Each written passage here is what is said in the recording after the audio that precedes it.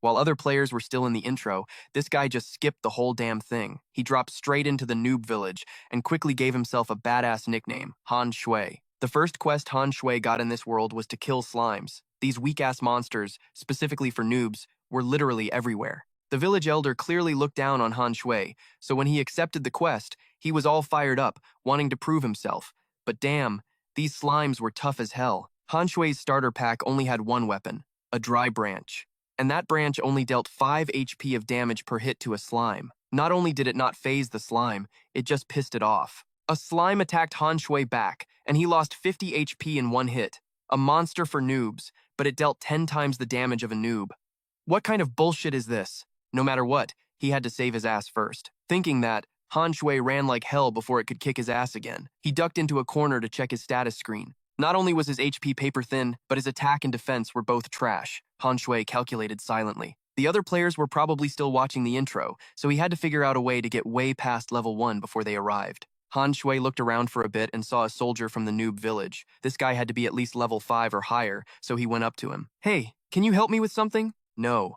The guy flat out refused. Han Shui gritted his teeth in anger. Why is this noob village full of such rude jerks? From the elder to the soldiers, none of them are friendly to new players at all. New adventurers like you guys should figure out how to protect yourselves from slime attacks on your own. I'm telling you, even if you had 10 gold coins, don't even think about me helping you. Han Shui was smart. He immediately caught on to the soldier's real meaning. Look, besides me, who else is there from the adventurers? I'll pay 1 gold coin, no more. If you don't agree, I'll go find someone else. The soldier saw how determined Han Shui was and got super flustered. A few days ago, the village elder said a bunch of new adventurers would be coming. They, as NPCs tasked with helping noobs, could use this opportunity to extort them and jack up prices. But today, he'd waited all day and only saw Han Shui, not even a shadow of anyone else. Plus, even though he demanded 10 gold coins, Han Shui had bargained it down to 1, but this was still a huge sum. This soldier only earned 50 silver coins a month from quests, and 100 silver coins was only 1 gold coin.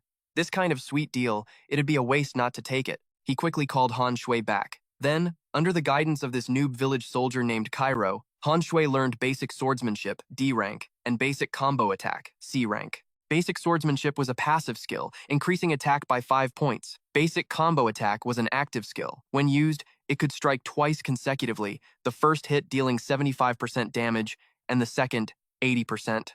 After imparting the experience, Cairo immediately demanded payment. But Han Shui had just dropped into the noob village.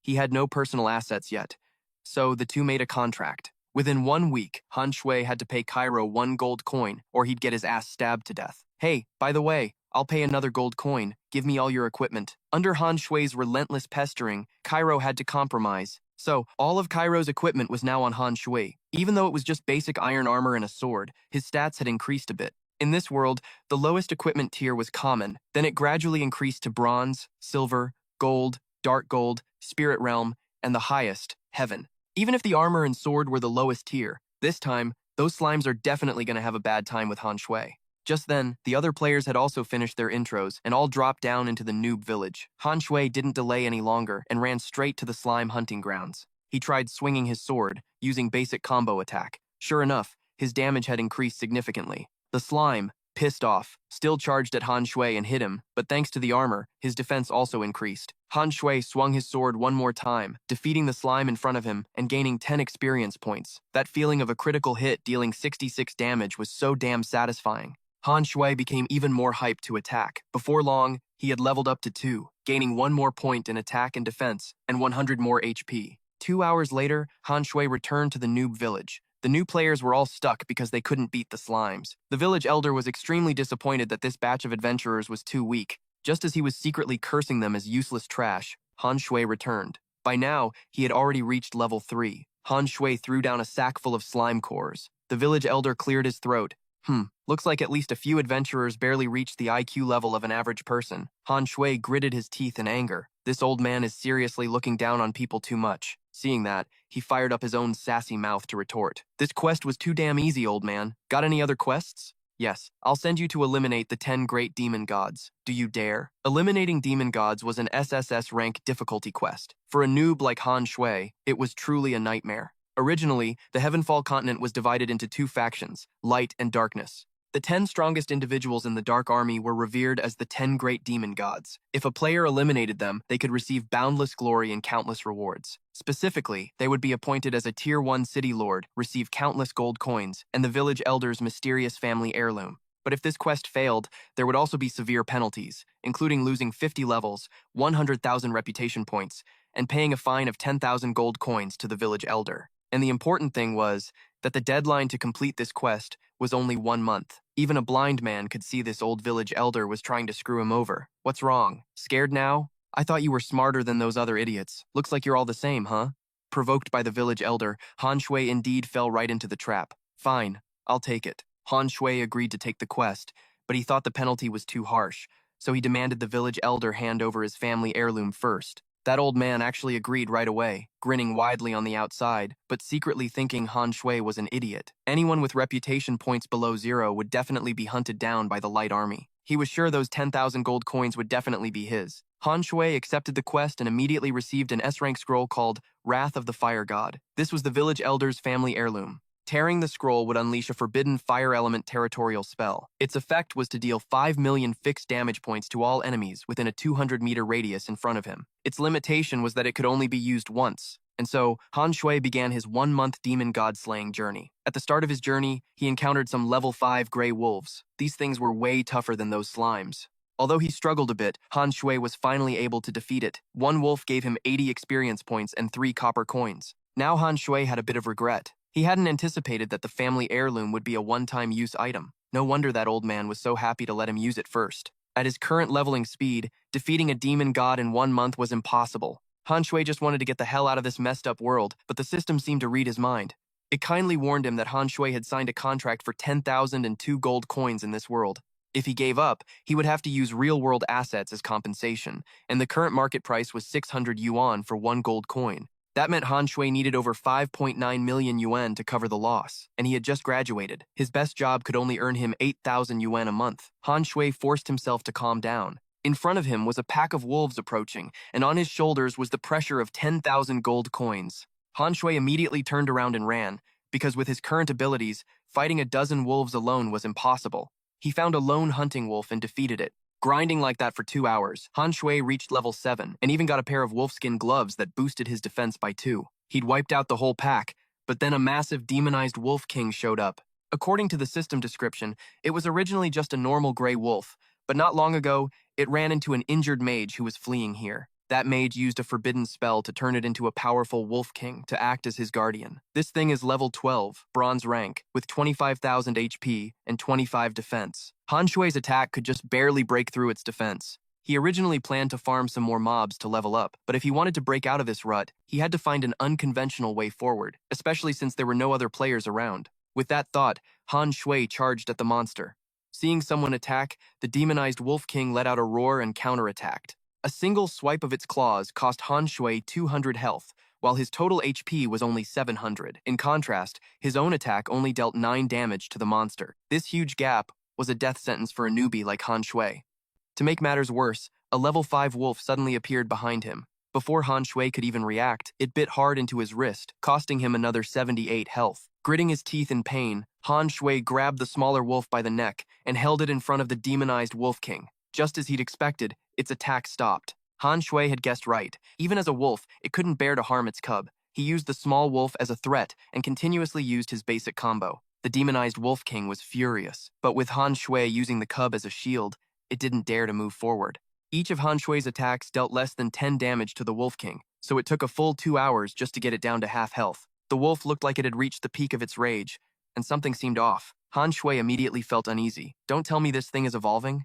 Evolution was an officially mentioned unknown factor in Eternal World. Any creature in the system, even the most common monster, had this potential. They could even evolve up to 3 times to become stronger, and the evolution rate for boss monsters was much higher than for regular ones. Looking at the Wolf King now, Han Shui was 90% sure it was evolving. After the process ended, the system kindly notified Han Shui. The demonized Wolf King had just used its blood-sucking skill, consuming 0.2% of its health per minute in exchange for a 15% attack and 20% speed boost. Fuck, it only costs 0.2% health per minute? What kind of bullshit buff is that? Han Shui yelled. First it was So Lam, now it's this Wolf King. This system is seriously screwing with players. Before Han Shui could even think of a strategy, the monster used another one of its special moves, Wolf King's Assault. Both his speed and attack power were reduced by 10% for 30 seconds. Then, it used its claw skill again. But this time, the attack wasn't aimed at Han Shui, but at the wolf cub in his hands. It seems that after evolving, that so-called maternal instinct had faded. The Wolf King took the initiative and killed the small wolf, leaving Han Shui with no leverage. After using the claw skill, the massive damage it dealt also left it immobilized for 5 seconds. Han Shui used this window to attack as much as possible, but in the end, it was a futile effort. The moment the 5 seconds were up, he was slashed by the Wolf King. That move took away 300 of his health. Now, Han Shui's health bar was only at 91 out of 700. In this situation, only an idiot wouldn't run, and Han Shui was no idiot, but unfortunately, his speed was no match for the demonized Wolf King. It caught up to him in just 2 leaps. Han Shui could only roll to the side, another hit and he'd be dead for sure. Missing its target only made the monster more furious. Han Shui sensed an opening. His attack and speed were far inferior to this monster's, but his agility was slightly better. If he moved carefully, kiting it and trying not to get caught, he still had a chance to win. And so, Han Shui battled the monster for 5 straight hours, using only his 2 skills, basic swordsmanship and basic combo. 5 hours later, the Wolf King's health bar was finally empty, but Han Shui was dead tired. In return, he received 2,000 experience points and 500 reputation points, and he jumped 3 levels in one go. And because he was the first player to defeat a bronze rank boss, Han Shui also received 10 free attribute points, 1,000 reputation points, and a special item, the Heavenly Blessing Orb. The system prompted Han Shui to announce his achievement on the World Channel to all other adventurers. Doing so would grant him 10,000 reputation points. He agreed immediately. Instantly,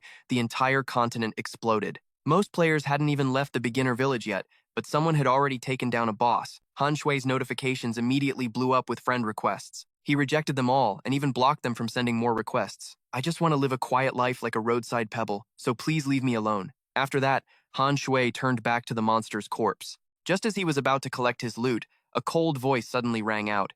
Who was it that destroyed the puppet I worked so hard to create? The one who appeared was the necromancer who had turned the Wolf King into what it was. The moment he saw Han Shui, he shrieked in anger. So it was a damn insect of an adventurer? Go to hell, you bastard! Han Shui felt cold sweat break out on his forehead. No matter how he looked at him, the necromancer before him was extremely dangerous. He introduced himself as a dark gold rank powerhouse of the continent, just 1 step away from reaching spirit rank. Moreover, since Han Shui had destroyed the Wolf King, a puppet he had painstakingly created, this guy must hate him to death. To think a dark gold rank powerhouse existed in a tiny beginner village, that was truly terrifying.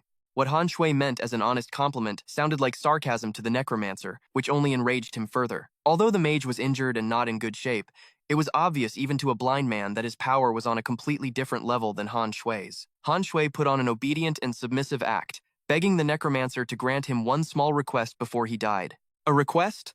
Let's hear it. Seeing how calm Han Shui was even now, the mage seemed interested. Han Shui then asked to see his status panel. If the opponent's health was below 500, he'd have a chance to fight back, but the necromancer was no fool. His current state was too weak. Letting his opponent see his stats would be like revealing a fatal weakness. He directly ignored Han Shui's request and raised his staff to attack, but Han Shui caught his hesitation. Han Shui held up a forbidden spell scroll. It's not too late for you to stop. Now it was the mage's turn to be scared. He never thought a lowly adventurer like Han Shui would have such an item. Seeing the mage's expression sour, Han Shui pressed his advantage. He wanted to see the opponent's stats and take all the treasures on him as well. Even though the mage was severely injured, he wasn't about to be pushed around. He yelled, "Don't think I don't know what you're thinking. You're afraid my health is higher than the damage from that scroll, aren't you? Trying to kick a man while he's down. Go on, I dare you to rip it." After all, that forbidden scroll was a one-time use item. He thought his taunt would work, but the mage never expected he'd run into someone so reckless. Han Shui had already opened the scroll, and the first tear appeared.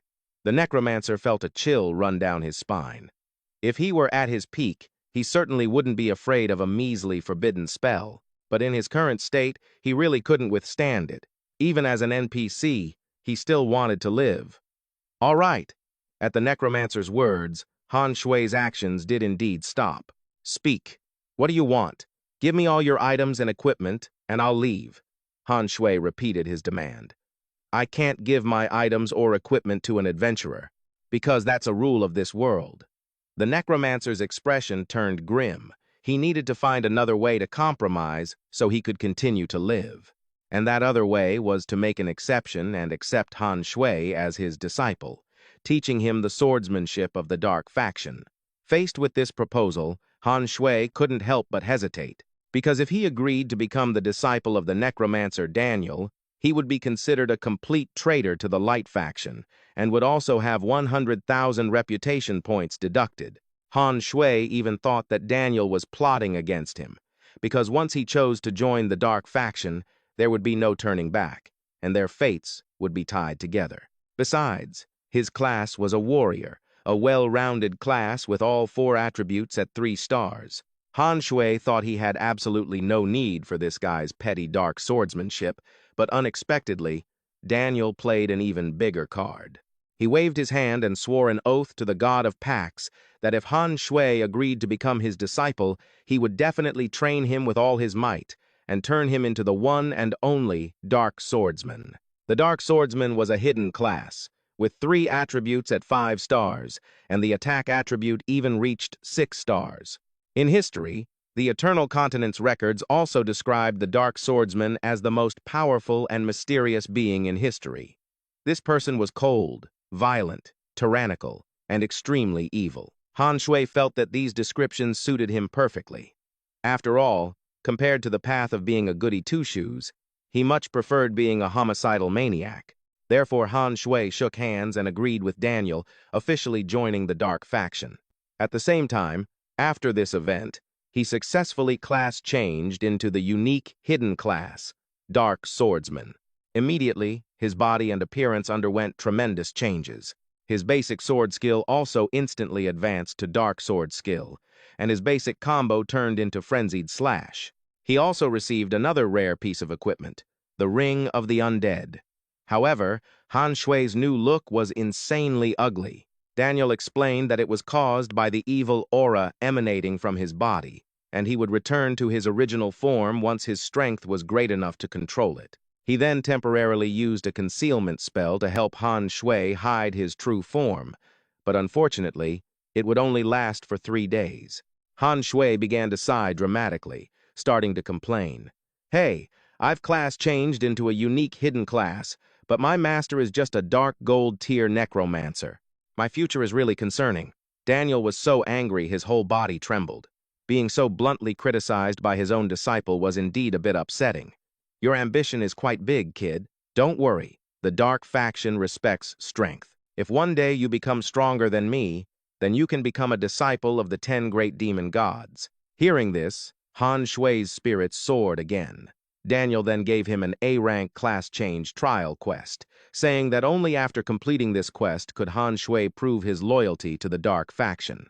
The quest required him to eliminate 100 adventurers and NPCs from the light faction. When Han Shui heard this, his head was covered in a cold sweat. The people from the dark faction were truly ruthless, making him go and slaughter 100 people. The difficulty was way too high. Han Shui wanted to refuse, but Daniel didn't give him the chance. He was severely injured and needed to rest for 3 days, which was also the time he gave Han Shui to complete the mission. And the difficult part was that since Han Shui had joined the dark faction, he could no longer ask the goddess of life for her protection. This meant that once he died, he could no longer resurrect at the respawn point in the novice village. Daniel revealed that after losing the blessing of the goddess of life, he would receive the protection of an ancient demon god instead. But as for what that protection specifically was, Daniel would only tell him after he completed the trial quest. After Daniel left, Han Shui's mood was incredibly complicated. Although he had betrayed the Light faction, he had obtained a unique hidden class and received upgraded equipment and skills. It wasn't clear whether it was a loss or a gain. Just then, a few gray wolves passed by. It was the perfect opportunity for Han Shui to test out his new skills on them. As expected, the dark skills were on a whole other level. With just one swing of his sword, the entire pack of wolves was down. He also got a few pieces of equipment from farming the mobs. He was just about to continue farming to sell the items for money in the village when another adventurer blocked his way. "Bro, we've claimed this spot. If you want to level up, go somewhere else. Don't bother us." A guy with a thuggish face spoke up, threatening Han Shui. He felt that these newcomers were being completely unreasonable. blatantly using their numbers to steal his spot like that. But these people had already formed a guild and had no qualms about bullying solo players like Han Shui. He started his recording function, wanting to capture a video to post on the World Channel and ask the internet mob for justice. Seeing this, the two guys rushed forward, trying to overwhelm him with brute force, but unexpectedly, their swords couldn't even pierce Han Shui's armor, and with just a little bit of force, he sent both of them to meet their ancestors. After changing to the hidden class, all of Han Shui's stats had skyrocketed. Even he didn't think he could send those two guys to their graves in an instant like that. Moreover, since joining the Dark faction, killing players also granted experience points. It was truly a great deal. Seeing their leader taken down by Han Shui, the rest of the team all charged in at once. They wanted revenge, not knowing that in their opponent's eyes, they were now just walking experience points. It was perfect, as Han Shui also had to hit his quota for that trial quest. So, he began to unleash a frenzied slaughter. The players were continuously cut down. In a flash, Han Shui had already eliminated 17 of them. After wiping out the entire guild, Han Shui returned to the novice village to sell the equipment. Many people recognized him at first glance as the first player to defeat the boss monster. Although the equipment Han Shui was selling was all low level, at this early stage of the game, these items were still very rare. The scene quickly turned into an auction, with people scrambling to bid. In the end, someone even offered 10,000 for one set of equipment and invited Han Shui to join his guild. But he tactfully refused, saying he just wanted to be a free player. Han Shui was now a member of the Dark faction. Joining a guild belonging to the Light faction would be like offering his neck to be chopped. Seeing that he couldn't recruit him, the guy asked to be friends instead, saying that in the future, if he had good items, he could prioritize selling them to his Dragon Clan guild. Han Shui immediately agreed. After closing the deal, Han Shui logged out of Eternal. The other guy was also very quick. The money had already been sent to his account. The amount of money he had earned was a whopping 40,000 yuan. Han Shui nodded in satisfaction. The next step was to post the video of him dealing with the entire An Min guild on the forums. The internet mob quickly exploded, and many people who disliked the An Min guild sided with Han Shui. The news of him provoking their guild reached the guild leader's ears. He furiously ordered a gathering of all his guild members in the novice village, and also invited many other adventurers to join his guild. They all had one goal, to hunt down Han Shui for a reward of up to 50,000. And the number of people the guild leader wanted to summon was at least 100. This was clearly an attempt to completely annihilate Han Shui. This number was a bit beyond Han Shui's imagination, but wasn't this just the pile of experience points he was hoping for? After all that effort to provoke them, the An Min Guild really did send a lot of people, not disappointing him in the slightest. The two sides quickly clashed in a battle, one side for the 50,000 reward, the other to quickly complete the class change trial quest. With one swing of Han Shui's sword, he took the lives of two people at once. The crowd behind them turned pale when they saw this scene. No wonder the An Min Guild had sent so many experts. Although those from the Light faction could revive, each death like this would cause them to lose levels and stat points. They were all in a difficult grinding phase, so they began to hesitate. The guild leader, with the nickname Chaotic World, saw his side panicking and began to reassure them. He promised that every brother who fell today would be compensated, and also said that Han Shui was high level, so defeating him would surely yield a lot of powerful equipment. Han Shui cackled, feeling as if he had just heard a ridiculous joke. Want to loot my gear? It's not that easy. The guys Chaos Under Heaven brought were all low level. They could barely handle Slam Lam, yet they thought they could surround me. On top of that, they were all melee fighters, without a single archer or long-range mage among them. A lineup like this stood no chance against Han Shui, and faced with a dozen walking EXP points, Han Shui thoroughly enjoyed the feeling of letting loose. Every sweep of his sword took several lives.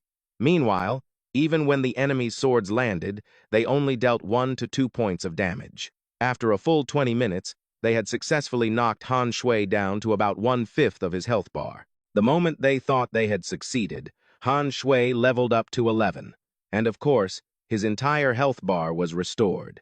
The whole process left the group completely stunned. Chaos Under Heaven had to run his mouth again, rallying their spirits once more. The fact that they kept charging in greater numbers was perfectly fine with Han Shui. The more people came, the faster he could complete the trial Daniel had given him. In the blink of an eye, 74 lives had fallen to Han Shui's blade. And just 15 minutes later, Han Shui had officially completed the quest. He could have stopped there, but the group, who didn't know their own limits, kept rushing forward. Han Shui didn't want to pass up this once-in-a-lifetime opportunity to level up. Over on the Bright Guild's side, the members were already in a state of panic. They were exhausted from fighting, yet Han Shui was still full of energy and stamina. Fighting him felt even harder than fighting a boss. Just as Han Shui's health bar was about to empty again, he leveled up once more. This time, it truly sent the Bright Guild members into a panic. They couldn't understand how Han Shui could level up by killing other players. Of course, no one suspected that he had joined the Dark Faction. So, they all assumed he got that ability from an item dropped by the bronze boss he defeated. Chaos boss, what do we do now? Chaos Under Heaven weighed the overall situation and immediately gave the order to disperse. The adventurers didn't wait for him to say it a second time and immediately turned tail and fled. After this, the Bright Guild would probably become a laughingstock across the entire internet. Han Shui leisurely opened his status window, intending to check his experience points, when he immediately received a new notification. Daniel was in a desperate situation and was very likely to be killed. As his disciple, if Han Shui didn't go reinforce him and let him die, he would lose 50,000 reputation points with the Dark Faction. That bastard, Han Shui cursed. What the hell kind of mentor was this? The guy was clearly a jinx. Han Shui checked the location and hurried back. It turned out some glory hound wanted to capture Daniel to claim a bounty and advance in the Light Faction's army. But when Han Shui arrived, he saw that this person looked familiar. Who else could it be but the village chief of the novice village? But right now, the screen displayed his identity as Flame Mage. But just like Daniel, aside from the name, everything else was question marks. No information could be found at all. The village chief recognized the evil aura on Han Shui and immediately guessed he had joined the path of demons. What are you talking about? I'm a good, rule-abiding young man. Han Shui played dumb, but he couldn't hide his aura. The corner of the village chief's mouth curled up into a wicked smile. He planned to capture both Daniel and Han Shui and bring them back. By then, he would surely receive a huge reward and a high chance of promotion. Can we win? Han Shui turned to Daniel and asked in a low voice. Before you got here, I wasn't sure we could win. But now that you're here, we'll just lose faster. So what do we do now? Daniel revealed his only plan. He wanted to secretly cast a teleportation circle to get them both out, but the prerequisite was that Han Shui had to hold off the old man for 20 seconds. Han Shui could go along with him, but business was business. If he wanted him to put in the effort, he had to turn this into a quest with a hefty reward. Daniel was speechless. But if he didn't indulge Han Shui now, who else would help him escape? The game system automatically converted the situation into a new quest. The quest required Han Shui to hold off Flame Mage Brandy for 20 seconds so that Necromancer Daniel could open a teleportation circle. Heh. For a mentor, you're not very reliable, are you? Now, watch me. Han Shui accepted the quest and immediately stepped forward to shield his master. You little brat, do you not see me? How dare you whisper and plot right in front of me? Brandy gritted his teeth and raised his staff, wanting to incinerate the two people before him. Han Shui once again pulled out the forbidden spell scroll. Don't move, or I won't be so polite. Outwardly, Brandy was still talking tough, saying that a petty forbidden spell had no chance against him. But inwardly, he was cursing himself for giving that scroll to Han Shui in the first place. And Han Shui didn't hesitate, directly tearing the scroll. A scorching flame erupted, raging as if it wanted to swallow Brandy whole. The old man could do nothing but try his best to shield himself. At the same time, Daniel's teleportation circle opened. The master and disciple were immediately sucked inside and vanished.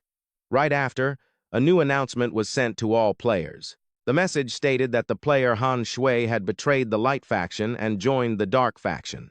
If they could eliminate Han Shui, they could receive a unique hidden item and class. The teleportation circle opened in another wasteland. Han Shui's map showed it as the windswept plains. That ironic announcement was also sent to him. Han Shui's face immediately darkened. The system's bounty was way too generous. From this day on, countless other adventurers would surely be dreaming of taking him down for the reward. Moreover, saving Daniel had brought on a lot of consequences. Han Shui had betrayed his pacts with Soldier Kayla and Village Chief Brandy. The penalty he received was a deduction of 100,000 reputation points with the Light faction, a loss of 50 levels, and 10,000 gold coins. However, Han Shui didn't have that much money to be deducted. It was just a pity that his level and stats had all returned to the starting line. Han Shui had no choice but to turn and complain to Daniel. After all, he received such a punishment because he chose to stand on the same side as him. Daniel promised he wouldn't treat Han Shui unfairly, and he truly wasn't just talking. The reward for the quest to stop the Flame Mage was 100,000 experience points and the rare S-Rank skill, Wicked Kick. Han Shui jumped from level 1 to level 14 in one go. As for the skill, to be frank, its damage wasn't particularly high. However, when used, it involved forcefully kicking the opponent right in the face, which greatly affected their dignity. For that reason, Han Shui could reluctantly accept this so-called wicked kick. Daniel also emphasized that this was a long-lost skill that he found while excavating the tomb of a powerful expert. Unfortunately, his body was that of a mage, unsuitable for this skill, so he could only hold on to it for the time being, and it was perfect to pass it on to Han Shui now. The wicked kick has been lost for a long time. Many powerful experts in the Dark faction have always hoped that I would pass this skill on to them. Daniel enthusiastically promoted his reward. All right, Master. Are there any other rewards? He was still not satisfied. Daniel got annoyed. Don't be so greedy. You think trading a one-time use forbidden spell scroll for a long-lost S-rank skill is a bad deal? It really wasn't a bad deal, but Han Shui still wanted to level up a bit faster. However, Daniel was tougher than he imagined, and absolutely refused to give up any more equipment or skills. He was in a hurry to get Han Shui out of there, because this windswept plains was not a place under the control of the Dark faction. The two of them crossed many cliffs, and after an hour of walking, they finally reached a wasteland. Daniel stopped here, as his injuries needed another 2 days of rest to fully heal. He gave Han Shui a potion, saying he could take it to go level up, since the monsters in this wasteland weren't very strong anyway. Han Shui took the potion bottle. It was a healing potion that could restore 500 health points per second. The C-rank difficulty quest that Daniel assigned him was given shortly after. Han Shui quickly accepted, and so he began the process of grinding mobs to level up in the wasteland. The first monster Han Shui encountered was a ghostly lizard. It was a common level 18 monster with 20,000 health. Model. Han Shui was a little hesitant. That lizard's health was paper-thin, but its attack and defense were both higher than the Wolf King he'd faced before. Then again, Han Shui's own strength had grown a lot since then. As long as he wasn't swarmed by a whole pack, it shouldn't be a huge deal. This was the perfect chance to test out that new skill of his, the Wicked Kick. Han Shui took long strides and launched a surprise attack on a drowsy lizard. That one kick took off nearly 1/10 of its health and applied a suppression effect, leaving the opponent unable to counterattack for 2 seconds. He followed up with his newly farmed active skill, Frenzied Slash. Han Shui made the most of those 2 seconds, unleashing a flurry of attacks. The moment the effect wore off, the lizard flew into a rage and chomped down hard on his right leg. He lost 400 health in one hit. It wasn't a light wound, but it was nothing compared to his current power. Han Shui quickly thrust his sword at the lizard again, successfully taking its life in exchange for 500 experience points. The commotion attracted 3 or 4 more lizards, which started to close in. Han Shui fought as he retreated, trying to maintain distance so he wouldn't get surrounded. The tactic proved effective. Just a few minutes later, the entire pack of lizards had been defeated. Just then, a virtual window popped up, but it wasn't a system notification. It was a message from Long Teng Wan Li, the guy from the Dragon Clan Guild who had friended him earlier. Bro, you're getting pretty famous these days. The major forums are all buzzing about assassinating you. Han Shui couldn't care less about that. What he was focused on was the loot drop from each lizard, a measly 2 silver and 2 copper coins. It was pathetically little. Long Teng Wan Li, as if reading his mind, suddenly made a bold proposal. Bro, you interested in selling your head? His plan was for the two of them to secretly team up. Han Shui would let him kill him to collect the bounty, and then they'd split the prize. But Han Shui had joined the dark faction and lost the protection of the goddess of life, meaning he couldn't respawn anymore. So, he refused, without a second thought. I can offer 20 million. That number actually made Han Shui pause for a few seconds. 20 million yuan. That was an astronomical price. Even if his account got permanently banned, that amount of money was enough for Han Shui to become rich and reach the pinnacle of his life. But that was before his class change. Now, Han Shui was a one-of-a-kind dark swordsman in Eternal. That 20 million yuan was a huge sum, but Han Shui wanted more, so he refused once again. Seeing how resolute Han Shui was, Long Teng Wan Li didn't press the issue. He just gave him a friendly reminder that everyone in this world was out for his blood. If he passed on this deal, he'd get nothing when he was eventually killed for real. Don't you worry, the bounty on my head is worth a lot for a good reason. All right then, happy grinding. Han Shui casually took out a few pieces of new equipment and offered to sell them to the Dragon Clan Guild for 30,000 yuan. Long Teng Wan Li generously agreed. After settling the price and transaction method, Han Shui went right back to his career of slaying lizards to level up. His experience points were climbing rapidly, and in a flash, he hit level 15. Han Shui's body began to undergo strange mutations. In other words, he was evolving. A system notification popped up. The latent power of the dark swordsman within Han Shui's body had been awakened. At the same time, he had acquired a new passive skill, Power of Death. According to the description, anyone who mastered this skill could walk the line between life and death, using their own consciousness. Han Shui's regenerative power would be terrifying to others, to the point where not even holy light could punish him. It was basically like astral projection. Whenever his spirit left his body, his health bar would recover at a rate of 0.5% per second. The effect would be reduced to 0.1% when his spirit returned to his body to engage in combat. Han Shui was grinning from ear to ear. He could recover 30% of his health in a minute. Now, if he was losing a fight, he could just run away. In less than 4 minutes, his health would be full, and he'd be ready to fight again. Just then, another message arrived from Long Teng Wan Li. He had transferred the 30,000 to Han Shui's account. Han Shui went and hid the equipment somewhere in the wasteland, sent the location to his partner, and then resumed his killing spree. In the blink of an eye, he had taken down 500 demonized lizards. The loot drop was a pair of bronze-grade sand boots, which increased movement speed by 2%. The only catch was that the required level was 16 and up, and Han Shui wasn't quite there yet. After questing for a while, Han Shui had to log out because his stomach was protesting. While he was busy eating, the members of the Radiant Light Guild were busy plotting their revenge. Once he'd eaten his fill, Han Shui logged back into Eternal, but the moment he spawned in the wasteland, he was whipped by a lizard's tail, losing over 1,000 health. This was no ordinary demonized lizard. It was a level 20 demonized lizard king with 100,000 health. It was time for a boss battle. Full of fighting spirit, Han Shui charged forward, sword in hand. He launched himself into the air and used his wicked kick skill. The boss lost 1,073 health and was immobilized for 0.35 seconds. Han Shui was stunned. The smaller lizards were immobilized for a full 2 seconds, yet this boss was only stunned for such a short time.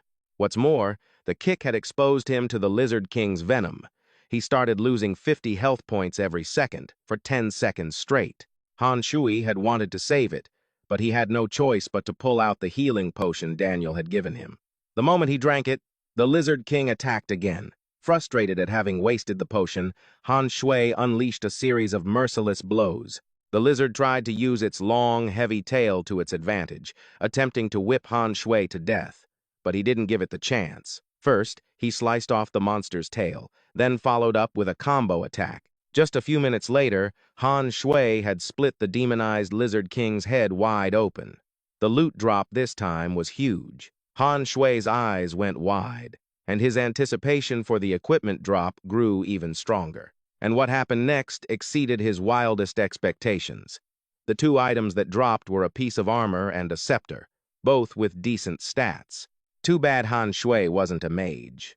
The most suitable solution he could think of was Longteng Wan Li. At first, Longteng Wan Li wanted to refuse, because the equipment required level 20, and no one in his guild could use it yet. But Han Shui insisted, arguing that they'd be able to use it sooner or later. The two of them haggled for a bit before Longteng Wan Li offered a price of 50,000.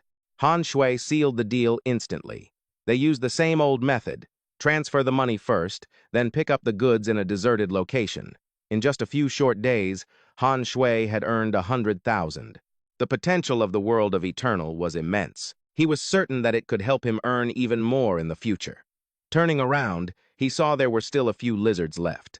Han Shui decided to farm the rest to reach the required level for those sand boots. Now that his gear was more or less complete, he could finally take a break. Han Shui logged out of Eternal, originally planning to order some takeout, but then he saw a message from Wang Kai inviting him out for barbecue. Wang Kai was Han Shui's best friend from college. They had originally met while pulling all-nighters grinding games together. Even after graduation, the two of them had stayed in close contact. As soon as they met, Wang Kai greeted him warmly. The food was just an excuse. The real reason he wanted to meet was to offer Han Shui a new job, becoming a professional gamer. Wang Kai believed that with Han Shui's skills, it would be a total waste not to go pro. Coincidentally, he was working at the Eternal Game Studio. If he could get Han Shui a job there, they could be together again. Nah, forget it, Han Shui said, chewing on a skewer of meat as he flatly refused. Wang Kai thought he was worried it was some kind of pyramid scheme. He started listing off a whole series of the company's benefits. Not only was the salary high, but it also included insurance, and they even covered food and housing. Seeing Wang Kai ramble on like that, Han Shui had no choice but to reveal that he was already working on his own startup. You sly dog. I was wondering why you kept turning me down. Turns out you've already gotten started on your own. Han Shui just chuckled. Eternal was just too hot of a game right now.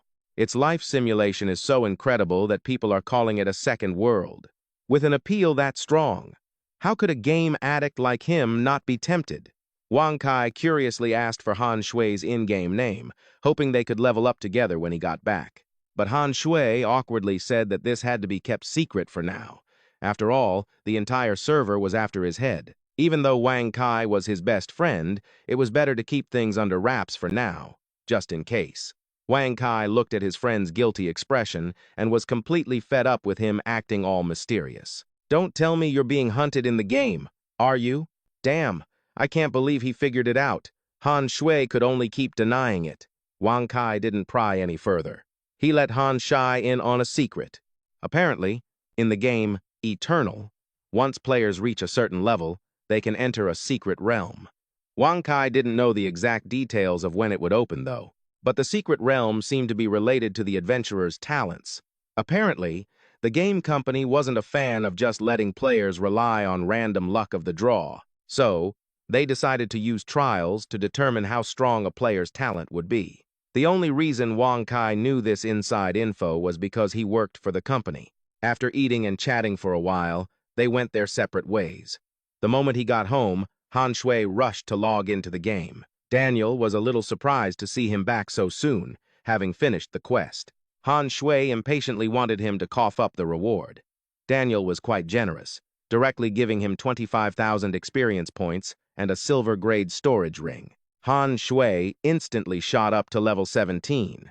Plus, the ring was a great piece of gear, expanding his inventory by a full 20 slots. Even though Daniel was just an NPC, thinking about what Wang Kai had said earlier, Han Shui couldn't resist asking, "Master, do you know anything about adventurers' talents?" Talents? Daniel was a bit surprised that Han Shui brought it up. But then again, An adventurer like him had only been on the Eternal Continent for a few days and hadn't even gotten a talent yet. It was only natural for him to be curious. Daniel began to explain slowly. When an adventurer's power reaches the standard level of an NPC here, they'll be able to enter a special secret realm. Inside this realm, they'll get the chance to undergo a special trial. After passing the trial, they'll have almost 60 minutes to acquire the talent they desire. These talents are like colorful balloons. Once an adventurer picks a talent they're happy with, they can leave. A whole 60 minutes to choose?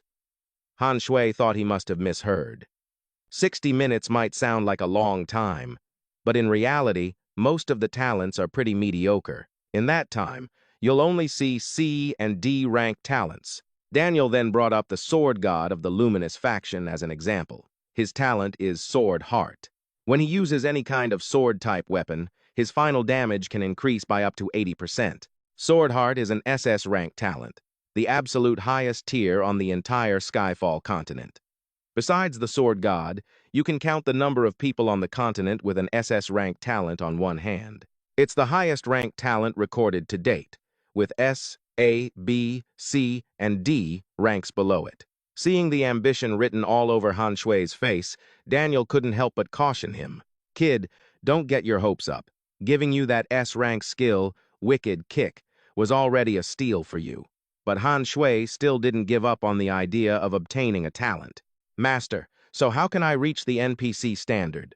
Daniel mentally estimated that the standard for an NPC was silver rank, and that the system would primarily base it on power level progression. Some people can enter the talent realm as early as level 21, but others might have to wait until level 30 or even higher. But that wasn't what Daniel wanted to discuss right now. His body had recovered significantly. It was time for him to bestow the demon god's protection upon Han Shui. Han Shui held his breath, waiting. He was dying to know what special effects the protection of an ancient demon god had, and if it could replace the revival privilege of adventurers. Daniel pointed his scepter straight at Han Shui's chest. He began to chant a long, drawn-out incantation. As he finished, a bolt of lightning shot from the scepter and struck Han Shui. He felt as if his entire body had been plunged into a vat of boiling oil, but the pain vanished in less than 2 seconds. Han Shui was charred black as a piece of coal. A system notification informed him that he had received the demon god's protection and now had the right to obtain a title. The newest title Han Shui received was The Fallen, for betraying the Luminous faction. This title came with an effect. His final health points could be increased by up to 100%, and he also became a bronze-level boss. Now Han Shui finally had a rough idea of why bosses were so tanky. The adventurers on the Luminous faction's side could basically cheat with their infinite revivals. They traded a level drop for the right to come back to life, allowing them to keep grinding and getting stronger. So, to balance things out, the Dark faction had to be made harder to kill. And right now, Han Shui was a traitor. After joining the Dark faction, his power progression sped up, and he became much harder to take down. You could say that Han Shui now possessed 2 classes. One who walks both black and white. Han Shui, my beloved disciple, how do you feel? Aren't you astonished by the effects of the demon god's protection? Daniel also seemed thrilled, a grin stretching from ear to ear. He was clearly excited. Master, where are we headed next? We can't just wander around out here forever, right? Daniel nodded in agreement. Now that his injuries were fully healed, there was no need to keep hiding.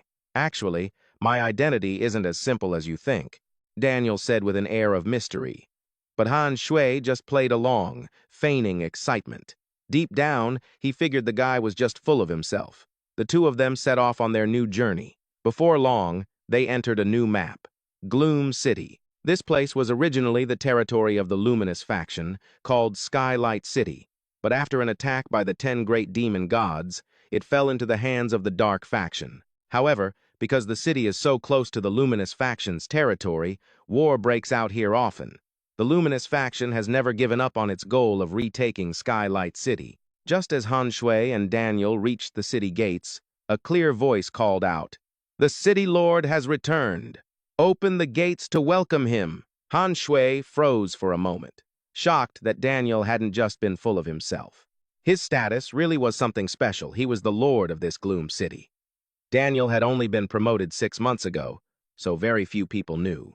It's thanks to the power boost from my position as city lord that I was able to break through to the spirit rank, Daniel said smugly. Han Shui was still reeling. This was all a bit much to take in. According to the limited information he'd gathered, cities in this game were divided into 5 tiers. From smallest to largest, they were Level 5 villages, Level 3 towns, Level 2 cities, Level 1 major cities, and at the very top, super cities. Daniel had just broken through to the spirit rank. Before that, he was only a dark, gold-level boss. So how on earth did he manage to take over a Level 1 major city? You needed to be at least Earth rank to conquer a city of that level. Seeing Daniel's return, the soldiers were visibly overjoyed, even if they were all just a bunch of skeletons. The city's vice lord even came out personally to greet him. He was the undead knight, Cantor. Just as with Daniel and Brandy, Han Shui couldn't see any of his stats, only his name.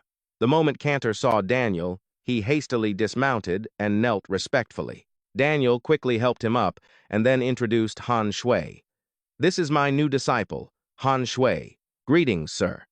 I can sense a terrifyingly potent evil aura hidden within you. Your future is truly boundless." Whether Cantor was being sincere or just sucking up, Han Shui had to admit it was nice to hear. After the long reunion finally wrapped up, Daniel and Han Shui went back to a private room. Only then did Han Shui feel he could voice what he'd been thinking. Gloom City is too close to the luminous forces. If that faction decides to attack, this will be the first place to fall. Master, aren't you worried? Not at all. I'm an undead mage. Death holds no fear for me. Getting to be a city lord, even just this once, means I can die with no regrets. Seeing Daniel so damn calm, Zhang Han couldn't help but curse son of a bitch in his head. Even if that guy wasn't afraid of kicking the bucket, he hadn't lived long enough yet. As if reading his mind, Daniel started to explain. Seriously speaking, a necromancer like him didn't truly belong to the Dark faction. That's why the higher-ups in the Dark faction were still a bit wary of necromancers. They definitely didn't want another terrifying undead calamity to happen again. On this eternal continent, all living creatures feared and vehemently rejected the undead, so Daniel was bound to die one day. But he had already gotten what he wanted. This city. Next, he still had one more goal, and as long as he achieved that, he would be content. Death was no longer something to be feared. That was before. But now Daniel had a new tale, Gyang Han. He said he had to be responsible and, of course, wouldn't drag a disciple like him down to hell. Especially right now, his position as city lord could still bring some decent benefits to those around him. The Dark and Light factions were on the brink of war, but for now, the calm before the storm was holding. Before disaster strikes, I, your master, will hone you well. My status as city lord also comes with plenty of resources for you to grow. Daniel placed a hand on Gyang Han's shoulder, reassuring him with utmost sincerity. Jiang Han never expected to have cluelessly landed such a resourceful master. Moreover, Daniel's words were so sincere that for a moment, he couldn't tell if this was a real person or an NPC. Daniel was still the same as ever. Since he couldn't just give Gyang Han equipment and items unconditionally, he threw him into a bunch of challenges to grow on his own. The mission he gave Gyang Han this time was to deal with the wild rats. They weren't ordinary rats, but wild rats, corrupted by demonic energy. For a long time, they'd been attacking the soldiers patrolling around the city. Aren't creatures corrupted by demonic energy supposed to belong to the Dark faction? Why do I have to eliminate them? Zhang Han found it confusing. Beasts invaded by demonic energy lose all reason. Aside from being able to coexist peacefully with their own kind, they will enter a fight-to-the-death mode when facing any other creature, Daniel explained. He constantly urged Zhang Han to get stronger quickly, because in the eyes of the Light faction, the Dark Swordsman class he possessed was a major thorn in their side. Once Zhang Han was exposed and caught the attention of the Light faction's experts, he would definitely be hunted to the ends of the earth. Jiang Han accepted the mission to eliminate 500 demonized wild rats, but he wanted to find the root cause of their corruption. It's just that after leaving the city, everything looked the same in every direction. So, Jiang Han grabbed a random skeleton to ask for directions. He learned that the rats gathered in the largest numbers south of the city, so he headed south. Sure enough, it wasn't long before he came across a swarm of rats. Their numbers were so vast you couldn't count them with the naked eye. The problem was, each rat was level 22. Their attack power wasn't much lower than Jiang Han's, and they had double his health. Fighting a dozen of them wouldn't be a problem, but if he got swarmed by the whole pack, he'd be totally done for. Cold sweat beaded on Jiang Han's forehead. Just as he was wondering if he should run, the wild rats took off first. This left him completely baffled. I haven't even run yet, so what the hell are you guys running for? The system then spoke up to answer little Jiang Han's question. This horde of demonized rats had sharp instincts. They had detected a hidden evil aura within Jiang Han's body, which is why they were running for their lives. Jiang Han didn't expect that so-called evil aura could be used to intimidate opponents like this, but regardless, it was a good thing.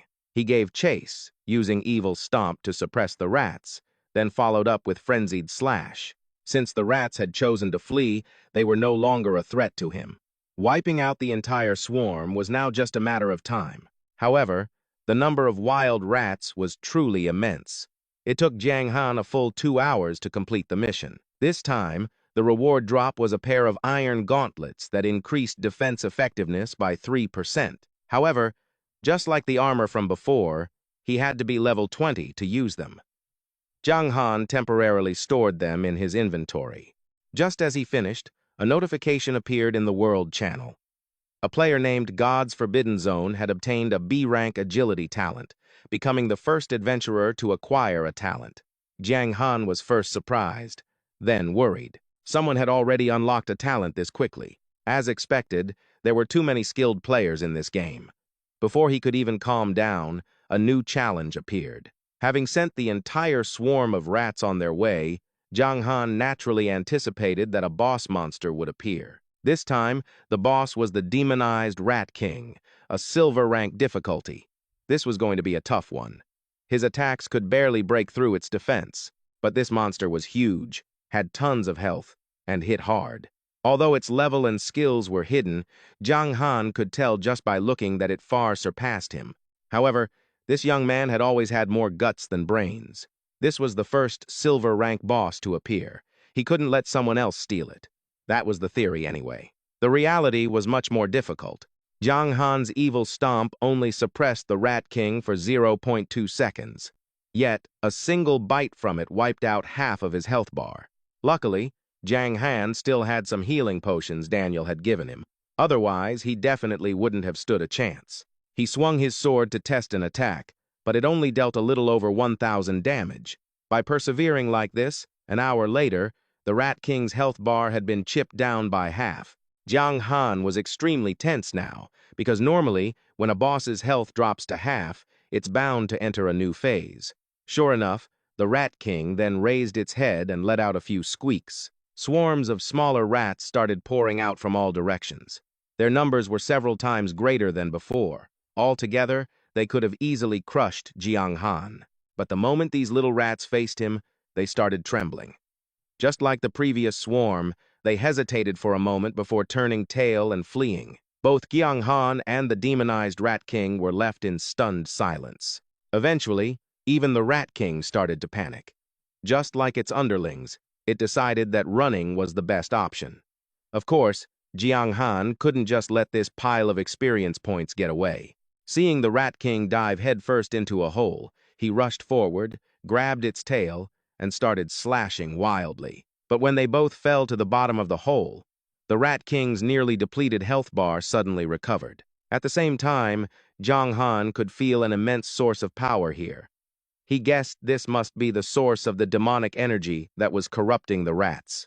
However, before Jiang Han could even react, several giant gemstones nearby suddenly unleashed a massive amount of energy, and the entire stream shot straight into his body. At first, Jiang Han thought some dark force was ambushing him, but unexpectedly, he had received the radiance of the violet lightning gemstone. The evil power within him was temporarily activated, and all his stats increased by 1,000% for 1 minute. 1,000%?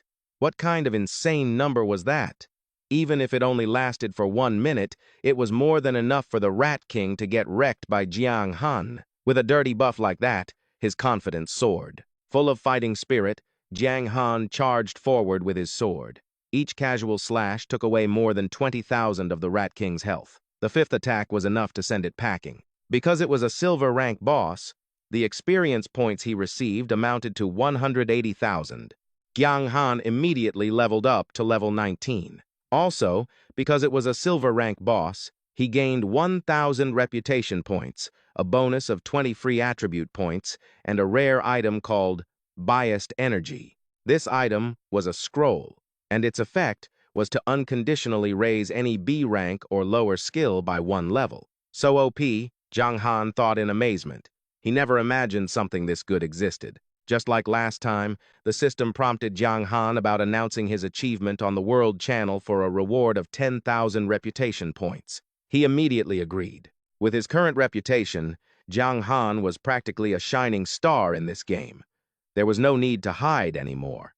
The moment the information was posted, the gaming community immediately exploded.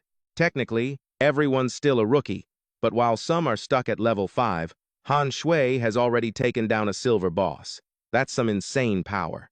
Of course, Min's guild was pissed about this announcement, since they were still getting their asses kicked by trash mobs. Han Shui just casually strolled over to the Rat King's corpse, checking to see if any good gear dropped. Suddenly, he got a new notification. The talent trial was about to open in 3 minutes. Talk about sudden. Han Shui was completely floored, but more than anything, he was ecstatic. He even had a whole 3 minutes to prepare. This was a total score for him. Daniel once said you couldn't use items or equipment in the talent trial, but he never said a damn thing about not being able to use skills. If this was going to be a battle of skills, then Han Shui had no choice but to use his favor energy to upgrade himself.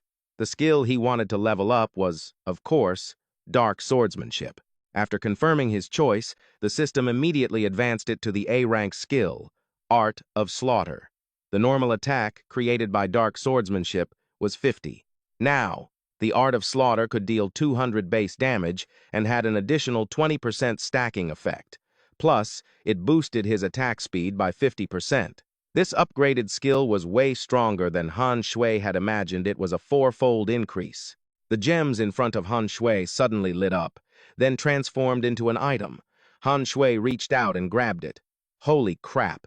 It was an A-rank item that could briefly unleash the potential within his body. If the user's potential is great enough, their power will naturally skyrocket. But if their base potential is lacking, the increase will be more limited. It had 3 uses. Han Shui had just used it once. He clicked his tongue in regret. If only he could use the purple lightning gem in the trial to force an attribute boost like he just did. That would be perfect. In the blink of an eye, 3 minutes were up. The system prompted Han Shui to prepare to enter the talent trial in 10 seconds. The countdown ended, and he instantly vanished from the cave, finding himself thrown into an ancient forest. The first mission of the trial: eliminate the enemy within 10 minutes. Success would increase his obtainable talent range from D rank to C rank. Failure meant he'd be stuck at D rank. After reading the notification, Han Shui glanced around, searching for the enemy. But all he saw was a wild rabbit. This thing was level 1, with only 100 health. Its attack and defense were pathetically low. Han Shui's face darkened.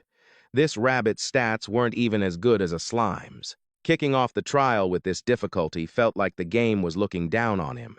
But just to be safe, he opened up his own stat panel to check. The result was a bit surprising. Han Shui had also been nerfed down to level 1 for this trial. But luckily, the free attribute points from the system rewards could be brought in, and sure enough, his enhanced skills were carried over too. Han Shui coolly executed a wicked kick, successfully taking out the rabbit. The system immediately threw a new enemy at him. This time, success would raise the talent range from D to B. The enemy was a level 10 skeleton. The system also instantly boosted Han Shui's level to 10. It made sense. In a trial, both sides should at least be on an equal footing level-wise. This thing was definitely going to be tougher than that clueless rabbit. But it really didn't take much effort for Han Shui to defeat it. To be precise, after just one punch, The skeleton was already pushing up daisies. The third enemy was a level 20 demonized wild wolf. The opponent charged aggressively at Han Shui the moment it appeared. He let out a sigh. He was hoping for a worthy opponent, like the demonized Wolf King. This wolf hadn't even reached boss level, so it was basically no match for him. The gray wolf attacked first, but Han Shui gracefully stepped back to dodge it. Then, while it was off balance, he landed a solid punch. The wolf howled in pain. Han Shui followed up with a few more punches. Just like that, his talent range had successfully increased from D rank to A rank. Doesn't seem too hard, does it? Han Shui really couldn't tell if the game was too easy or if he was just too strong, but he easily defeated the next opponent as well. His talent range was now upgraded to C to S rank. Han Shui thought to himself, next up should be SS-Rank talent, right? But life's not that easy. This next opponent didn't look like a pushover. It was a purple-winged tiger, a dark gold level boss. Han Shui's level was raised to 40, and his attack points increased slightly along with it. Strike first, gain the upper hand. With that thought, he launched an attack.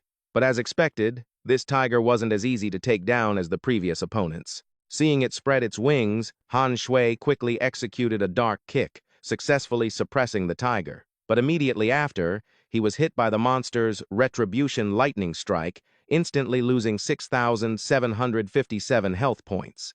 Even though he was about to be roasted by lightning, Han Shui didn't dare stop his attacks. He managed to defeat the purple-winged tiger just as his own health was about to run out. After beating it, he had only managed to raise his talent range to B rank to S rank. The next challenge was to defeat a dark gold boss. Even though it was a trial, Han Shui still received 5 free attribute points. He immediately dumped them all into his attack stat. Right after, the next opponent appeared. It was a water Qilin, an immortal-level boss. Han Shui could already feel a headache coming on. The difficulty spike was insane, and only by defeating it could he guarantee an A rank or S rank talent. Looks like he'd have to pass this stage before he could even dream of an SS rank talent. The water Qilin before him was an extremely rare creature that existed in the vast sea. Most people would never be lucky enough to see one in their entire lifetime. Its appearance was originally a sign of good fortune. The water Qilin was born with perfect control over the water element. The opponent was an immortal-grade, god-level boss, meaning it had already surpassed the 3 strongest ranks: Spirit, Earth, and Heaven. Even though the system had now raised Han Shui's level to 50, facing an immortal-level boss, he felt like he was definitely going to get crushed. In an instant, the water Qilin shot out a pillar of water. Han Shui scrambled to dodge. The system kindly reminded him that this was the opponent's ghostly tide of the cold current skill. It could reduce the target's speed and attack power by half for 10 seconds. This skill was a huge disadvantage for Han Shui. Before he could even react, the water Qilin charged forward in long strides. Then, it kicked Han Shui with its 2 front legs. It was just a normal attack, yet the damage was incredibly high. Han Shui was completely dominated by it. If the trial ended here, his talent range would be from B rank to S rank. With luck, he could still choose an S-rank talent, but Han Shui wasn't willing to settle for just that, and in a moment of desperation, he came up with a dirty trick. Seeing the water Qilin open its mouth, Han Shui spat right into it. The opponent immediately recoiled in disgust, relentlessly spitting to get the taste out. Han Shui laughed triumphantly, but the system didn't let him enjoy it for more than 3 seconds. It had just sent a notification that the water Qilin's hatred value towards him had increased by 1,000 points, and the opponent was about to use its ultimate move, the Ocean Domain skill. Water from an unknown source surged towards Han Shui. Don't be fooled into thinking this was just normal water. Deadly damage was hidden within. Han Shui started to panic. With an attack skill this powerful, he was afraid he wouldn't make it. But just then, a deep source of energy within his body suddenly erupted. During the fight, Han Shui had activated his own potential and comprehended the S-rank skill, Dark Samsara. The main character's plot armor never fails. Han Shui could clearly feel the evil power inside him frantically breaking through its limits. With his desire to become the strongest, he couldn't accept falling here. As for that Dark Samsara skill, after activation, It could increase the effectiveness of all his attributes by 50% for 5 minutes, but the downside was that he would lose 10 levels. Although the price was a bit steep, in this situation, getting it was like grabbing a life-saving straw. Besides, lost levels could be regained, but since he had joined the Dark faction, he only had 1 life. If he really died, it would be no different from getting his account deleted. With that thought, Han Shui immediately used Dark Samsara to boost his power. On the other side, the Water Qilin suddenly felt tense from Han Shui's overwhelming aura. Such an evil power. Who in the world are you? Han Shui was stunned that this thing could speak human language. But since it was an immortal-grade boss that had already broken all the rules, it wasn't entirely impossible. I'll tell you if you admit defeat. The statement was dripping with provocation, causing the Water Qilin's fury to skyrocket. Seeing that his opponent wouldn't compromise, Han Shui had nothing more to say to it. He sped forward, using the skill Evil Stomp. Against such a strong opponent, the suppression effect would only last for 0.5 seconds. After that, Han Shui used the Frenzied Slash skill. It was a shame he didn't have a sword, or the damage would have been much higher. The Water Qilin was beaten senseless. It never expected a punk like Han Shui to know the long-lost Evil Stomp. The Water Qilin's anger reached its peak as Han Shui repeatedly struck it in the face. The Ocean Domain skill was activated. A massive pillar of water appeared, carrying countless ferocious sea creatures. All of them shared a single purpose: to attack Han Shui. And this skill could last for a full 3 minutes. Trapped in the whirlpool, a strong sense of unease flared up in Han Shui. He had to end this fight quickly. If it dragged on any longer, his opponent would crush him. But before Han Shui's punch could even reach the Water Qilin, a highly venomous sea snake suddenly shot out from the water and bit straight into his arm. After the bite, Han Shui lost 500 health points per second for 10 seconds, a total loss of 5,000 health. He could withstand it for now. Ignoring the pain, he continued to charge toward the Water Qilin. But this time, his left leg was bound tight by a frog's tongue. Gritting his teeth against the pain, Han Shui tried to rush toward his most important opponent at full speed. He jumped onto the Water Qilin's back, relentlessly pummeling it with his fists and feet. His opponent's health barely dropped, but the dignity of the Qilin clan was being trampled on by Han Shui. This caused the Water Qilin to suddenly lose all reason. Han Shui had no idea why a creature of good omen would have such a thuggish streak. He had only intended to distract it a little, but he never expected to piss it off completely. It was clear the Water Qilin's rage could crush him at any moment. Jia Ni, calm down. You can't lose your head when dealing with an enemy. Pay attention and use the skills that are off cooldown. A faint voice echoed from within the water. Han Shui was a bit surprised. This must be someone from the in-game world secretly watching him take the trial, and Jia Ni must be the name of this Water Qilin. He saw its fur stand on end as the surrounding seawater churned violently. Han Shui quickly kicked his opponent again, successfully interrupting the icy water sweep skill it was just about to activate. The window to suppress the Water Qilin was incredibly short, so Han Shui didn't dare delay for a single second. He attacked relentlessly, and after a while, he managed to get its health bar down to 10%. Seeing an opening, Han Shui intensified his assault. But the Ocean Domain skill hadn't ended yet, and this time, a giant shark emerged from the whirlpool. Han Shui was busy taking it down first before returning to his main target, the Water Qilin. By the time his limbs felt numb, as if they didn't belong to him anymore, Han Shui had finally defeated his foe. He had raised his talent range to somewhere between A rank and S rank. Although he had nearly died, Han Shui felt it was completely worth it. The system gave him an instant reward of 10 free attribute points and sent him to the talent selection phase. You are very strong. It's a pity you've joined the wrong faction. That strange voice rang out once again. Han Shui didn't feel rushed at all. Just because someone joins the light faction doesn't mean their heart is truly with the light. He didn't regret taking Daniel as his master, but he also didn't want to become enemies with this stranger. After the owner of the voice left, Han Shui officially entered the talent selection phase. The space before his eyes changed in an instant. Just as Daniel had said, countless floating orbs appeared, like balloons. They were marked with letters indicating the talent quality, mostly the letter A. Han Shui tried touching an orb and discovered that even an A-rank talent was already very powerful. For example, this orb was a talent that increased final defense by 20%. Too bad Han Shui didn't need it. For him, a strong offense was the best defense. Besides, Han Shui's class was a dark swordsman with a 6-star attack attribute. It would be a total waste not to choose a beneficial attack talent. Although the time for talent selection seemed plentiful, there were just too many orbs in this space. Just a quick glance made Han Shui's head spin. He began to search every nook and cranny of the space. But damn it, all the talents were A-rank. After going through all the trouble of defeating the water Keelin, they should at least give a guy like me an S-rank talent. 10 minutes later, Han Shui still hadn't found what he was looking for.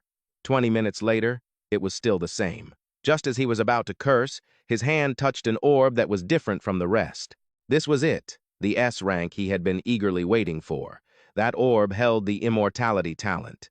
In combat, it restored 0.3% of his health every second. When out of combat, it could even restore up to 2% per second. This talent was pretty incredible. If he left combat, he'd be back to full health in less than a minute. But Han Shui still wasn't satisfied. What he needed was a powerful attack talent. He casually held on to the S-rank orb, planning to search for a while longer. If time ran out and there was still no suitable talent, he would choose this one. At the 50th minute, Han Shui actually found another S-rank talent. If this wasn't the one, he'd be out of time. This talent was called Berserk. Final defense was reduced by 20%, but attack power would be increased by 40%. Despite the undesirable side effect, Han Shui still considered it a very powerful talent. Later on, as his attack power increased with his level, the might of Berserk would become even stronger. So, Han Shui confirmed his selection of this talent. The advancement process was over, but he still felt a little regretful that he couldn't witness the marvel of an SS-rank talent. Han Shui was also the second person on the entire server to receive a talent. He received a talent grade reward, 1,000 reputation points, and 5 free attribute points. That so-called talent grade was the key here, because right after, the S-rank Berserk instantly transformed into an overpowered SS-rank talent. Didn't they say before that talents stick with a player for life and can't be upgraded? I can't believe this game is so generous to the second person to clear the talent trial. It seems the first person probably only got a B-rank talent, which then advanced to the current A rank. Han Shui was ecstatic. This was truly a massive haul. He was transported back to the cave full of wild rats from before. The moment the rats saw him, they ran for their lives. The first thing Han Shui did was open his status window to check. That overpowered talent had an effect that increased final attack power by 50%, and unlike Berserk, it didn't even reduce his defense. This talent was arguably no worse than the Sword Heart of that self-proclaimed sword god from the Light faction. In fact, it might even be more overpowered than Sword Heart. Han Shui couldn't control his emotions and threw his head back with a loud shout. "System, I love you!" With the talent business settled, Han Shui remembered something else. He hadn't checked what dropped from the Rat King's corpse. Turns out, he got quite a few good items this time. Talk about a double whammy. The 3 pieces of equipment were all silver grade: the Star Gold helmet, the Rat King's sword, and the Star Gold war boots. The only pity was that the sword required level 25 to equip, and the boots required level 30. Han Shui was only at level 20, with 27% experience to go. This was the perfect opportunity to test out his new overpowered talent. With one swing of his sword, the entire swarm of rats took an astonishing amount of damage. Just like the previous 2 times, Han Shui had the system announce his achievement to all adventurers on the server in exchange for reputation points. This time, people's reactions were even more over the top. After all, the gap between Han Shui's SS-rank talent and the previous person's A-rank talent was miles apart. And in the minds of the other players, an S-rank talent was the highest the system had. Holy crap, is this guy the system's golden child? I thought everyone said getting a high-rank talent was supposed to be super hard.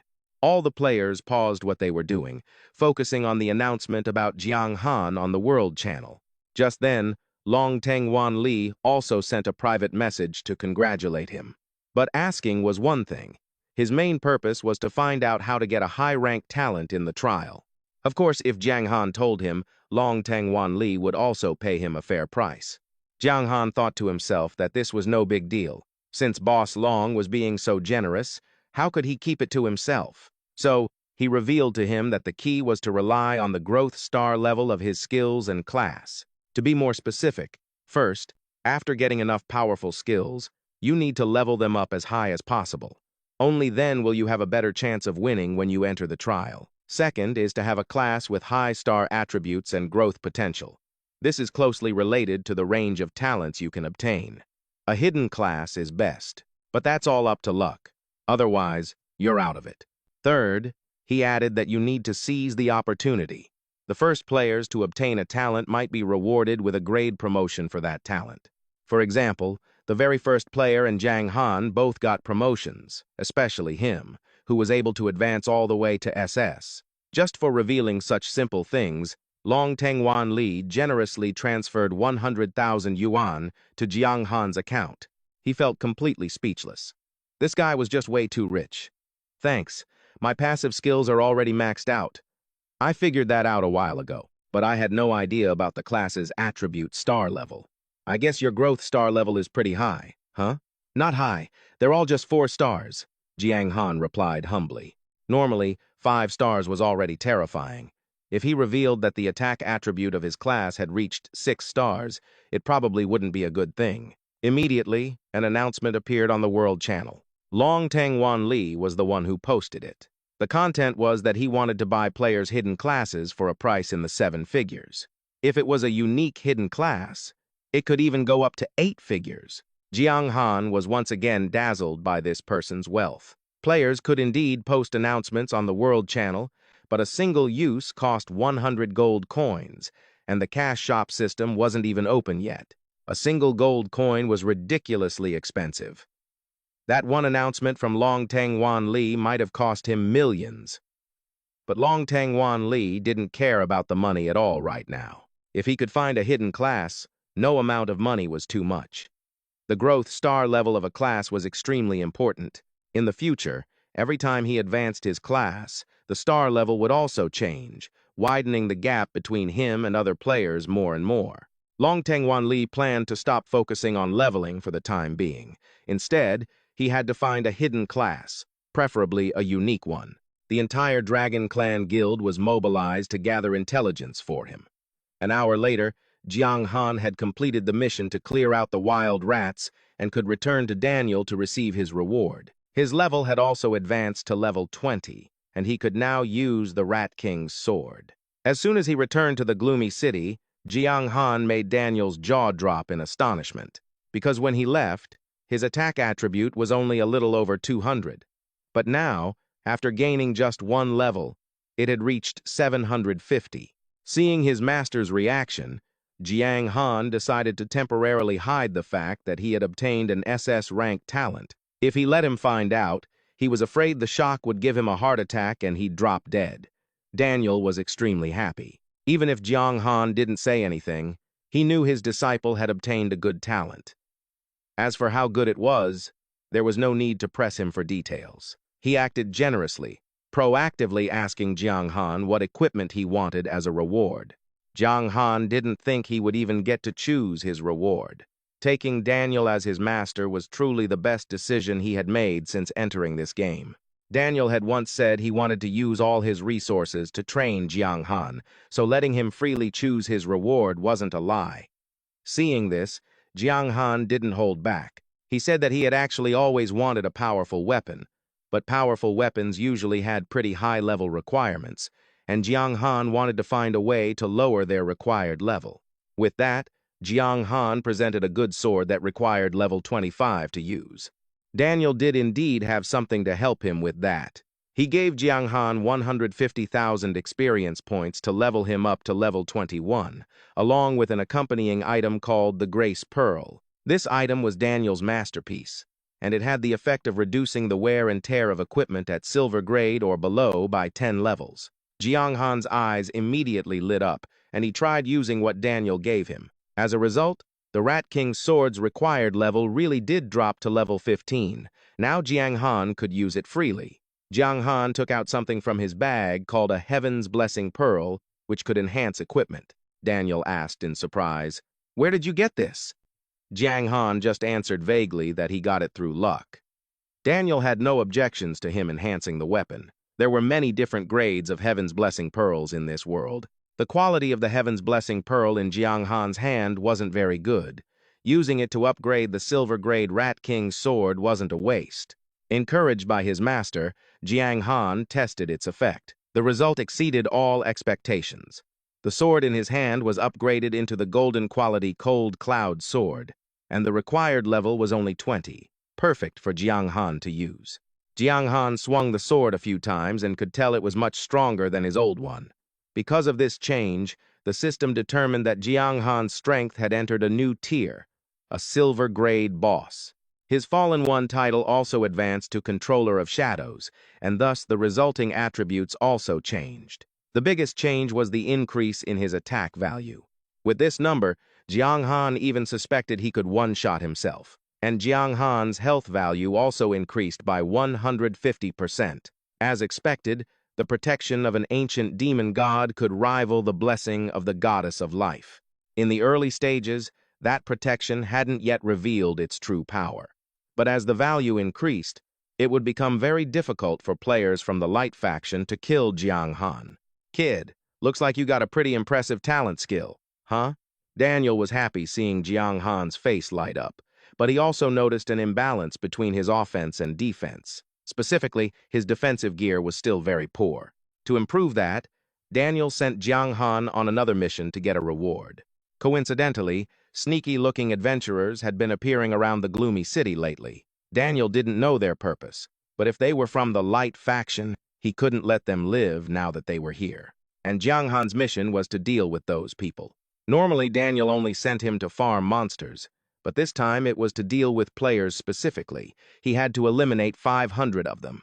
After accepting the mission, Jiang Han wanted to ask his master for some more healing potions, but Daniel shook his head. He was a programmed NPC. Before, he had given Jiang Han that potion for free because it was part of a mission, but now if he wanted more, he had to spend his own money to buy them. Luckily, because Jiang Han was his disciple, Daniel could sell him healing potions at a 70% discount.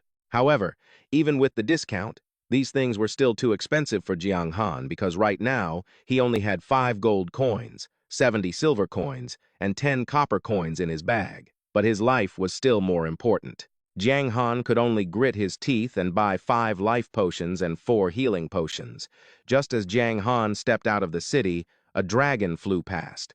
Riding on the dragon was a powerful expert, probably an NPC, because there was no way any player was that badass right now. As the dragon rider flew past, Jiang Han was suddenly startled, because he felt an incredibly evil aura flash by, the kind that usually only powerful demon gods could emit. However, this person was also on a mission, so he didn't turn back to check. Jiang Han watched the dragon's retreating figure, his eyes full of admiration. He really wanted to ride one too, but only in the late game would players get the chance to fly on a dragon. While he was lost in admiration, Han Shui suddenly sensed the presence of someone else, and the moment this sneaky thief saw Han Shui, his face went pale with fright. Holy crap, Han Shui, he's already become a silver-grade boss. Seeing how flustered the kid was, Han Shui suddenly felt like messing with him a bit. He mimicked the tone of an NPC and spoke mechanically. "Foolish adventurer, what is your purpose in following me?" Seeing Han Shui act like this, the sneaky thief started to get confused. He was a player, with a game name displayed above his head, yet Han Shui was calling him by that old-fashioned title. Sure enough, he began to doubt Han Shui's identity, wondering if he was an NPC, but this thought was quickly dismissed. If he were an NPC, there's no way there would be a server-wide bounty for killing him. Besides, the video of Han Shui wiping out 100 guild members was still circulating online. This just proved he wasn't a simple NPC. "Han Shui, what are you pretending for? If I skewer you, I'll get a reward. I bet every player would be green with envy. You don't actually think people in this game will follow some code of honor, do you?" The other player stepped forward aggressively, criticizing Han Shui. He couldn't be bothered to argue, and directly drew his sword. That single sword draw wiped out the guy's entire health bar, sending him straight back to the respawn point. And that was just a basic attack. Even after returning to the respawn point, the sneaky thief still couldn't understand how a player in the early stages of the game could be so powerful. When the other players saw him get taken down like that, they were eager to know Han Shui's coordinates. The buzzcut guy immediately sent the location to his entire crew, not forgetting to remind them that Han Shui's attack could deal over 1,000 damage. This news quickly caused an uproar among the other players. Are you kidding me? The best player in our guild only deals 176 damage. Han Shui must have a divine weapon. There's no way he could hit that hard at his current level. The news is out now, a lot of guilds are gathering people. Forget a silver-grade boss. Even a gold-grade boss would get wrecked for sure. Han Shui listened to the gossip on the World Channel for a bit and decided to lay low. He had no desire to wait for the enemy to show up in droves. After all, his head was worth a pretty penny right now, so it was inevitable that some skilled players would show up. Although not all NPCs were as foolish as Brandy, who gave a forbidden scroll to an adventurer like him, Han Shui still had to be prepared for the worst. If an item like that really appeared, even he wouldn't be able to handle it. About 10 minutes later, a large crowd of people did indeed arrive. Han Shui hid to one side, observing the situation. The moment the group arrived, they frantically looked around, but they couldn't even see his shadow. The sneaky buzzcut guy personally led his guild over. He was certain that just 10 minutes ago, he had been personally offed by Han Shui right here. The leader, with the in-game name Kiem Nhun Fong Bao, heard this and immediately sent people to split up and search. The whole group began to spread out and scour the area. This just so happened to be part of Han Shui's plan. Very quickly, someone reported in the guild chat. A few brothers and I were ambushed by him here at coordinates 7847548. Kiem Nhun Fong Bao immediately rushed over with his men, but by the time they reached the designated coordinates, Han Shui had already vanished. Then, another person reported being ambushed by Han Shui. His attacks were too strong, and his movement speed was too fast. They had absolutely no chance to fight back. Kiem Nhun Fong Bao gritted his teeth in fury. Is this bastard playing hide-and-seek with me? This was all part of Han Shui's meticulous plan. He couldn't risk fighting 1,000 people alone, but if they split up, no one could stand against him. Brothers, he's changed position again. Coordinates are at... Reports like this kept coming in, and all of them were swiftly dealt with by Han Shui. They even thought Han Shui must be using hacks. Kiem Nhun Fong Bao knew he had lost this round. Just to deal with Han Shui, he had spent a large sum of money to buy a special item that could hold an opponent for about 10 minutes and drain their stats. He never expected Han Shui to be one step ahead, using a strategy of splitting up their formation to eliminate them group by group. Kiem Nhun Fong Bao's guild had now suffered heavy losses. If they didn't retreat, he feared the situation would only get worse. So, he ordered all his brothers to regroup and retreat together. Over here, Han Shui was still making the most of every second. As expected, farming players was a much faster way to level up than farming monsters. In the blink of an eye, he had reached level 22, and also completed the mission his master had given him to deal with adventurers. But because of this bloody massacre, the Light faction had taken notice of the gloomy city area. The higher-ups in the faction decided to accelerate their plan to reclaim Skylight City for the Light faction. Specifically, the attack would begin in 1 week. Han Shui stared at the notification in front of him in shock. The siege battle was definitely the first large-scale event to be held in the game. This was also a test of the unity and execution ability of allied guilds. Gathering a large number of players in a short period and conducting a prolonged attack on a city were no simple matters. Immediately after, Han Shui received a private notification from the system. He was designated as the defending boss for the third wave of this siege battle.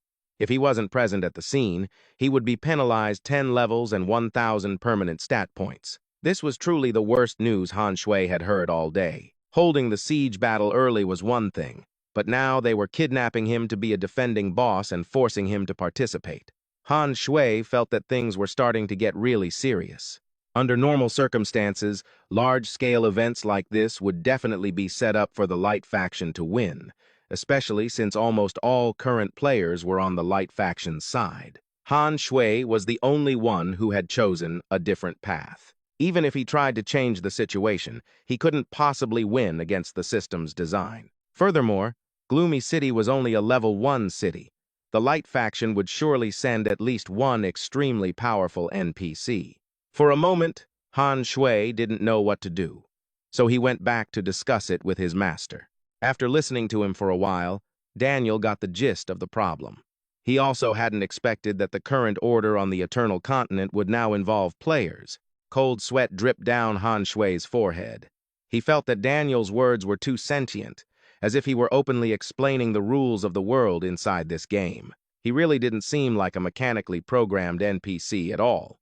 Seeing the tense look on Han Shui's face, Daniel tried to reassure him in the gentlest tone possible. "My disciple, rest assured, I won't let anything happen to you. At the most critical moment, I will step in to help. Once you break free from the rule's restrictions, I will immediately use a teleportation array to get you out." Han Shui was stunned. Could an NPC really say things like this? Daniel was like a real player with his own thoughts and feelings. "Then what about you, Master? I am a necromancer by nature. I do not fear death. Besides, my mission is already complete. To die is also a kind of release." "What? A mission?" Knowing Han Shui had many questions, Daniel didn't explain further. He only said that in the future, he would surely understand, and for now, he didn't need to worry about his life or death. The siege battle was a week away. The immediate matter was that Han Shui had completed his latest mission and needed to get his reward. This time, he wanted a suitable pair of boots. Daniel generously gave Han Shui 200,000 experience points and a pair of silver-grade speed boots. The required level was exactly 22. Han Shui quickly equipped them. Right now, the only bronze-grade equipment he had left was a pair of iron gauntlets. The rest was mostly silver. Although it was nothing compared to his attack stats, his defense had now reached an admirable number. With the attack power of other players, they basically couldn't break through this defense. Next, Daniel didn't send him on another mission. He wanted him to go and learn more basic skills. Daniel then wrote a letter of introduction and told Han Shui to take it to the ghostly swamp. There was a ghost swordsman there who could teach him some good skills. Han Shui took the letter of introduction and suddenly realized he didn't know where the ghostly swamp was. The game map didn't show any notifications. Players had to find everything themselves. Even though Han Shui had joined the dark faction, the process was no different. Daniel's directions were very vague. He just said to head north to find it. And so, Han Shui began a new journey. Before long, the system sent a notification that he had entered the ghostly swamp map. A silver crescent moon hung overhead, and the only light over the swamp came from the faint glow of a few fireflies. But thanks to that light, Han Shui discovered many rotting skeletons here. They were all common monsters, and their level and defense stats weren't displayed. However, Han Shui could see their other attributes and estimated that his own strength was still superior. The rotting skeletons quickly detected the intruder's presence. They immediately went berserk and charged at him. Han Shui didn't back down and drew his sword. Sticking to the plan, he first used Evil Kick to stagger them, then followed up with Frenzied Slash to knock them out. Amidst the chaotic swordplay in the night, Han Shui suddenly felt a sharp pain in his left wrist. He'd been bitten by a skeleton, but his defense had already reached a limit of 252 points. A bite from these rotting skeletons posed no real threat. After a flurry of movements, Han Shui successfully defeated 3 rotting skeletons and received 6,563 experience points. Even though these things were pretty weak, the experience reward wasn't bad. Han Shui silently calculated that he only needed to kill another 300 rotting skeletons to level up. He definitely couldn't pass up such a good opportunity to level up. So, instead of waiting for them to find him, Han Shui scoured the entire swamp, hunting these monsters down to grind for experience first. Finally, after half an hour, he achieved his goal and reached level 23.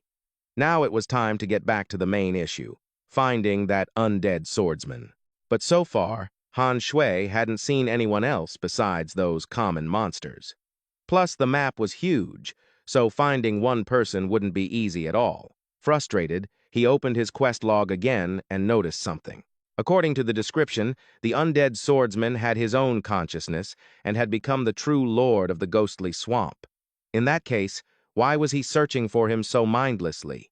With that thought, Han Shui took a deep breath and shouted as loud as he could. "Undead swordsman, I am the disciple of the mage Daniel, sent to find you." Less than 2 seconds later, someone replied, "You've come looking for me." Han Shui turned his head. He didn't know when, but on a rock behind him, a man with long purple hair was casually sitting and wiping his sword. "What did Daniel send you to me for?" Han Shui was sure there had been no one there a moment ago, but this man had appeared out of thin air, proving his strength was unfathomably great. Han Shui handed over the letter written by Daniel himself, saying the reason for seeking him was inside. The undead swordsman slowly stood up, but in the blink of an eye, he appeared in front of Han Shui. His speed was so fast it left him dumbfounded once again. The man took the letter, read it carefully, and then burst out laughing. "I was just wondering why you have such an unusually evil aura about you. Haha, a dark swordsman, is it? It seems this chaotic world, in addition to bestowing heroes of light, also brings forth creatures that would harm it. That harmful creature was clearly a jab at Han Shui, but he could only swallow his anger, as this man was about to become his master. Daniel wanted him to teach Han Shui some undead swordsman techniques, but just like Daniel, he was also restricted by the rules of this world. Therefore, Han Shui could only learn skills by continuing to complete quests. He had a strange feeling. This man's way of speaking was exactly like Daniel's. They both possessed their own thoughts and emotions. It seemed these NPCs thoroughly understood everything in this world of eternity. But perhaps the devs feared they would act on their personal thoughts and crash the game, so they consistently restricted them with various rules. And what Han Shui wondered about most was what exactly those rules were. He posed this question to the undead swordsman, but even he couldn't define what the rules were. He only knew they had existed since the birth of the Eternal Continent, and everyone had to abide by them. Not even the 10 great demon gods could break them, let alone a minor swordsman like himself. So, has anyone ever tried to break the rules? Han Shui, not ready to give up, continued with his barrage of questions. The undead swordsman shook his head. "I'm afraid the rules would take one's life before they could be broken." "All right. Some things are still too early for you to know. Wait until you've grown into a true dark swordsman who can shake the heavens and the earth, then go find the answers yourself." He quickly returned to the main topic, which was to assign a test quest to Han Shui. The quest was actually very simple. Eliminate the rotting skeletons in the swamp. The only catch was that the required number was 1,000, more than 3 times the number of monsters he had just defeated. Han Shui was a bit stunned when he saw that number. 1,000 of them? How long would that take? He really just wanted to learn the skills as soon as possible. The undead swordsman seemed to see through his hesitation. He had seen that his attack power was decent, but to him, Han Shui's overall strength was still weak and needed more training. Otherwise, Han Shui wouldn't even be qualified to be taught by him. Fine. His pride stung. Han Shui immediately accepted the quest. "Go on. Once you've completed the quest, just call for me." After saying this, the undead swordsman vanished into the hazy mist. This guy comes and goes like a ghost. Han Shui silently calculated that it was probably 11 p.m. now, but with the upcoming siege battle, he didn't have much time. Looks like he'd have to pull an all-nighter grinding mobs to increase his power. The rotting skeletons weren't too strong for him, but grinding 1,000 of them would be both time-consuming and exhausting. The process of dealing with them was incredibly tedious. Han Shui tried to speed things up as much as possible, hoping to kill as many mobs at once as he could. During the process, a magic staff even dropped as a reward. Han Shui wasn't a mage, so he put it away to sell later. 5 hours later, the notification he had been waiting for finally appeared. "Congratulations, you have completed the quest. You may now go to the undead swordsman, Saren, to receive your reward." Han Shui was overjoyed. He only needed another 5% experience to reach level 26. Just then, his face began to crack, and his eyes grew dim. He reverted to the ugly appearance he had when he first joined the Dark faction. The duration of Daniel's temporary concealment spell had ended. So this is the original form of a dark swordsman? Before he could even call out, the undead swordsman appeared on his own. Han Shui happily informed him that he had completed the quest. Saren seemed very pleased. In truth, he had been standing aside, observing in secret the whole time. Han Shui's attack power had long surpassed that of other experts at his level. Even more rotting skeletons wouldn't have been a challenge for him. The reward for this quest to prove himself was 200,000 experience points and the qualification to learn swordsman skills from Saren. Coincidentally, these 200,000 points helped Han Shui level up. You don't need to be so formal with me anymore. If Daniel asked me to teach you a few moves, then I suppose I'm your master now. Yes, master, Han Shui replied as obediently as a puppy. Saren waved his hand, displaying a series of skills for Han Shui to choose from, like a vendor at a market. He also warned him not to expect too much. After all, Han Shui's strength wasn't very high yet, so the number of skills he could choose from was somewhat limited. Han Shui looked at the pile of skills before him. There were so many, yet Saren called it limited. Moreover, each one was a high-level, exclusive skill belonging to the undead swordsman, Saren. Han Shui glanced through a few of them. Each one was intimidatingly powerful, but they all required a high level to use. On top of that, they cost money to buy, and right now, he only had a little over 6 gold coins. So that's what Saren meant by limited choices. Even with all these amazing skills laid out before him, Han Shui couldn't afford a single one. Just when he thought this trip was a total bust, Han Shui actually found a skill that fit his budget. The Grade A Spirit's Malice for 2 gold coins. It boosts the energy in your body and binds any enemies in front of you within a 10-meter radius, immobilizing them. The effect lasts for 3 seconds, with a 1-minute cooldown. Next up was the Grade B skill, Necro Slash, which deals 250% damage and also reduces the target's movement speed by 10% for 2 seconds. It cost 1 gold coin, and the cooldown was only 15 seconds. Even though they weren't as game-breaking as other skills, having these two in the early stages of the game was more than enough for Han Shui to dominate this virtual world. Seeing that Han Shui had learned the skills, Jaren promptly showed him the door, not forgetting to remind him to come back for new skills once he was strong enough. Han Shui respectfully bid him farewell and then logged out. In the real world, it was already past 3 in the morning. At 12 noon the next day, Han Shui was woken up by a call from Wang Kai. He was calling to tell Han Shui about the upcoming Siege Warfare event. The prizes for this event were incredibly generous, including super golden grade equipment and props. As his sworn brother, Wang Kai wanted to give Han Shui the inside scoop first. Although the rewards weren't officially announced on the system, Wang Kai found out through an internal staff channel. Hearing this, Han Shui was instantly wide awake. He shot up in bed, already scheming how to win this event's prizes. To thank Wang Kai for leaking the military secret to him, Han Shui didn't forget to blow a kiss into the phone before hanging up. The result was goosebumps crawling all over Wang Kai from his neck to his toes. Han Shui immediately logged into the game. There was no time to waste. He had to find Daniel to discuss a strategy.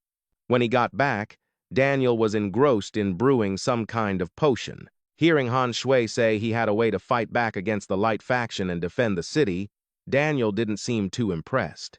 Oh? Let's hear it then. You know, we adventurers aren't bound by rules. Although adventurers are said to come to the Eternal Continent to fight for the Light faction, there are many like you.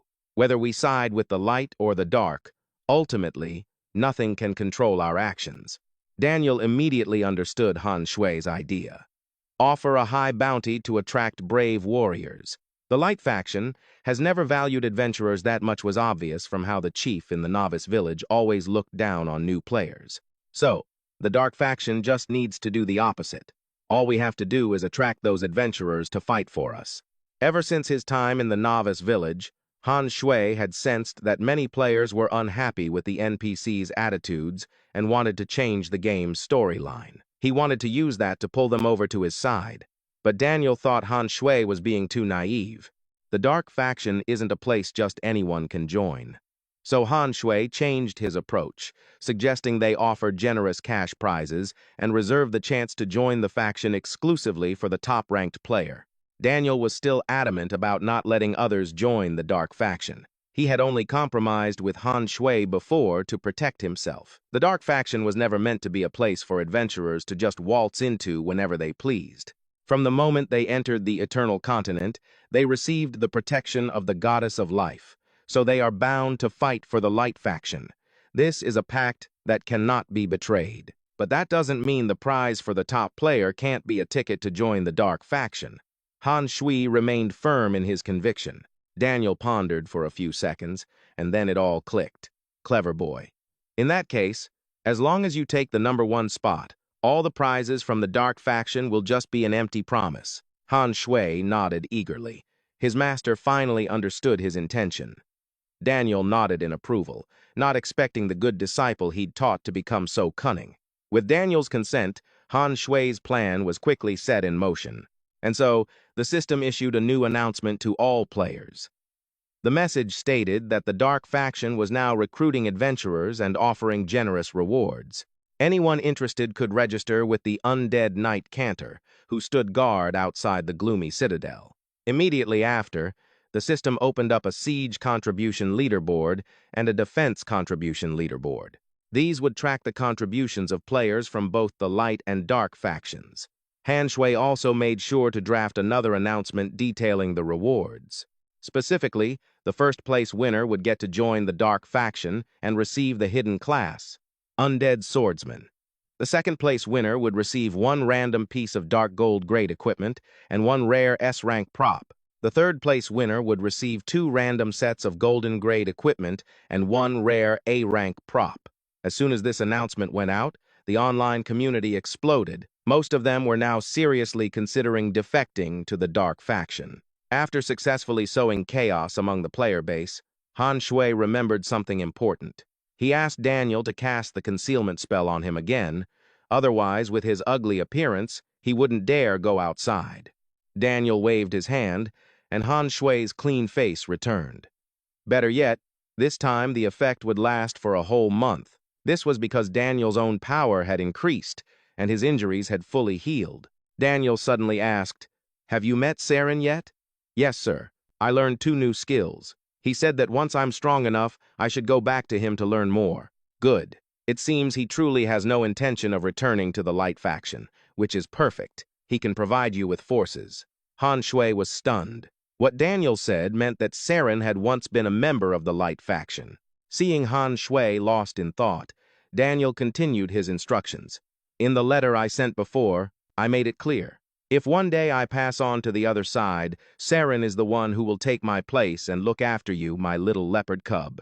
But the more Daniel spoke, the more upset Han Shui became. Even though Daniel was just an NPC, he had truly guided him so much, helping Han Shui achieve a great deal. "You won't get far by following me. Besides, death is not the end for me. Remember this. If I'm gone one day, you don't need to grieve. As long as you live long enough, we will meet again in the future." This statement shocked Han Shui even more. It seemed Daniel's identity was far more profound than he had imagined, to the point where he could even be resurrected after death. "That's just how we necromancers are. We do as we please. You're still too weak. Get stronger. I hope that when the contribution points are tallied, you will be the one standing at the top, deserving of the title." Han Shui knew what Daniel meant. He wanted to test his strength in the siege battle. And sure enough, an S-rank quest appeared right after, requiring Han Shui to claim the #1 spot on the defense contribution leaderboard. If he succeeded, the reward was unknown. But if he failed, the protection of the ancient demon god would be stripped from him. Han Shui couldn't see an accept or decline button anywhere. It seemed the system was forcing this quest on him rather than it being assigned by his master. Clearly, the system wasn't going to sit back and let him mess with the main storyline without some form of punishment. Following that was a B-rank difficulty quest. Now this was the one from Daniel. This quest required him to eliminate all the human soldiers and take down the boss in the encampment southeast of the gloomy city. Daniel had placed a lot of hope in Han Shui, and he had no intention of letting him down. After accepting the quest, Han Shui headed southeast. Before long, he entered a new map called the Sunshine Forest. The encampment was now in sight, According to the quest description, the soldiers stationed here were planning a preemptive strike to wipe out a portion of the gloomy citadel's forces. The guards outside were all common mobs called Star Moon soldiers, with 100,000 HP. Han Shui couldn't see their level or their attack power. This was going to be a pain. A new player with an inspection skill like him could only check the stats of creatures that were no more than 5 levels higher than himself. If he couldn't get a proper read on them, then he'd just have to start with an isolated target. Han Shui approached a lone Star Moon soldier from behind and used his newly acquired Spirit's Malice, binding the target for 1 second. He then followed up with Necro Slash, dealing 24,765 damage and reducing the enemy's movement speed by 10%. After being freed from the stun, that soldier yelled out to announce an enemy attack. Han Shui immediately activated his Frenzied Slash skill, sending the guy straight to hell. Necro Slash, combined with Frenzied Slash and Evil of the Undead, created some amazing crowd control. But because the commotion was so huge, a group of Star Moon soldiers started to close in. Han Shui chose to run, thinking there was still a main boss inside. But before he'd taken 3 steps, he heard the soldiers shouting to each other, "Where is the general? Go get him, quick! His lordship has taken his concubine out for a stroll." Damn it! Han Shui, who was in the middle of running, screeched to a halt and then boldly turned back. If there was no main boss, then this bunch of soldiers was nothing more than a swarm of ants in his eyes. The group of Star Moon soldiers gathered together, creating the Nebula Formation skill, which increased their attack power by 15%. But even so, in Han Shui's eyes, they still weren't worthy opponents. He made short work of the entire large group of Star Moon soldiers in just 10 minutes. Han Shui had thought there would be at least a few hundred soldiers, but it turned out there were only a few dozen in total. He was still picking up the few silver coins he'd been rewarded with, sighing at how little it was, when he suddenly heard a voice. Who? Who did this? It seemed this was the general they were talking about. The main boss had appeared. This Star Moon general, Kun Dun, was a silver rank boss. Aside from his 250,000-point health bar, Han Shui couldn't see any of his opponent's stats, whether it was attack, defense, or skills. Han Shui, I know you. It seems my soldiers fell at your hand. Han Shui let out an "oh," figuring his reputation wasn't half bad now. Even a silver rank boss had to greet him first. The way Kun Dun looked at him was like looking at a juicy piece of prey. It made sense, though. Right now, everyone in the Light faction wanted Han Shui's head. If I can get your head, my future will be filled with endless glory and riches. I'll be able to get any beautiful woman I want. You can get any beautiful woman you want? You think you can do that? I bet you can't even last a minute. That sentence from Han Shui really hit Kun Dun's male pride. He immediately charged forward, 2 axes in hand, wanting to chop Han Shui into pieces. Han Shui stuck to the usual playbook, first using Evil Kick to take out over 10,000 of the opponent's health.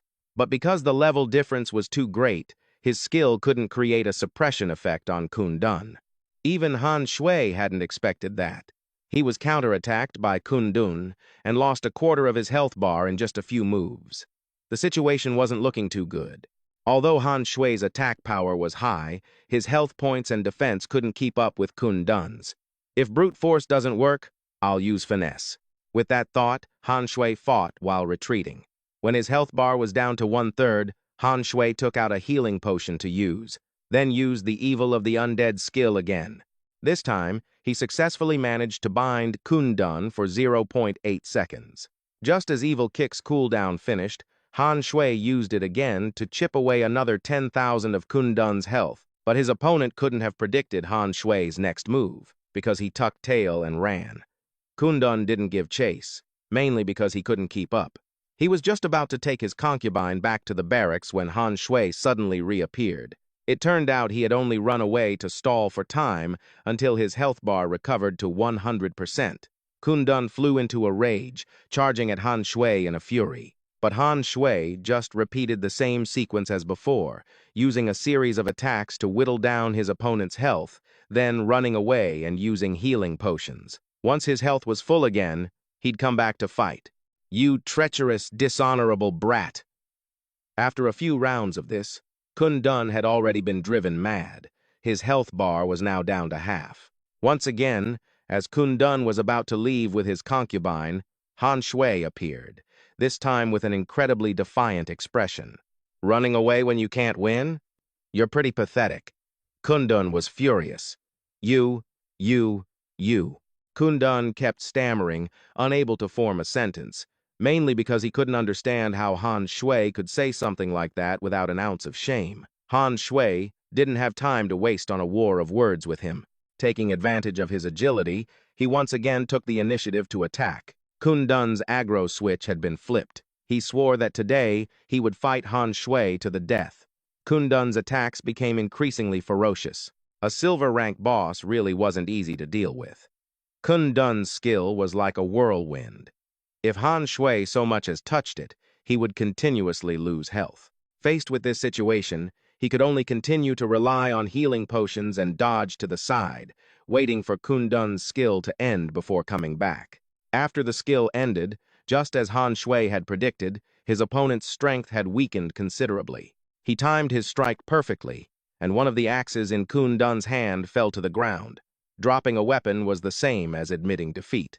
It's just that Kun Dun couldn't understand how Han Shui's stamina and health could be completely unscathed. You can ask about it in the underworld, Han Shui replied flatly, then delivered a finishing move.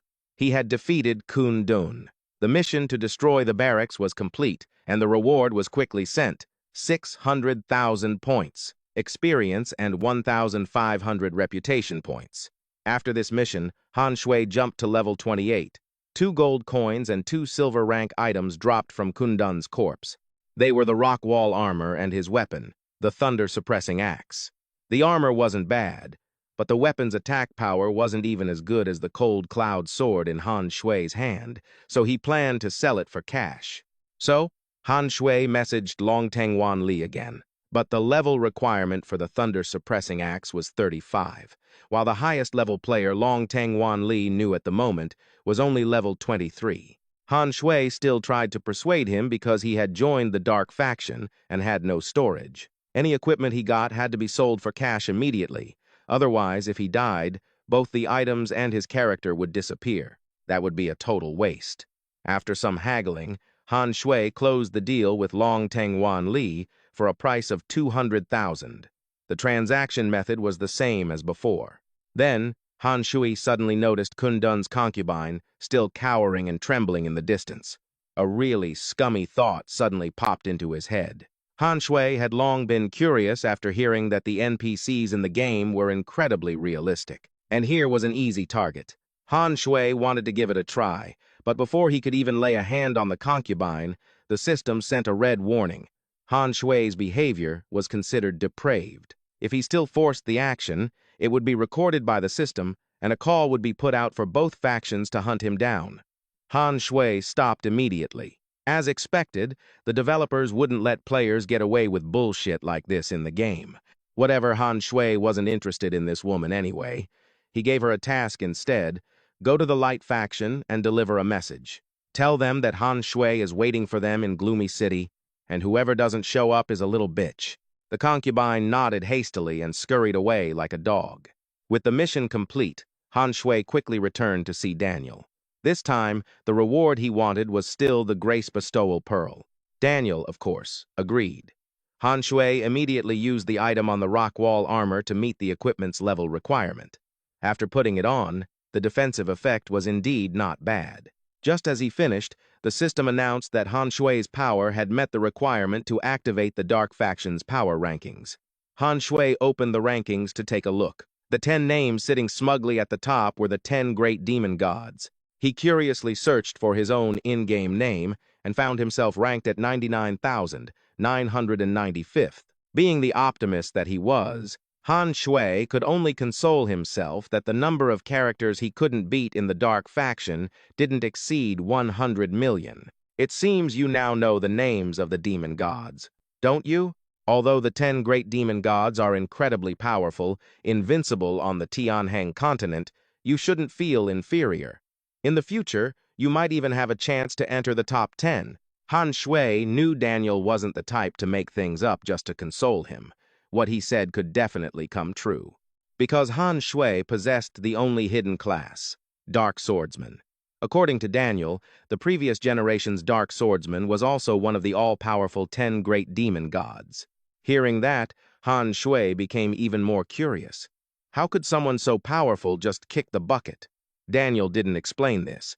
As usual, he just said that when Han Shui got stronger, he would find out for himself. As for Han Shui's recruitment plan, Daniel announced that over 200,000 adventurers had already registered with Cantor. When the war starts, they will fight for the Dark Faction. Han Shui knew this would happen. Players always follow their own path. There's no such thing as justice. It's only because they started in the Light Faction's beginner village. Otherwise, those moral principles wouldn't hold them back at all. So maybe, if they just don't show up, we can actually hold the gloomy fortress, Daniel said with an incredibly optimistic tone. Who are you talking about when you say they?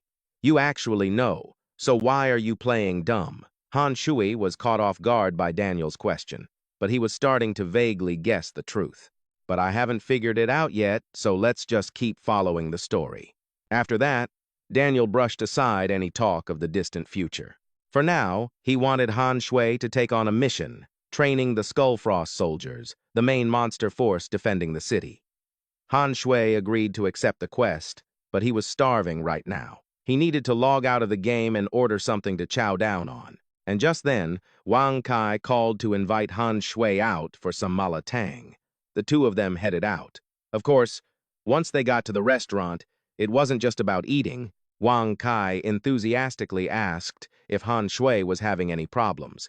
As a game developer, he might be able to help, but Han Shui refused, saying he'd already solved the issue himself. At the moment, he didn't really want to reveal his identity. What level are you now? Wang Kai started to get curious. Han Shui replied between bites that he was level 29. The moment he said that, Wang Kai was stunned. That level might even be at the top of the rankings. Wang Kai himself was only level 19 and was already ranked 39th. He was the one with the in-game name Victorious King Kai. At this point, he couldn't hide his curiosity anymore and kept pestering Han Shui for his in-game name.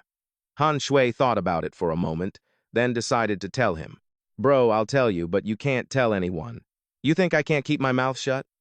Actually, I'm Han Shui. The noodles in Wang Kai's mouth went flying. Not even in his wildest dreams could he have imagined the connection between Han Shui and Han Shui. Wang Kai asked again just to be sure. Han Shui confirmed it without hesitation. He finally understood why his friend was so determined not to reveal his in-game name. If you're really him, then yeah, you shouldn't leak your info. Avoids unnecessary trouble. Don't worry, man. I'll act like you never said a thing. I trust you. After they finished eating, Han Shui logged back into the game. The moment he got in, he received some bad news. Because adventurers were flocking to the Dark Faction, it had alerted the high-level experts of the Light Faction, and they decided to move the attack schedule up by 4 days for a swift victory. And if it's 4 days earlier, that means it starts tomorrow. Han Shui was completely shocked. This was an event with a confirmed time in the game, yet it could be launched early. Han Shui remembered an email announcement before the game's release, stating that all NPCs had their own stories and scripts. Therefore, they could proactively change predetermined plot points.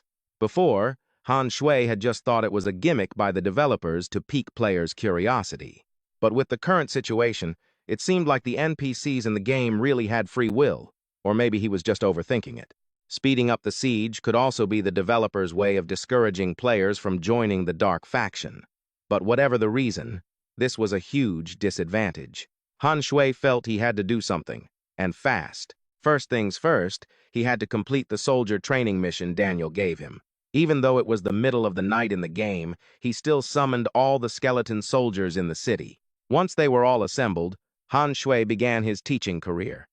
According to the system's suggestion, he could use his active skills for the skeleton soldiers to observe and learn from. However, their potential was quite low, so Han Shui would probably have to demonstrate it many times for them to improve. The first move Han Shui wanted to teach the soldiers was the evil kick. He demonstrated it once. See that? The essence of this move is to kick. When you encounter an enemy, especially an adventurer from the light faction, you have to kick with all your might. Kick them in the face like crazy. Kick them until they're dead and gone, Han Shui seriously instructed the soldiers. He didn't know why, but the thought of these soldiers using the evil kick on adventurers tomorrow got him really excited. My lord, could you demonstrate it one more time? We didn't get a good look. A mindless skeleton spoke up. Just as the system had warned, the potential of these skeleton soldiers was pathetic. So, Han Shui patiently performed it again. On the second try, 13 skeleton soldiers learned the D-rank kicking skill, and 3 of them learned the C-rank version. Han Shui discovered that the learning aptitude of these skeleton soldiers varied, so the rank of the skill they acquired also differed. Luckily, the effect was still the same as his original evil kick, just with significantly less power. Han Shui kept repeating the motion for the soldiers to imitate. After persevering for a while, the quest was finally complete. There wasn't much time left. Han Shui scurried back to Daniel to see what preparations he had made. Daniel was currently sitting outside the fortress, gazing at the moon. He didn't look too good. The reward Han Shui received this time was an item of unknown grade, called the Broken Moon Shard. Its effect was to grant an unconditional immunity, allowing the user to avoid one fatal blow. The cooldown was 1 month. Han Shui couldn't believe he got such a great treasure just for completing a C-rank difficulty quest. Daniel was being way too generous with him. Seeing Han Shui happy, he smiled too. Fate is truly an indescribable thing. Daniel, who had just been smiling, suddenly sighed and began to open up under the moonlight. Initially, I used the effect of the Broken Moon Shard to escape from the pursuit of the Light Faction's experts. Before the cooldown was even over, I happened to meet Han Shui, then reluctantly took on a disciple, and finally ended up giving this item to him. Han Shui immediately sensed that something was wrong. Sure enough, right after that, Daniel revealed that his mission was complete, and his time in the mortal world was up. He'd rather give the Broken Moon Shard to Han Shui himself than let it fall into the hands of those hypocrites from the Light Faction. The wound can be avoided, but don't forget what I told you before. As long as you can live long enough, we will definitely meet again in the future. Han Shui suddenly felt a sting in his nose. Daniel's hand on his shoulder felt as heavy as Mount Tai. Master, who are you? Really? It's the same as I said before. Wait until you are strong enough, and all the clouds of mystery will clear on their own. Daniel waved his hand and left, not forgetting to remind Han Shui that tomorrow's mission was important and that he had to protect himself well. Han Shui was an obedient kid. To prepare for the attack mission, starting at 10 o'clock. Tomorrow morning, he decided to log out to get a good night's sleep. At exactly 9:30 the next morning, Han Shui started the game. Just as he got his bearings, he saw countless people appearing around him. The system had also sent a new notification. The Defend the Gloomy Fortress quest would begin in 30 minutes, and the quest to top the Siege Defense Contribution Leaderboard had also started. If Han Shui failed this time, not only would he face a huge penalty, but his life might as well be over. The moment Han Shui appeared, he attracted the attention of all the other players. After all, he was extremely famous now. There were probably hundreds of millions of players who wanted to hunt him down. Big bro, say something. Hey, great master, what level are you now? I'm level 18, and I can't even see your info panel. Everyone surrounded Han Shui, each person shouting something, instantly turning the place into a chaotic market. But Han Shui didn't have time to stand around and chat with them. He was the third-in-command boss of the city's defense. He needed to get up on the city wall to observe first. Han Shui ran like the wind. As soon as he reached the top of the wall, he saw Daniel. For some reason, the moment he saw him, Han Shui felt a sense of relief. Even though he said his time in the mortal world was up and he'd be leaving soon, just seeing him for one more day would make me a little happier. The two exchanged a few simple greetings, and the system announced that the event had officially begun. Han Shui was the third wave, silver tier boss, so he couldn't just show up early. Below the city walls, waves of players and NPCs from the Light Faction were swarming in. Leading the charge was a level 20, bronze tier boss NPC named Hata. As he led the Light Faction forward, he bellowed slogans, sending the morale of his followers soaring. On their side, Daniel quickly arranged his forces to meet the attack.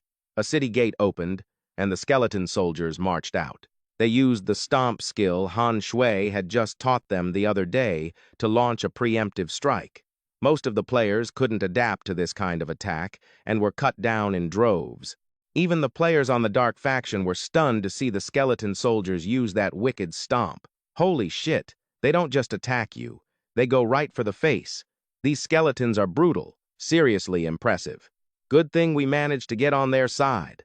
Daniel watched the battle unfold. Seeing the skeleton soldiers use the wicked stomp, he turned to Han Shui with an affectionate look. That was his prized pupil. All right. The kid was full of nasty surprises. The light faction players below were getting stomped into oblivion. Many of them turned and fled the moment the battle began.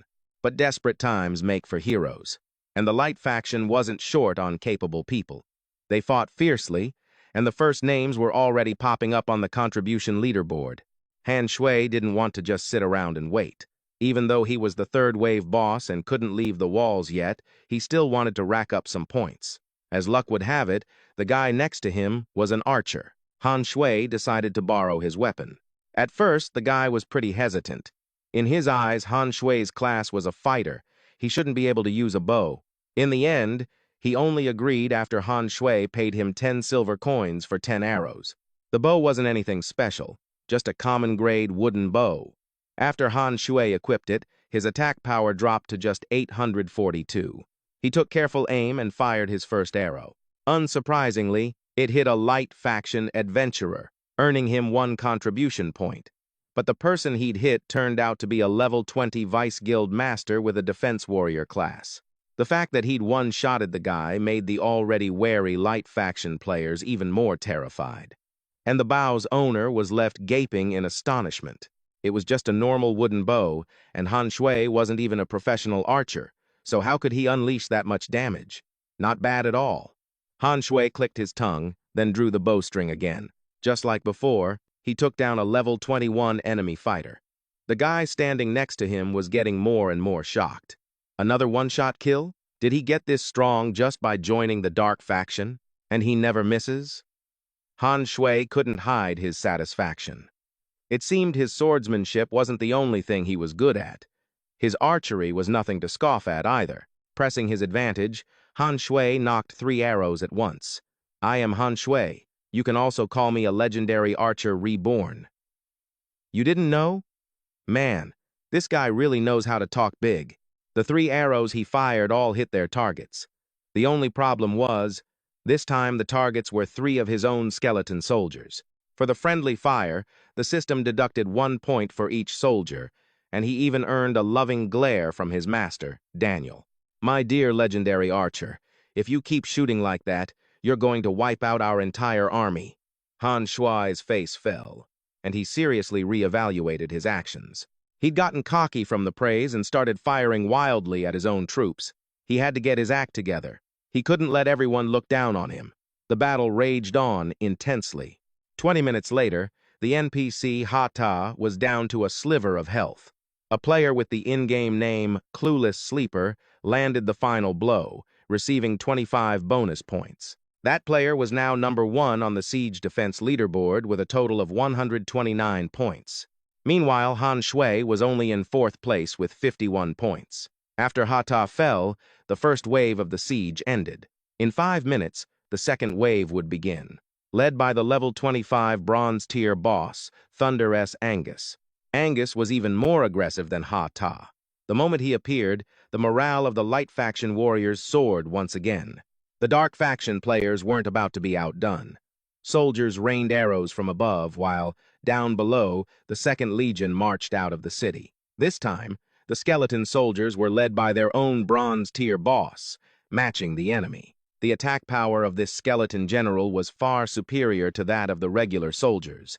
For the moment, it was clear the dark faction had the upper hand. Angus found the skeleton soldier's wicked stomp particularly infuriating. He considered the move utterly despicable, but Angus himself was all talk.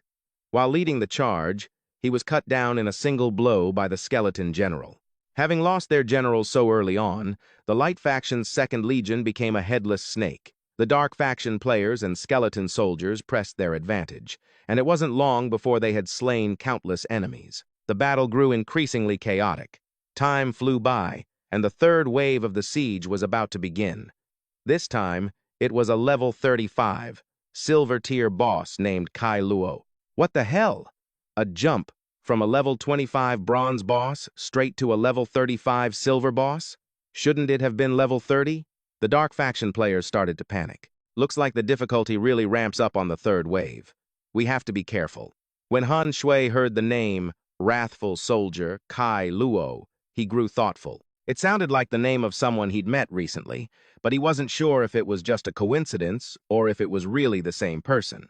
The answer was revealed soon enough. The moment Kai Luo appeared, he bellowed Han Shui's name, demanding he get his ass out there to settle a score. Son of a bitch, it really was him. This was the guy from the starter village to whom Han Shui still owed 2 gold coins. Money really is the ultimate motivator. No wonder he was fighting so fiercely. He was here to collect a debt. Even the skeleton general was taken down in a single blow. Then again, a level 25 boss is no match for a level 35 one. So that was understandable. Since this was the third wave, Han Shui could finally leave the city walls. This debt with Kai Luo was something he had to settle himself. Before Han Shui left, Daniel couldn't help but remind him. Listen carefully. Your objective is to protect yourself. Don't let your killer instinct cloud your judgment. I will, Master, Han Shui replied, then immediately leaped down from the high wall. The system instantly broadcast an announcement to all players. Attention, adventurers. The level 28 silver-tier boss, Dark Ruler Han Shui, will now appear in the third defense wave. The moment the name Han Shui appeared, the players of the righteous faction were in an uproar. Every last one of them wanted to be the one to take him down for the massive reward. Meanwhile, the system required Han Shui to survive for at least 20 minutes before he could return to Daniel's side. It seemed the system had no intention of letting him off easy. The crowd began to launch their attacks on Han Shui, but compared to him, they were far too slow. Seeing that one-on-one fights were useless, they began to surround him. From the moment Han Shui appeared, the players had only one objective. It wasn't just the light faction players who wanted to kill him. Even those who had joined the dark faction were after his head, because as long as they were the one to defeat Han Shui, they would receive the reward regardless of whether the light or dark faction ultimately won. So that's how it is. You even planted spies in the dark faction just to deal with me. If there was one thing Han Shui hated, it was deception. He would show no mercy to these traitors pretending to be on his side. In the blink of an eye, the number of adventurers surrounding Han Shui swelled to 5,000. Because of this, both his toughness and his HP were boosted by 100%. Then, that number grew to 8,000. The system immediately boosted his health and toughness by 200%. His health pool now exceeded 150,000 HP. It seemed the system adjusted the boss's HP based on the number of players engaged, and Han Shui had to hold out for at least 20 minutes. With a unified roar, all the players charged madly toward him. As for Han Shui, he was thoroughly enjoying this moment of carnage. Every swing of his sword took the life of an adventurer. Seeing their comrades get insta-killed like that, the other players grew hesitant. What kind of damage is this? Holy crap, has Han Shui turned into a real boss? The top 10 players on the leaderboard are all checking his stats. His attack power is a whopping 1,300. Those aren't the stats of a normal level 28 player. The more Han Shui fought, the more fired up he got. He loved seeing the notifications for his leaderboard points rack up. Fighting these trash players was getting boring anyway. What Han Shui had been waiting for had finally arrived. Kaila's first strike cost him 5,000 health. Even though this guy was just an NPC, his damage was no joke. Han Shui, you still remember me, don't you? Of course I do. The big idiot from the starting village. It still pisses me off thinking about it. When Han Shui first arrived, he tricked Kaila into believing he was the only adventurer. As a result, the village was flooded with adventurers, and the price of a single set of starter gear shot up to 1,000 gold. So today, he wanted to take his head to compensate for that loss. Seeing how unreasonably furious his opponent was, Han Shui laughed. Didn't we make a deal for 2 gold coins in the beginning? If you want, I can pay you right now. but acting like this is just forcing my hand. So if my hand slips and I end up skewering you, don't blame me. While Han Shui and Kai La were arguing, the other players took the opportunity to launch a sneak attack. But unlike with that silver-tier boss, their full-power attacks only dealt 1 or 2 points of damage at most. Some couldn't even penetrate Han Shui's defense to deal any damage. His health bar was still pretty much full, so these sneak attacks only served to piss him off. How cute. A sneak attack? In that case, I won't be holding back anymore. Enraged by Han Shui's blatant mockery, Kai La activated a high-level sword skill and aimed it at him. Han Shui didn't back down. The two fought fiercely, dealing roughly equal damage to each other. They were trading blows, hit for hit, and the other players couldn't even get close.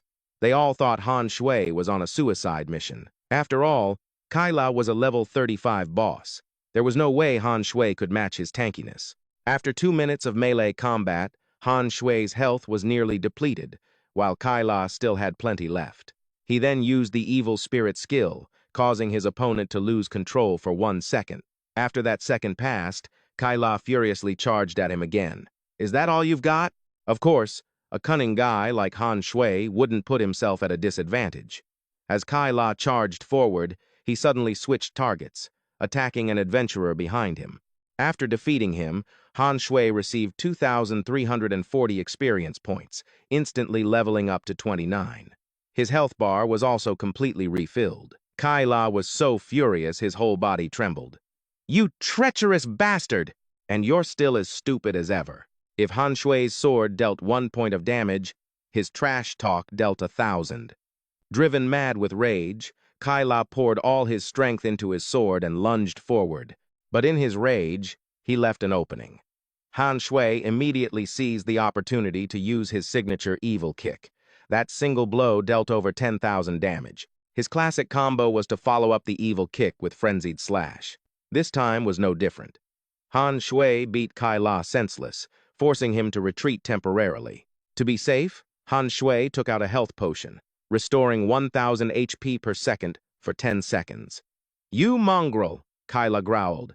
Today, you will pay for everything you've done. Han Shui felt like the guy was putting his entire life force into that curse. He's entered a berserk state now. This buff skill isn't half bad. He gained a 20% attack boost and a 25% speed boost, lasting for 1 minute. But even so, Han Shui wasn't too worried. He raised his sword, summoning his skeleton soldiers to return and protect him. Obeying his command, the skeletons immediately returned. The other players could only stand there dumbfounded, watching everything unfold as if they weren't even part of the game. You can do that? This game is completely shattering my perception of reality. Han Shui summoned the skeleton soldiers so they could activate their group skill, Iron Fortress, creating a solid barrier in front of him. This boosted their defensive power by 100%. Now, all Han Shui had to do was wait for Kai La's 1-minute berserk state to end. After that, finishing him off would be as easy as slaughtering a lamb. Kai La had more than enough strength, but he lacked intelligence. The only thing he could do was frantically unleash his power through his attacks. But Han Shui had already calculated that even with the berserk buff, his power couldn't break through the Iron Fortress in 1 minute. Seeing that fighting alone was getting him nowhere, Kai La finally decided to use his brain a little. He tried to rally his allied players, telling them that if they just used their superior numbers to take down Han Shui, victory would be within their grasp. But what he didn't expect was that after witnessing Han Shui's power firsthand, these players were already wavering. If they actually managed to defeat him, it would be a legendary achievement. But defeating him wouldn't be easy, and they feared he'd hold a grudge if they failed. While they hesitated, 30 seconds of Kai La's berserk state passed. With no one helping him, he decided to try and break through alone. His strength with the berserk buff was indeed incredible, but the Iron Fortress created by the skeleton soldiers was no easy thing to break. In the blink of an eye, another 10 seconds passed as Kai La continued his desperate assault. Another 10 seconds passed with him giving it his all. Finally, in the last few seconds of his berserk state, Kai La broke through. But just as he reached Han Shui, the buff wore off. With a loud thud, Kai La had delivered himself right to the wolf's doorstep. Using his opponent's forward momentum, Han Shui once again unleashed the evil kick, followed by the frenzied slash. By now, Kai La's health bar was almost empty. He hurriedly begged for mercy. "Big brother Han Shui, spare me. Let's clear up this misunderstanding. Clear up my ass." Han Shui unleashed the final killing blow, and with that, Kai La was sent to his grave. Han Shui received 500 accumulation points, 2,000 reputation points, and 300,000 experience points. He quickly jumped to the #1 spot on the leaderboard. The other players could only gawk at the scene in disbelief. They never thought Han Shui could take down a level 35 boss so easily. Kaila's equipment dropped, but no one dared to try and loot it. Han Shui quickly collected all the equipment. It had only been 7 minutes since he'd arrived at the city. In the remaining 13 minutes, he could farm some more experience and ranking points. Daniel watched the battle without missing a second. The more he watched, the prouder he became of his rogue student. Daniel was certain that by the time he was resurrected, Han Shui would have already become a renowned powerhouse on the Tianhang continent. Suddenly, a plume of black smoke appeared on the distant horizon. Daniel's cheerful expression immediately darkened. "Brandy, you're like a persistent ghost that just won't go away." 4 minutes later, the players below the city gave up, resisting, and started trying to flee. It felt less like a battle, and more like Han Shui's personal farming ground for experience points. That is, until a majestic-looking, blonde-haired young man appeared, walking against the crowd. "Han Shui, your head is mine." Han Shui could sense this guy was a pro player. His ID was Chufeng Wutong, a level 25 Crimson Flame swordsman. Notably, this was also a hidden class. Han Shui was puzzled. Having a hidden class in this game already put you on your own unique path to success. So why would Chufeng Wutong come here to cause him trouble? The reason Chufeng Wutong sought him out was a rumor he'd heard. It said that if a player with a hidden class gives up their own, they are compensated with other equivalent rewards. In other words, if he defeated Han Shui, he would not only acquire his hidden class but also receive compensation for his own. Besides, he was intrigued by Han Shui's power and wanted to test his skills against him. The most important thing was that his SS-Rank talent made the guy burn with jealousy, so he was just looking for an excuse to pick a fight. "Oh, so that's how it is." Han Shui nodded. Thu Fong No Dong seemed like an impatient guy. Otherwise, he wouldn't have immediately used a skill like Crimson Flame's Wrath the moment he saw Han Shui.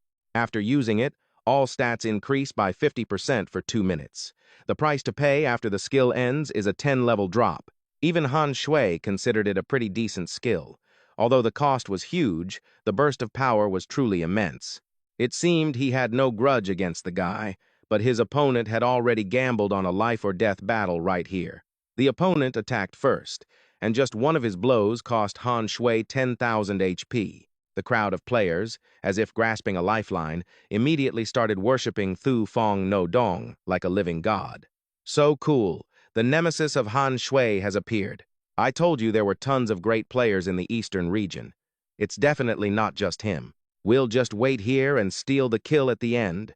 Han Shui couldn't care less about what outsiders were saying. Thu Fong No Dong hit him once, so he had to return the favor. As usual, Han Shui started with his vicious kick. The guy lost over 8,000 HP and was stunned for 2 seconds. To mitigate the damage, he immediately activated the Flame God's protection skill to increase his defense by 30% for 5 seconds. As expected, Han Shui followed up with Frenzied Slash. After the onslaught ended, Thu Fong No Dong was left with only 23 HP. This wasn't because Han Shui was too strong, but because his opponent's HP was paper-thin. Thu Fong No Dong realized he had been too arrogant. He was no match for him at all, so he used his last bit of strength to try and escape. A nice dream, but unfortunately for him, it didn't happen. Han Shui had already used Grasp of the Undead in time to lock his opponent in place for 1 second. "Damn it again!" Thu Fong No Dong screamed. "How do you have so many control skills? Tien Vu Ki Hoa, if you don't come help me, I'm really gonna die." So, he had backup after all. A beam of light shot from a distance, hitting Thu Fong No Dong's body directly. His health was instantly restored to full.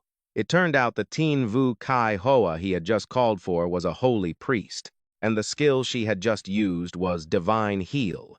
which could bring someone back from the brink of death in an instant. However, after being used, it would be on cooldown for a full 7 days. Han Shui fell silent. It seemed this Thien Vu Ki Hoa also had a hidden class. With his health full, Thu Fong No Dong's confidence returned instantly. Han Shui, let's go again. I've got a dozen healers supporting me. Try and take me down if you've got the guts. Wrong. You should be saying, try and drain my 140,000 HP in 2 minutes if you've got the guts. Han Shui mimicked his opponent's tone to mock him. Embarrassed and enraged, Thu Fong No Dong attacked again. Daniel was very pleased with his disciple's performance. He had been down in the city for over 10 minutes, but hadn't once let his emotions get the better of his judgment. It was the same now. All he had to do was wait for the guy's Crimson Flame's wrath to end, and he could easily take him down. Just as Daniel predicted, Thu Fong No Dong couldn't defeat Han Shui within 2 minutes, and instead, his own level dropped to 15. Han Shui didn't want to waste time on these small fries. He directly took down the adventurous duo. Hidden class or not, I'll send you all packing, and the experience he gained from them helped him reach level 30. Although the process of leveling up by farming players went smoothly, Han Shui was a bit tired, 2 hidden classes appearing at once. It seemed there were truly many experts among the players in the eastern region. 20 minutes had passed, and theoretically, Han Shui could return to the city. But the unexpected happened. The 4th and 5th city sieges were merged into one and would begin in 1 minute. This time, it was led by the level 50 gold rank boss, Jennifer, and the level 80 dark gold rank boss, Brandy. The players were stunned. Holy shit, why is there a level 80 boss? That's way beyond any player's level here. Is this a place a level 10 noob like me should be? Are you stupid? Obviously, the next step is to follow the storyline. The activities for basic players are over. That's right. According to the plot, the side of justice always has the advantage. With Brandy appearing like this, it seems the Dark City is fated to fall. Seeing this, Daniel immediately panicked. Han Shui, get back here. You absolutely cannot participate in the next battle. By now, Han Shui had already climbed to the 1st position in the city defense rankings. He was a whole 10,000 points ahead of the person in 2nd place. His position was incredibly solid, so Han Shui had no intention of taking risks and immediately turned to run back to the city. But his escape route was blocked by someone named Vo Tam Tui Mien, who was also the one in 2nd place on the city defense rankings. Everything is as I predicted. For a current player to take you down by normal means is as hard as climbing to the heavens. If he officially entered the next siege wave, Han Shui wouldn't be able to retreat. He immediately became anxious. Get out of my way if you don't want to die. What's the rush? Vo Tam Tu Mien pulled a forbidden spell scroll from his bag. Let's see how arrogant you can be now. Han Shui's expression immediately darkened. Even Brandy couldn't withstand the momentary power of this item. He didn't know how Vo Tam Tui Min got his hands on it, but it was clear he also knew how terrifyingly powerful it was. After the scroll was torn, it created the 9 Heavens Divine Thunder, dealing 2 million points of fixed damage to everything within a 500-meter radius of his position. When the Divine Thunder struck, no player within that range could avoid it. Even Han Shui couldn't escape being hit. Sorry, but the one and only hidden class will belong to me. Vo Tam Tui Min threw his head back and laughed. He thought Han Shui was a goner for sure, but unexpectedly, the tough-as-nails Daniel appeared just in time, taking the Divine Thunder to save his disciple. Besides, he couldn't just stand by and watch that bastard attack all the adventurers who were protecting the Dark City. Seeing Daniel standing tall in front of Han Shui, Vo Tam Tui Min was so shocked he was speechless. Everyone knew how powerful that scroll was and how much it was worth. He had resorted to this desperate measure to eliminate Han Shui and seize the unique hidden class. But he was foiled midway by an NPC like Daniel.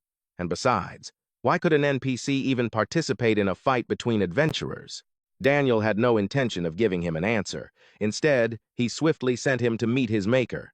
Han Shui hadn't expected his master to go to such lengths. After all, if he had really been hit by the Divine Thunder, the Broken Moon Shard could have saved his life once. Daniel seemed very calm, even after being severely injured. He said that his own life was nearing its end, so taking a few hits for him was no big deal. but the broken moon shard was a precious item that shouldn't be wasted in this situation. Just as Daniel finished speaking, an intermittent cough sounded nearby. The expressions of the master and disciple changed instantly, as they both recognized who the cough belonged to. Who else could it be but that troublesome old geezer, Brandy? What a touching scene between a master and his disciple. Old grudges and new hatred. Today, I'll make you pay for everything. Han Shui didn't know how this old man had dropped from a spirit rank boss to a dark gold rank, but just like last time, besides his name, he couldn't see any other information. But even so, Han Shui could still feel an unimaginable gap between his own strength and the old man's. The undead knight Cain had also joined the battle by now. He told Han Shui to hide somewhere safe. He and Daniel would handle things here. Daniel's wish was no different from Cain's. At that moment, Han Shui felt that the dark faction had more camaraderie than the light faction, and so he decided not to run away. Master, you take Brandy. Cain, you and I will deal with that old hag. Han Shui seemed to have really pissed Daniel off. He just wanted him to hide in the safe zone in the city and wait for this attack wave to pass. His master's wish had even turned into a quest, but he flatly refused. Han Shu felt that Brandy was always targeting them from the shadows. If he left now and Daniel was defeated, then Brandy would just keep hounding them in the future.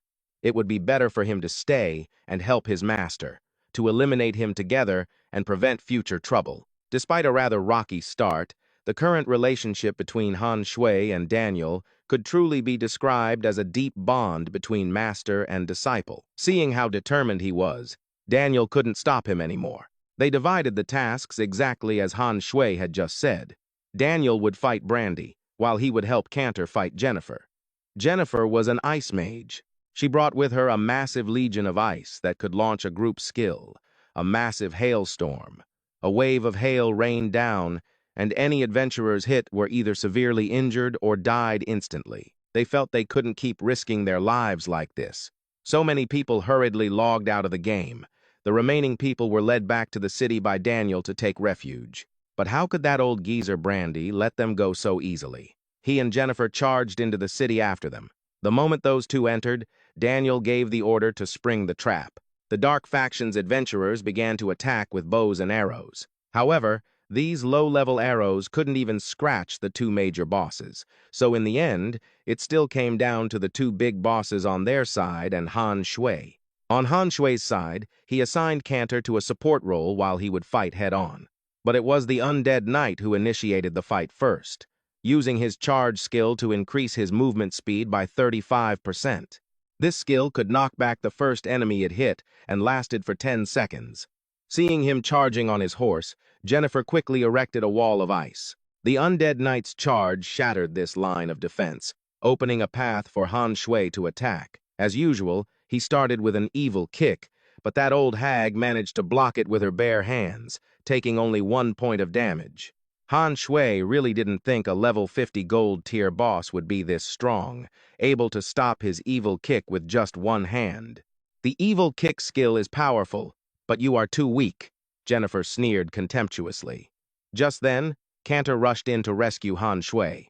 But the problem was, he was only a level 40 boss. No match for this old hag at all. Just a level 50 ice mage possessed such terrifying strength. He truly felt that he was on the verge of defeat. You think you can control me with just you and Cantor?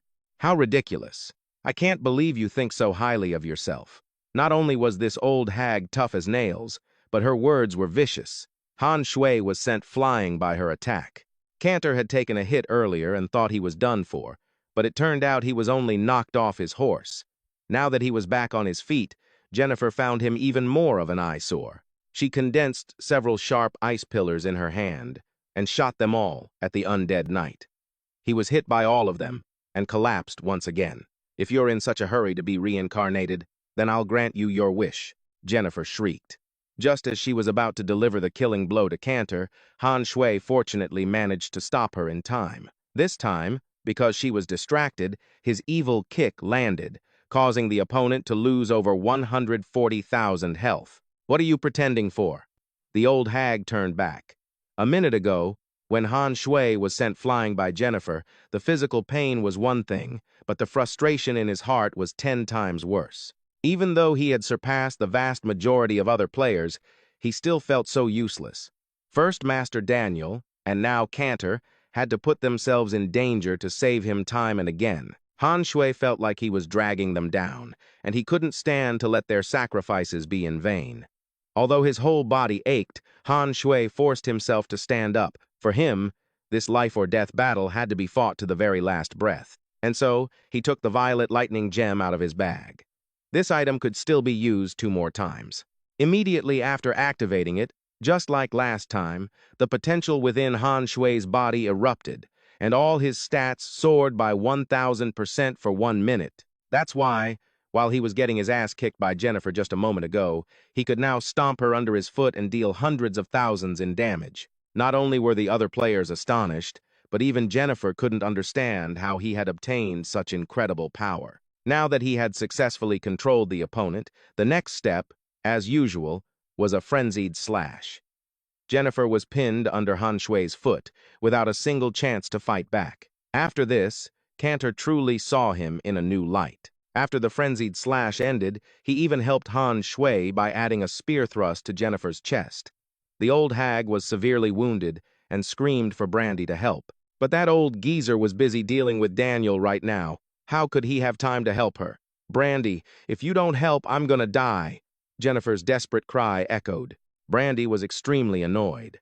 In his eyes, Han Shui was just a weak-ass little brat, yet he had managed to push a level 50 boss to this extent. He could no longer stand by and watch. He raised his scepter, creating a giant solar storm that swept straight toward Han Shui. To avoid this attack, he was forced to temporarily release Jennifer. The moment she was freed, she tried to flee, but she had only taken 2 steps before being caught by Han Shui's grasp of the undead. He used their own tactic against them, binding Jennifer right in the path of Brandy's attack. "Brandy, thanks for helping me kill this old hag." The spell had already been cast, and Brandy couldn't take it back. Neither of them thought Han Shui would be able to exploit this. Jennifer could only watch helplessly as she was struck by her own ally's attack. After being hit, she was left with only a sliver of health. Han Shui was able to finish her off with a single blow. This was the first time a player had defeated a gold-tier boss, so the rewards were plentiful. Besides the usual experience and attribute points, Han Shui also received a rare skill book, Copper Assassin's Eye, and leveled up to level 33. As before, Han Shui allowed the system to broadcast his achievement to the entire server. The other players seemed to have gotten used to this, so they weren't too surprised anymore. Instead, they were more focused on the item he had just used. Many people were even willing to pay a high price to buy the item that had helped him turn the tables. Han Shui couldn't be bothered with them. He quickly picked up all the equipment dropped by the boss and put it in his inventory, planning to check it all after the siege battle was over. For now, only Brandy remained, but he was also the most difficult boss to deal with. After Jennifer was defeated, Brandy's rage soared even higher. He activated the skill Flame Shield, creating a protective barrier equivalent to 25% of his remaining health, capable of withstanding all forms of physical attack. Han Shui's violet lightning gem still had 17 seconds left on its effect, and he wanted to use that time to deal as much damage as possible to lighten Daniel's burden. But unfortunately, all of Han Shui's attacks were blocked by the flame shield. "Get back. You're no match for him," Daniel said, panting heavily. He looked completely battered. "Mentor, are you okay?" Daniel chugged a recovery potion and replied, "Yeah, I can barely hang on." On one side was Daniel, hanging on by a thread, and on the other was the monster Brandy, burning with rage. He seemed tireless, unleashing another skill, Raging Sea of Flames. Every second, it dealt damage to all enemies within a 100-meter radius based on 10% of his own attack power, while also reducing their movement speed by 10%. This skill could last for a full 2 minutes. The skeleton soldiers and low-level players caught in this sea of fire were instantly wiped out. Even Han Shui couldn't avoid his HP, dropping every second. He was losing 1,585 health per second. This meant Brandy's attack power was somewhere over 15,000 points. The violet lightning gem had also worn off by now, and even if it hadn't, with that terrifying attack power, Han Shui wouldn't have been able to hurt him anyway. Daniel was extremely anxious seeing his disciple being burned. "Leave this to me. You and Cantor get out of the sea of flames. I want to find an opening from the outside." Han Shui stubbornly refused. Before Daniel could reply, Brandy roared, "You just love putting on this touching master-disciple act in front of me, don't you?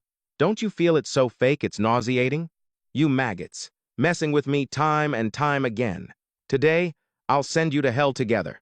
As he spoke, Brandy unleashed a killing move aimed straight at Han Shui. At this speed, dodging was impossible, but Cantor suddenly jumped out of nowhere and took the hit for him. He absorbed the full force of the attack, and his entire body was instantly engulfed in flames. Daniel screamed his name in agony, but Can just looked at Han Shui, using the last of his strength to speak his final words. "Kid, you're the one who will inherit the light of the eternal world. You can't die here." Can's trembling voice signaled that his end was near. Han Shui was stunned and heartbroken, but Daniel gave him no time to grieve, grabbing him by the shirt and dragging him away. The two of them temporarily escaped the sea of flames, but Brandy was in hot pursuit right behind them. Even if the master and apprentice joined forces, they'd have a hard time fighting this crafty old man. Brandy attacked relentlessly, as if his stamina was endless. And Daniel could barely block those attacks, let alone fight back. What's more, he grew much weaker after every block. Brandy seemed to realize this. But more than that, he even knew the root cause of Daniel's condition. "Perhaps if you weren't being corroded by that curse, you might have been able to fight me on even ground for a little longer. But now, go to hell." Han Shui was thrown back by the aftershock of Daniel and Brandy's powers clashing. His whole body felt as heavy as lead, and an unprecedented sense of helplessness washed over him. Han Shui didn't want to give up like this. He desperately rummaged through his inventory, looking for a useful item. His eyes lit up when he saw an unopened S-Rank skill book, Eye of Slaughter.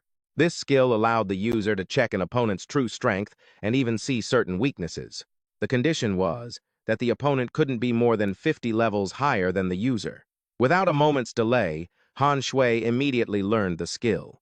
Brandy was 47 levels above him, just barely meeting the condition to activate it. Thanks to the Eye of Slaughter, all of the old man's hidden information was displayed before him. His stats were truly absurd, with his health reaching 10 million and his maximum attack hitting 16,200.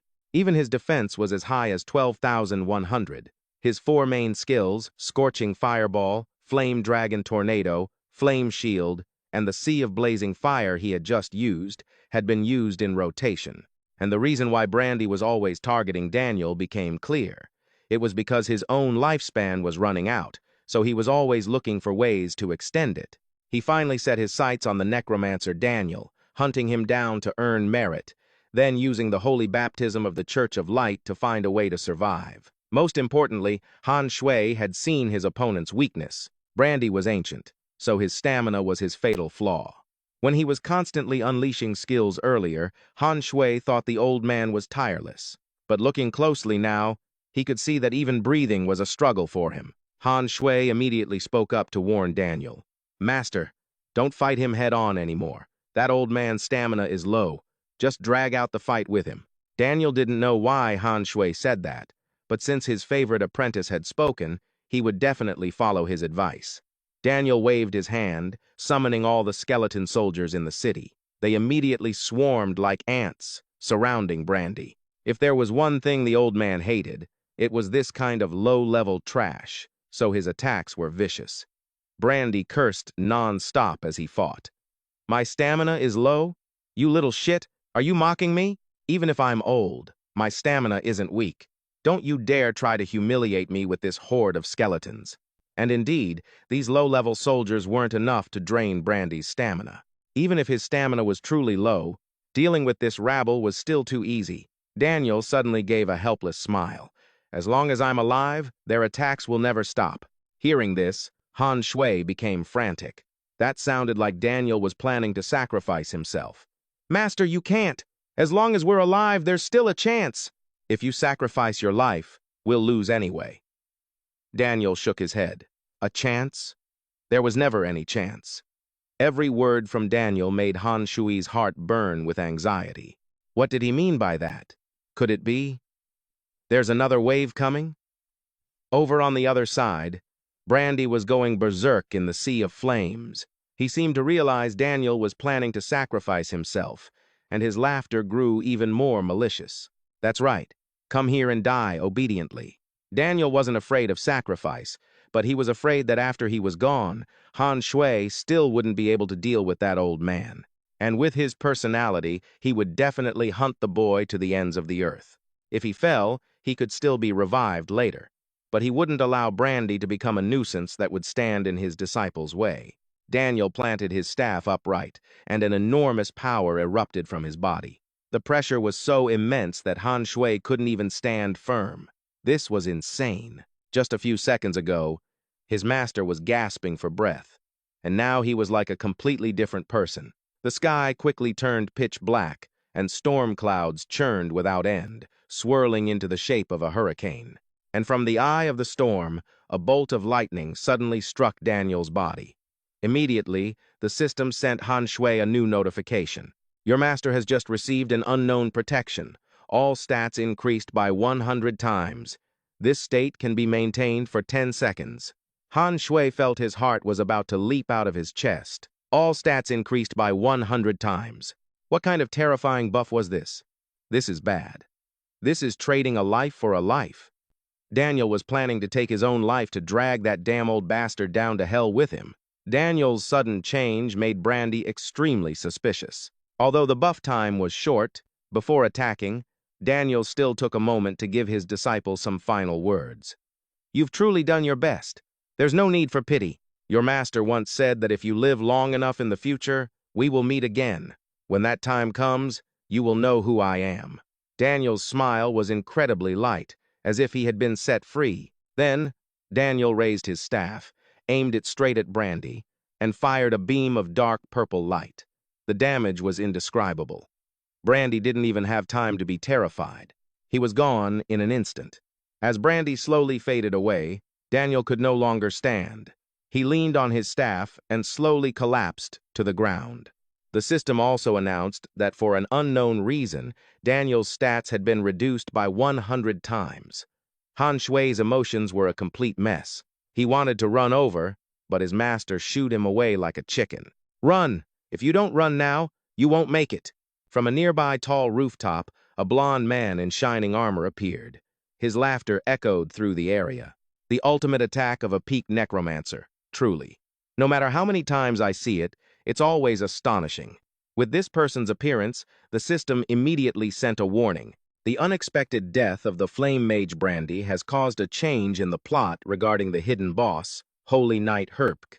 Han Shui raised his guard and immediately used the Eye of Slaughter, but unfortunately, even with this skill, he couldn't see any of the opponent's information. That meant that compared to Brandy, this Herpk's power was terrifyingly greater. From his high perch, Herpk looked down at Han Shui and Daniel with an expression that was both contemptuous and mocking. A dark swordsman plus a necromancer. Looks like I'm about to hit the jackpot. Daniel gritted his teeth and stared at the man before him. The Church of Light. Everyone knows what you're planning, by collecting the remains of necromancers. In the future, you will surely face a great disaster. That's not something you need to worry about. Herbeck was still smiling brightly, a smile full of smug satisfaction. A golden spear appeared in his hand. I thought Herb would deal with Daniel first, but the spearhead was aimed straight at Han Shui. He was giving him one last act of mercy before sending him off, the chance to leave some last words. But Han Shui was frozen in fear. What the hell kind of last words could he even think of? Seeing his opponent remain silent, Herbeck lost all his patience. If you have no last words, then just go to hell. He swung his spear ferociously, but before it could reach Han Shui, it was stopped by a sword. I thought it was someone coming to the rescue, but it turned out to be a familiar face. The necromancer swordsman, Saren, who always hid in the swamp, had finally appeared. Herbeck was completely stunned that his attack had been blocked so easily, because ordinary undead swordsmen couldn't possibly reach his level of strength. Saren didn't answer, simply grabbing Jiang Han by the waist and carrying him off like a hawk snatching a chicken. The two vanished into the night, leaving Herb completely helpless. Daniel could finally breathe a sigh of relief. His body was fading away, but his consciousness remained incredibly firm. Daniel believed that by the next time they met, his rebellious disciple would have already made a name for himself across the entire Eternal Continent. Daniel vanished completely, leaving behind only a purple-black gem. Herb picked it up and ordered his soldiers to increase the bounty on the darkest swordsman, Jiang Han. The fifth siege ended as the sun cast its first rays of light. Because the Dark faction had successfully defended the city, the accumulated rewards were doubled. The players of the Dark faction were all holed up inside the city. They had recorded the entire battle that just took place, because this kind of plot was a true roller coaster. Even the plot twists in K-dramas have nothing on this. Facing such powerful bosses, Jiang Han still came out unscathed. And on top of that, the bounty on his head had increased even more. After uploading the clips to various platforms, they quickly logged out. If they lingered any longer, they'd surely be slaughtered by the players from the Light faction. Saren took Jiang Han back to the Phantom Swamp. In the letter he had brought him before, Daniel had said that he hoped Saren would save Jiang Han's life at the most critical moment. Therefore, ever since the battle began, he had been hiding in the gloomy castle, waiting for the right time to act. Hearing this, Jiang Han was more confused than grateful. Then why didn't you save Daniel too? Saren let out a long sigh and explained. Daniel had activated the Heavenly Oath. It's the final move of a necromancer. After using it, he could no longer move and had entered a countdown to his death. Moreover, a necromancer like Daniel is very important to the Church of Light. So if Saren had taken both Jiang Han and Daniel, they would have definitely been hunted down by Herb. At that point, Saren wouldn't be able to protect Jiang Han, and he himself would be dragged into this mess. He could barely handle Herb, but there were actually other powerful experts from the Light faction hiding nearby. Jiang Han was shocked. He thought Herb was already the top dog, but he never expected the Light faction to have other experts stationed there as well. It seems Master Daniel's identity is truly profound and mysterious for the Light faction to set up such a complex formation. From this day on, I will be your new master.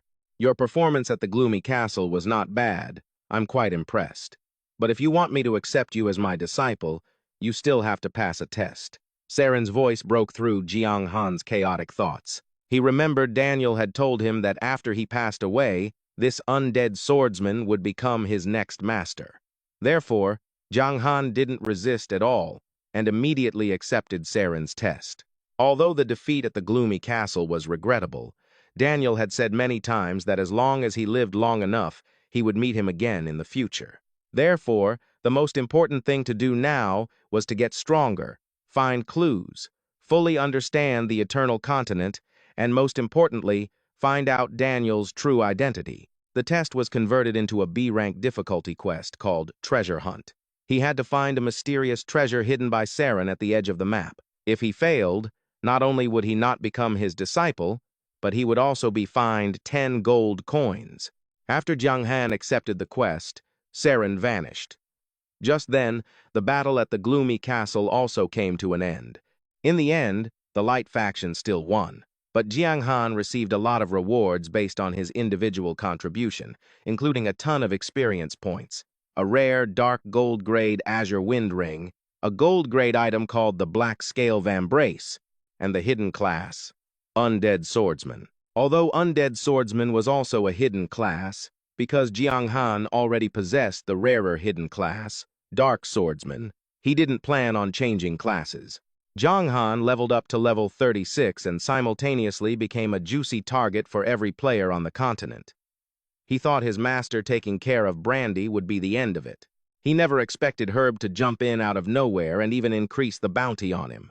The system announced to all players that whoever captured him would receive a unique hidden class and an S-rank rare skill as a reward. So now, everyone and their mother was fired up, treating Jiang Han as a common enemy to be hunted down. Jiang Han hated this kind of trouble the most. He swore that the next time he saw Herb, he would beat him to a pulp. Before starting Saren's quest, Jiang Han took the opportunity to check the equipment that had dropped from the boss he had just looted. First was Kaila's gear, all of it silver grade. Among them, the boots were better than what he currently had equipped. Gyang Han immediately swapped them for his current pair. Next, he checked the dark gold grade Azure Wind Ring, a reward from the city defense quest. Besides increasing his attack and health, it also came with a special skill, Azure Wind's Protection. This skill allowed him to summon the wind element to negate 20% of the damage from the next attack. The cooldown was 5 minutes. This was clearly a top-tier piece of equipment, a perfect replacement for the Ring of the Undead. After that, the Black Scale Vambrace was also much better than the one he was currently using. After equipping all these new items, Jiang Han's strength had increased significantly. Having completed a series of important quests, his Master of Darkness title had also been slightly enhanced. It now increased his final health value by 200%. Jiang Han felt absurdly strong and a little happy, but he knew this power was still nothing compared to the high-level NPCs in the game, so he couldn't celebrate too early. As for the Undead Swordsman class, since it wasn't as strong as the Dark Swordsman, Jiang Han rejected it without a second thought. Giving up a hidden class would grant corresponding rewards. The system allowed him to choose between a skill or a piece of equipment in exchange. But Jiang Han felt that equipment would sooner or later be upgraded and would eventually become obsolete. A skill, however, would stay with him forever. Besides, Undead Swordsman was a hidden class, so it would surely be exchanged for a decent skill. And sure enough, Jiang Han received an S-rank skill called Domain of War. Its effect was that within a 50-meter radius, the attack power of enemies would be reduced based on the distance between them. The duration was 3 minutes, with a 5-minute cooldown. All preparations were complete. It was now time to carry out the mission Saren had given him. Following the location on the map, Jiang Han found a volcano. This was another map called the Lava Mountain Range. Just one look and Jiang Han could tell this place seemed dangerous. Moreover, the treasure was located right at the summit. Jiang Han quickly faced his first challenge, a level 38 lava golem. Its defense was stronger than its attack, so it wasn't a huge threat to him.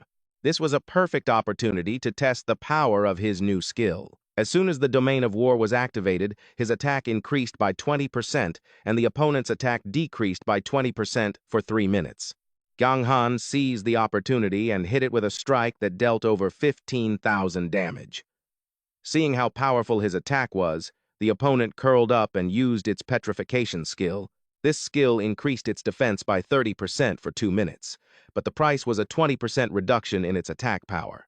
Jiang Han found it hilarious. This monster seemed a bit stupid. Using this skill was no different from just standing there to take a beating. Even if its defense really did increase, with his current power, he could completely pierce through that defense. Sure enough, less than a minute later, the lava golem was finished off by Jiang Han, yielding 2,500 experience points.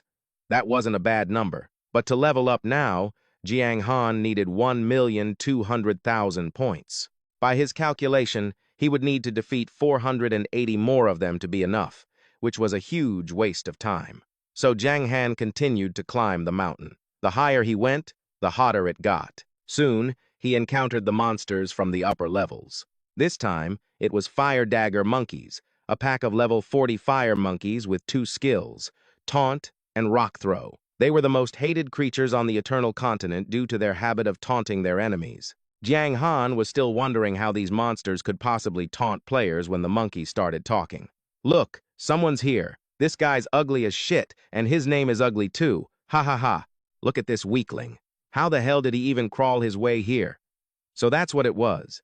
Getting trash-talked by a bunch of monkeys doesn't feel good at all. Even though he knew this was the enemy's ability, Han Shui was still fuming. He immediately launched himself forward. "You stupid monkeys, you're gonna die here today." Han Shui proceeded to use the Domain of War to initiate the battle. This time, his attack power was still increased by 20%, but the pack of sharp-beaked fire apes only had their attack power reduced by 16%. These monkeys are a real pain, not because their attack is too high, but because they're so damn agile. But their little tricks were barely enough to scratch an itch for Han Shui. He took care of the whole pack of 5 in an instant. Han Shui left one of them alive, threatening it that if it wanted to live, it had to lead him to the rest of its kind. The monkey, fearing for its life, immediately agreed to take him back to its den. While following it, Han Shui suddenly saw another system notification. Luckily, it wasn't bad news. It was just that, as of now, over 100,000 people on the entire server had awakened their talents. Therefore, the system had opened a talent-level ranking list for these players. Han Shui opened it curiously. As expected, his SS-Rank talent was ranked first. Looking at the entire ranking board and seeing he was the only one with an SS-Rank talent. Man, this feels good. Meanwhile, that stupid monkey had led Han Shui to its comrades. The moment they saw him, they opened their mouths to taunt him. "Hey everyone, get a load of this guy." Han Shui didn't even let it finish its sentence before chopping its head clean off. After that, he turned back to the other monkey. "Keep going. Lead me to all of your kind." At that rate, it wasn't long before the sharp-beaked fire ape tribe on this volcano was almost completely wiped out by him. This event forced their king to show himself. The sharp-beaked fire ape king was a level 42 gold rank boss with up to 2 million HP, and both its attack and defense were quite high. Gold rank bosses like this were a real problem for Han Shui. In terms of attack, he was solid, but in terms of defense and health points, he was still quite a bit weaker than them. The reason Han Shui could defeat the gold rank boss Jennifer back in the gloomy citadel was because of the burst attribute from the violet lightning gemstone. But now, he couldn't use the final charge of the gemstone again. That would be too wasteful. The stupid monkey that had been forced to lead the way saw its king appear and acted as if it had found its savior. It immediately shrieked, "Great king! That's the brat who's been causing trouble for us!" Han Shui turned and silenced it with a single slash that sent its head flying. The act of slaughtering one of its tribe members right in front of the sharp-beaked fire ape king triggered its rage. Han Shui tried to calm down. First, he'd just try fighting it to see how it went. If he was pushed into a corner, he'd have to rely on the violet lightning gemstone. The sharp-beaked fire ape king leaped down from above, creating a terrifying shockwave. The moment it landed, Han Shui lunged forward and used Evil Kick, making it lose 16,570 health. However, the suppression effect he inflicted on the opponent only lasted for half a second. "Is that all you've got, you insect?" The sharp-beaked fire ape king spoke while looking at Han Shui with a mocking gaze. It was activating its special skill, Ultimate Taunt, on him. Unlike those other riff-raff monkeys, their taunt skill only infuriated the opponent, but the Ape King's skill reduced the opponent's attack value by 5%. The power of words had been materialized. But according to the system, Han Shui himself could also fight back with words to reduce his disadvantage. Han Shui rarely ever trash-talked, but if the rules of engagement were this weird, he didn't mind giving it a try. "Wow, you're so strong. I'm sure that under your protection, those sharp-beaked monkeys will definitely be safe and live to be 100, right?" Now that was just savage. Han Shui had just wiped out its entire tribe, and now he was rubbing salt in the wound. The sharp-beaked fire ape king was furious. This verbal attack from Han Shui reduced its defense by 10%. He seized this opportunity and rushed forward to land a slash. The opponent lost a fair amount of health, but still cackled. "Ha ha ha! Are you trying to scratch an itch for me? A hit that weak must be because of a weak kidney, right? Damn." He couldn't believe a mere monkey could be so vicious with its trash talk. It even dared to mock him for having a weak kidney. The system immediately registered this verbal attack, converting it into a 10% disadvantage to Han Shui's attack power. This wasn't a normal fight. It was clearly a trash-talking competition, and he definitely wasn't going to lose to that big oaf of a monkey. "You're as ugly as a demon. I bet no female monkey would ever agree to be with you, huh?" This time, he hit a sore spot. The sharp-beaked fire ape king was truly a 1,000-year-old single dog. This time, its defense was reduced by 20%, but because it was so enraged, both its attack power and attack speed increased by 10%. At this speed, I'll get hit even if I run. So Han Shui activated the skill Azure Wind Protection. The next attack he took would have its damage reduced by 30%, but this time, he was still hit, losing over 30,000 health. Even so, this amount was still within a tolerable range. "With that pathetic bit of strength, you call yourself a king? What a disgrace." Hurry up and crawl back home to your mommy's milk. Your words sound like a dog barking. I can't understand a thing you're saying. I'm telling you, with a face like yours, even a dog would shake its head in disgust. You bastard. When you can't win with words, you resort to insults? A beast is still a beast, after all. The two sides fought while frantically cursing at each other. At first it was tolerable, but then it devolved into very harsh language. After a few exchanges like this, the sharp-beaked fire ape king's defense was truly broken, and the damage it took increased by 300%. This was the moment Han Shui had been waiting for. If it had broken its own defense, then all he had to do was attack to finish things. He quickly landed a blow on the opponent, sending it straight to hell with its subjects. The rewards were the same as usual, experience points and reputation, but there was something more special. Han Shui received the hidden title King of Taunts for defeating the sharp-beaked Fire Ape King in this taunting battle, becoming the new king of the sharp-beaked Fire Ape tribe. When this title is equipped, Han Shui's words have the ability to increase the damage an opponent takes by 10%, or it could backfire if he angers the opponent too much, increasing their attack power by 10%. Although this title wasn't very practical, its insulting power was extremely strong, making it perfect for verbal spars. It's just that Han Shui still had to rely on his current title for its health buff, so he had no intention of changing it yet. After defeating the sharp-beaked Fire Ape King, he leveled up to level 37. This boss also dropped quite a few good items. First was a gold rank helmet, but it required level 40 to be used. Next was a fire dagger. Compared to Han Shui's current Cold Cloud sword, its stats were even better, but unfortunately, he was a dark swordsman, and using a sword was much more effective for him. Han Shui continued to climb. Due to the harsh environment, his health decreased by 10 points per second. Luckily, he had the talisman's ability to recover 0.5% of his health per second. Otherwise, it would have been difficult to reach the summit. Han Shui reached the mountain peak and saw a tree stump at the treasure's marked location.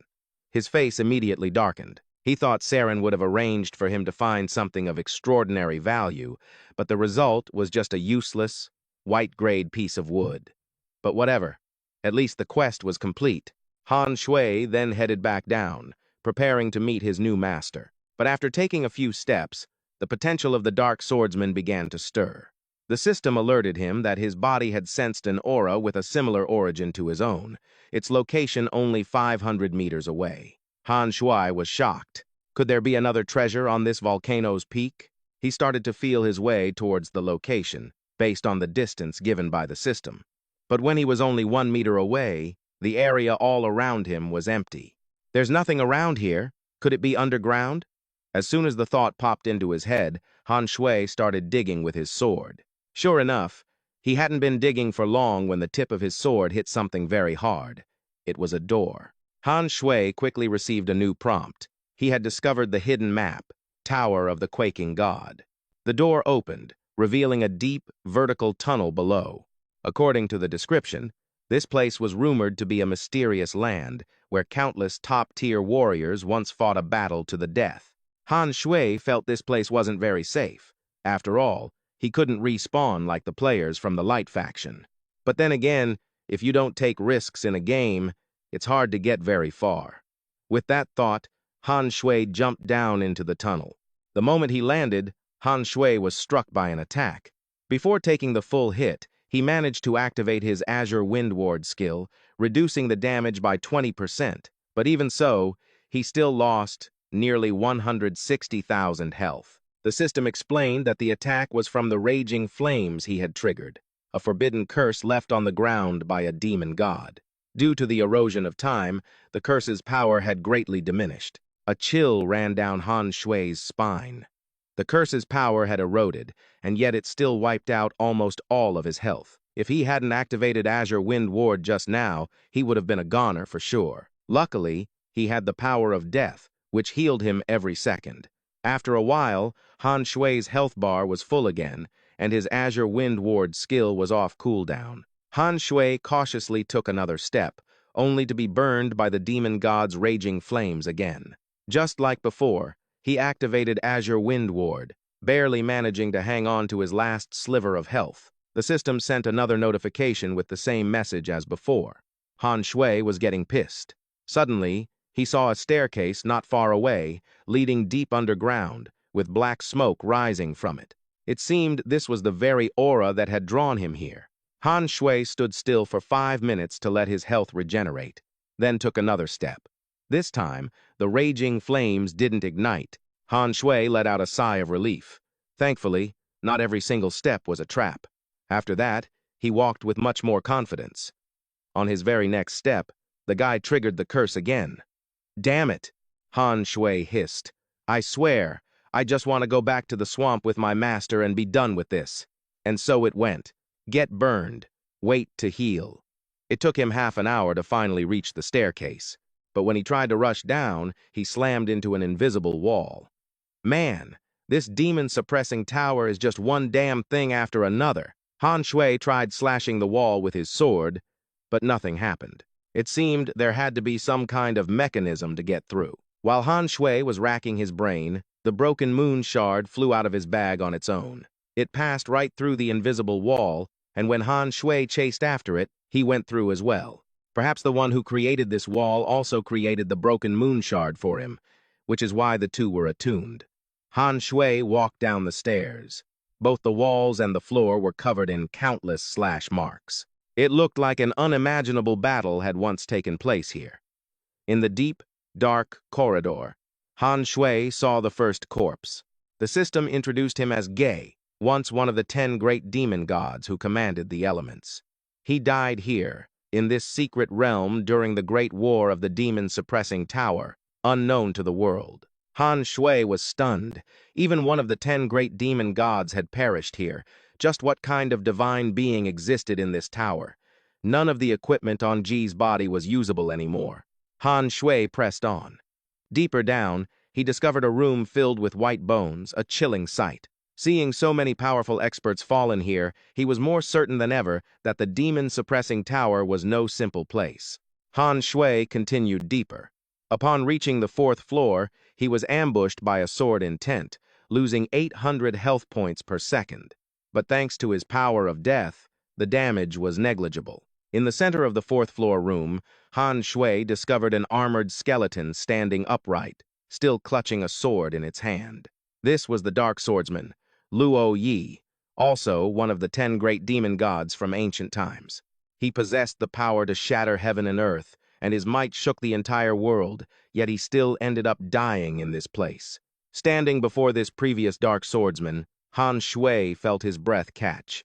It seemed the aura from the armor he wore was what had led him here. If this were a typical story, this armor set would belong to me, right? At that thought, he couldn't contain his excitement and reached out his hand. "Brother Luo Yi, may you rest in peace. I, your junior, will definitely make the name of the Dark Swordsman shine throughout the world."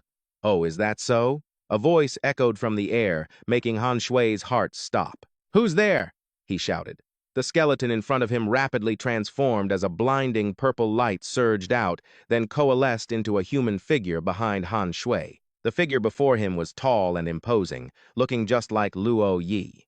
To be more precise, it was the remnant soul of Luo Yi, Han Shui's predecessor. He suddenly felt embarrassed by the words he had just spoken, like a thief caught red-handed by the homeowner. Luo Yi seemed to understand and spoke up. "I've been gone for a long time. I don't mind what you said. This armor has been with me through countless battles on the field. I can't just give it to you, unless you can defeat me in my youth." Han Shui knew the system wouldn't let him get anything for free. Another Luo Yi appeared before him. But this one wasn't a remnant soul. It was just an emotionless fighting machine. According to the system's conventions, he was a level 37, gold-tier boss. Luo Yi possessed 4 skills: Dark Sword Edge, Annihilation Sword Art, Power of Death, and Dark Reincarnation. As his opponent began to charge, Han Shui suddenly realized something wasn't right. Wait a minute. Dark Reincarnation is a skill only a level 50 Dark Swordsman can use. A level 37 shouldn't be able to use it. I wouldn't know. I'm just a remnant soul. My memories of my past life are quite hazy. Luo Yi's remnant soul replied languidly. Han Shui had a feeling he knew perfectly well and was just too lazy to answer. Meanwhile, the emotionless killing machine had already begun its attack. Han Shui activated his war domain. His attack power increased by 20% as usual, but Luo Yi's attack power was only reduced by 10%. Seeing this, Luo Yi clicked his tongue a few times. That's a pretty impressive trick you've got there. I wonder where you learned it. It's my innate talent. I figured it out on my own. Got it? On your own? You really think I'd believe that? Han Shui couldn't be bothered arguing with a remnant soul and focused on fighting the machine. He successfully used Vicious Stomp, dealing 26,546 damage to the Luo Yi boss and suppressing him for 1 minute. Han Shui comboed a few skills at once, then unleashed Frenzied Slaughter. From the sidelines, Luo Yi's remnant soul couldn't stop muttering his approval. Your combos are quite excellent. Your attack power is actually much stronger than mine was back in the day. I bet your talent is just as overpowered, isn't it? Luo Yi snapped his fingers. All right, that's enough messing around. Time to give you a bit more of a challenge. After the snap, the aura of the boss in front of him changed completely, as if it were a different person. While he was still stunned, Luo Yi slashed at him. Han Shui couldn't dodge in time and used Azure Wind Ward to block, but he still lost 33,430 health. This power was just too brutal. If it weren't for Azure Wind Ward, he probably would have lost half his health bar. Han Shui quickly drank a healing potion. For the next 10 seconds, he would recover 50,000 health per second. How's that? The path of the Dark Swordsman is 10,000 times harder than this. If you're all prepared, then let's ramp up the difficulty again. It's already this hard and it can get even harder. The moment Luo Yi finished speaking, he used the Dark Reincarnation skill, something that shouldn't be possible for a level 37. All of his stats simultaneously increased by 50%, and it would last for 5 minutes. After the skill ended, his level would drop by 10. Luo Yi was already very strong. A 50% stat boost was a true disaster. Before Han Shui could even react, his opponent accelerated and leaped up. He landed slightly to Han Shui's right, and without hesitation, Luo Yi unleashed a slash. That single slash easily took off a third of his health bar. Han Shui had no choice but to use another health potion, but that meant he had no time to counterattack. Before the potion could even take full effect, his opponent attacked again. This time, Han Shui was a little smarter. He leaped high into the air, dodging the lightning-fast slash, and used the momentum to land a vicious stomp on his opponent. After that, Han Shui used Nether Soul Slash to amplify the damage. The move was indeed effective. Luo Yi's speed had slowed a bit, but before he could recover, Jiang Han continued to bind him with Spirit's Malice and attack frantically.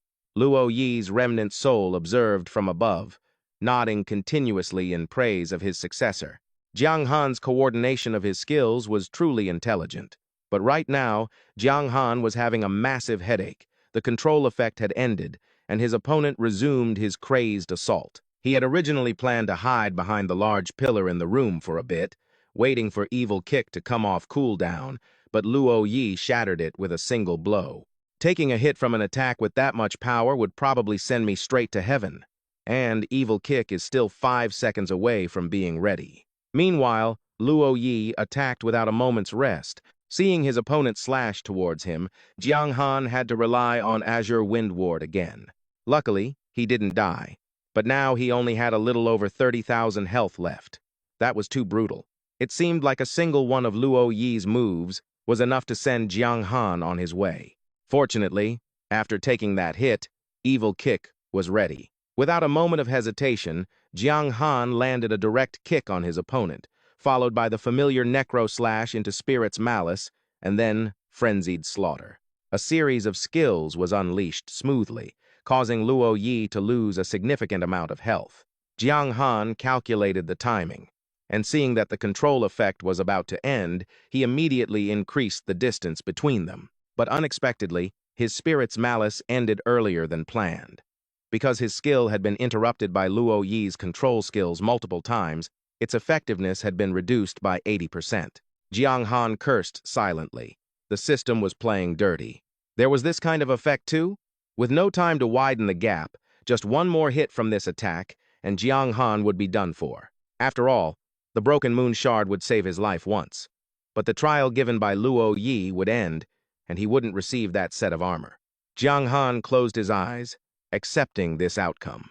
But surprisingly, after being hit, he was still alive, having only lost a little over 20,000 health. It turned out that the opponent's Dark Samsara duration had ended. With his attributes reduced, his attacks were naturally not as strong as before. Most importantly, Luo Yi's level had been reduced to 27, and his attributes had also dropped significantly. Jiang Han suddenly felt a surge of confidence. I've been taking a beating for 5 minutes, and I've finally been waiting for this moment. Now it's my turn to counterattack.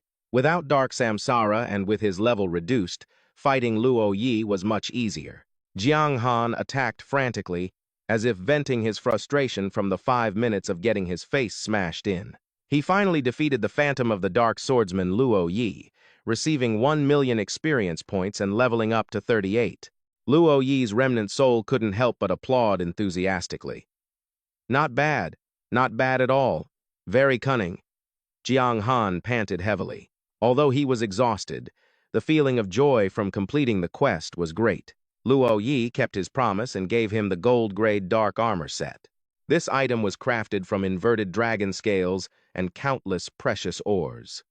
Jiang Han's eyes lit up as he looked at the armor set. This was truly a divine piece of equipment that any player would dream of. This armor set was not only strong in its health and defense stats, but it also possessed an independent S-rank skill, Dominate the 8 Directions. The skill would release the power of the dragon's soul hidden within the armor, dealing 100% of his attack power as damage to all enemies within a 100-meter radius, while also reducing their movement and attack speed. This effect lasted for 3 seconds with a 5-minute cooldown, and most importantly, it could grow. This meant that the final level of the dark armor was not limited to gold grade. The description also said that it was a magic armor that grew alongside the Dark Swordsman. Its potential was unimaginably high. Jiang Han was as giddy as a child. He immediately equipped it. Seeing that the dark armor had found a new master, Luo Yi was relieved. But just as he was about to disappear, Jiang Han called him back. "Wait, dude, what now?" Jiang Han pointed at the sword in his hand, not hiding his ambition in the slightest. "What about this sword? Can I take it?" This was the first time Luo Yi had met someone who'd be given an inch and demand a mile. That Azure Devourer sword had followed him through countless battles. It was just a pity that after a long period of disuse, its original power could not be restored, making it truly inferior to the armor set. He agreed to let Jiang Han take it, but on one condition: he had to return the jade pendant from his neck to a certain woman. Luo Yi's request was quickly encoded into a side quest. It had to be said that, up until now, most of the quests Jiang Han had received were main storyline quests, like defending the gloomy citadel. These side quests, however, actually contained many details related to the main plot, but they were not mandatory to complete. Jiang Han wanted to quickly uncover the hidden stories of the Eternal Continent, so he didn't refuse the quest to return the Jade Pendant, but he didn't expect it to be harder than he imagined. The difficult part was that Luo Yi didn't know who the original owner of the Jade Pendant was. He and she had only shared a brief romance. He didn't even know her name. Luo Yi only knew that she also used a sword and was probably from the Sword Pavilion. The Sword Pavilion was a place established in Azure Wind Town to avoid the power struggles among the princes. But the problem was that Azure Wind Town was located in the Light Faction's territory. Jiang Han was currently a wanted target by all players, so going there would be very dangerous. He explained this problem to Luo Yi, who unexpectedly just laughed. "I thought it was something complicated. Let me teach you a trick to conceal your aura." Jiang Han then received a new special skill, Art of Concealment. It could hide his own aura, including his name and title. This was a basic skill for any powerful expert. If an opponent wanted to inspect his information, their level had to be 20 levels higher than his. The skill's duration was 1 day, with a 3-day cooldown. Wow! To think that just by getting lost in here, he not only got armor but also this amazing support skill. On the Eternal Continent, apart from the top-tier experts, Jiang Han's level was far superior to other players. With the help of the Art of Concealment, it seemed he could boldly enter a Tier 3 city. The power of my remnant soul is about to dissipate.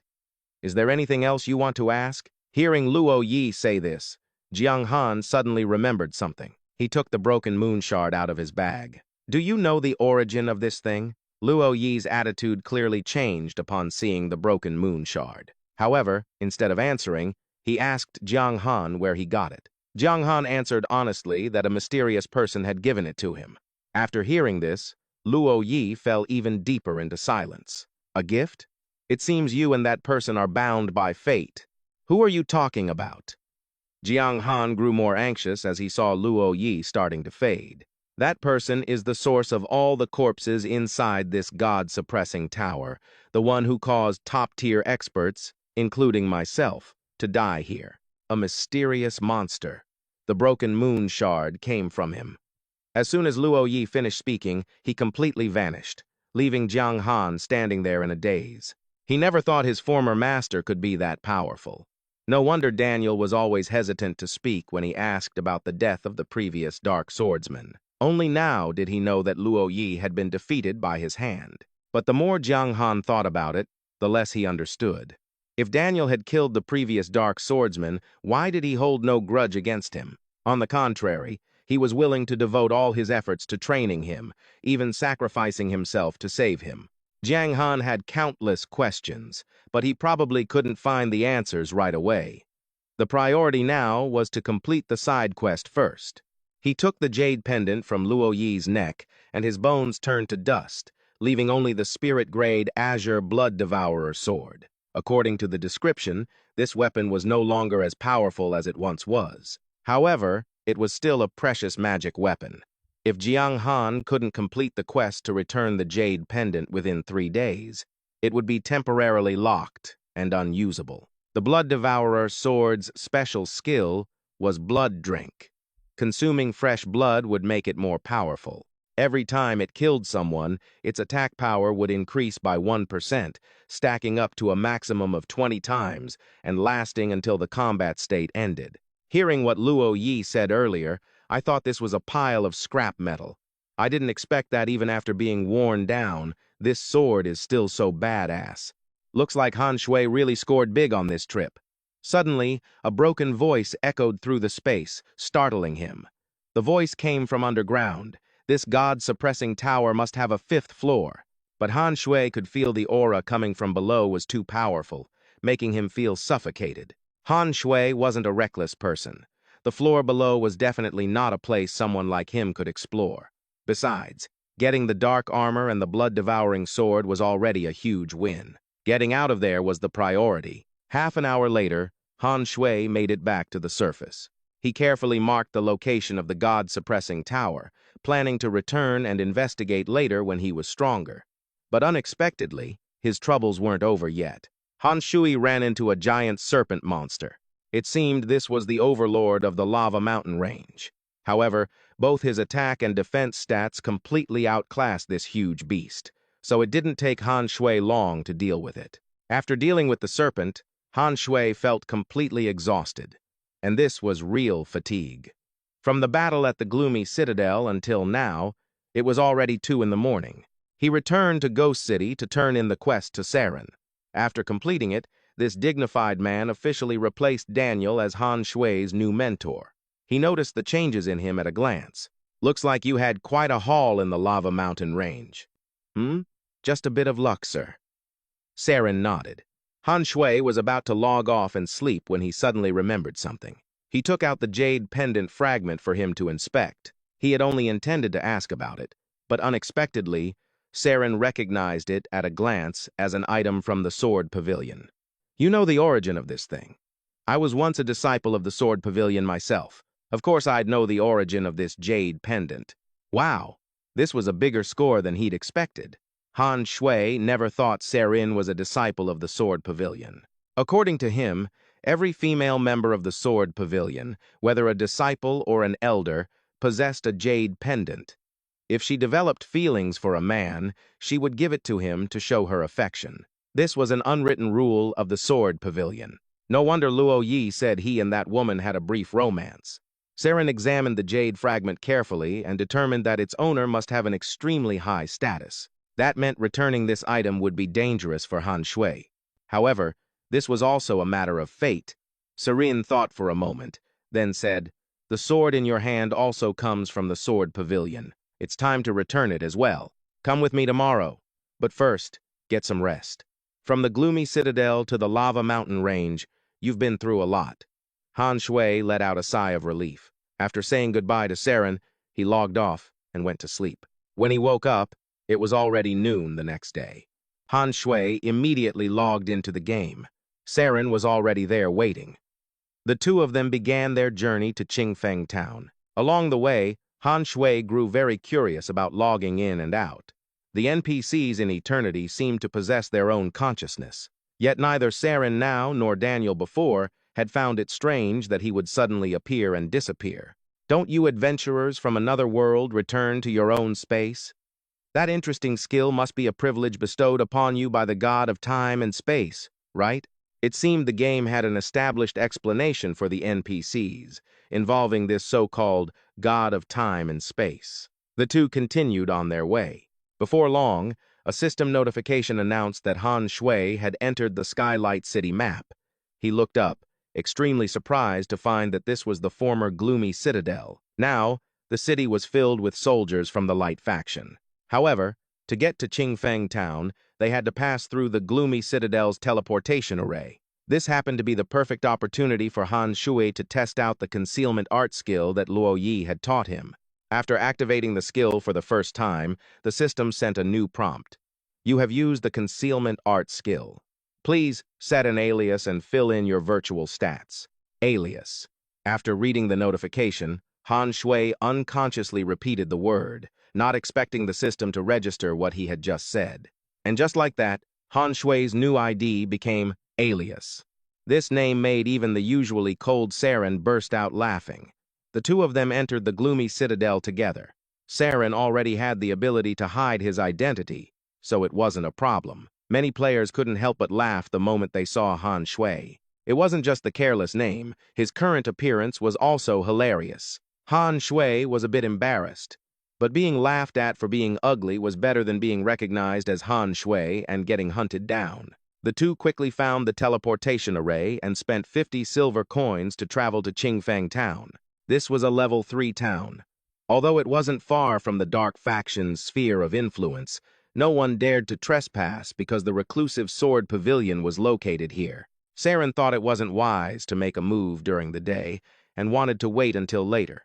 Han Shui wasn't familiar with this place, and since the sword pavilion was reclusive, it certainly wouldn't be easy to infiltrate. So, he obediently listened to his master. We can walk around during the day. Just try not to attract attention. Is there anywhere you want to go? Han Shui thought for a moment and felt he should buy some potions to restock. He had used up quite a few during his trip to the lava mountain range, so Saren took him to the potion shop. As soon as they arrived, Han Shui confidently asked the owner to show him the best health potions. After all, he had 236 gold coins, 56 silver coins, and 3 copper coins on him. The owner, looking like he'd struck gold, indeed brought out the best health potion for Han Shui to see. This item restored 1% of health per second, lasting for 10 consecutive seconds. More importantly, it was reusable, with a 3-minute cooldown. However, it could only be used by those at level 120, and its price was a whopping 50,000 gold coins. Han Shui wanted to find a hole to crawl into. He had boldly asked for the best potion only to find he couldn't afford it. I don't have enough money. I'll just take the regular stuff. Han Shui bought 100 recovery potions and 50 healing potions. These were the two types he usually used. As they left the potion shop, Han Shui was still feeling embarrassed. Seeing this, Saren couldn't help but laugh. Don't underestimate Qingfeng Town. Even though this is just a level 3 town, it's full of hidden masters. It's not uncommon for a shop here to have top-tier potions. Their conversation was cut short by a woman's scream. She was being harassed by a thug. Han Shui had a feeling this was clearly a setup for him to play the hero, saving the damsel in distress, and that both of them were probably NPCs. Sure enough, a hidden quest called Pretend Like the Wind was activated. He had to conceal his identity and drive the scoundrel away, while earning pretend points. After completing the quest, Each point would be converted into 10,000 experience points. The way to earn pretend points was to either make the thug feel scared or make the girl feel admiration. Han Shui accepted the quest and immediately stepped up. "Stop! How dare you bully a woman in broad daylight?" His words were heroic, but with his egg-shaped head, Han Shui only made his opponent find him ridiculous instead of scary. "Ha ha ha!" The thug couldn't stop laughing.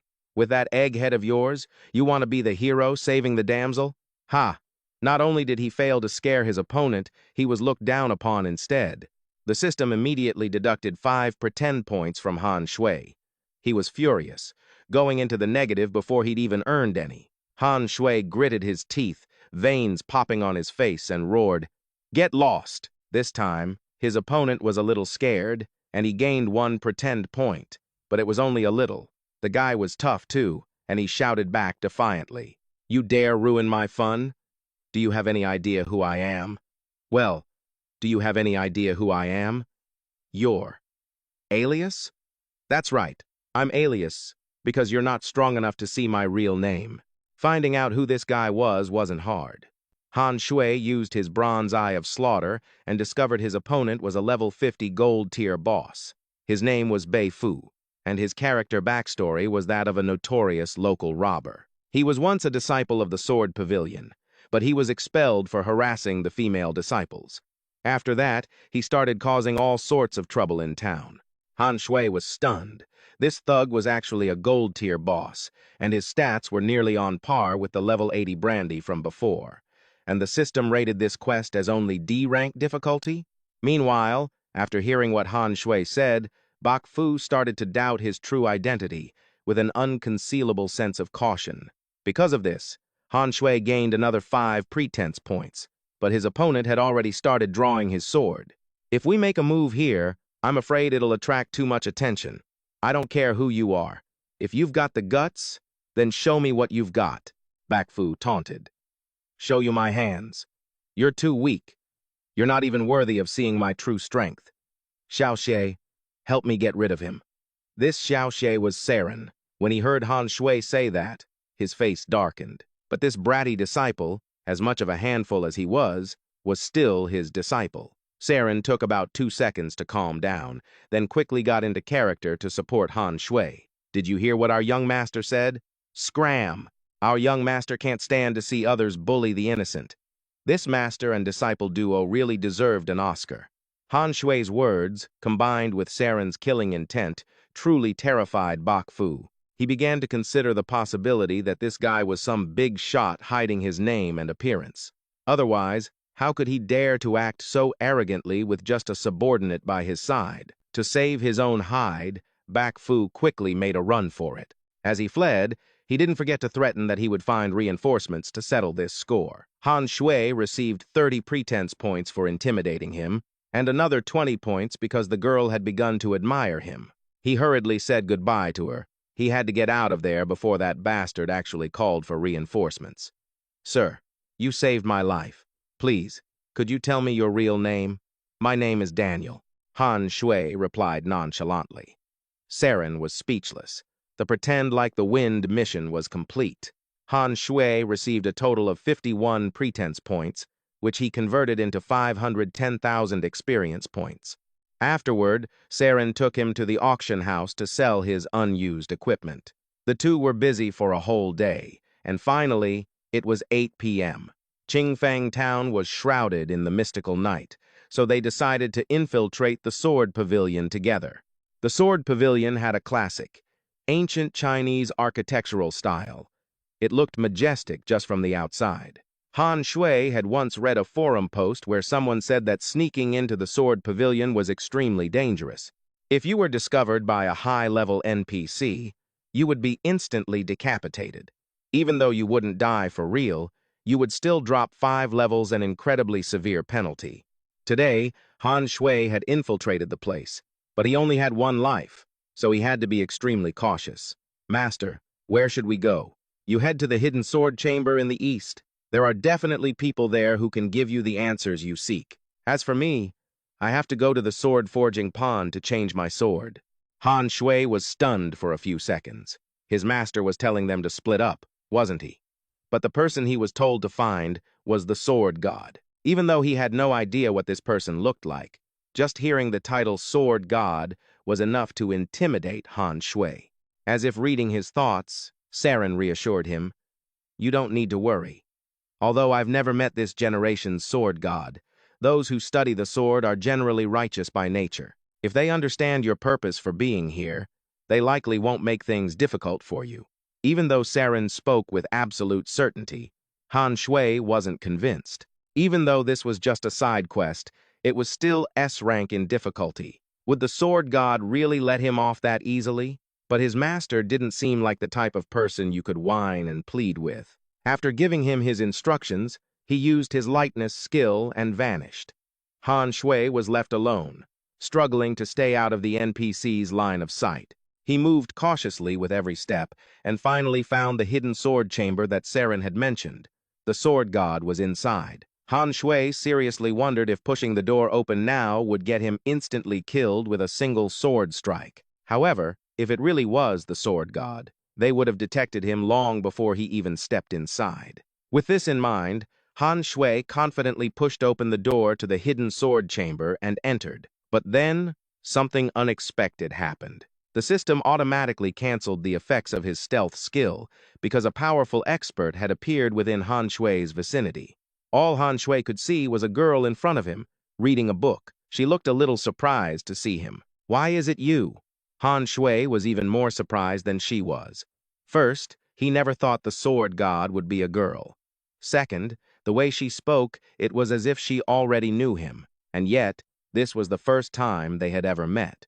Before this, Han Shui had only heard of the sword god from Daniel, who mentioned that this person possessed an SS-Rank sword heart talent. "You recognize me?" Han Shui probed. "Of course.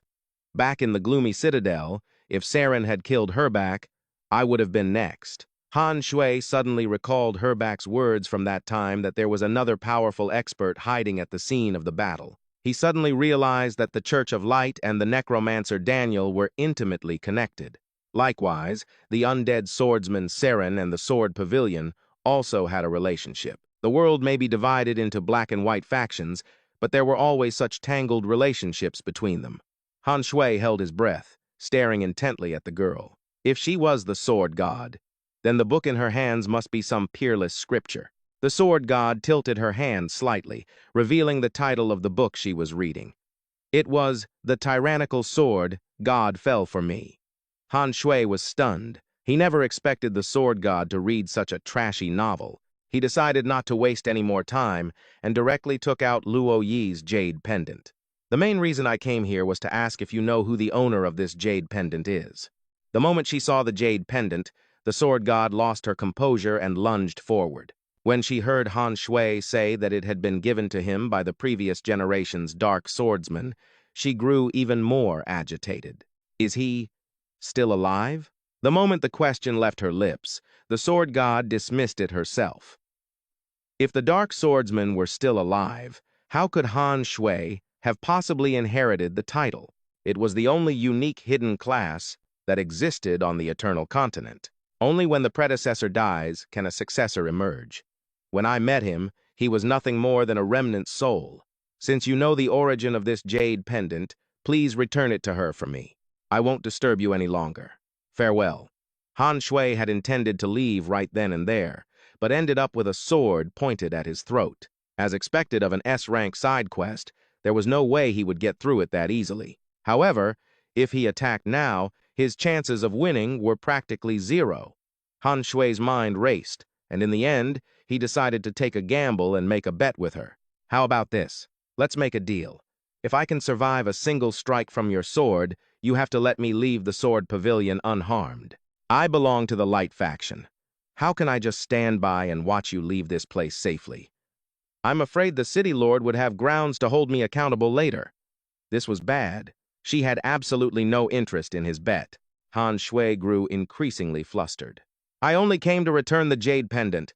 I have absolutely no malicious intent. If you take my life just like this, aren't you afraid of damaging your sword heart, of being shamed by your own conscience?" His opponent remained silent for a long time, her expression grave.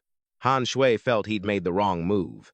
Saying something like that was no different from pissing the sword god off even more, wasn't it? While he was debating whether or not to strike first, the girl in front of him suddenly burst out laughing.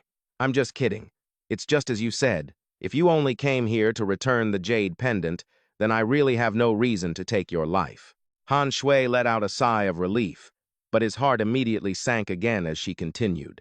However, if word gets out that you left here safely, my sword pavilion will find it difficult to escape accusations of injustice.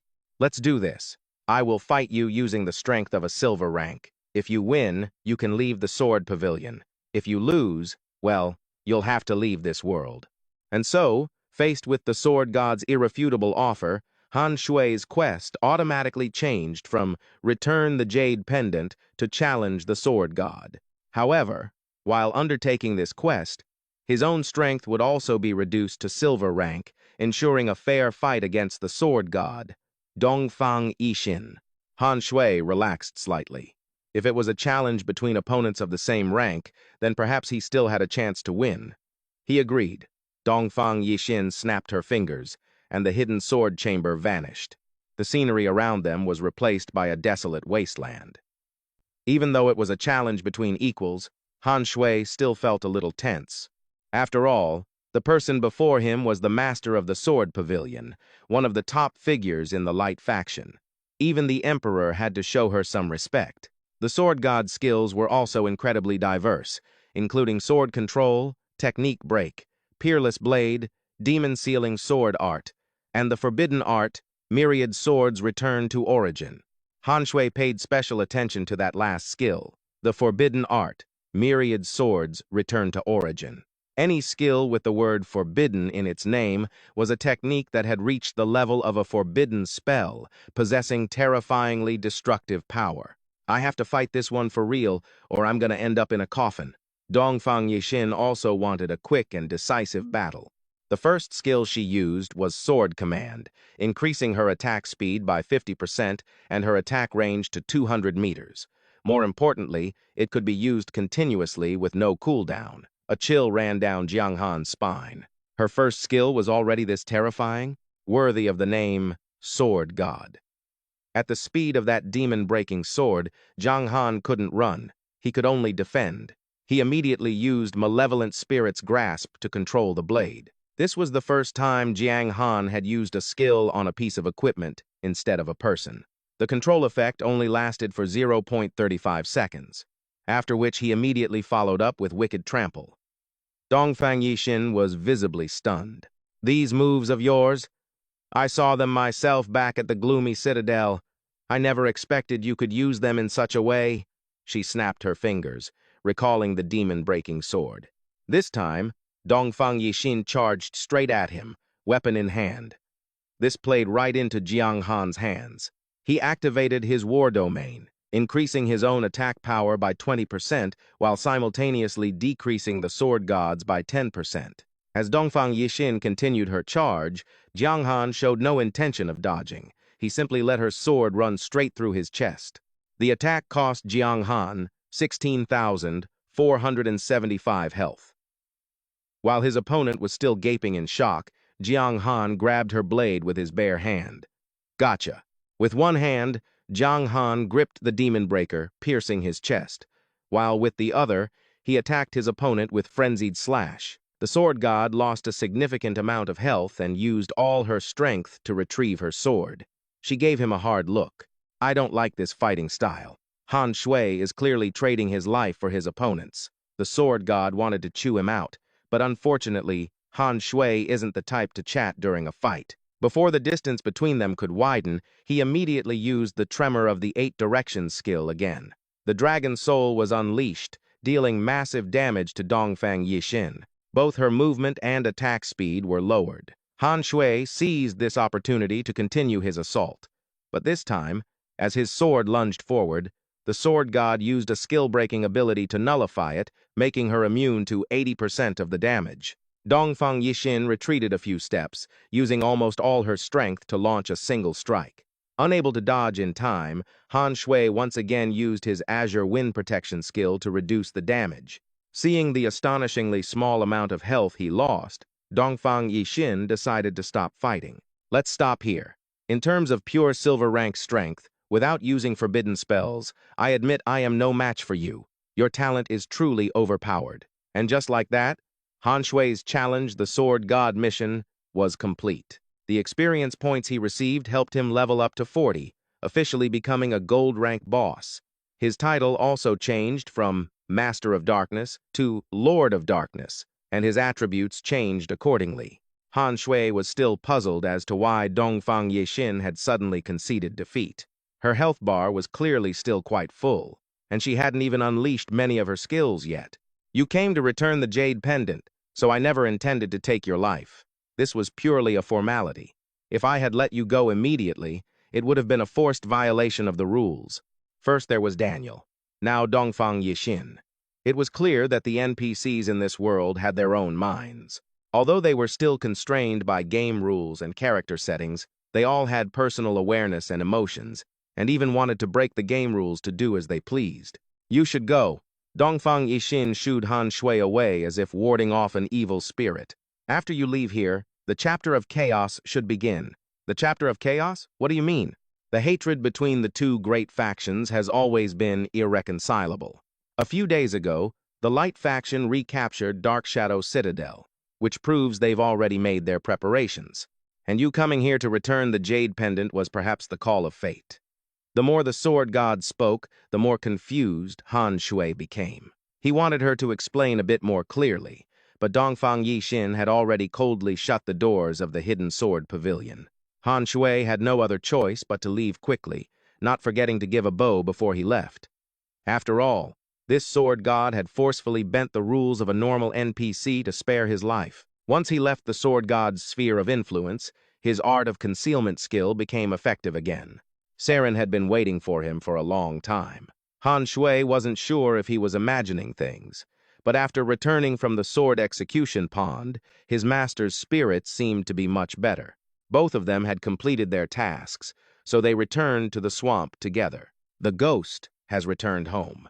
Saren suddenly said to Han Shui with a word of thanks. After returning that sword, I am no longer a disciple of the Sword Pavilion. From now on, I can be free of that psychological burden and officially join the Dark faction. Han Shui was astonished. He had always been certain that Saren, just like Daniel, was already a member of the Dark faction. You hadn't even joined the faction yet? Yes. Joining the Dark faction requires proof of one's devotion to darkness. But as a disciple of the Sword Pavilion, I once swore that my sword could not be aimed at people. From now on, I no longer need to restrain myself. It's time to settle old scores. A virtual window suddenly appeared before Han Shui's eyes. On it was an announcement that the war of light and darkness was about to erupt on the continent of eternity.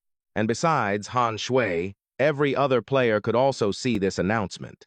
It seemed this was a massive event that the entire server could participate in. Han Shui suddenly realized that accepting the quest to return the Jade Pendant was a very important plot twist. It was because Saren accompanied him that she was able to resolve her inner conflict and join the Dark faction. If what the Sword God said was true, that the chapter of chaos was about to begin, then Han Shui was the one who had triggered this war. Following the event announcement was a series of other notifications, mainly revealing which Dark faction bosses would lead armies to attack, which Light faction cities. For example, the Heaven rank boss, level 190 Saren, would lead the Undead Legion to attack Haishin City, or the Heaven rank boss, level 185 Qin, would lead the Vampire Legion to attack Juk City. The Heaven rank boss, level 19 Lamon, would lead the Legion of Crime to attack Lydian City.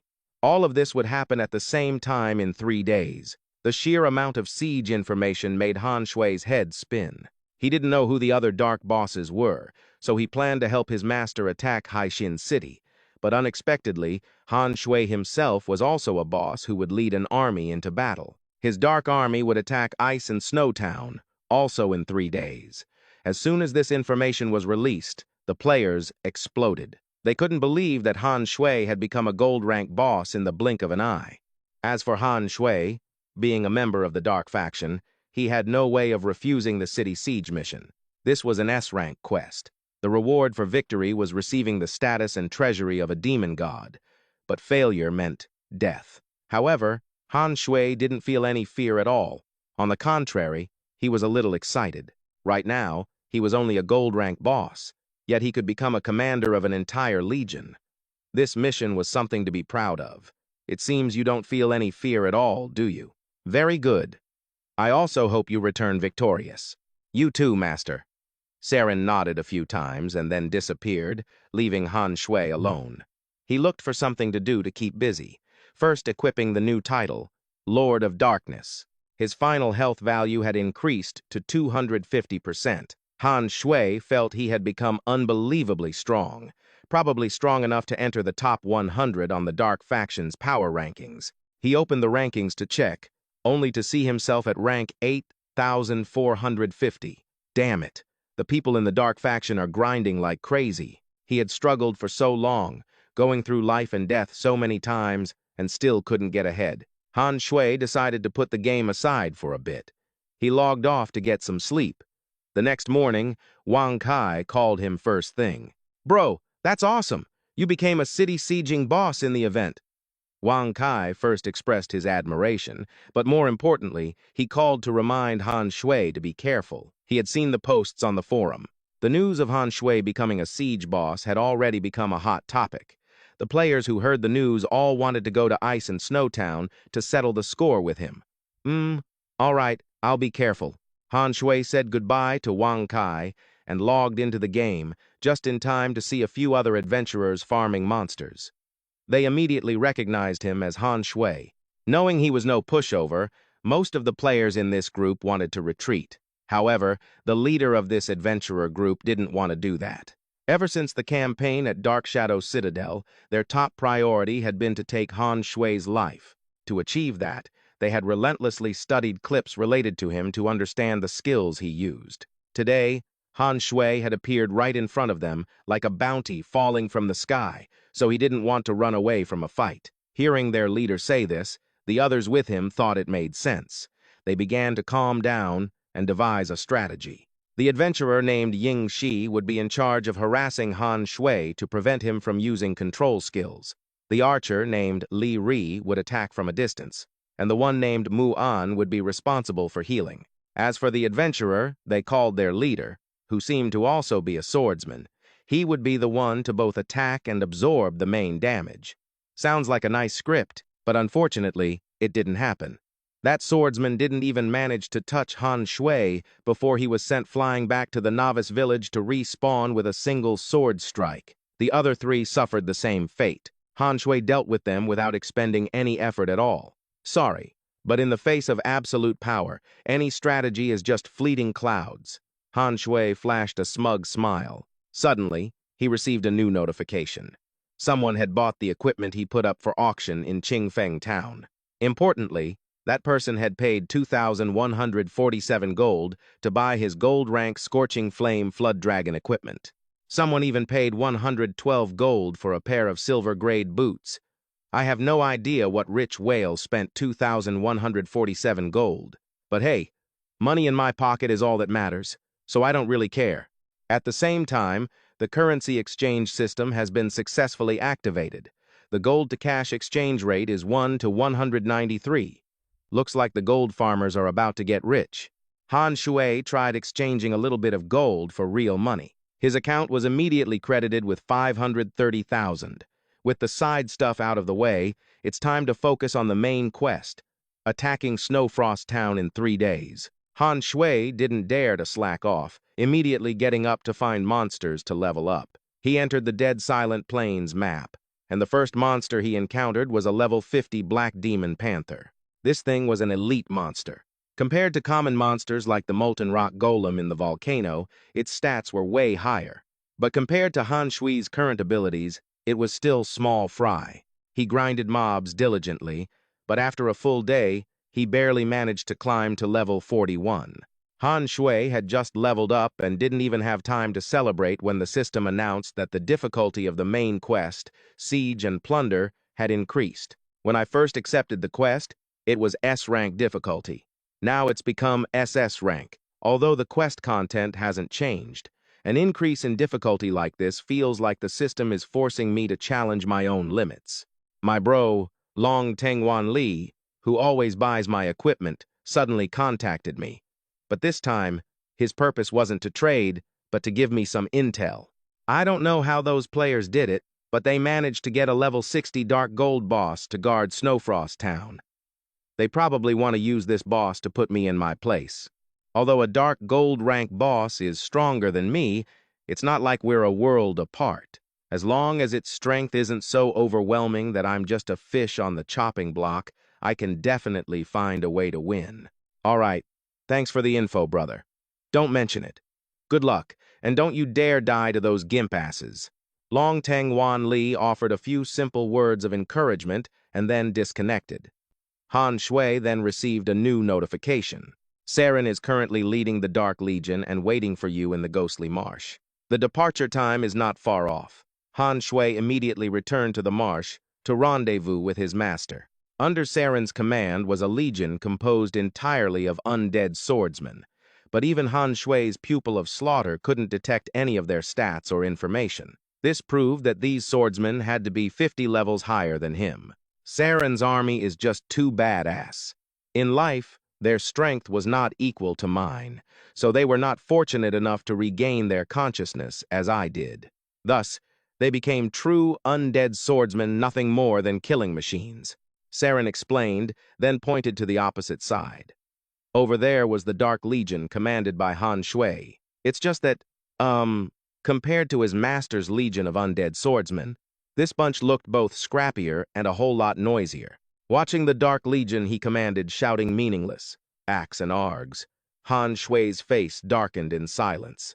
The system displayed the details. Elite Water Imp, level 45. Health, 550,000. Attack, 2,150 to 2,350. Defense, 1,000 to 1,250. Skills, Critical Strike, Great Club Smash, Savage Charge. Description: Water imps, born in areas thick with demonic energy, have low intelligence, but they are still one of the main lines of cannon fodder in the Dark faction and are unlikely to become a trump card. He turned to Lier and asked, "Master, can you spare me a few more undead swordsmen?" He shrugged and replied, "Do you think that's possible?" Han Shui asked doubtfully. "The rules don't allow it." After a long silence, he smiled with narrowed eyes and asked in a low voice, "Then, is there any way to save my own skin?" Lier handed him an item and replied, "Oh, but you only need this thing to attack a small Tier 3 town. I'm sure you won't need to use it, right?" The item was a Summon Demon God Scroll, S-Rank. Description: Open it at a critical moment to summon a God-tier powerhouse. You may even get a demon god with world-destroying power.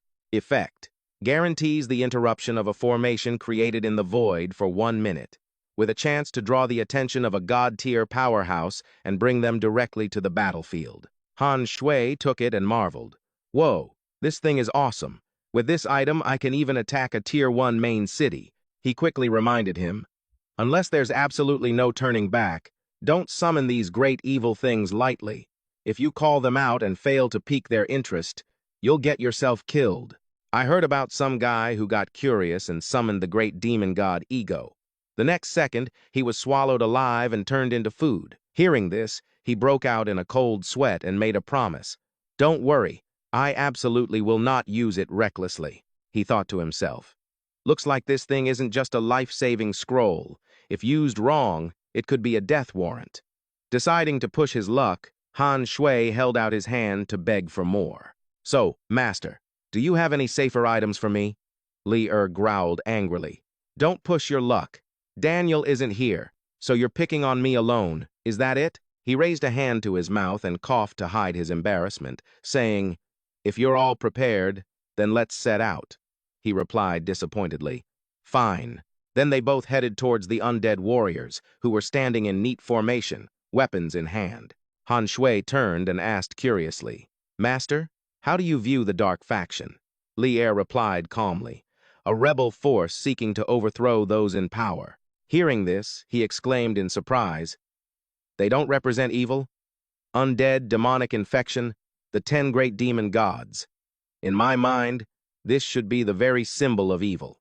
Enraged by his simplistic thinking, he shouted, "How can justice and evil be so easily distinguished? Han Shui, you must remember, history is written by the victors. If the dark faction defeats the light faction, then we will begin to establish our own power.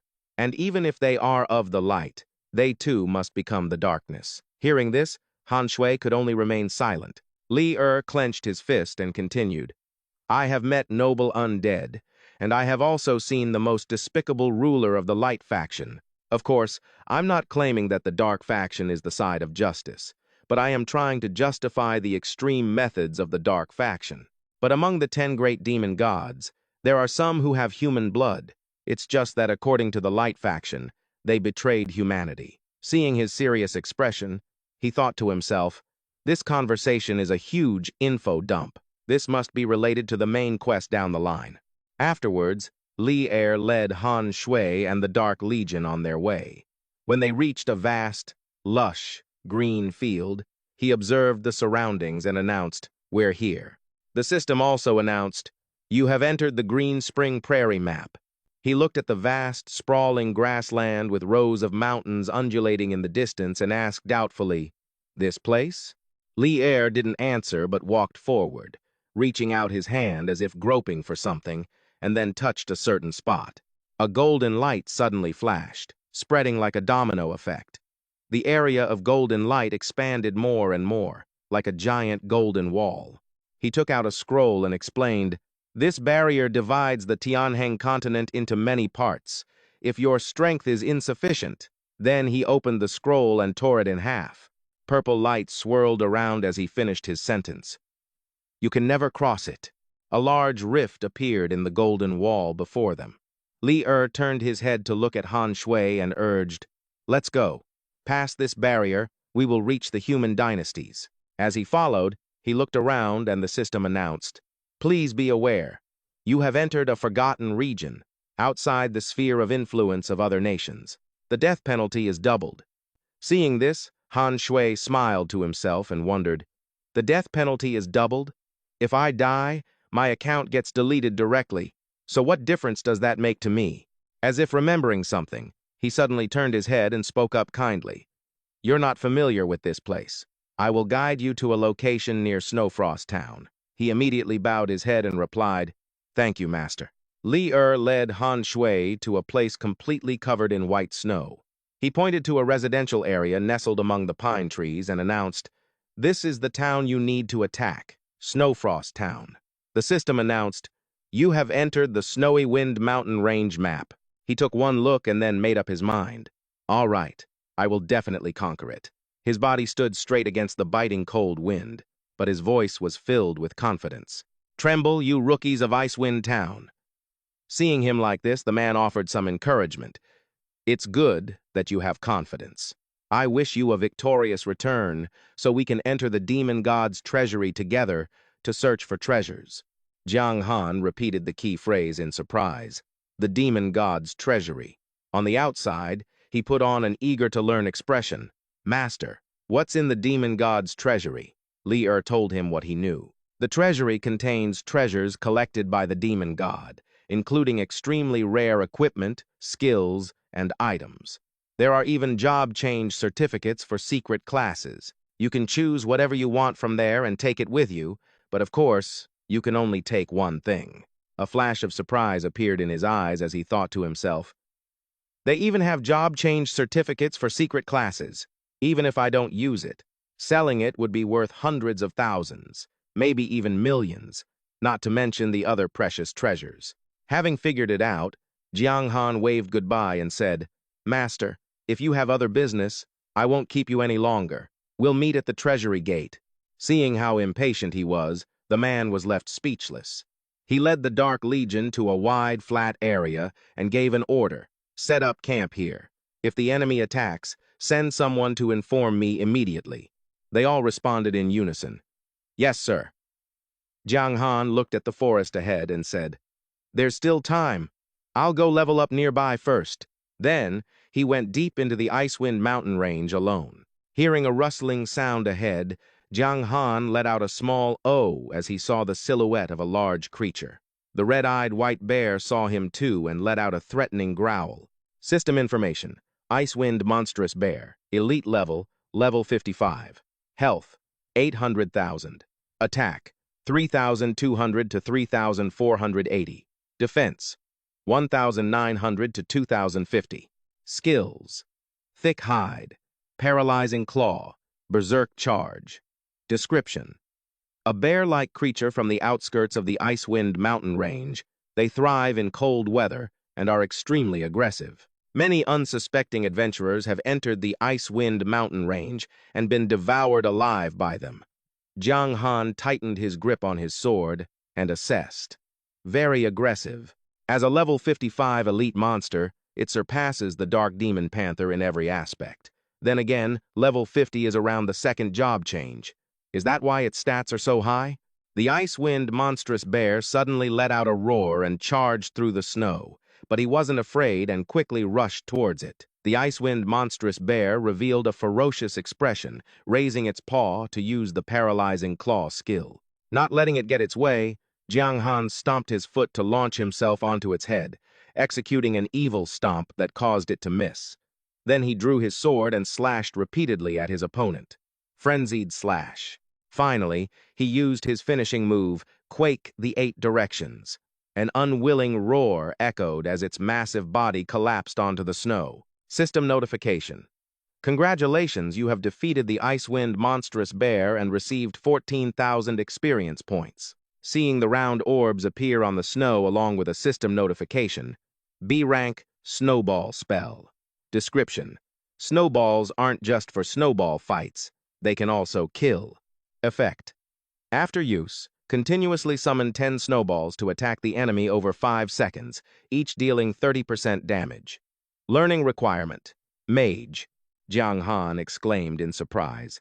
So killing mobs can drop skills too. Suddenly, a system sound chimed. System notification. Warning: the Dark Legion you are leading is under attack by adventurers. Please return to provide support immediately. Seeing this, he couldn't help but scoff. Oh? Couldn't hold back this quickly, huh? Over here, a group of adventurers was attacking the Dark Legion, and the surrounding tents were being affected by the battle. A guy in armor swung his sword at a water domain imp. As he turned his head, he suddenly saw someone's silhouette. That person, clad in full armor, swung their sword horizontally across his body. Seeing his body dissipate, a shocked teammate recognized him and yelled, "Han Shui!" Jiang Han heard the voice and glanced over, thinking to himself, imitating the language of the Romance region. Huh? It gets auto-translated on my end. Interesting. The group joined forces and unleashed their skills on him, but he just stood there, completely unharmed. The guy holding the scepter was bewildered, seeing his attack feel like a mosquito bite. The damage was only in the double digits. Just how high is his defense? The guy next to him was also curious. Even though the game system designated him as a boss for the Dark Faction, he's still a player, right? A red light flashed in Jiang Han's eyes, radiating killing intent. He smirked and raised his voice. "Yo, my foreign friends, hello everyone!" With a boom, those in the immediate vicinity were vaporized. System notification. You have used the skill, Quake the Eight Directions, causing enemies within a 100-meter radius to take 100% damage and reducing their speed by 20% and movement speed by 20% for 3 seconds. Two lucky people hiding behind a tree, having narrowly escaped death, whispered in horror, "My God, he's a melee class. How can he have such an absurd area of effect skill? Good thing we were hiding far enough away." He rested his sword on his shoulder, looked around, and wondered, why did only this many people show up? Suddenly, a light flashed in his eyes and on his armor. Jiang Han leaned to the side, dodging a surprise attack. The one who just sneak attacked was a Demon King assassin, Phantom Shadow level 34. Health, 56,710. Attack, 1,650 to 1,817. Defense, 553 to 589. Skills, Phantom Shadow Movement, Fatal Explosive Strike, Phantom Shadow Kill, Deadly Advance Thorn. Seeing his quick reaction, the Demon King frowned and assessed. An expert, as expected. The adventurers chattered amongst themselves. It's the Demon King. He actually missed. The person next to him remained hopeful. There's still a chance. He hasn't even used his real strength yet. Jiang Han observed his opponent's skills and assessed, looks like this guy is a top player in this region. He gripped his sword tightly, staring at the Demon King, but in the blink of an eye, he was gone. Suddenly, the Demon King appeared in front of him and swung his dagger, deducting 4,310 health. Right after attacking, he vanished again, and another slash hit his side, deducting 3,654 health. The adventurers cheered excitedly. Awesome! Even though the Demon King's attack power isn't as high as Han Shuai's, their speeds are pretty much equal. Han Shuai is completely suppressed. This is getting interesting. Support classes, heal the Demon King. If we get Han Shui, everyone gets a piece of the pie. Seeing the Demon King slash at Jiang Han again, the crowd shouted excitedly, "Demon King, you're our god!" Despite being hit, he just smiled to himself and thought, yes, just like that. Seeing a glowing screen in front of the crowd, Jiang Han realized someone on the other side must be live streaming. Players all over the world, watch this. Finishing this kid in front of me with one blow would be too boring. I'll let their hopes grow. The crowd was getting more and more excited, cheering loudly.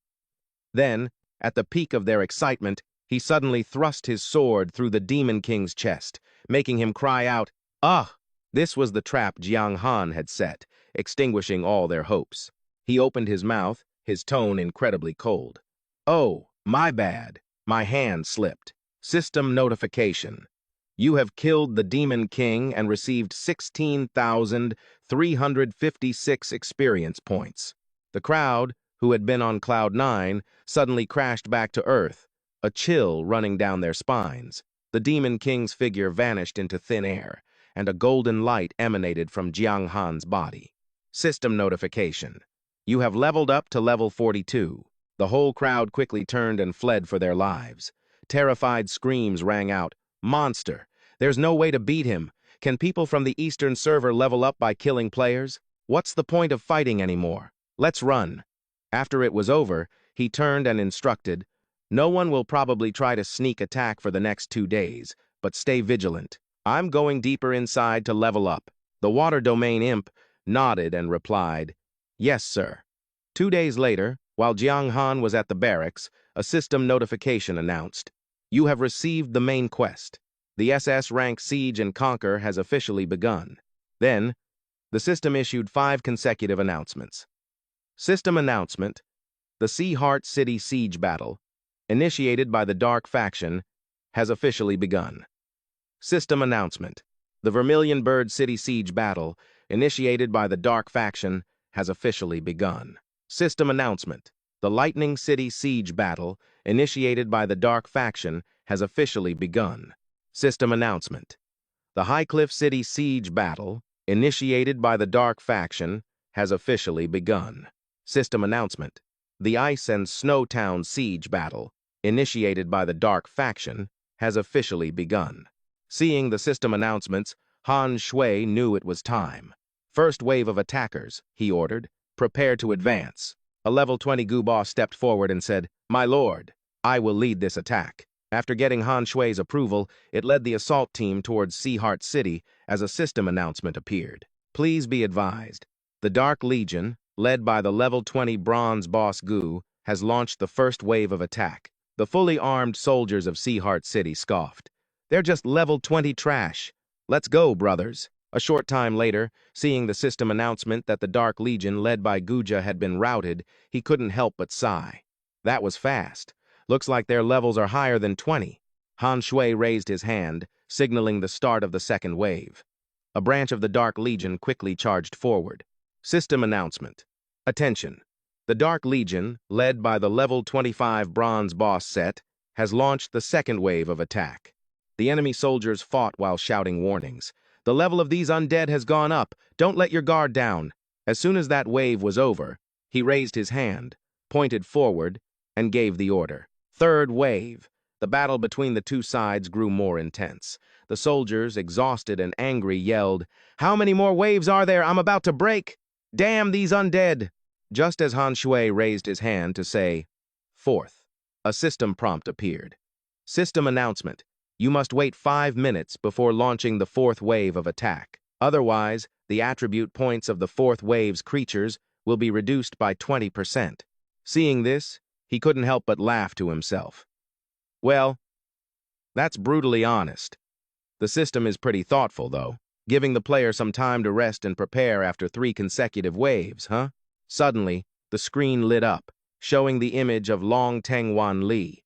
He advised, "The players in this romantic zone have started a live stream. The Eastern Zone's website and video feed are also live. There are millions of people watching your performance right now. Don't bring shame to the Eastern Zone." Han Shui gave his assurance. "We're at the climax now. I won't let the Eastern Zone down." 5 minutes later, another branch of the Dark Legion charged forward. System announcement, attention. The Blood Axe Legion, led by the level 40 Silver Boss, has launched the fourth attack. The soldiers, struggling to defend, cried out in shock. "The fourth wave attackers are already level 40. We can't fight this." Feeling that the battle ahead was hopeless, they hurriedly fled, shouting, "We can't win. Let's scatter. This isn't something a level 30 grunt like me can handle anymore." At that moment, a girl appeared with a bow and arrow in hand. Drawing her bow, she said in a stern voice, "We cannot retreat against a horde of undead. Attack!" The arrow shot out, piercing through the head of a water imp. Han Shui narrowed his eyes, assessing the situation. That's some serious damage. Too bad she's too far away to see if she's a player or an NPC. The soldiers, seeing they had backup, quickly shouted, "The city guards are here. Let's go, brothers." 20 minutes later, the system announced that the Blood Axe Legion was about to be defeated. System prompt. Please be advised. The Water Imps, led by the level 43 gold rank boss, the Dark Lord, Han Shui, will launch the fifth wave of attack. Han Shui tightened his grip on his sword, saying with anticipation, "After waiting so long, it's finally my turn to take the stage." With that, he led the charge, shouting, "All troops, advance! Follow me and fight the enemy!" The soldiers, seeing it was him, immediately turned and fled. "It's Han Shui! He's here! I saw that video from 2 days ago! Whoever can handle him, go for it! I'm out of here!" Phoenix gritted her teeth and cursed angrily, "Damn traitor! I don't know what tricks he used to shatter our army's morale." With that, she pointed forward and commanded, "Soldiers, don't worry. He's just a gold rank boss. Not everyone needs to attack at once. Don't let him stack buffs. Just keep his health steady." Everyone's morale seemed to recover as they shouted in unison, "That's right. We have a gold rank town boss on our side too, and not just one. What's there to be afraid of?" Phoenix gave the soldiers a pep talk. "Lowest combat power, fall back. Listen to my command. After we kill Han Shui, everyone gets a reward of 100,000. No one gets left out." The brown-haired Haro, a level 35 Gale swordsman, swung his blade and said confidently, "Han Shui, your head is mine." Before he could finish his sentence, his opponent kicked him square in the face and spoke with contempt. "You?" With a single move, the youthful evil kick, he was logged out of the server. System announcement. You have killed Haro. Experience points gained, 16,531. 31 points. Feeling the time was ripe, he shouted, "Battlefield!" System prompt. You have used the skill Battlefield, increasing your own attack power by 20%. The attack power of allied forces within a 50-meter radius is increased by 15%, and the attack power of enemies is decreased by 25%. Duration, 3 minutes. The Water Imps, buffed with increased attack power, became even more excited, shouting as they charged towards the soldiers with weapons raised. Han Shui swung his sword, cutting through them like grass, causing the crowd to cry out in fear. What a broken skill! It's not just him. His whole legion got stronger. System prompt. You have eliminated the adventurer Iva and received 1,247 experience points. He swung his sword again at a man's waist, and another one was logged out. System prompt. You have eliminated the adventurer Zod and received 1,358 experience points. The uncle with the golden beard broke out in a cold sweat and remarked, "It seems his weapon can also life-steal." The man in the cross-emblazoned helmet said grimly, "It's not just life-steal. I used a special reconnaissance skill and discovered that his attack power is also increasing. My god, he's like a demon god. In everyone's eyes, Han Shui looked like a god of slaughter. System announcement. Your weapon, the blood-devouring sword, has gained 20 passive stacks from drinking blood, and its attack power has increased by 20%. Controlling the Dark. Han Shui, level 43 gold rank boss. Health, 489,600. Attack, 4,850 to 5,534. Defense, 890 to 1,024. Reputation, 41,500. Luck, 1. Introduction. As Han Shui's power grew stronger, he gradually entered the sights of several powerful experts. In the midst of the fierce battle, a powerful voice suddenly rang out. "Get out of my way!"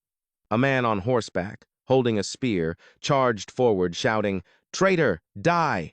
He was the Ring of Ice and Snow, Lanta, a level 50 gold rank boss with 2 million health. Attack, 2,850 to 3,120. Defense, 1,950 to 2,060. Skills, Ice and Snow Spear Ring, Wrath of the Blizzard, Ice Seal Armor, Domain of the Cold Wind. Introduction. The son of the mayor of Ice and Snow Town. He is also the second in command in Ice and Snow Town. He is sought after by countless girls for his handsome appearance and extremely high talent, destined for a great future. Han Shui quickly shouted in his mind, "This is bad! Azure Wind's protection." Instantly, his entire body was covered in a blue, icy light. Lanta swung his spear fiercely, and his health bar dropped by 50,700. System prompt.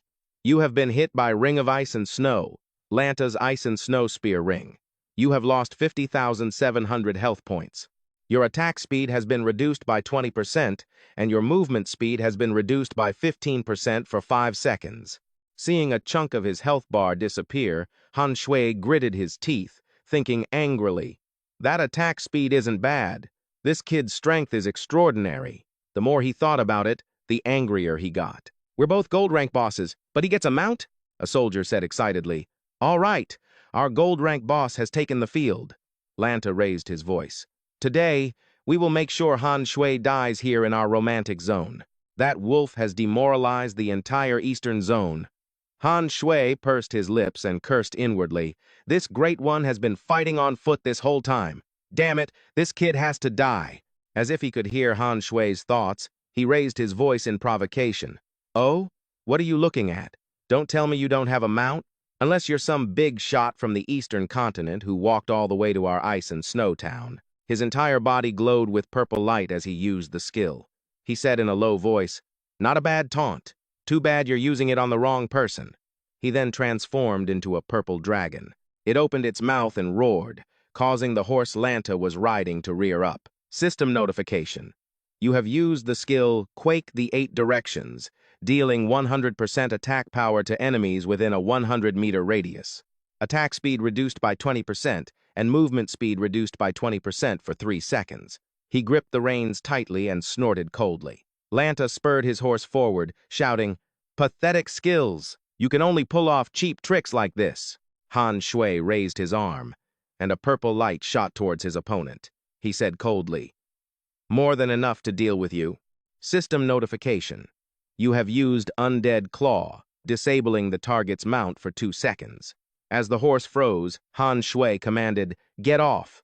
Lanta's entire body was encased in ice as his opponent shouted, "Armor of Lingering Frost." He then kicked him hard. System notification. Your evil kick has dealt 25,694 damage to Ice and Snow Ring Lanta. But the opponent's mount has high resilience, preventing a knockdown. Han Shui thought in surprise. That mount even gives him resilience. This kid's a tough one. His eyes narrowed as he muttered, "Whatever." Han Shui looked into the distance and ordered his water domain imps. "Surround him." He crossed his arms and smirked coldly. "When you're surrounded, I doubt that charging lance of yours will be very effective." Han Shui pointed and commanded, "I was going to let you die with some dignity, but I've changed my mind. Water domain imps, beat him up.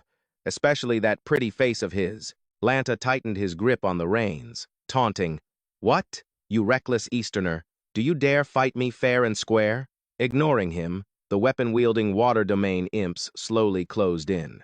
Lanta swung his long spear in disgust. "Get lost, you vile undead, just a mob making up for your lack of quality." Lanta could only lie there and take the beating, crying out helplessly, "Wait!" Watching him get beaten to a pulp before logging out.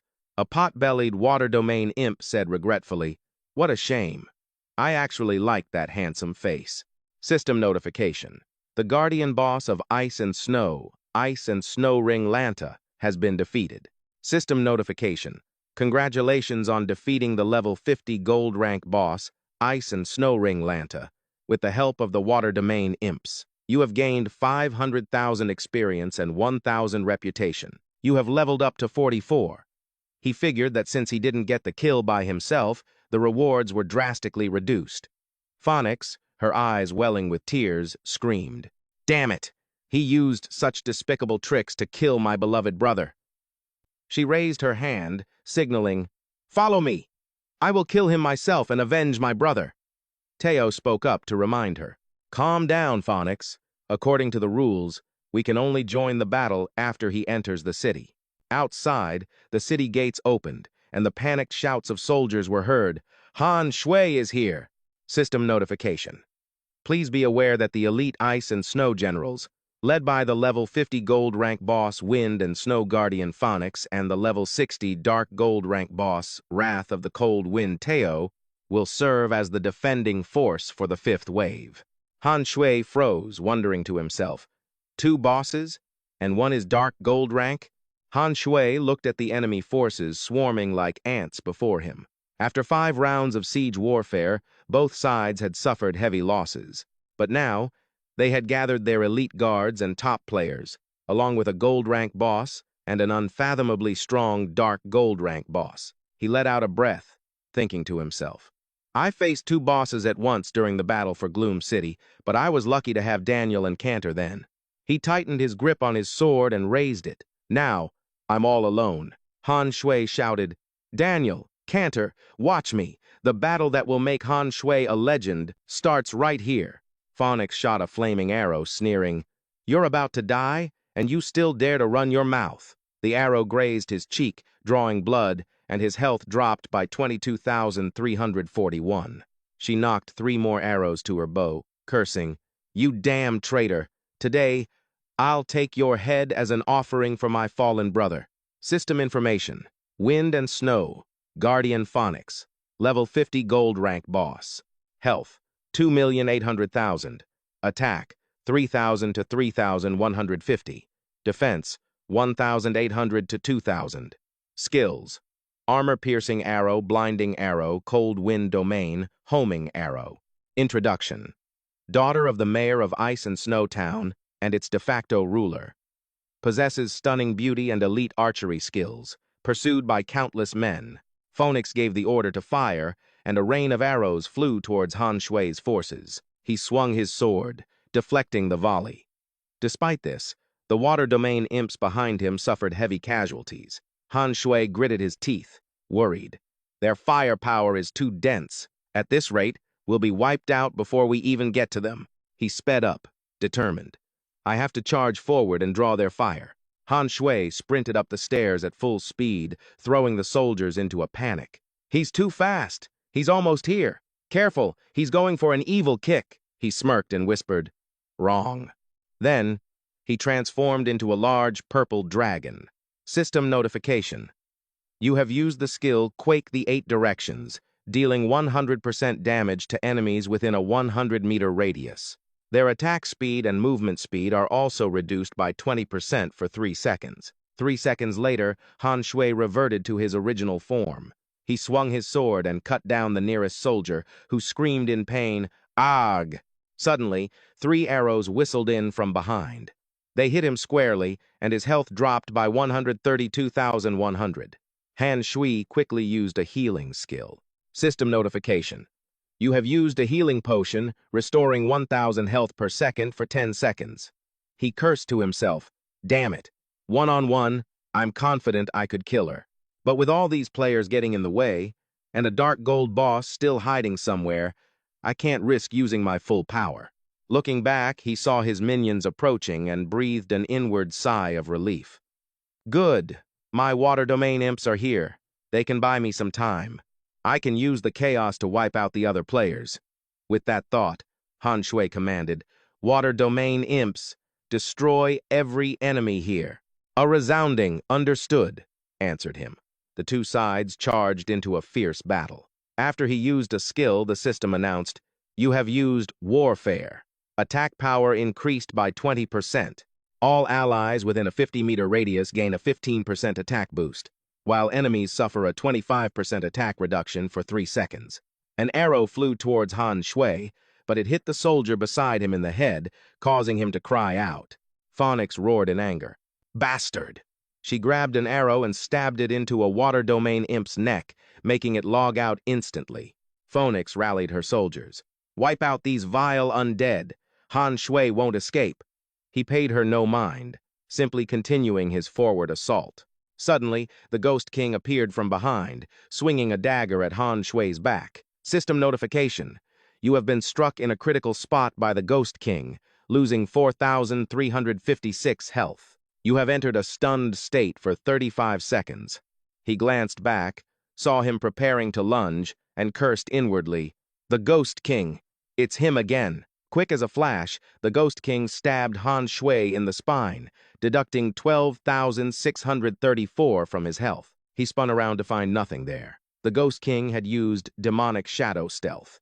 Han Shui cut down another enemy and quickly fled, letting out a taunting hiss as he went. The crowd watching the live stream buzzed with chatter. Han Shui ran into the Ghost King and just panicked and fled. Looks like his water domain imps are almost gone. He's bound to lose. And after all that big talk from Han Shui, I thought he actually had a plan. This is killing me. He didn't die to his own people, so he came all the way to the romance server to die instead. Ha ha ha. What garbage. He gritted his teeth in anger, hearing someone gloat. His health is below half. How is he supposed to win against two bosses at full health? Elsewhere, a group of people stared intently at a screen. An old man sighed softly. What a shame. A real shame. The subordinates in black quickly consoled him. Sir, don't be too discouraged. Our East has countless talents. Although he's flashy, there are many masters who are just as skilled as him. This guy needs to be eliminated. As the proverb says, the most beautiful tree in the forest is the first to be broken by the wind. This guy made too much of a name for himself in eternity right from the start.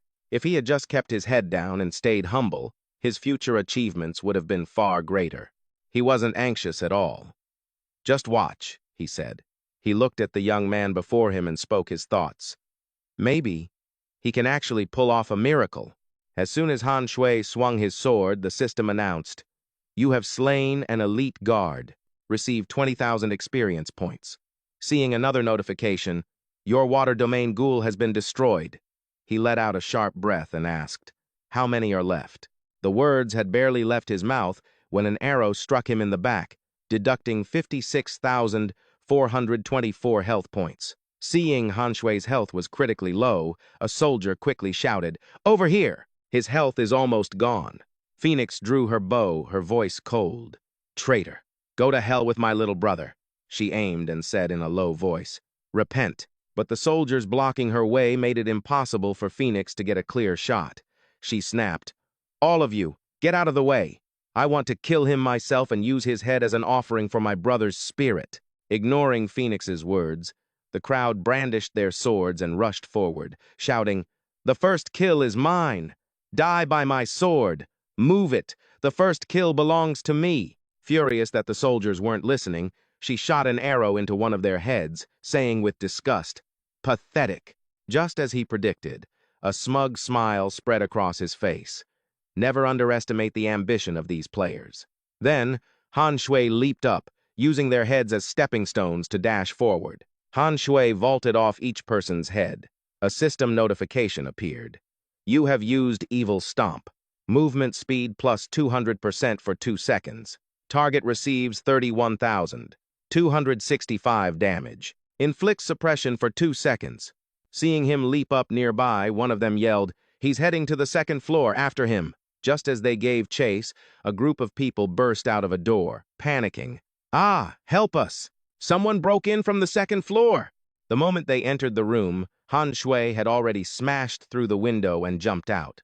The group roared in frustration. "Where is he? Where did he go?" He made a clean getaway. Behind him were the frustrated sounds of a search. "Not in this room either. Check the third floor." The soldiers searched frantically. "No one in the room. We've checked everywhere. He went out the window over here. He's in another building." After searching for a while with no sign of him, they stopped to discuss. A brown-haired young man said doubtfully, "Unless he already escaped." The person next to him immediately shot back, "No way. If he fled, the system penalty would be huge." Phoenix slammed her fist against the wall, ordering furiously, "Find him for me. Search every single room. I don't care if you have to tear this entire town apart. Find him." Seeing her like this, comments flooded the live stream screen. Han Shui ran away scared. "Ha ha ha, serves him right for acting so tough. The boss isn't even hurt. If he didn't run, he'd just be waiting to die. Right? He's completely disgraced the entire Eastern server. Ha ha ha. My idol, you can do it. I'm rooting for you." To the guy above, "Keep it up. Report his marked location. I'm coming to kill you right now." 20 minutes later, shouts echoed in the street again. "Have you searched this room?" "Already did. He's not here." Ghost King scanned the surroundings, muttering, "Han Shui. That damn bastard. How could he just vanish into thin air?" Suddenly, a voice spoke up. "Hey, brave adventurer." The newcomer was a man in a hood, revealing a round face. His health bar displayed, "Commoner Bop," the old man said worriedly. "A ferocious man from the east ran into my room. It was so scary. Can you help me chase him away?" the player asked eagerly. "Really?" "Lead the way, quickly," Bop replied. All right, follow me." The old man led Ghost King to a dead end. He looked around, asking suspiciously, "There's no one here?" The only answer was a sword piercing through his chest from behind. He exclaimed in shock, "This sword!" System notification. You have been attacked by Commoner Bop. Lost 47,416 health points. Ghost King glanced behind him, cursing under his breath. "You backstabbing thief. System notification. You have been killed." Han Shui smiled. "They don't know my aura concealment technique can change my name and appearance. Plus, since I'm out of combat, my health has fully recovered. Now, it's time for the assassinations to begin." He walked up to one of them, taking advantage of his disguise, and took him down with a single strike. System reminder. You have been killed by Commoner Bop. Just like that, he used guerrilla tactics to flexibly eliminate them one by one. A loudspeaker announcement alerted everyone. "Attention everyone! There's a player named Commoner Bop who is Han Shui in disguise. Over here." Han Shui, still disguised as a commoner, feigned innocence as the soldiers pointed their swords at him. "What does this Han Shui you're looking for have to do with me, the good-natured Bop?" A soldier shouted, "Shut up! The player you killed already told us everything. Show yourself, Han Shui." He threw off his cloak with a smirk. "Fine by me. After all, the only real threats when I was fighting the boss were a few brats like you." His sword flashed in a long arc, and system notifications popped up continuously. "You have killed Nigolas. You have killed May."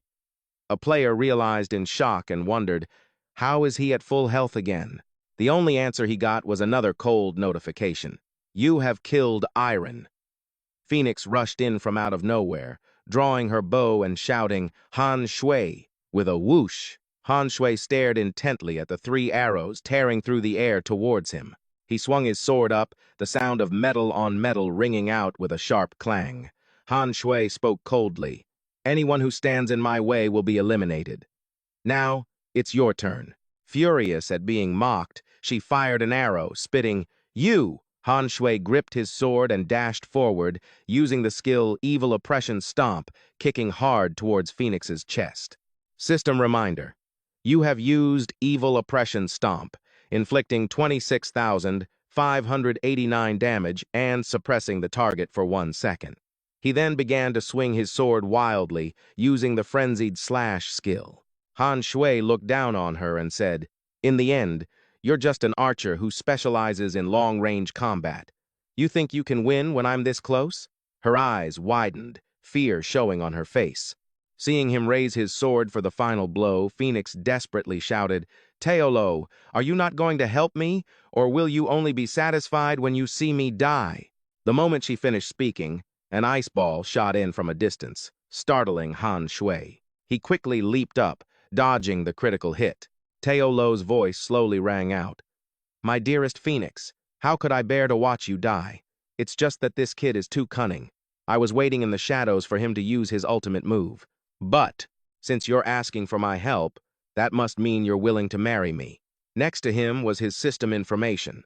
Wrath of the Cold Wind, Teo, Dark Gold Grade, Level 60, Health.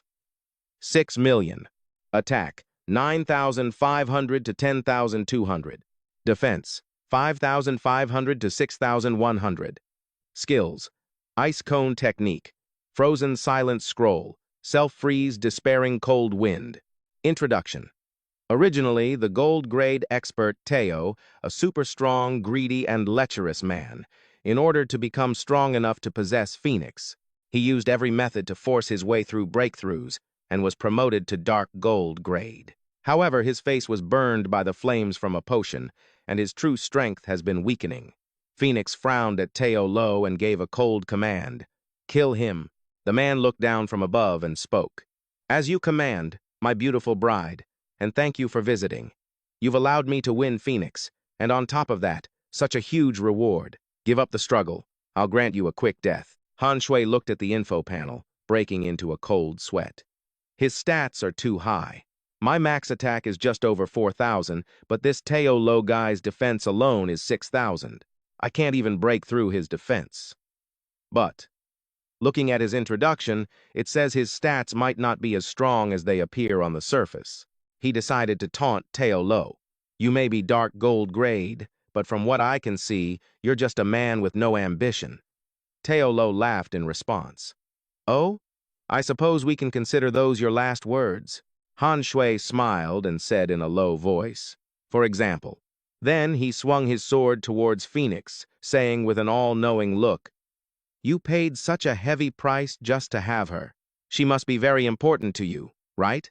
The man quickly raised his hand to unleash a killing move, cursing, "Damn it, you cunning brat!" Han Shui dodged aside, and the attack struck Phoenix instead. He thought with satisfaction, "He fell for it, just as I planned." She took the hit, and her health dropped by 102,000. 435, Teo shouted anxiously. "Phonix!" Phonix's entire body was frozen stiff. She realized in shock that this was the frozen wind domain skill. He chuckled. "Teo Lo, thanks for your help." Phonix hastily cried out, "You bastard Teo Lo, are you trying to get me killed?" His eyes glinted as he said in a low voice, "Sorry, Phonix, but his little games have to end." Teo unleashed the sweeping frost skill, launching countless sharp ice shards. Han Shui's health bar dropped by 34,800. System notification. Teo has used the sweeping frost skill. Enemies within a 200-meter radius will take 200% damage over 20 seconds. He ignored the damage and kept charging toward his opponent. A black arrow suddenly shot past him. With a boom, the arrow exploded, filling the air with thick black smoke. Phonix's voice rang in his ear. "Still trying to run? Dream on." System notification. You have been hit by Phonix's blinding arrow, losing 43,257 health points. Movement speed reduced by 20% for 5 seconds. The crowd, watching from a distance, started murmuring. "He's about to die. Good thing we hid until now. Let's make our move. What if we can land the killing blow?" Han Shui stopped in his tracks as single-digit damage numbers, like mosquito bites, continuously popped up on him. He smirked. "Didn't expect a bunch of vultures waiting to pick the scraps. Perfect. I was just a little short on EXP to level up." A great purple dragon appeared as he used the overwhelming might skill, and the nearby crowd was instantly logged out. Han Shui smiled, looking at his full health bar. System notification. You have reached level 45. Phonix's voice was filled with shock. What? Teo also said in a low voice. So you were holding back after all. But even if you're level 45 with full health, do you really think you can fight me? He clenched his fist, and purple lightning appeared on it. He smiled provocatively. How will we know if we don't try? The lightning spread across his entire body, not even sparing his eyes. Phonix hurriedly shouted, Frozen Wind Domain. System notification. Guardian of the Snowstorm. Phonix has cast Frozen Wind Domain, which can absorb damage equal to 10% of her health. Han Shui swung his sword at her chest, and her health bar dropped by 126,800. Phonix stared in shock at the empty space on her chest. What? He broke through my Frozen Wind Domain's shield in one hit? Seeing him about to charge in for another attack, she wondered in bewilderment. What in the world is happening? Meanwhile, his body was surging with energy as the system announced, You have used the A-rank item, Violet Lightning Gem. The potential within your body has been unleashed. All attributes increased by 1,000% for 1 minute. Time remaining, 56 seconds. Another sword swing, and Phonix's health bar dropped by 403,987. Feeling death approaching, she screamed in panic, Teolo, save me! He swung his weapon towards Han Shui and yelled, Damn you, get away from her! The ice arrow hit his body, but the damage was negligible. Teolo broke out in a cold sweat, thinking, My ice spike can only deal triple-digit damage to him. What on earth did he do? Han Shui seized the opportunity to swing his sword at Phonix again. Blood splattered across her face as she cried and begged, Don't kill me. His answer was a devastating kick. He said coldly, Spare you? So you can keep using vicious skills like Blinding Arrow on me? Then, the system announced, Congratulations on successfully killing the level 50 gold rank boss, Guardian of the Snowstorm, Phonix. Received reward, 2,200,000 experience points, 2,800 reputation. Teo screamed, Phonix. He carefully considered. A moment ago, his attack power couldn't even break my defense. Now, he can take down a gold rank boss in just a few hits. Han Shui smirked. You're next, little mage. With that, he stomped his foot and launched himself towards him. Han Shui swung his sword fiercely at him, and his health bar immediately dropped by 364,171. Another horizontal slash, and the mask broke in two and fell off. Behind the mask was an old, ugly face. Teo Lo let out a long, terrified scream. Ah! He commented with contempt.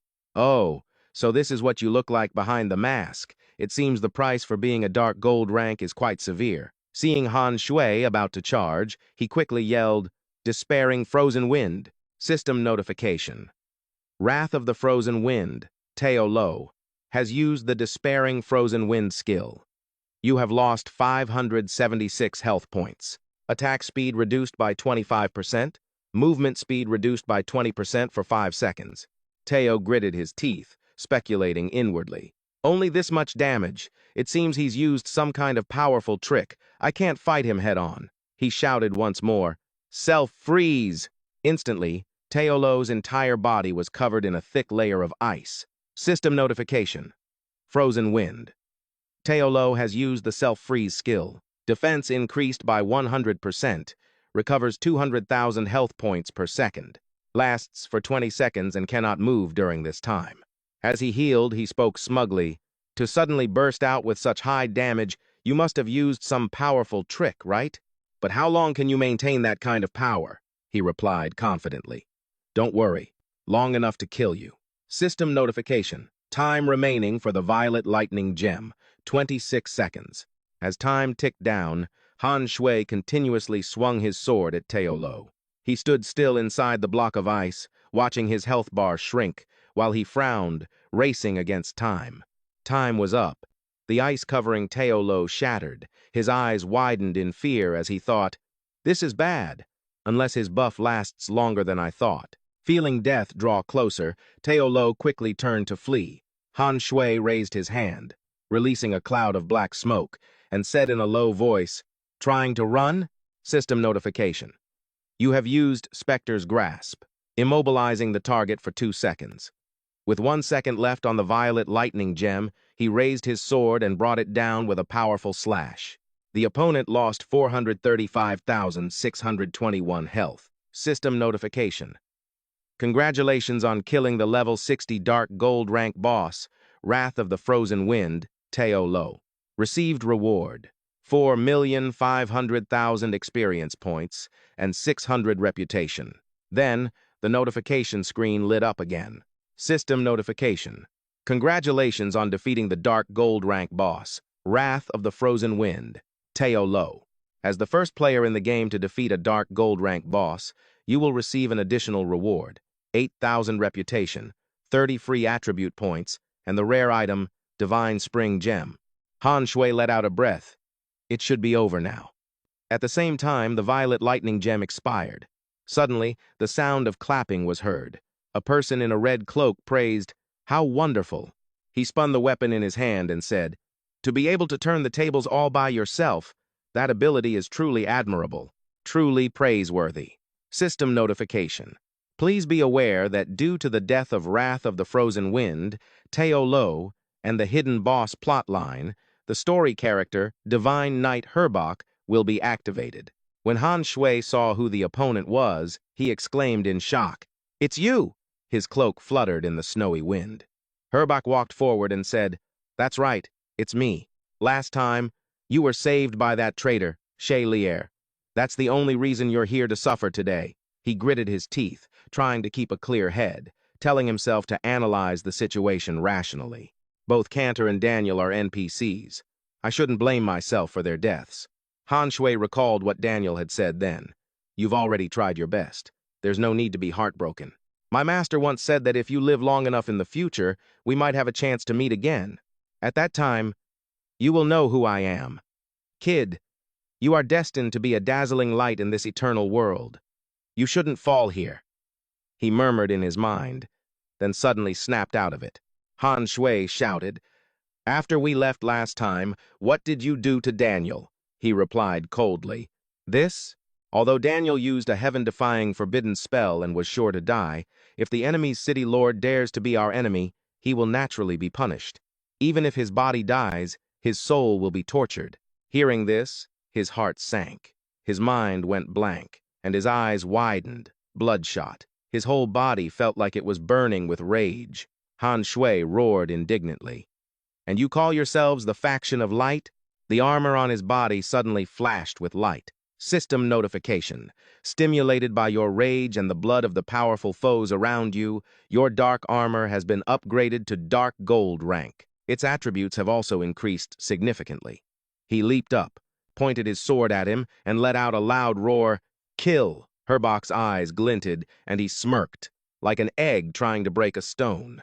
A loud bang echoed as shock waves rippled out from Ice Snow Town. He swung the spear in his hand, and Jiang Han's health bar dropped by 9,365,421. His entire body was sent flying. Jiang Han crashed to the ground, groaning, the sword in his hand clattering away. System notification. Due to the effect of the moon shard, you have avoided a fatal wound this time.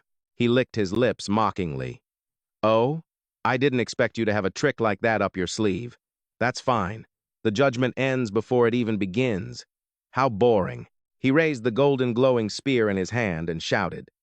System notification. Holy Knight. He has used the skill, Holy Fire. This weapon not only deals damage, but also inflicts 100% continuous damage from the divine holy fire on the enemy. Trembling, he took out a book and raised it. Seeing it, he broke out in a cold sweat, wondering anxiously, how did he get his hands on a demon god summoning item like this? He spoke up uneasily, trying to stop him. "Wait! You have no idea what kind of disaster that thing in your hands will bring." Jiang Han tore the book in half and said maniacally, "So what if it does? I'm going to die anyway. I don't mind dragging someone else down with me to avenge Daniel." System notification. You have used the Demon God Summoning Book. A few Demon God-level powerhouses will be summoned to personally enter the battle. He muttered, repeating, "A few? After a moment of silence, he burst out laughing mockingly, finding it funnier the more he thought about it. He scoffed. Fool. Do you really think a great demon god would pay attention to a summons from a small town like this? He couldn't help but offer some kind consolation. All your struggles are meaningless. Just give up and die quietly. As soon as he finished speaking, a horizontal crack, like an electrocardiogram reading, suddenly appeared in space.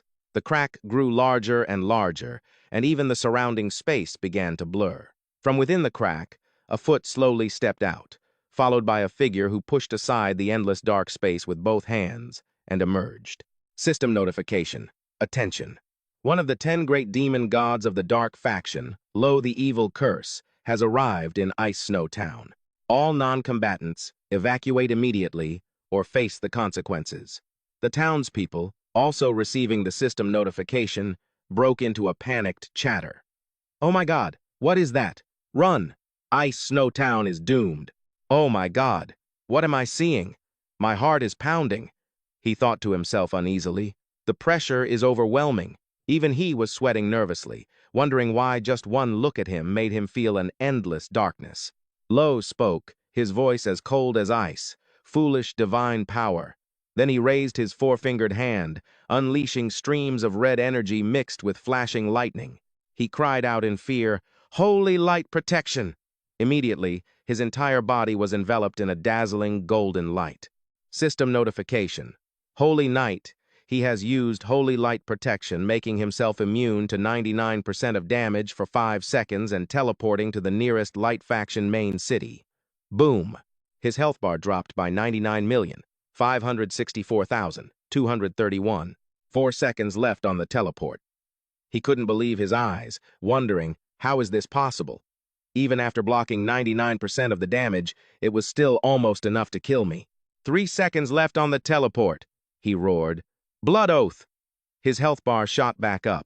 System reminder, Holy Night. He has activated the forbidden spell, Blood Oath, instantly increasing his health by 1,000%. Because Blood Oath is a forbidden art of the Light Faction, Holy Night, he has suffered a 50% penalty. With 2 seconds left on the teleport, veins bulged on his face as he screamed, "You rotten brat! You better pray you die here. If I find out you're still alive, I will use every resource I have to kill you," Jiang Han taunted as he slowly faded away. "Fine. You don't have to come for me. I'll find you myself. Go home, wash up, and wait for me." Then, the space fell silent. He looked up at Lo, who was hovering in the air, beads of sweat rolling down his face. He thought anxiously, this is bad. Now it's just me facing him. I have to be careful, or he'll definitely kill me. He broke the silence, asking, "A puny dark swordsman like you. For what reason did you summon me?" Jiang Han tried to keep his tone as calm as possible and replied, "Lord Demon God, it was because of he from the Light Faction, but he cowardly ran away because your power was too great." Hearing this, Lo raised his hand and growled, To think I was bothered for such a small fry. If that's the case, then you and this entire town can die along with him." Knowing how terrifying his power was, he quickly raised his hand to stop him. "Wait a moment. Since you are a great demon god, surely you must have anticipated this situation, right? You can't take all your frustration out on me alone." Hearing this, Lo's voice grew impatient. "I came here because I sensed the power of an enemy, but in the end, I found nothing." Jiang Han wondered to himself, the fluctuation of an enemy's power? Could it be because of the moon shard? Daniel did originally give it to me as a quest item. If there's an enemy that a demon god would target, then it could only be Daniel. He took out the moon shard and asked, "The power fluctuation you mentioned, could it be from this? Is the enemy you're talking about the necromancer, Daniel? This is the item my master Daniel gave me before he fell, and I am his most outstanding student." He sensed it and quickly replied, "So that's it. It does indeed have his aura." Jiang Han was secretly overjoyed, thinking, mentioning Daniel really worked. Maybe he'll spare me out of respect for him. Suddenly, Lo cut him off with a loud laugh. "But, while it's true Daniel and I were once acquainted, we are now mortal enemies." He opened his mouth, revealing countless sharp fangs, and said excitedly, Not being able to eliminate him myself is the greatest regret of my life, but killing his most prized disciple isn't a bad alternative. He hurriedly shouted, "No, wait!" Inwardly, he was screaming, "Master Daniel, just how many enemies did you make out there?" Lo unleashed deadly red rays of light, along with a blazing red orb, and declared coldly, "To a dead man, your words have no meaning. From the moment you tore that scroll, your death was sealed." Lo launched the red orb, shouting, "Die!" An intense red light was all that flashed in Jiang Han's eyes. He lamented inwardly, "I'm done for. He wants this whole town to die with me. There's no chance to escape." Suddenly, a hand holding a sword placed it in Jiang Han's grasp, saying, "Take this." Startled, he jumped back, exclaiming, "Huh?" Seeing Yi Xin, Jiang Han asked in confusion, "Sword God, is that you?" Before he could finish his sentence, the orb exploded, sending Jiang Han flying. He landed on his butt, groaning in pain. "Ah!" Looking at the scene before him, Jiang Han said in a low, disbelieving voice, "No way. The entire town has been blown up." Looking around, he couldn't see Lo. He looked up at the sky and said, "Oh, it looks like the crack has disappeared. Sword God, how are you?" Only a terrifying silence answered him. He searched around anxiously, unaware that she was right behind him. As soon as he turned around, he saw Yi Xin clutching her left arm. Jiang Han asked worriedly, "Sword God, are you okay?" Even in this situation, she could still flash a peace sign and smile, saying, "I'm fine. You owe me 2 favors now." Hearing this, he asked in confusion, "Oh, why 2?" Yi Xin explained. "First, when Lo was about to kill you, I stopped him. Isn't that saving your life? Second, I originally belonged to the Light faction, which is your opposing force. I should have killed you, so isn't not killing you also saving your life?" Jiang Han replied, "Oh, I get it. Thank you." Then he gripped her shoulders and asked with concern, "How's your wound? Do you need me to take you to get it treated?" She winked playfully and wagged her index finger. "It's fine. Don't forget, I am the mighty sword god."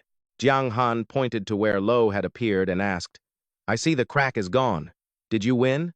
Yi Xin followed his gaze and answered hesitantly, "I guess so. He's returned to the darkness." His voice was laced with worry now. "I really pissed him off this time. Is he going to come looking for me later?" She gave a reassuring smile. "Don't worry about it. To a demon god, your existence is as insignificant as a bug. Think about it.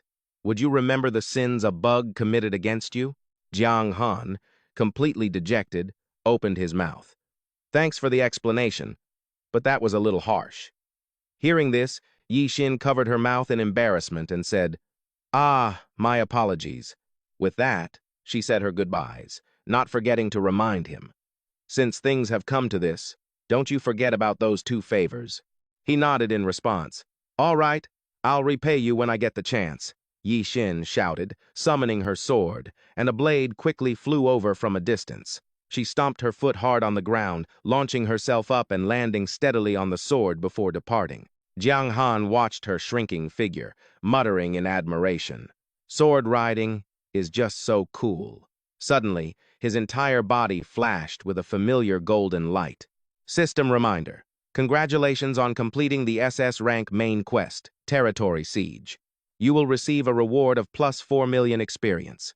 You are now qualified to enter the Demon God's treasury. System reminder. As Ice and Snow Town has been destroyed, you cannot choose to occupy it. It will automatically default to destroyed, and you will receive plus 1 million experience and 1 rare treasure map. You have leveled up to level 48. System announcement. Please be advised. The Dark Legion, led by the Dark Leader Jiang Han, has frenziedly attacked the level 3 Ice and Snow Town of the Romantic Zone. He let out a sigh and said, "It's finally over. Time to head back. I got some rewards from this siege, so I'll check them out on the way." Each slow step left an imprint in the snow as a continuous ding sound rang out. System reminder. Please be advised. The Vampire Army, commanded by leader Blood Moon Catherine, has captured the level 1 main city of the Eastern Zone, Vermilion Bird City. System reminder. Please be advised that the Evil Army, commanded by the Judge of Sin Solomon, has captured the level 1 main city of the Cherry Blossom Zone, Thunder City. Jiang Han thought worriedly. Why hasn't there been any news about Xie Lier's city attack yet? His siege is probably the most difficult. I hope he's all right. He opened his inventory bag and muttered, but there's nothing I can do right now. I'll check my spoils first, he thought to himself, recalling the image of the short-tempered, shouting blonde girl shooting her bow. First up are Phoenix's items. The first is the gold rank orchid bow. Attack 300 to 330. EF. Attack. Attack plus 20%. Attack speed plus 35%. Special skill. Wind and snow protection. Level requirement. 48. Description. The favorite weapon of the Guardian of Wind and Snow. With excellent damage, it possesses immense power, and it cost a great deal of money to hire a craftsman to design it. In addition to its considerable strength, its appearance is also exquisite and beautiful. The second item is the Snowy Night Cloak, Health 10,000. Effect, Defense plus 20%, Toughness plus 20%, Level requirement 45. Description, symbolizes the outstanding leader of Ice and Snow Town. If you wear it, your entire aura will become stronger. The third is the A-rank Blinding Arrow. Description, shoots an arrow at the enemy's eye. Even if it misses, the poison on the arrow will affect the opponent's vision.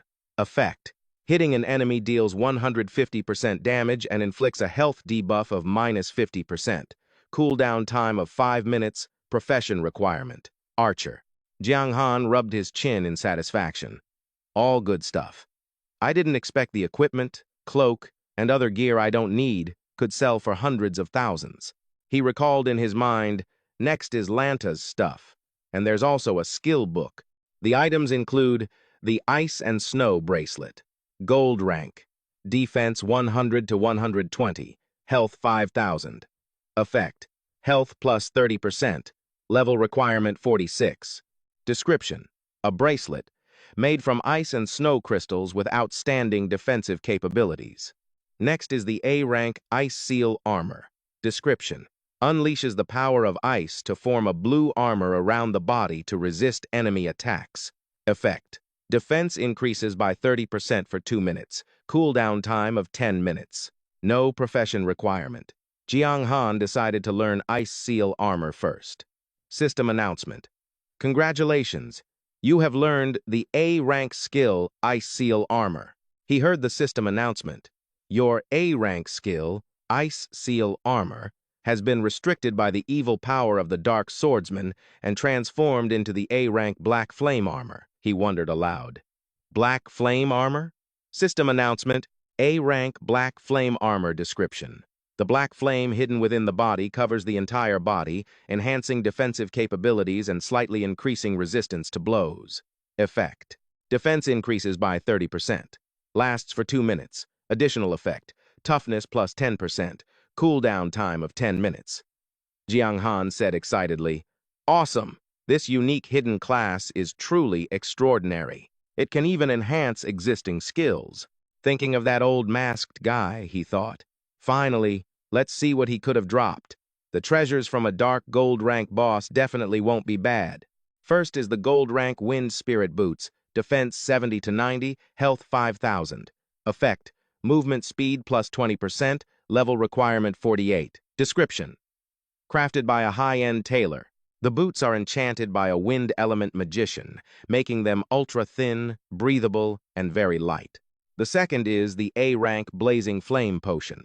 Description, a potion made from rare substances extracted from magma and fused with various other materials. After drinking it, it can stimulate the human body's potential. Effect, attribute points plus 10%.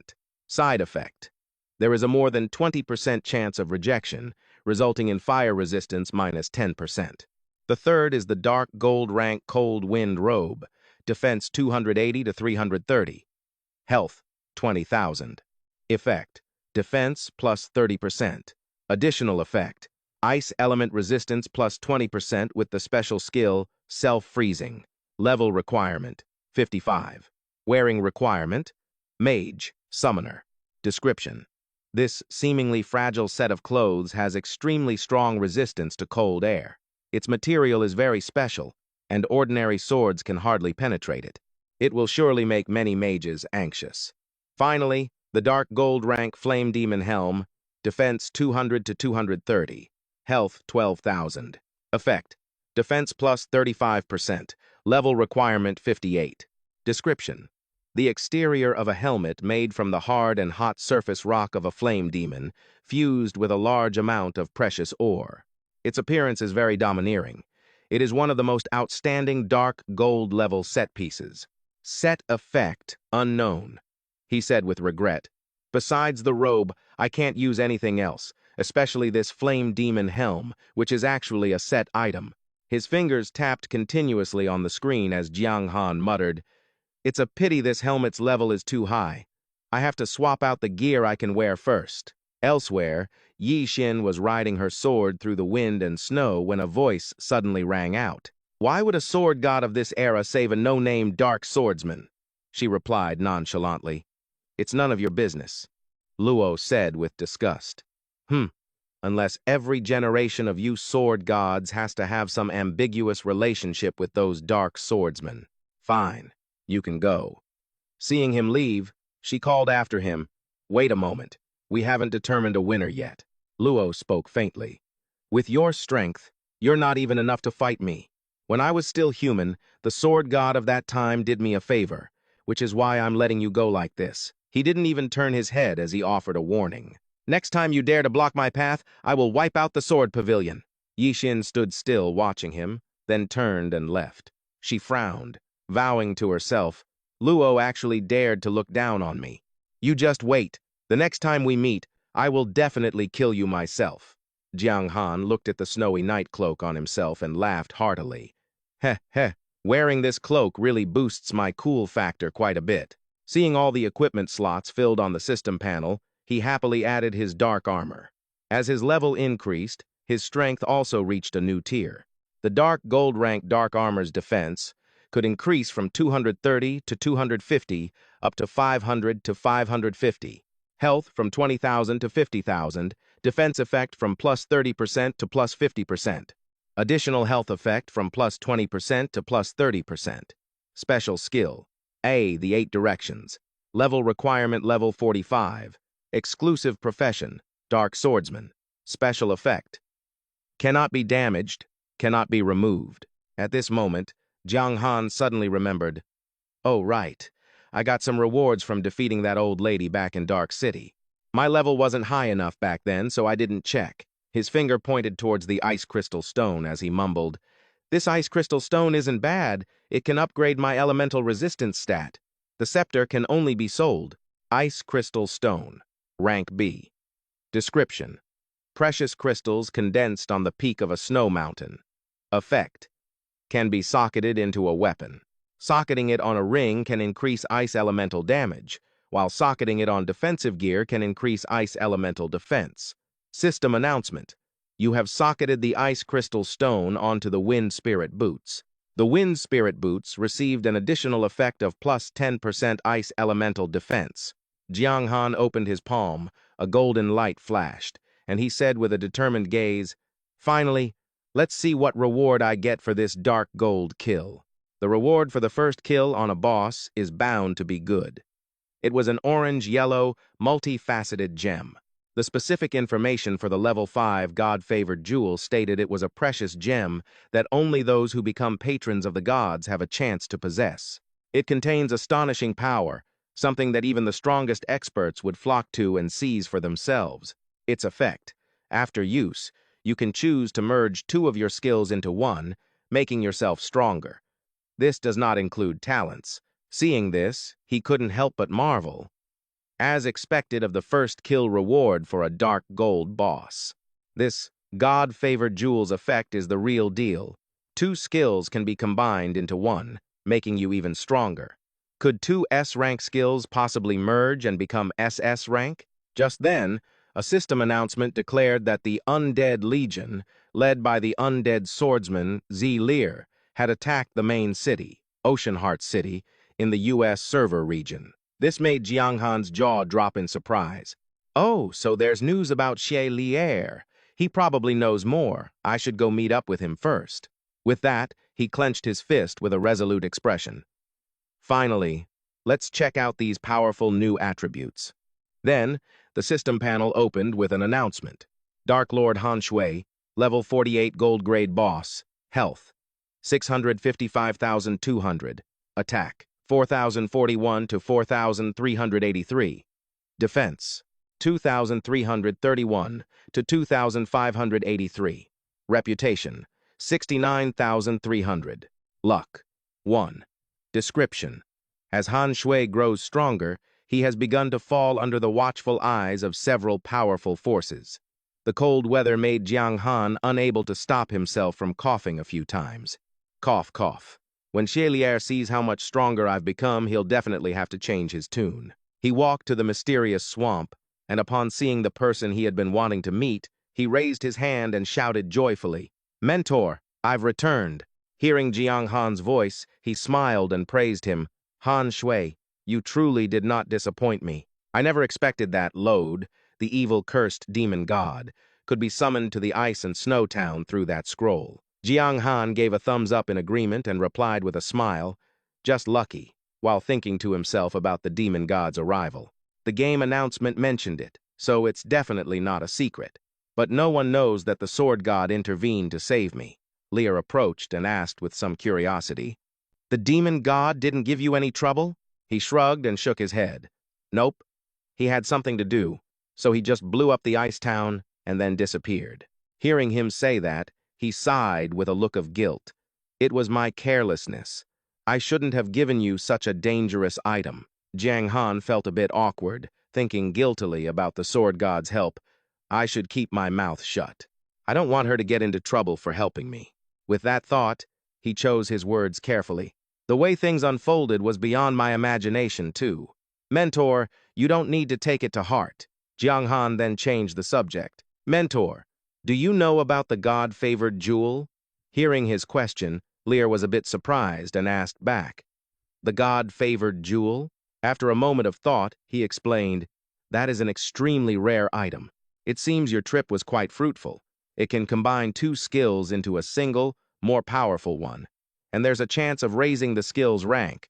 The lower the rank, the greater the chance. If two S ranks are merged, the chance of improving the rank is minuscule." After hearing this, Jiang Han rubbed his chin and mused. So that's how it is. He began to calculate a plan in his mind to merge his skills. "Once I get to the demon god's treasury, I'll use the god-favored jewel to merge my skills." Seeing Jiang Han lost in thought, Lear walked over, clapped him on the shoulder, and instructed, "Right, you should go rest first. The upcoming siege war will be tough. After you've rested, I'll take you to the demon god's treasury." Hearing this, his face turned ashen, and he nodded mechanically. "Okay, thank you, Mentor." Jiang Han thought with some anxiety. He's not saying what needs to be said. Defeating Teolo was already exhausting, and then Horbach showed up. I'm about to collapse from fighting up to this point. The next day, Jiang Han arrived excitedly and saw Lear already waiting. Seeing him, he asked, "Are you ready?"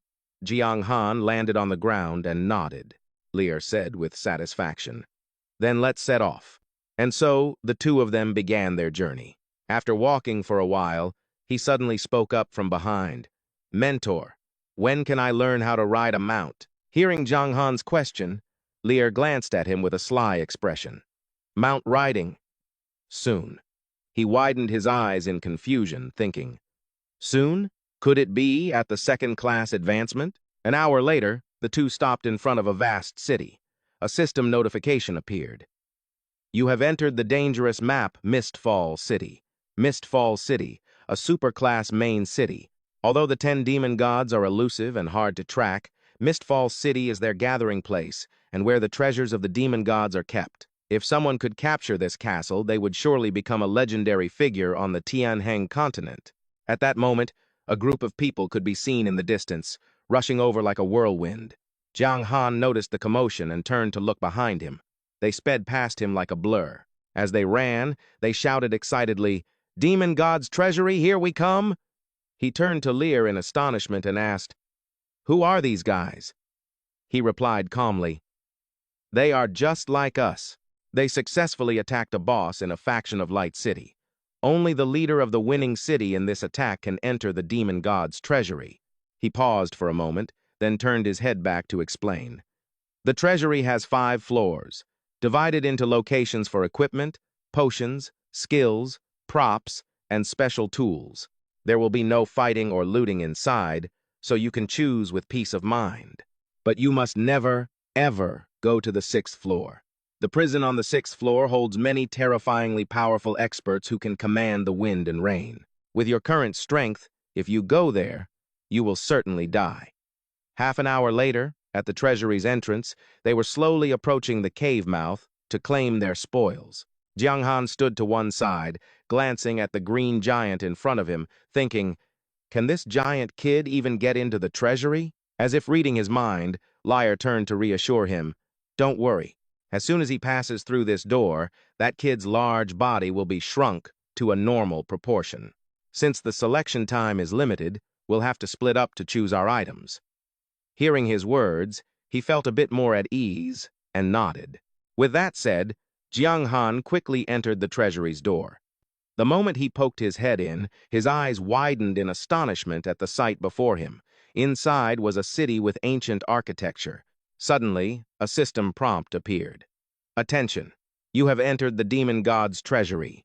You have 10 minutes to select a treasure of your choice, but the quantity is limited to 1. Otherwise, you will be hunted down by the treasury's guardian. Jiang Han stepped inside, observing the scattered beasts around him as he walked and thought, I can only choose 1 item in 10 minutes. Equipment isn't what I need right now, so I shouldn't go to the equipment area. He then proceeded to the 2nd floor, the potion area. He thought to himself, potions are one-time use items, so their value probably isn't that high, right? His gaze fell upon a potion box containing a large vial of immortal-grade elven spring water, a mystical substance from the elven sacred spring. It was an unparalleled medicine that could save lives and heal the wounded in an era where elves had vanished into seclusion. It is extremely precious. Effect: permanently increases life by 100,000. Additional effect: restores 5% of health every second for 15 seconds. Limitation: each time you use it, its permanent life-increasing effect will be diminished. The small vial contained an immortal-grade mighty strength pill, an extremely rare, top-quality medicine among the dwarves. Only core members of the tribe are able to use it. Effect: permanently increases base attack by 1,000. Limitation: only effective once. The amazing effects of these potions made even Jiang Han gasp in his mind. Holy crap, a top-tier potion that can permanently increase attack. Even though the mighty strength pill can only be used once, it has no level restriction. I can use it right now. This will unconditionally increase my attack power, reaching a level far beyond the reach of current players.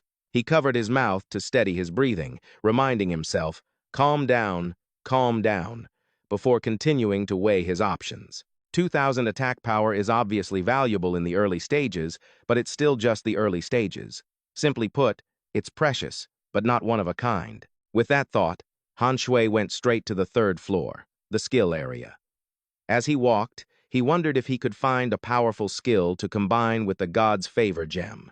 As soon as he arrived, a long row of skill books lay before him. He stood there, stroking his chin in thought. Blade Storm, A rank. Effect: increases your own attack speed by 300% for 20 seconds. Cooldown: 2 minutes. Requires Knight or Swordsman class. Next was Attack and Defense Swap, A rank. Improves parrying ability and blocks 90% of physical damage. However, attack power is reduced by 50%. Cooldown: it can be maintained until deactivated. Requires Knight or Swordsman class. He looked them over for a moment. Han Shui noted that they were all decent skills, but none were good enough. Suddenly, his eyes caught something, widening in shock. Right in front of Han Shui was the S-Rank skill book, Dragon Break Slash. Description: gathers the energy of an ancient dragon to unleash an extremely powerful slash that shatters everything. Effect: deals 150% of your own attack power as damage to the enemy and applies a rend effect. Subsequent damage will deal 25% damage per second for 5 seconds. Cooldown: 5 minutes. Requires Knight or Swordsman class. Looking at this terrifying set of stats, his eyes widened in shock. This damage output is just ridiculously strong.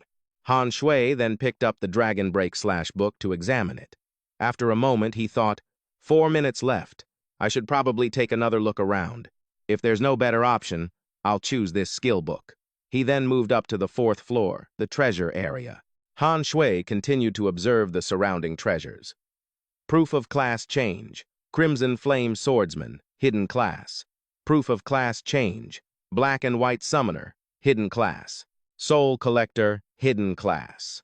After looking around for a bit, he figured it out. It seemed this floor contained hidden classes and mysterious scrolls. However, none of these classes were as good as his own Dark Swordsman. His gaze shifted to a green giant next to him, who was holding 2 scrolls and agonizing over his choice, saying, "All right, which one should I pick?" Looking closely at the item in the other man's hand, Han Shui's eyes widened and his jaw dropped.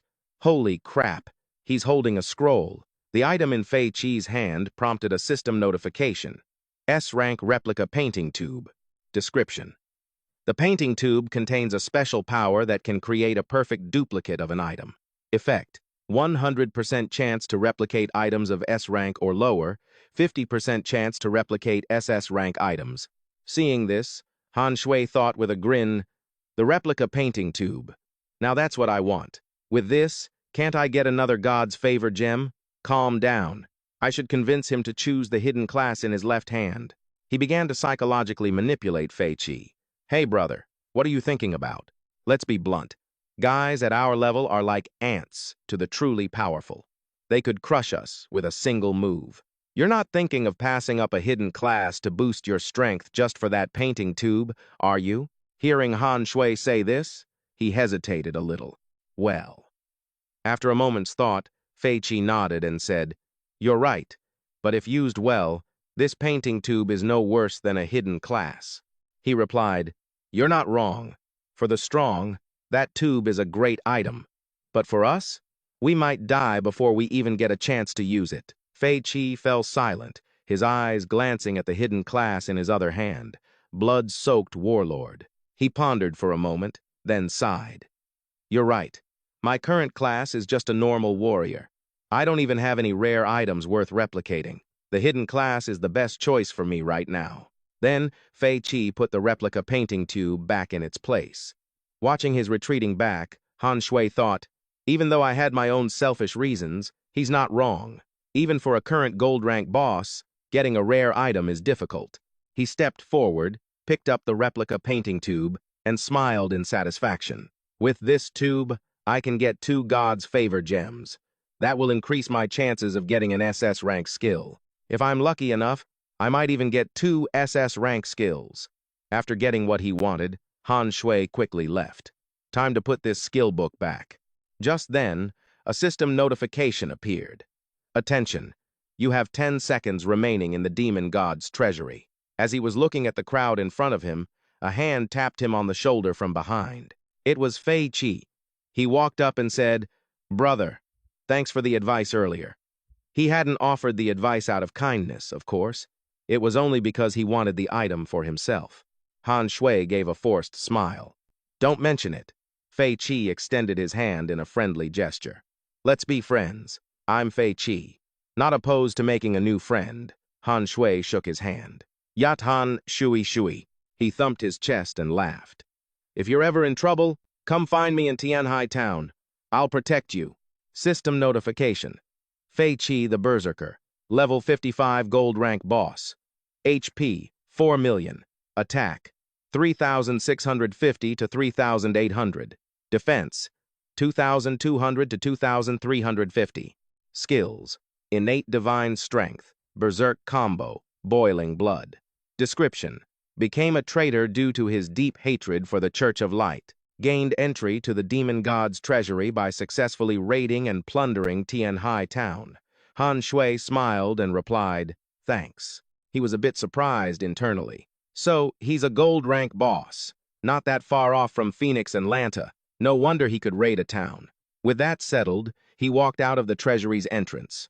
As soon as he was out, Li Air approached and asked, How was the haul? Han Shui replied with a smug smile. Not bad. He raised an eyebrow. Good. Let's head back. Your strength is still insufficient for now. It's too dangerous to stay here. An hour later, at the mysterious swamp, Li stood with his hands behind his back and said seriously, I have a mission for you. It might be a bit difficult. Are you interested? Loving a challenge, Han Shui immediately accepted. No problem. Seeing this, he continued. All right. Your mention of learning to ride has piqued my interest. As it happens, your master has become the lord of Haishin City, and I do need a suitable rider to lead the way, he asked excitedly. My lord, what can this disciple do for you? Han Shui thought to himself. Now I understand the content of the War of Light and Darkness's expansion in the Dark Factions region. Besides Dark City and Fog City, there are no other strongholds. The assault on the cities and the entire Tianhe continent has directly seized most of the grasslands belonging to the Light Faction's territory.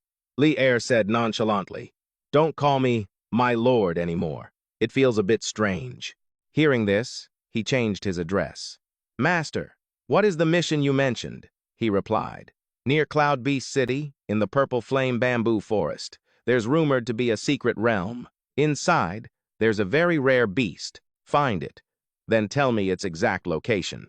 Then a system notification appeared. Do you wish to accept the A-rank difficulty quest? Find the secret realm. Seeing this, Han Shui didn't hesitate and agreed. Yes. System notification. Quest Find the Secret Realm accepted.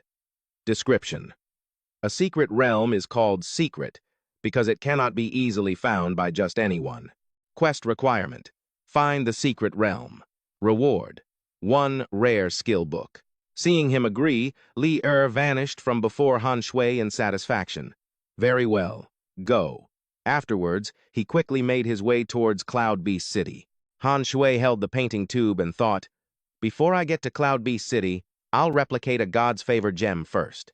As soon as the tube opened, a system notification appeared. You are using the replica painting tube. You have 10 seconds to present the item you wish to replicate, or the process will be cancelled. Han Shui took out the gleaming golden God's Favor gem from his inventory. A light flashed like a blooming firework. System notification. Replication successful.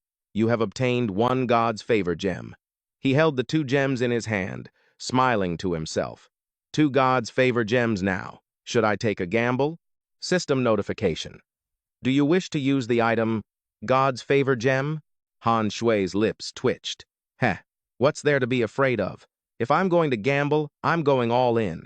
With that, he decisively crushed one of the God's Favor gems in his hand. System notification. Please, select the skills you wish to merge.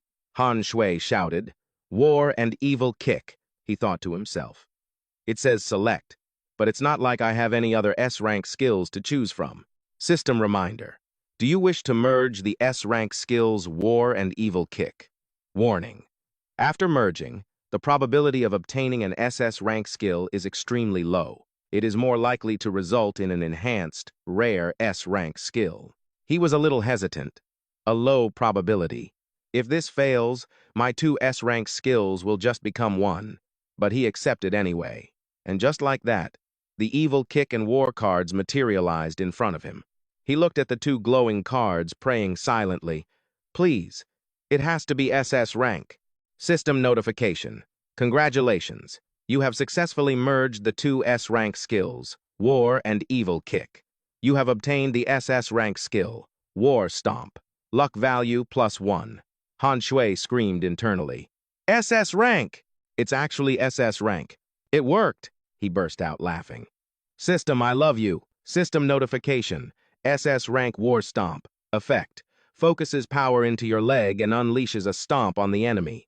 For 3 seconds after casting, movement speed is increased by 300%, attack speed is increased by 200%, and jump height is greatly increased.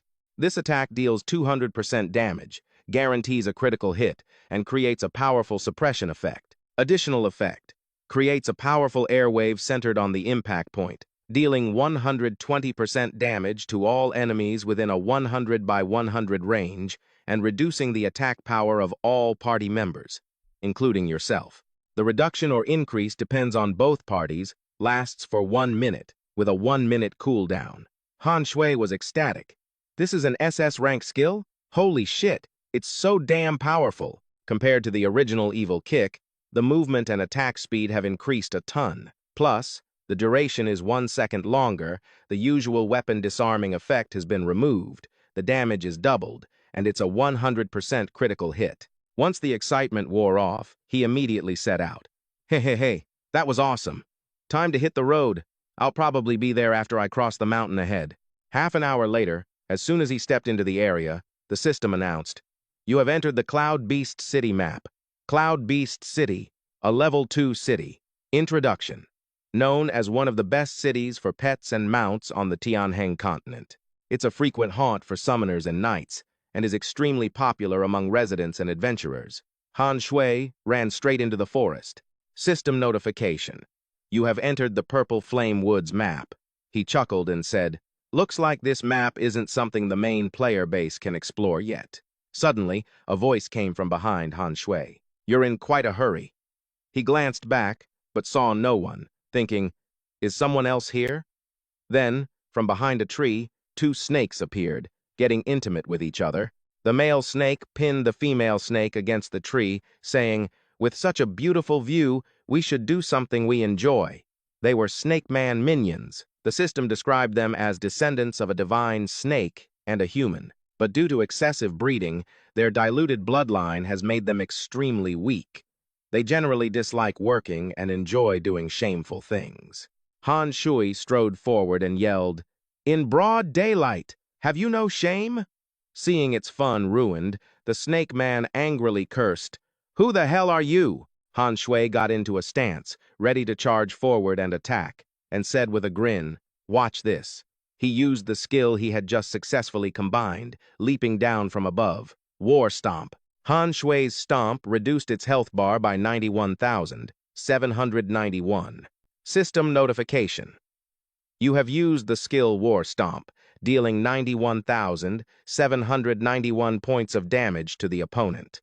Suppression for 2.2 seconds and attack power increased by 20%. All enemies within a 100 by 100 range will have their attack power reduced by 18%, dealing 120% damage. Seeing it was dealt with, he smirked. Combining 2 S-rank skills is seriously powerful. Han Shui didn't even bother with the other one, turning to leave. Time to go scout ahead. After walking for a bit, a horde of giant snakes blocked his path. Han Shui screeched to a halt, letting out an O.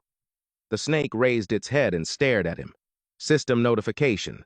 Level 55. Purple Flame Venomous Serpent. Health, 200,000. Attack, 3,650 to 3,800. Defense, 1,880 to 2,000. Skills. Swift Movement. Deadly Serpent Venom. Introduction. One of the most dangerous creatures in the Purple Flame Woods. They are extremely numerous, and their fangs contain a fatal poison. Normal people wouldn't dare get close. But he wasn't scared. In fact, he was thrilled, thinking to himself, "There are so many of them." System notification. Your title has changed from Shadow Wielder to King of Taunts. Effect. Your words will either decrease or increase the opponent's attack power by 10%, while also increasing their aggro towards you. Han Shui immediately turned and ran, luring them as he provoked them. "Come and get me, you stupid snakes!" Enraged, they all gave chase, hissing loudly. Hiss! Hiss! After running for a bit, he saw another 2 snakes wrapped around each other. Han Shui taunted them. "Doing that in broad daylight? How disgusting. I even turned on the lights for you." The male snake, furious at being interrupted, let out a loud hiss. 10 minutes later, a massive horde of them was chasing him. He activated a burst of speed, glancing back and thinking, "There must be a few hundred purple flame venomous serpents back there by now. It's time." System notification. You have used the skill Black Flame Armor. Defense increased by 30%. Endurance increased by 10%. Duration 2 minutes. Han Shui leaped directly into the air, then spun around and unleashed a kick. He used the War Stomp skill, and the snakes, caught by surprise, took the full force of the blow. Feeling it wasn't enough, Han Shui launched several more kicks, System notification.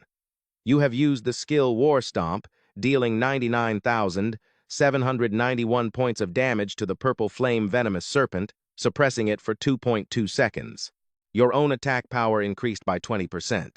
Enemies within a 100 by 100 range have their attack power reduced by 18%, dealing 120% damage. His eyes gleamed as he told himself. Still not enough. Han Shui poured all his strength into this final blow. Quake in all directions. The system continuously announced, "You have slain a purple flame venomous serpent, receiving 22,000 experience points." After slaughtering them, he felt a rush of satisfaction and spoke aloud. These two group skills are so damn satisfying. A familiar golden light flashed around his body. System notification. You have reached level 49. System notification. You have reached level 50. He saw the system notification. Congratulations, you have reached level 50. Go to the class master to receive your promotion quest. Seeing this, Han Shui grinned smugly, just as I expected. Once I hit level 50, I get my second class change. A thought crossed his mind. I remember a prediction on the forums, just like the first class change. The top 10 players will get a massive reward. But before that, I need to find the secret realm Li Er mentioned. Han Shui opened his contact list and messaged Long Teng Wan Li, asking, "Bro, what's the highest player level right now?" He replied, "Are you done with the eastern region already?" He shook his head and replied, "All done." Wan Li continued, "Let me ask my brothers to check for you." Han Shui nodded with a smile. "All right, thanks for the trouble." He also laughed heartily and said, "Don't mention it. Don't mention it. You're the real pro. Just give our Dragon Clan Guild priority on any gear you get. Price is not an issue." As if remembering something, he opened his item list and said, "Turns out I have some gear in my bag. Let me send you the details." When Wan Li saw Han Shui's equipment, his face darkened, and he cursed under his breath. "Damn it, the gear this kid considers junk is several levels better than what I'm wearing. This kind of equipment couldn't even be bought at auction." The bald guy saw his twitching expression in silence and asked, "Big bro, what's wrong?" Wan Li snapped out of it and shook his head. "Nothing. Just talking to the boss." Hearing that, the guy's mouth twitched as he asked, "The boss? You mean Han Shui?" The reply was a simple, "That's right." When Han Shui didn't get a response, he spoke up. "So, you want them or not? If not, I'm putting them on the auction house." The guy quickly replied, "I'll buy them." Right now, the best gear at the auction house goes for 2,000 gold. Your equipment is high level, and the stats are pretty good. I'll price them at 2,500 gold coins each. How about that? He nodded in agreement. Deal. Except for that magic artifact. Wan Li had noticed it too and started to negotiate. For that Frostwind magical item, it's top tier and even has a skill, but there's no market price. I'll offer 15,000 gold coins for it. What do you think? Han Shui immediately seized the opportunity to raise the price to 18,000 gold coins. Hearing this price, he cried out, "That's too expensive, bro. It's not like my family owns a bank." He started to sweeten the deal. "If you can do 18,000 gold coins, I'll throw in a top-tier arrow from a master archer. 20,000. Take it or leave it." After thinking for a moment, Wan Li agreed. "You drive a hard bargain. Deal." He thought to himself that the price of the gear wasn't the most important thing. It was maintaining contact with this guy. That way, he could get first-hand info to help the guild stay on top. He then said, "Same as usual. Just wire the money directly. I've already sent you the location." Afterward, Han Shui opened the info panel to check the current exchange rate for gold coins. The system displayed the information. 1 gold coin was equivalent to 154 in real-world currency. He noted that the price had dropped a bit. That makes sense. After all, players with that much gold always end up losing it. Once everything was settled, a system notification announced, "Your bank account has received 3,080,000. Seeing this, Han Shui was overjoyed. This was the first time he'd ever had this much money. This money could help improve his parents' lives. He thought, "If I had just cashed out at the beginning, I would have gotten that first payout. But I'd have lost all future income. If I keep playing, what I can get won't be limited to just this." Han Shui clenched his fist. Of course, making money isn't my main goal. Experiencing the game's story and the battles between players and bosses is what makes this game truly meaningful. On the other end of the line, Wan Li shared some information he had just gotten. A friend of mine overseas told me that the highest level player right now is a level 44 mage on the US-Swiss server. Han Shui nodded and replied, "All right, thanks."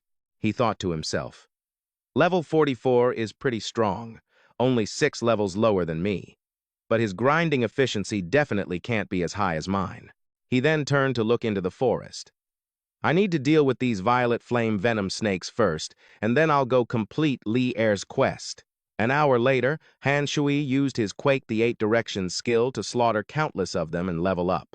A system notification announced, "You have reached level 53, as a golden level-up aura glowed around his body. He said with satisfaction, "The monster density here combined with my skill set makes for some really high leveling efficiency." Suddenly, a system notification popped up. "Your slaughter of the violet flame venom snakes has angered the violet flame venom snake king." Hearing this, Han Shui's eyes widened in shock as he screamed internally, "Oh crap, the boss is coming!" The Snake King, receiving the news, roared in fury, "Who is it that has slaughtered my people?" A system notification appeared. "Violet Flame Venom Snake King, a level 68 Dark Gold boss. Health, 7,500,000. Attack, 11,500 to 12,000. Defense, 5,000 to 5,350. Skills, Violent Venom Strike, Serpent's Demise, Spreading Poison Mist, Power of the Snake God." Description: descendants bearing the relatively pure bloodline of the Snake God come here to reproduce, creating a new generation with a bloodline even closer to the Snake God, hoping to receive his divine protection. Han Shui frowned, thinking worriedly. "A dark gold boss. The level gap is huge. Plus, I've already used up all my violet lightning gems. My attacks won't even be able to break its defense, and with the level suppression on top of that, there's just no way I can kill it." It angrily charged at him with its spear, sneering.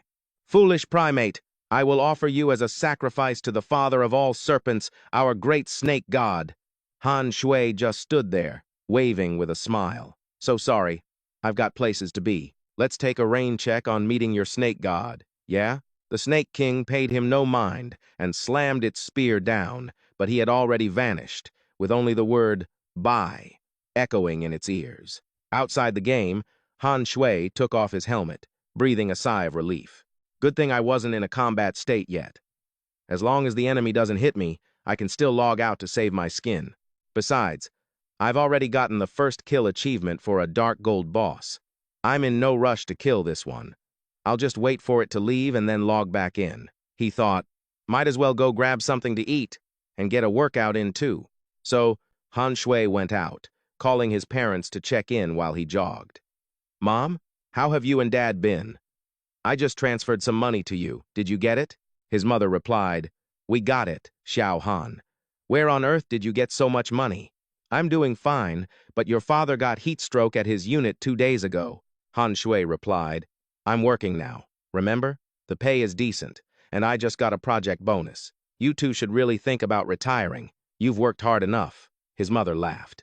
"If we both retired, how would we make a living? It's been hot lately, so be careful not to get heat stroke, and come visit when you have time off." Han Shui nodded. "Okay, I will, Mom. I have to go now. Talk to you later." After running until he was drenched in sweat and breathless, he said, "Time to head home and finish that quest." Later, Han Shui logged back into the game, appearing where he had encountered the Snake King. He scanned the area but saw no sign of it, muttering, "Looks like the Snake King left, but where am I supposed to find the hidden realm for this quest?" Han Shui's eyes landed on a nearby tree. "Oh," he said, "this tree looks suspicious. Usually, the entrance to a hidden realm is inside a large tree or some other object you can pass through to get to the destination." Looking at the trunk, he thought, "Bronze inspection eyes." A system notification appeared. "Camphor tree." Description: "I do not understand why you wish to study an ordinary camphor tree." Han Shui stared silently at the camphor tree. After a moment, he muttered in frustration, What the heck is going on? He glanced over and spotted a snake nearby. Oh, Han Shui said. The snake recognized him and, terrified, turned to flee, thinking, "It's him, the one who was massacring my fellow snakes. I have to go report to the Snake King." "Stop," he yelled, drawing his sword threateningly. "See this long sword in my hand? Even if you run 40 meters away, I can still kill you. Just answer my questions obediently, and I might let you live." Terrified, the snake prostrated itself on the ground, pleading, "My lord, please, just give me your command." He seized the opportunity to ask, "There's a hidden realm around here. A lot of powerful warriors use it to find a place with exotic beasts. Do you know anything about it?" Afraid for its life, the snake pointed and replied, "I do. 500 meters straight ahead from here, there are 3 giant trees. The middle one is the entrance to the hidden realm." Satisfied, he nodded and commanded, "Excellent. Now, start counting from 1 to 10,000, and don't you dare turn around while you're counting. Understand?" The snake trembled. I understand." It then obediently started to count 1, 2, 3, 4, 5. Seeing that it was listening, Han Shui turned and ran off, muttering to himself, "If I'd killed it, I might have alerted the Snake King. This was the only way to keep it from running off to report to him." He reached the spot the snake had described and stopped to find the 3 giant trees. "This is it." Suddenly, a system notification popped up. "Congratulations, you have successfully found the entrance to the hidden realm." It was followed by another. "Your quest, find the hidden realm, is complete. Go to your mentor to claim your reward." Han Shui walked forward and placed his hand on the giant tree, whispering, "I can't believe it was really inside a tree." A bright light shone from where he touched it. A system notification appeared. "Your current power level is insufficient to enter the hidden realm." He thought, "Oh well, the quest is done, so if I can't get in, so be it." Then he turned to leave. If I hadn't run into that random snake mob and asked it, who knows how long it would have taken me to find this tree. It really proves that you can get a lot of useful info just by talking to NPCs in this game. 2 hours later, in the gloomy swamp, he met up with Li again. "I can't believe you found the entrance to the hidden realm in just a single day," Li said. Han Shui grinned smugly but said humbly, "It was all skill." Li smiled back. "All right, I can see that." A system notification appeared. "You have completed the A-rank difficulty quest. Find the hidden realm. You have received 2,500,000 experience points and a rare skill book." Seeing the skill book, he exclaimed in disbelief, "No way. For a simple search quest, Li actually gave me a rare skill book. Shadow Chase, passive, S-rank." Description: skilled riders can maximize the potential of their mounts, causing them to perform exceptionally and surpass their previous limits. The effects of the riding skill are enhanced while mounted. Mount stamina increases by 20%, and movement speed increases by 20%. Level requirement, 50. Class requirement, none. He cheered inwardly. A riding skill. I finally got one. This means as long as I get a decent mount, I can finally ride across the eternal continent. Li raised an eyebrow and asked, "Well, are you satisfied?" Jiang Han exclaimed excitedly, "Satisfied, very satisfied. Thank you, master." He shook his head casually and said, "Don't mention it." Li got back to the main topic, explaining his purpose. "Today, I have officially joined the Dark Faction and have also become the Lord of Sea Heart City. As the city lord, I must bear the responsibility of defending the city, so I cannot stay away for too long." He asked, confused, "What do you mean?" He took out 2 items and said, "Take these 2 books. When the Dark Swordsman potential within you is unleashed again, you can open this book to summon me. You can learn more new skills from me." System notification: Undead induction, A-rank. Description: a special curse sealed within the body. When released, it will create a psychic link with the caster of the curse. Effect: after use, the level 193 immortal grade boss, Undead Swordsman Shi Li will quickly come to your location. Jiang Han took the 2 books and examined them carefully. Li added, "Also, If you encounter a serious threat or an enemy you can't handle, you can call me for help. However, if I have to come from Seaheart City, and the distance is great, it will likely take some time even if I rush at full speed." Hearing this, he was overjoyed. "Yes, thank you, Master." He clasped his hands behind his back and replied, "These 2 books are compensation for your next power-up not being based on a quest from me. They are not an unconditional gift." Jiang Han nodded. "All right, I understand." A glint appeared in Li Er's eyes. "Then let me ask you." He walked towards him, frowning seriously, and asked the dark swordsman, "Han Shui, do you regret joining the dark faction?" He answered immediately without hesitation, "No regrets." Jiang Han knew in his heart that this was probably the answer for his second-class advancement. Li Er clapped Jiang Han on the shoulder and asked, "Do you dare to use this sword to face the light faction?" He shouted, "I dare." He was satisfied. "Very good. Then Undead swordsman Xie Li Er, officially acknowledged that the adventurer Han Shui has the qualifications and strength to advance to the Dark Swordsman class." Jiang Han asked curiously, "Didn't you say I needed to do a class advancement quest?" He shook his head. "Didn't I tell you before? To search for the secret realm." Suddenly, a black light enveloped his entire body, spreading even to his face. Jiang Han's whole body seemed to mutate, with purple lightning coursing through it. He suddenly felt something inside, a terrifying power surging through his body. System notification. Congratulations on completing your class advancement. Your star growth has transformed. A purple power radiated from Jiang Han, his eyes flashing. System notification. Dark Swordsman. Description: the most powerful and mysterious beings among the undead. History is filled with countless records of dark swordsmen bringing harm to the world. The most wicked and evil power lies hidden within their bodies. They are indifferent, brutal, tyrannical, and addicted to evil, possessing unparalleled potential. Seeing the star ratings for his health, attack, defense, and speed, Jiang Han thought in disbelief, "What? My star growth has completely doubled." System notification. Congratulations on being the first player to complete a class advancement. You have been rewarded with 20 free attribute points, 5,000 reputation points, and the item Enhancement Pearl. Jiang Han looked at the power radiating from his body and couldn't help but sigh in satisfaction. As expected, the first person to advance gets a huge reward. Li Er, standing beside him, suddenly reminded him, "Now that you've entered a new stage, you can learn new skills." He rubbed his chin thoughtfully for a moment, then nodded and replied, "All right." Jiang Han began to calculate in his mind. It seemed there were only 2 skills he could learn right now. First is Evil Spirit, a B-rank passive. Description: as an undead creature, it is born with a terrifying evil aura. Effect: increases attack power by 20%. Level requirement: 50. Class requirement: Undead class. Price: 40 gold coins.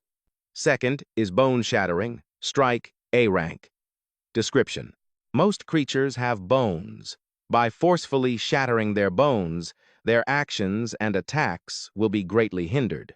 Effect: deals 150% damage to a single enemy, with a chance to trigger a continuous bone fracture effect for 30 seconds. The penalty from the fracture will vary depending on the location of the broken bone. Cooldown: 1 minute. Level requirement: 50. Price: 60 gold coins. After thinking for a moment, Jiang Han felt it was a bit of a shame. The price is a bit steep, but they're both powerful skills. How could a dark swordsman's exclusive skills be weak?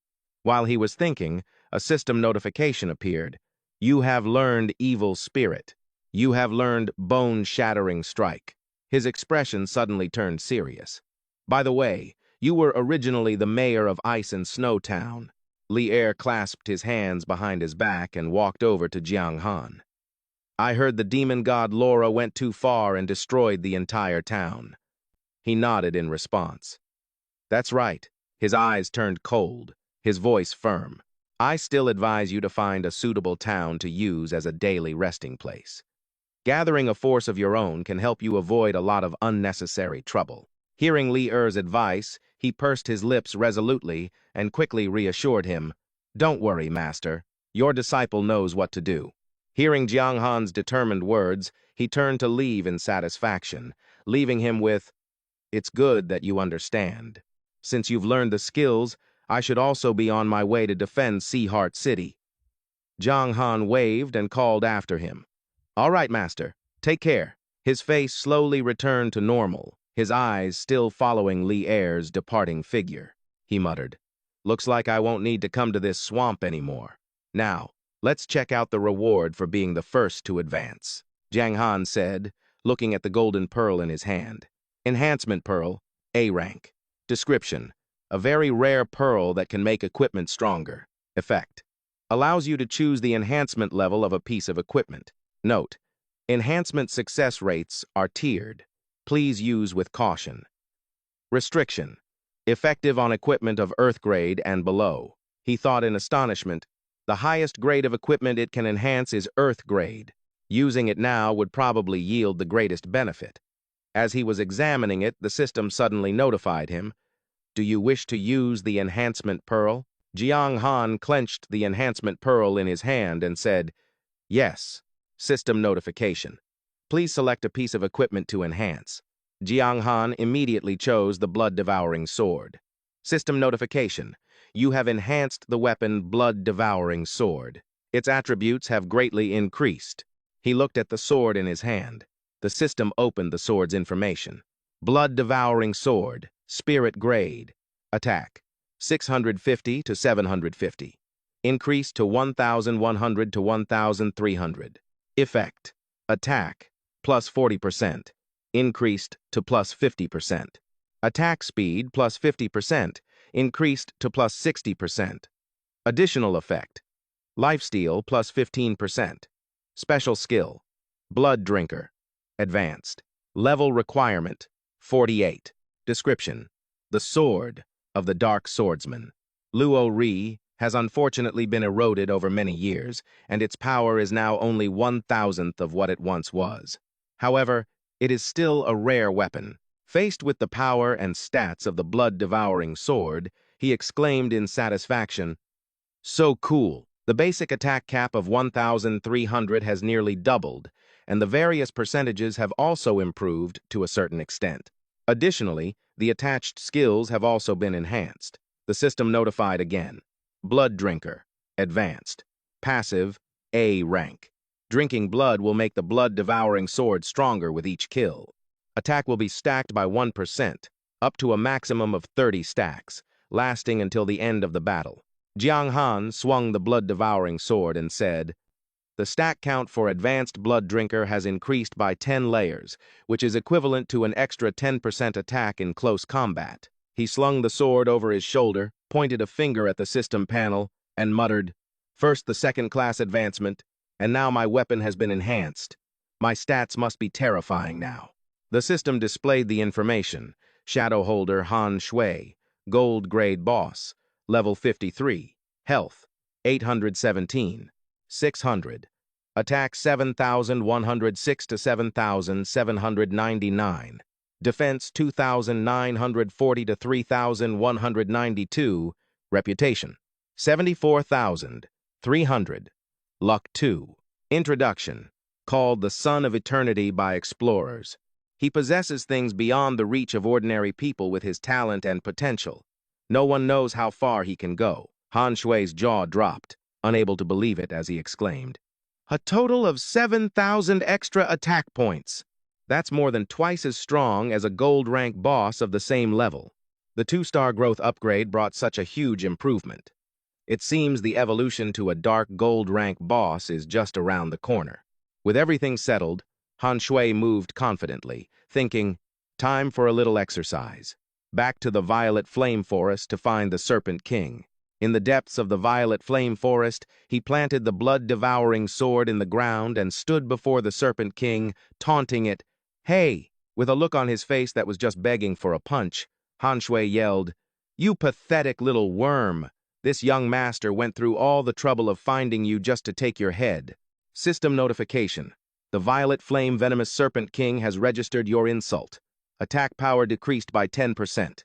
Hearing the insult, it turned, grabbed its spear, and charged furiously, cursing, "You panicked little monkey who only knows how to run, you dare come here to die?" System reminder. Your title has been changed from King of Taunts to Shadow Controller. The effect increases your health by 40%. Just as its spear was about to hit, Han Shui flashed away. The spearhead plunged straight into the ground, sending dirt and rocks flying everywhere. He suddenly appeared above its head, slammed a foot into the middle of its forehead, and used the skill War Stomp. System reminder. You use the skill War Stomp, dealing 107,000 points of damage to the Violet Flame Serpent King, suppressing it for 0.75 seconds, and increasing your own attack power by 20%. And all enemy units within a 100 by 100 range are suppressed, their attack reduced by 22%, and they take 120% damage. Han Shui lunged down, slashing the blood-devouring sword twice across its belly, using the skill Frenzied Slash. The Serpent King's eyes widened in disbelief as it roared, "What's happening?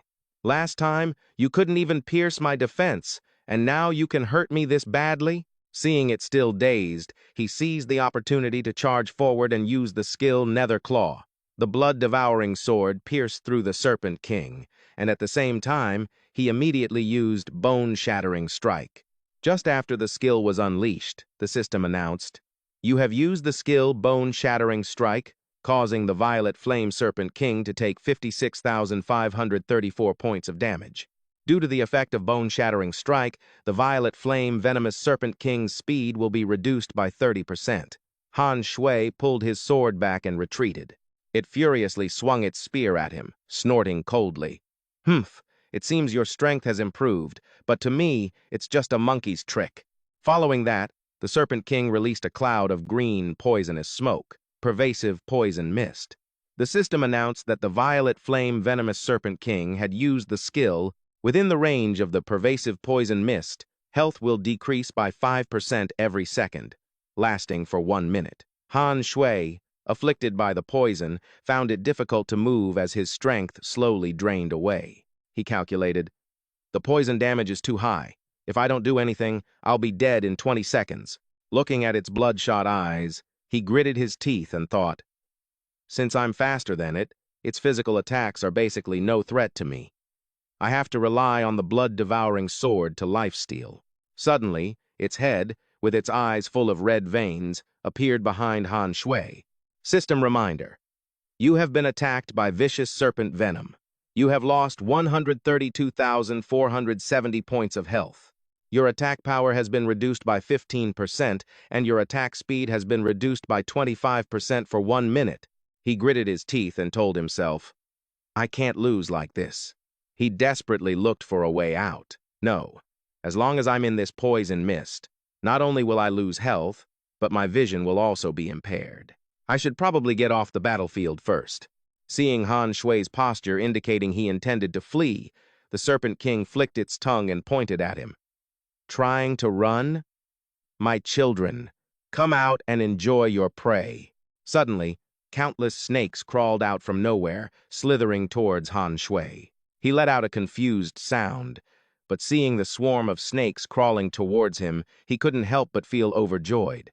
Isn't this just a free health delivery? Unexpectedly, his strength suddenly surged, and he bared his teeth in a grin, thanking it. "Serpent King, thanks for the gift.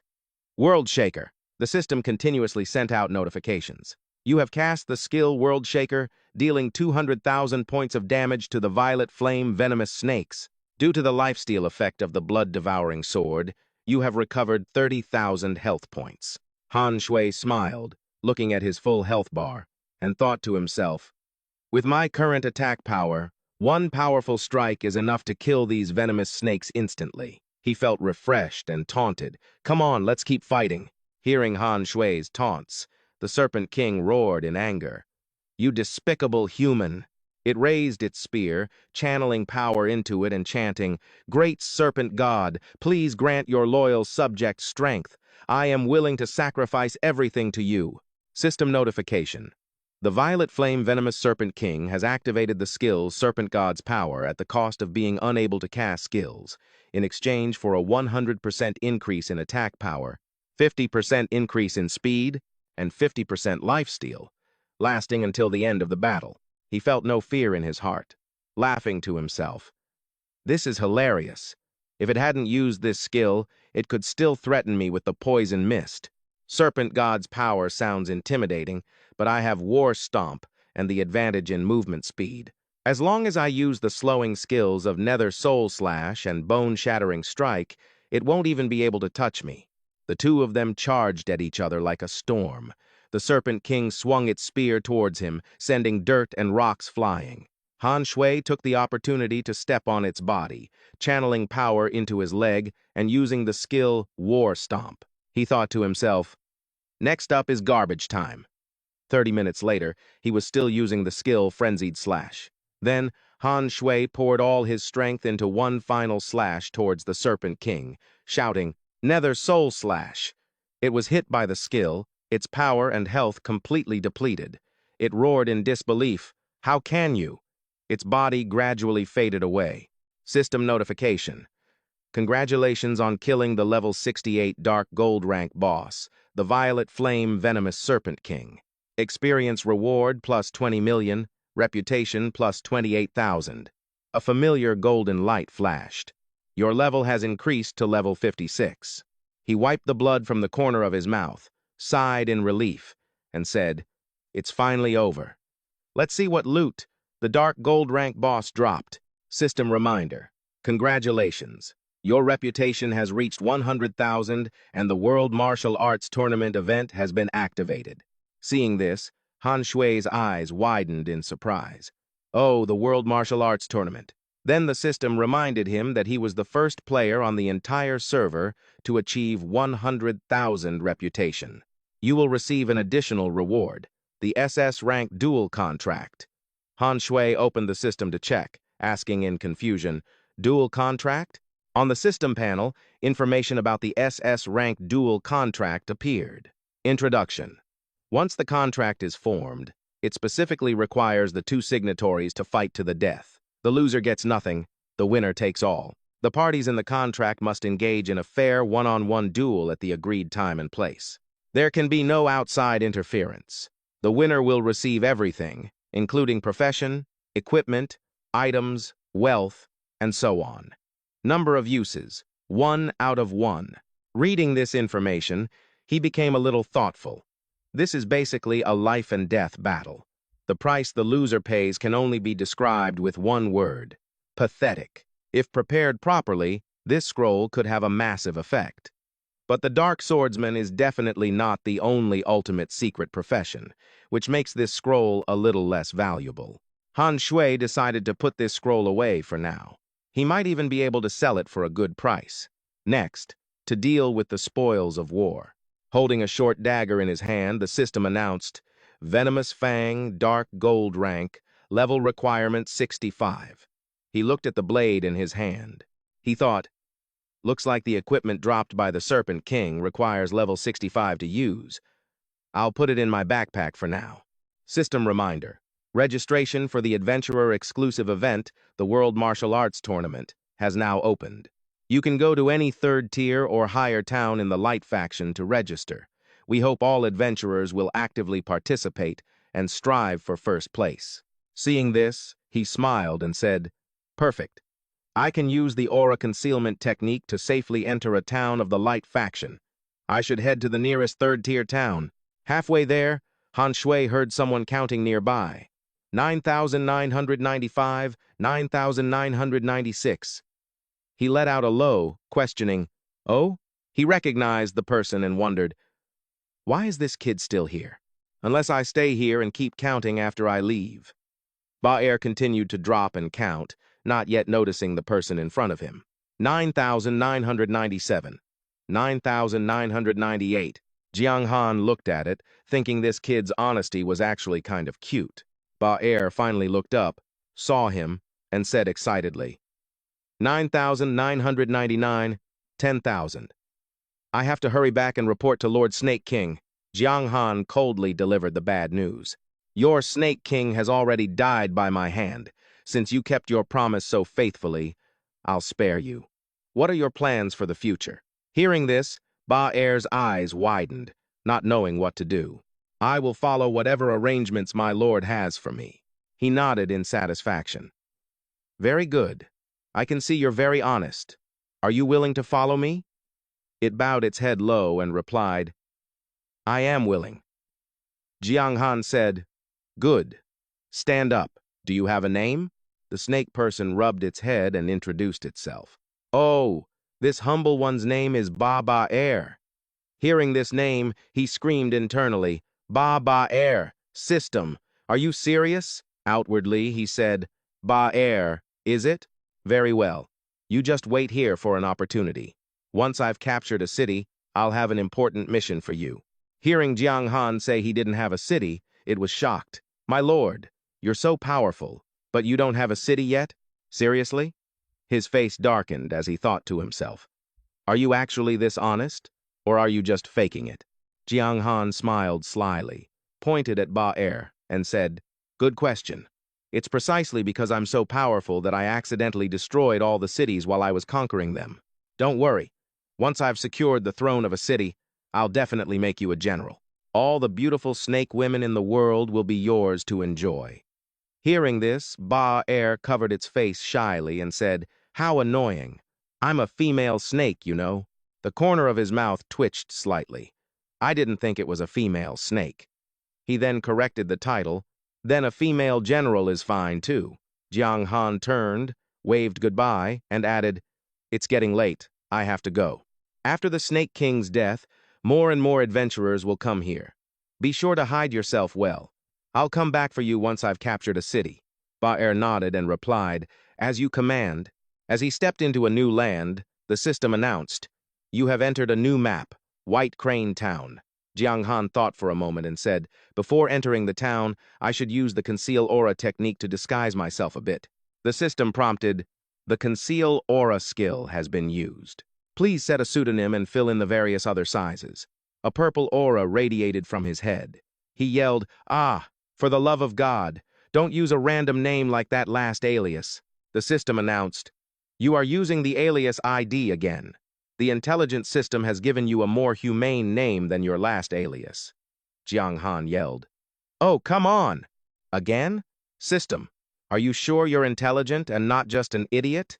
With his new bald appearance, he walked into the city, looking around and wondering, Where do I register? Seeing a crowd gathered up ahead around a red gemstone, Jiang Han guessed. Oh, those adventurers are gathered around that gemstone over there. That's probably the registration spot. He then moved closer to get a better look. A man saw Jiang Han's appearance and let out an O with an unclear meaning. The system announced, Eastern District World Martial Tournament Introduction. The winner of this special competition for adventurers can receive fame and rewards. Rules. The system will randomly pair participants as opponents. The loser will be eliminated, and the winner will advance until the top 10 are determined. Note, unless the number of remaining participants is very small, the same adventurer will not be paired consecutively for 5 games. First place reward, 1 S-Rank rare item or skill, 2 spirit grade pieces of equipment. Second place, 1 S-Rank item or skill, 1 spirit grade piece of equipment. Third place, 1 A-Rank item, 1 spirit grade piece of equipment. Fourth, item grades are divided from white grade to heaven grade. Jiang Han thought to himself. Heaven grade and earth grade items haven't even appeared yet. At the current level, spirit grade equipment is the best stuff out there. He walked up and placed his hand on the gemstone.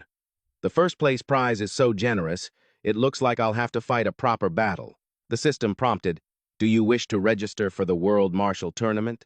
Note, once registered, you cannot withdraw.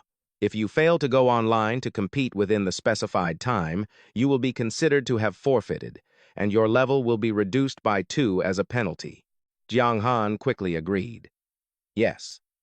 The system announced, You have successfully registered for the World Martial Tournament, which will begin at 10 o'clock 3 days from now. Please wait patiently during this time.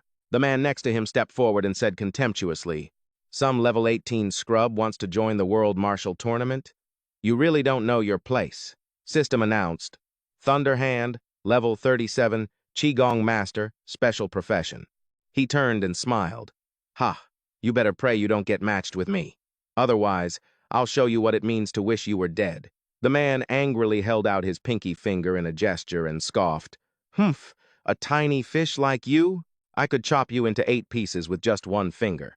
Jiang Han couldn't care less and turned to leave, ignoring the Qigong master who was still yelling behind him. It's a pity combat is forbidden in town, otherwise I'd kill you and send you back to the newbie village, he thought. Forget it. It's not worth killing him and revealing my identity. I should just get out of here. Suddenly, he heard a commotion, with people constantly calling out. If you're passing by, don't miss this big sale on all kinds of high-grade potions. Everyone, come see my newly learned B-rank skill book. Treasure map for sale. If you want to dig for treasure, come take a look, he thought. After the gold coin exchange was enabled, some players have started doing business. Jiang Han overheard something nearby. Mounts! Super rare mounts! He was surprised. A super rare mount? Seeing Jiang Han approach, the seller introduced, Hey buddy, come take a look. A super rare mount right here. System announced, Mount Stone. Usable. A mount is sealed inside. Can also be used to summon a mount. Jiang Han picked up the stone, looked at it, and broke into a cold sweat, wondering, a super rare mount? System announced. Donkey, adult stage, bronze tier. Effect, movement speed plus 20%. Introduction. Although it doesn't run very fast, it has an obedient and hard-working personality. The adventurer riding it should not be in a hurry. The good days are still ahead. The man squinted and replied, Isn't it? Right now, NPCs are still unwilling to sell mounts to us players. To catch this donkey, my friends and I spent a lot of time and effort. Don't just look at its stats. Right now, I'm the only one selling mounts. Jiang Han looked at the seller and asked, All right, how much? The man held up one finger and replied, 1,000 gold coins. He shook his head, dissatisfied with the price. Too expensive. After conversion, that's 150,000. Your mount is indeed very rare right now, but the riding skill requires level 50 to learn. By the time everyone levels up, there will be many mounts on the market that are better than this one. Then he started negotiating. I'll make you a sincere offer. 100 coins. Take it or leave it. Hearing this price, the seller's jaw dropped. 100 coins? Big bro, you drive a hard bargain. 300. I can't go any lower. Seeing that he wouldn't agree, Jiang Han turned to leave, feigning regret. What a pity. Your donkey isn't worth that much. The seller quickly called him back. Wait a minute. He reluctantly agreed. Friend, you really know how to bargain. All right then, 100 coins it is. He thought to himself, even though I didn't lose money, I didn't make a profit either. It's just like he said, the longer I wait, the more the price will drop. He picked up the stone and laughed, calling to it. Hee, come on out, my little donkey. The stone glowed, and the donkey appeared, letting out a hee-haw to the astonishment of the surrounding crowd. Jiang Han satisfiedly swung his leg over the donkey's back. He grabbed the reins and grinned smugly. Finally, I get to ride a mount. System announced. You have equipped a mount. The passive skill Shadow Chase is in effect. Movement speed increased by 40%. Jiang Han excitedly kicked its belly and shouted, Giddy up! The donkey took off like a shot, rushing through the crowd. It ran so fast that he screamed. Am I going this fast? Move! Get out of the way! But after a moment of getting used to it, Jiang Han burst out laughing again. Ha ha ha! Off to Heavenly Sea Town. 2 hours later, Jiang Han arrived on his donkey. System announced, You have entered the territory of the Dark Faction. After traveling a bit further, the system announced, You have entered a new map, Heavenly Sea Town. He looked at the city ahead and wondered, So this is Fei Qi's territory? Jiang Han thought of Fei Qi. My master wanted me to find a town to use as a base, he mused.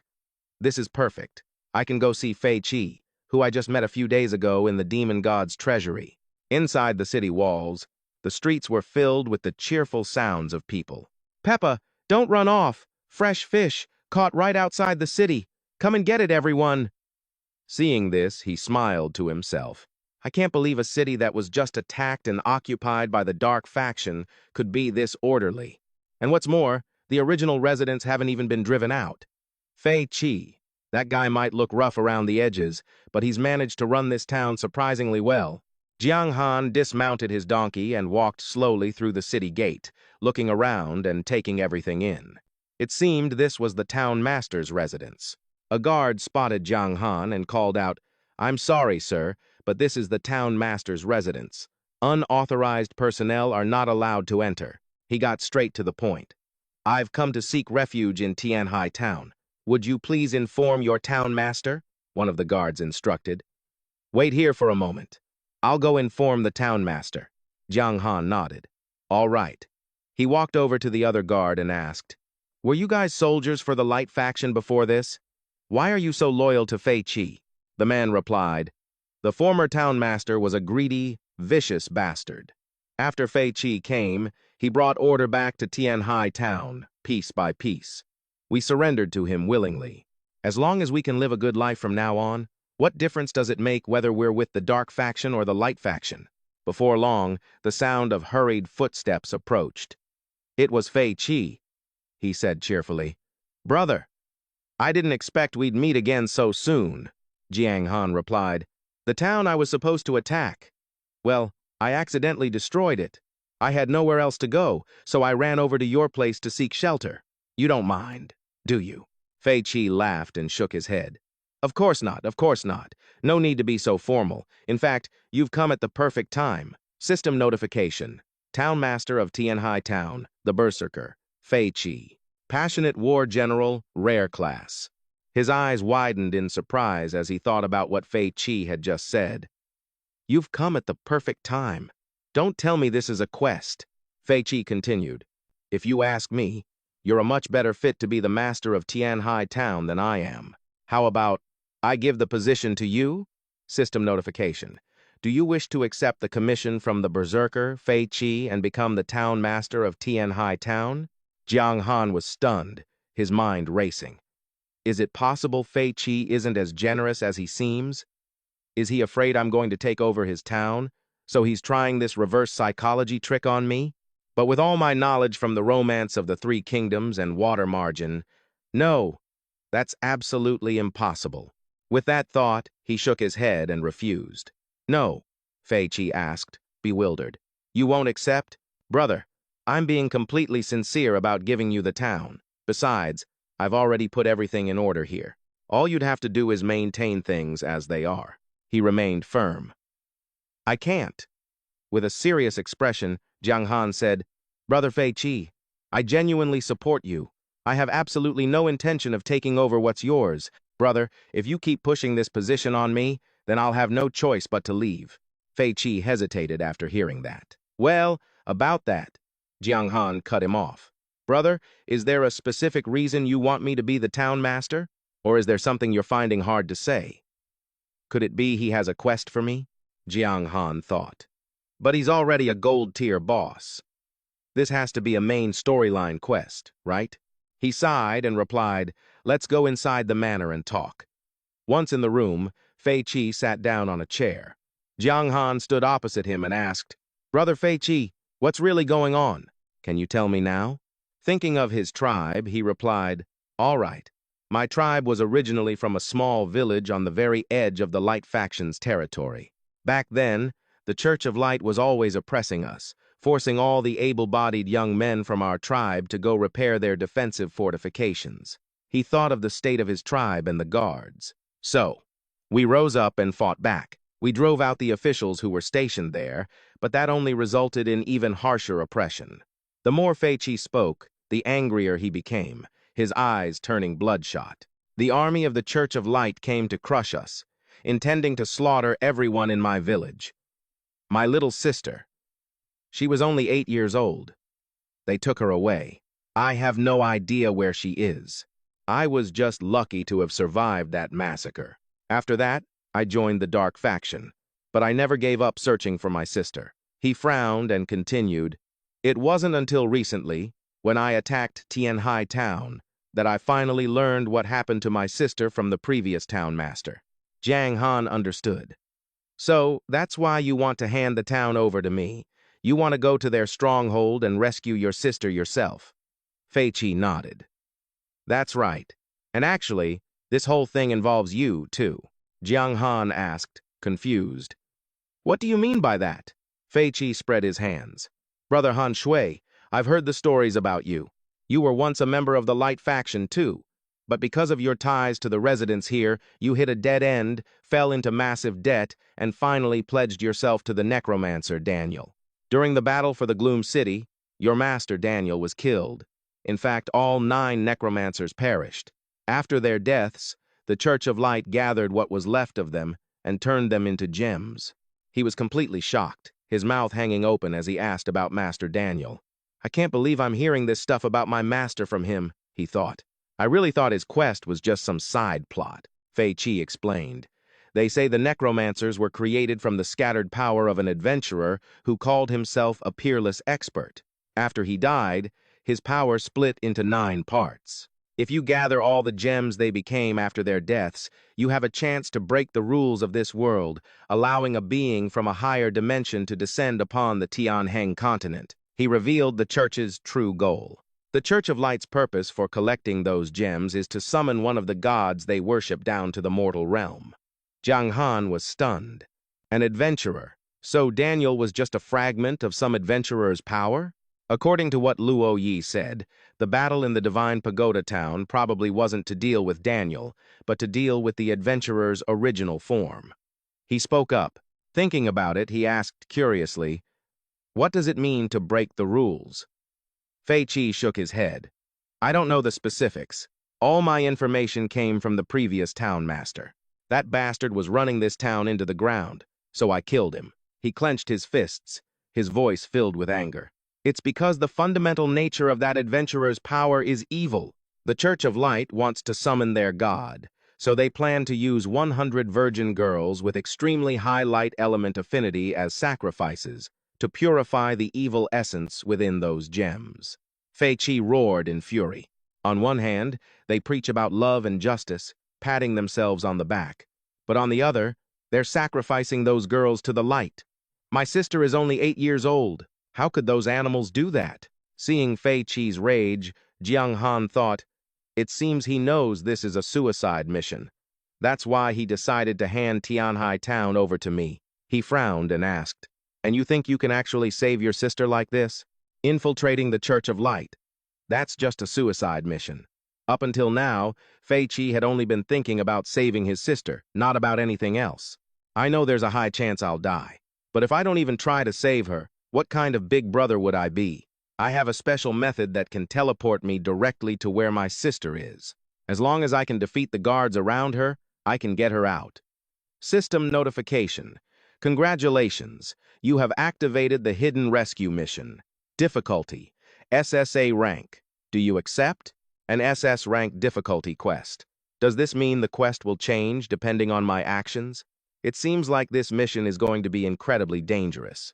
But Jiang Han just smiled. Still, it's not my style to let a loyal guy like this die for nothing. He spoke up. "In that case, Brother Fei Qi," he pointed at the other man and said confidently, "I'll help you." Fei Qi shot to his feet in astonishment, asking just to be sure, "You've agreed to take the position of town master?" Jiang Han shook his head. "No, I've agreed to go with you to rescue your sister." Fei Qi was so overjoyed his eyes welled up with tears, his voice choked with emotion as he said, "Back in the demon god's treasury. I knew I wasn't wrong about you. System notification. You have accepted the secret main storyline quest. Rescue. Difficulty. SSS-Rank. Description. Those who obstruct the advent of a god shall face judgment. We hope you understand the consequences of making an enemy of the Church of Light. Mission objective. Rescue L. The sister of the berserker Fei Qi. No penalty for failure. Seeing this, he thought that although there was no punishment for failing, this quest was basically a suicide mission anyway, so it didn't matter if there was one or not. Han Shui asked, "When do we move?" He replied, "Anytime. 5 days at the latest. On the night of the 5th day, they will begin the ritual to sacrifice 100 young women to summon their god. I can't just stand by and watch that happen." Han Shui nodded. All right, let me prepare a bit. Fei Qi, looking happier than before, smiled until his eyes crinkled. Great.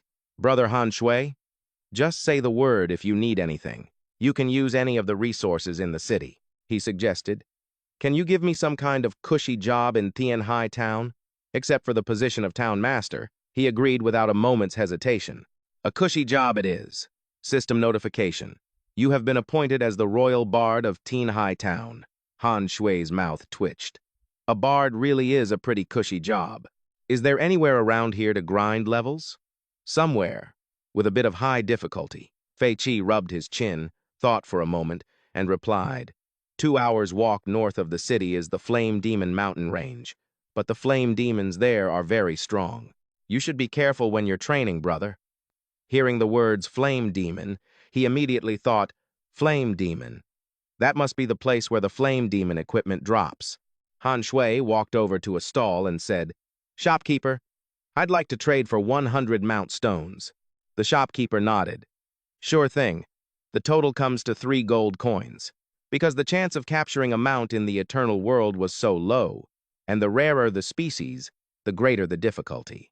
Mount stones were not rare items and could be sold by ordinary merchants. Holding the bag of mount stones in his hand, he thought, with a few more mount stones on me, I might be able to capture a stronger mount during my adventure. And with that, he set off for the Flame Demon mountain range. Han Shui rode his donkey to the location. System notification. You have entered the Flame Demon mountain range map. A monster roared. System notification. Displaying its details. Level 70. Elite Flame Demon monster. Health. 1,500,000. Attack. 6,600 to 6,800. Defense. 3,800 to 4,000. Skills. Fearless flame, hardened body, fists of fire. Description. An extremely powerful monster born from volcanic lava. After being corrupted by demonic energy, its temperament became extremely aggressive. It thrives in high-temperature environments and is always found near mountain ranges. Holding the glowing mount stone in his hand, he thought, an elite monster with extra cores behind its name. That probably means its stats are much higher than a normal elite monster's. Han Shui frowned, speculating. It seems raising those poison snakes in the purple flame deep forest was too easy. A pity I've already killed almost all of them. Han Shui was having some trouble, muttering under his breath. These stats are a bit too strong. It's going to be hard to mob these monsters. Suddenly, a voice rang out from a figure behind him. Yeah, I think so too. He turned around, confused. When Gi saw it was Han Shui, she frowned in anger and then shouted, You little thief, why is it you? System notification. Water Kilin Gi. Level 20 Fairy Rank Boss. Health, 5 million. Attack, 6,500 to 6,800. Defense, 3,500 to 3,800. Skills, Water Breath, Chilling Tide, Sacred Auspice, Heaven Freezing, Earth-Shattering Thunder, Raging Waves, Forbidden Ocean Domain. Description. An extremely rare creature that exists in the vast ocean, which ordinary people will never be lucky enough to encounter in their lifetime. As an auspicious being, it is born with perfect control over the water element. In its youth, it is at the overlord level, and after reaching maturity, it has the chance to step into the divine realm, becoming a top-tier powerhouse on the eternal continent. Han Shui recognized her too, thinking to himself, it's her. The fairy rank boss from the talent trial. Back then, I did some indescribable things to her. She doesn't still remember that, does she? He cleared his throat. Hey, classmate, you must have the wrong person.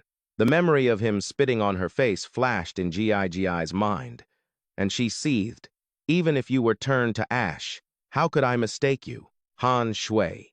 That name is seared into my very soul. I'd recognize you even if you were nothing but dust. Seeing that she was about to attack, Han Shui stopped her. Wait. A block of ice had already formed in Gi's hand. She asked impatiently, What? You got any last words? Han Shui laid out a challenge. If you want to fight, fine. But do you dare to have a fair duel with me? He thought. Last time during the trial, there was a voice guiding her. If that person doesn't interfere, won't I become the first person to ever kill a fairy rank boss? Gi, angered at being looked down upon, quickly accepted. What's there to be afraid of?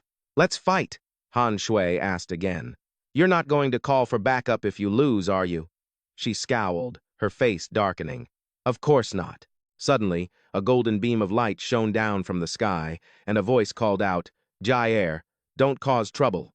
Han Shui's heart skipped a beat as he cursed inwardly. I fucking knew it. If I had actually attacked just now, I'd probably be a corpse right now. Gi glanced at him and snorted coldly. Consider yourself lucky. I'm here to fight flame demons. Scram. Go back, wash your neck, and wait for me.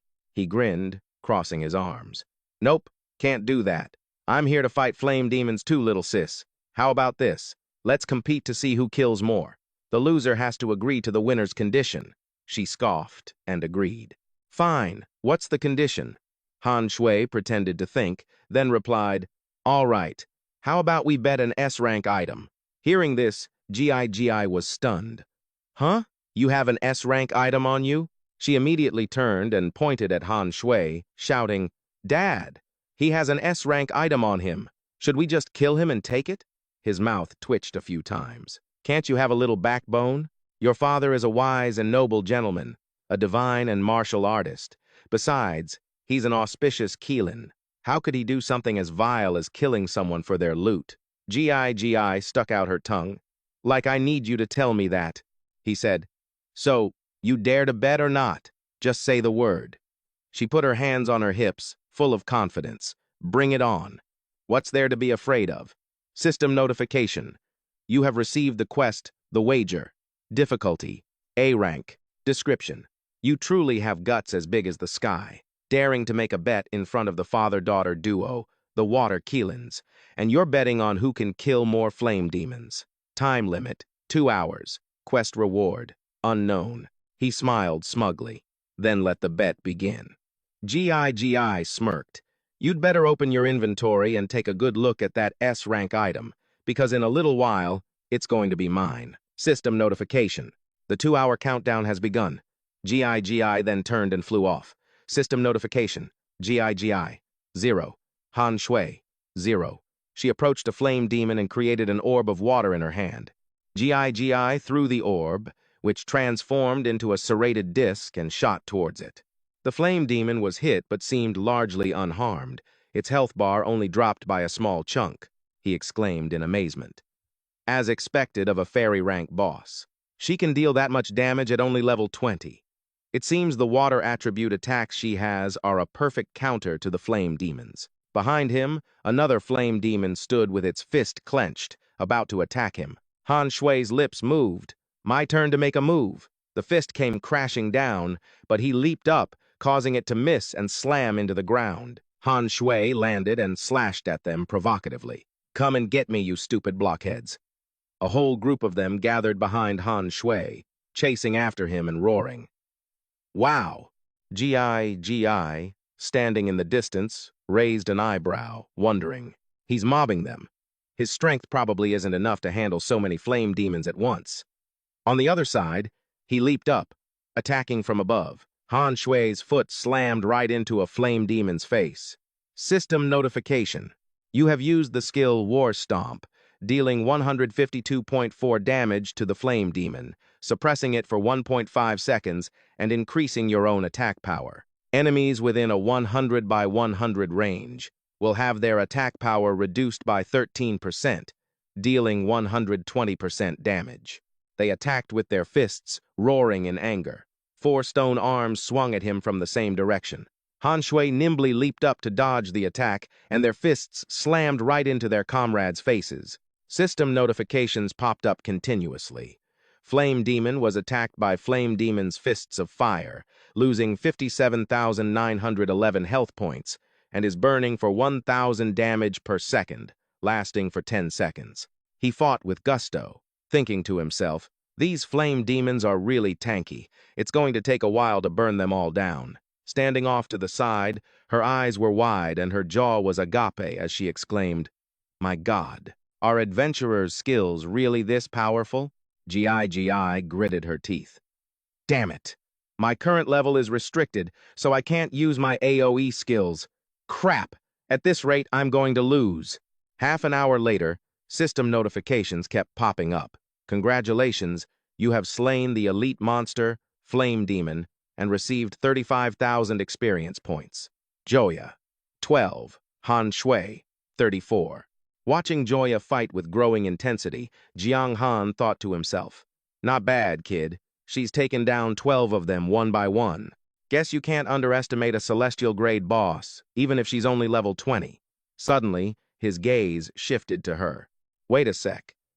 Jiang Han was scheming again. A Qilin can be a mount, right? Joya, exhausted from the fight, fell back and let out a deep breath. Phew. Seeing this, Jiang Han kindly tossed her an item. Hey, catch. A stamina recovery potion. She caught it with her hand. Guess the kid has a shred of decency after all. It wasn't a potion, but a taming stone. System notification. Taming failed. Joya glared at him furiously. What are you trying to do? He laughed sheepishly. Oh, Joya, my bad. Grabbed the wrong thing. She thought, this brat actually wants to turn me into a mount? Trying to tame me? That's going too far. Half an hour later, he sliced off the flame demon's head. System notification. Joya, 78. Han Shui, 124. After slaying the flame demon, a piece of equipment dropped. Jiang Han called out, got a drop. System notification. Flame demon bracers, dark gold grade. Health, 230 to 250. Effect, 1,200. Health plus 40%. Level requirement, 60. Description. Bracers forged from the hard, searing stone of a flame demon, combined with a large quantity of precious ores. They have a domineering appearance and are among the finest dark gold grade equipment. Set effect. Unknown. He thought, definitely. It's a drop from the flame demon set. The stats are way better than the frost bracers I'm wearing. 2 hours passed. System notification. The wager quest has ended. Congratulations, you are victorious. Jiang Han let out a smug laugh. Haha, looks like I won. I wonder what kind of treasure little Qilin has up her sleeve. He walked over to Joya with a sleazy grin and held out his hand. Hand it over. The S-grade item. She pouted, turned her head away, and tried to weasel out of it. You want the item? I don't have it. You can have my life instead. Jia Ye's voice rang out once more. Jair, you're becoming more and more unruly. Water Qilin.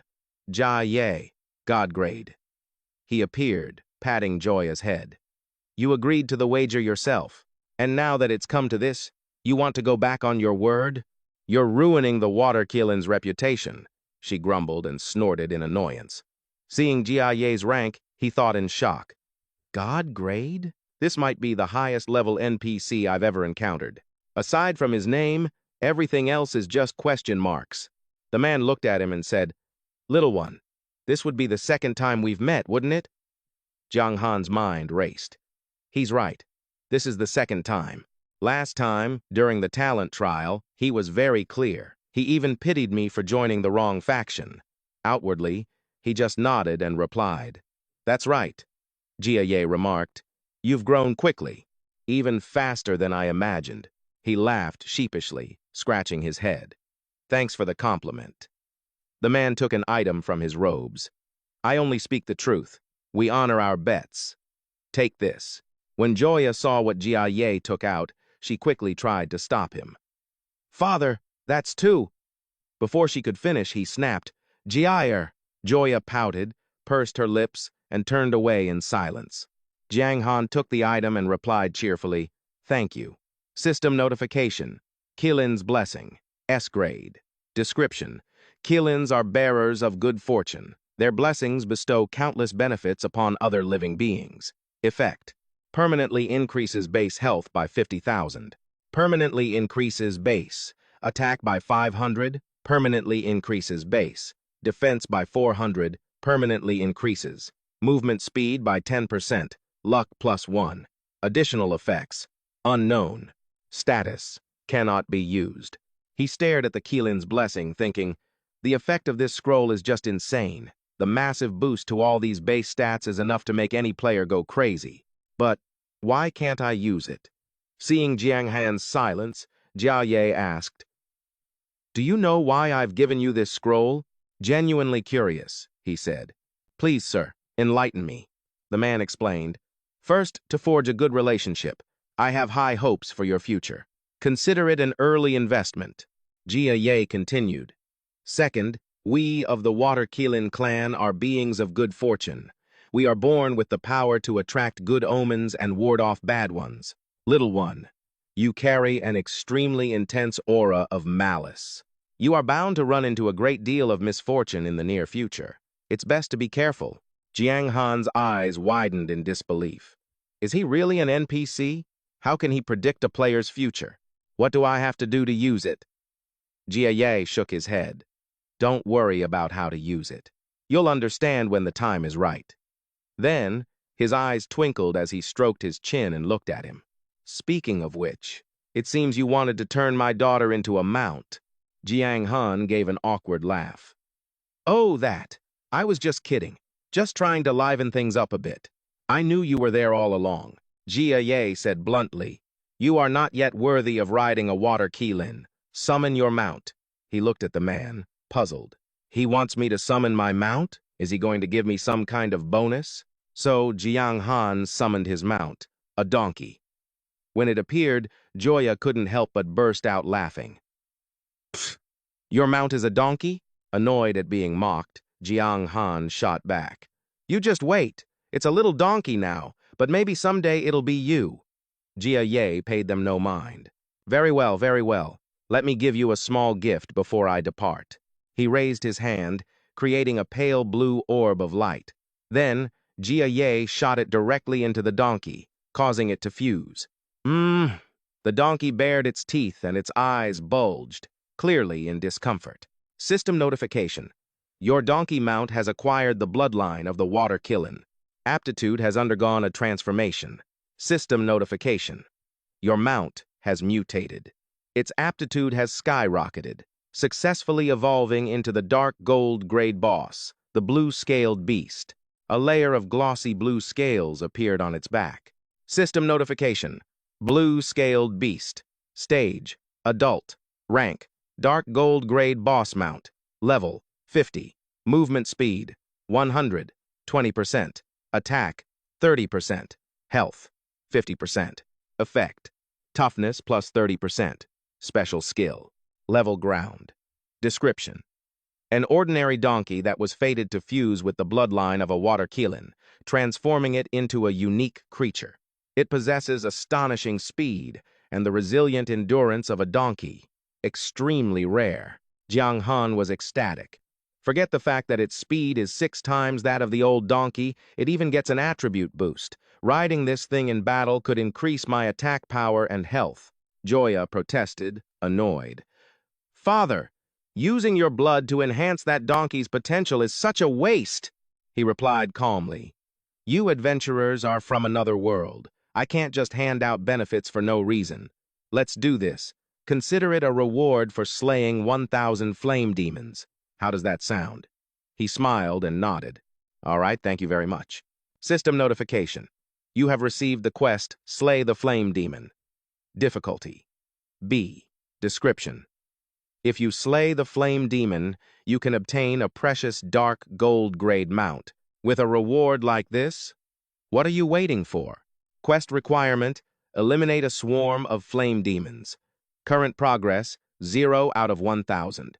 Quest reward, permanent ownership of the dark gold grade mount, the blue-scaled beast.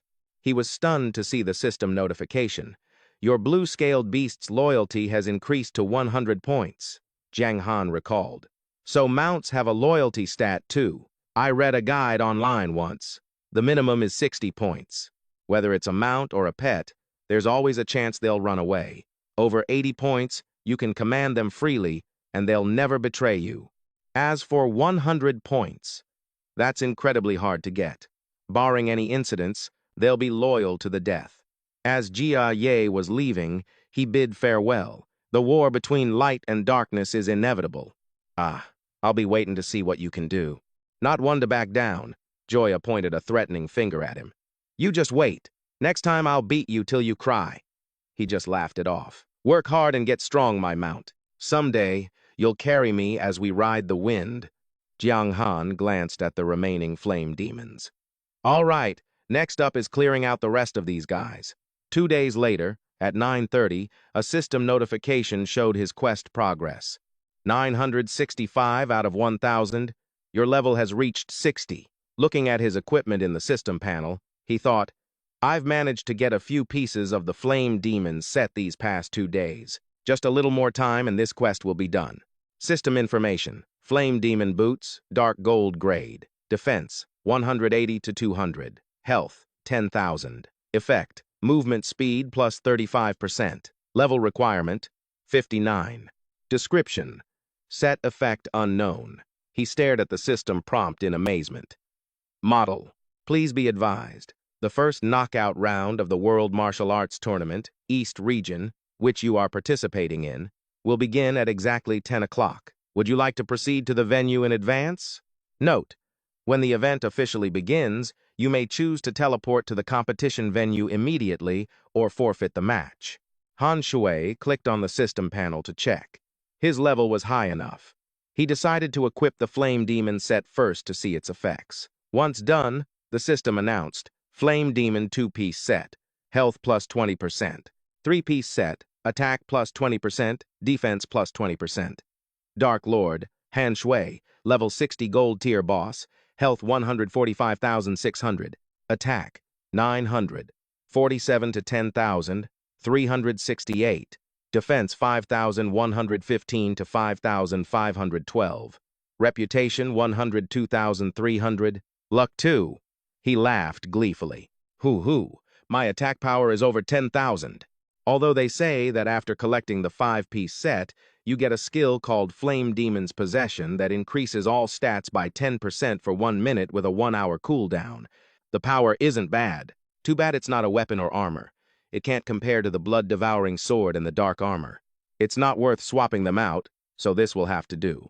Then, Han Shui quickly charged towards the Flame Demon and attacked, swiftly completing the Flame Demon quest. Let's go. 20 minutes later, the system announced, Flame Demon Slaying Quest complete. You have obtained permanent use of the Blue Scale Beast. With several Flame Demon heads rolling on the ground, Han Shui grinned smugly. All right, time to teleport to the tournament hall. He then vanished in a flash, disappearing in the blink of an eye. As soon as he appeared, the system prompted, You have been randomly assigned to the World Martial Arts Tournament, East Region Event Area, Battlefield number 5135. Each battlefield is expected to have over 1,000 people. The last 10 players remaining will advance to the next round. System announcement. Because you previously registered under a fake name, the system will default to this appearance for your participation. You can cancel the concealment art at any time. Fake name, level 18, health bar 2,000 out of 2,000. He looked like a monk now. All right, I'll keep my identity hidden for now and observe the strength of the players in the East region first. Up ahead, a crowd was buzzing. Is that kid really that strong? And I got matched with him? On the stage, the match had reached its conclusion. The system announced, Qigong Master is victorious. Han Shui looked at the stage and smirked. Looks like this punk needs to be taught a lesson. The person next to him frowned, sizing up the winner. It's a Qigong Master. Looks like this is going to be a tough fight. He turned and asked the guy, Oh, you know him? The guy replied, His reputation has gotten pretty big lately. Next to him was an info panel. Demon Hunt Captain, level 43, warrior class. He rubbed his chin and said, I've seen videos of him on the forums. His class seems to be special. He can get defensive power without needing armor.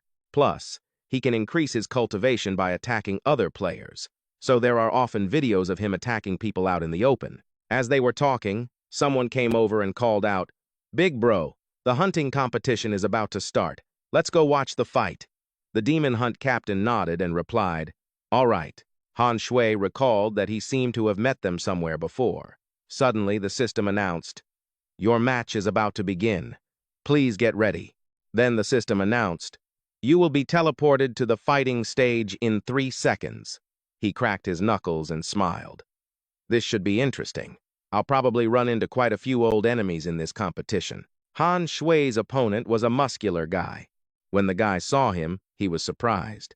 "Oh, this guy is a lone wolf wild demon, level 34, he exclaimed excitedly. "What a lucky draw. I get a total noob in the very first match." He then charged forward, attacking with a hammer while taunting. "Sorry, but this match is mine." The hammer slammed right into Han Shui's face, but his health only dropped by 1. The guy stared blankly, confused. "What? My attack power is so high, but it only did 1 point of damage to you? How did you do that?" But Han Shui took the opportunity to punch him once, and his health dropped by 43,780. System announcement. Fake name is victorious. Han Shui clenched his fist and grinned. One-hit kill. How about that? The people watching this on TV must be losing their minds, right? Holy crap, that was so cool. Go for it, you're the pride of us warriors. Hearing that, Han Shui glanced over, wondering, there are other masters here? The guy in the black mask said angrily, "Damn it, the opponent's defense is too high. I'm afraid Big Bro can't hold on much longer." The Demon Hunt captain was beaten down until his health bar was only at 30,971. He was panting heavily. His opponent was Mobile Fortress, a level 40 shield knight, a special class. Mobile Fortress spoke up, "Demon Hunt captain, for a common warrior class, you're already very strong. But you can't break through my armor. Just give up obediently." The sword in the Demon Hunt captain's hand changed into a different weapon. System announcement. Demon Hunt captain has used the skill Weapon Master, a battle-hardened warrior who can freely swap weapons based on the battlefield situation. It was the bone-shattering mace, an attack with a 40% armor penetration effect, he sneered. "How about this? A tank class like you is impossible to deal with. Even with more health, you're just a walking punching bag." With that, the Demon Hunt captain charged forward to attack. As he slammed his mace against the shield, his opponent's health continuously dropped, followed by a decisive blow. System announcement. Demon Hunt captain is victorious. Han Shui watched and thought, a warrior's growth is only 3 stars, while a shield knight is probably 4 stars. It seems strength in this game isn't just decided by numbers. Thunderfist crossed his arms and smirked. Looks like this kid is the strongest opponent in this match. Suddenly, he raised an eyebrow, his gaze shifting to the side as he let out a soft "oh." System announcement. Rushing Thunderfist. Level 41. Qigong Master. Special class. Then, Thunderfist walked closer. "I can't believe you actually got placed in the same group as me. It's a real surprise that a little fish like you could even pass the first round. You didn't pay your opponent to throw the match, did you?" He thought to himself, "This kid sure talks a lot of crap." System announcement. The second match of the group stage is about to begin. Please prepare. He chuckled to himself. "Heh heh, in the second match, you're up against me. I'll show you what absolute power looks like." Then the system teleported him to the next stage. Han Shui's opponent was V50, a level 35 mage. He said, "Hello. To save time, let's make this quick." Han Shui didn't waste words. "Fine by me." He then rushed forward and took him down in 1 move. System announcement, fake name is victorious. He looked over to the other side and thought, everyone's attention is drawn over there again, and there are twice as many people this time. Below the stage, cheers erupted. "Go, Demon Hunt Captain! Teach that guy who sneak attacks people outside the city a lesson for me." Thunderfist kicked at the Demon Hunt Captain, who blocked the attack with his sword. He clenched his fist, grinning smugly. "What's wrong? Can't use that Weapon Master skill you warriors are so proud of anymore?" A punch from Thunderfist reduced his health by 13,901. Staring at the fist in front of his face, the Demon Hunt captain gritted his teeth and cursed inwardly. "Damn it! I thought I had this in the bag, that I could even compete with Han Shui. I can't believe I'm getting eliminated in the group stage." He punched his opponent straight in the face. System announcement. Rushing Thunderfist is victorious. Han Shui watched, thinking, what a shame. If he had a special class, he would have gotten a better result. System announcement. The third match of the group stage is about to begin. Please get ready. Instantly, he was transported in front of Thunderfist. He sneered contemptuously. Ah, so it's you, the bottom feeder. I don't know how you managed to survive the first 2 rounds, but your luck ends here. The crowd below the stage was murmuring. His opponent is level 18. Even though we can't see his class, Rushing Thunderfist has this in the bag. Someone else sighed. Too bad we won't get to see Rushing Thunderfist get his face slapped. Let's just leave. Thunderfist held up 3 fingers, taunting him. How about this? So, people can't say I'm bullying a noob. I'll give you 3 free hits. How about it? Veins popped on Han Shui's forehead in anger. He didn't get an answer. Instead, a foot appeared above his head. Han Shui's foot slammed Thunderfist's head straight into the ground as he roared, "Are you done running your mouth?" His health bar was just a sliver. Thunderhand was beaten flat on the ground, his eyes wide with disbelief as he thought through gritted teeth. What? He took out 2/3 of my health in 1 hit. Is that something a level 18 can even do? Everyone was stunned by Han Shui's punch. What kind of newbie is this? So strong. Those legs are way too strong. The bald guy in armor standing nearby raised his fist in excitement. I thought he was a noob, but he's actually a god-tier player. The black-haired guy clenched his fists. I can't see his class, unless he's the one with the unique hidden class. Seeing this, the crowd of onlookers outside cheered in unison. "Go for it, buddy, avenge us!" Hearing everyone's cheers, he stared intently at him, wondering, who the hell is this kid? Thunderhand gritted his teeth in anger and let out a cold snort, forming an orb in his hand. Humph. Maybe you do have some skill, but can you take this next move of mine? System notification. Thunderhand has activated the skill Void Rend Wave. In 5 seconds, it will inflict massive damage on the opponent. He poured all his power into the orb and launched it at his opponent. Die. Han Shui stood still, watching the Void Rend Wave orb fly towards him, but the damage it dealt was only in the double digits. Thunderhand's eyes were bloodshot, his mouth agape in disbelief that his strongest attack had only dealt 79 points of damage. Before he had a second chance, Han Shui rushed forward and landed a devastating punch on Thunderhand. Damage: minus 45,901. He muttered, "Too weak." System notification. You are victorious. Then the system's voice rang out continuously. System notification. Congratulations on successfully advancing to the 2nd round of the World Martial Arts Tournament. The 2nd round will begin at 10 a.m. tomorrow. Please prepare accordingly. You may leave the arena at any time. As soon as the system's voice faded, the power within Han Shui's body surged. Time is tight. The mission is important. Now that the match is over, I need to hurry back and prepare for the next mission. Then, with a flash of light, he vanished before everyone's eyes. At Flame Demon Ridge, Han Shui was riding his beast, surveying the surroundings. There are still a few flame demons here, perfect for trying out my new mutated mount. System notification. You are riding the boss mount, dark gold blue scaled beast, in a mounted state. Movement speed plus 140%, attack plus 30%, health plus 50%, toughness effect plus 50%. Hearing this, he was overjoyed and yanked the reins, taking off at high speed. Ha ha ha, it really is as fast as lightning, Han Shui thought to himself. With a good horse like this, my efficiency will be much higher when I'm grinding monsters. He and his mount zipped past the group of flame demons. With the added toughness, I can pull monsters faster and more safely. 15 minutes later, Han Shui used the skill Quake in all directions, catching them off guard and blowing them to pieces. The system's alerts rang out continuously. Congratulations on killing the elite monster Flame Demon, gaining 35,000 experience points. He held the reins, watching them slowly die, and smiled in assessment. Killing monsters on a mount is really efficient. A familiar golden light flashed around his body. System notification. You have leveled up to 61.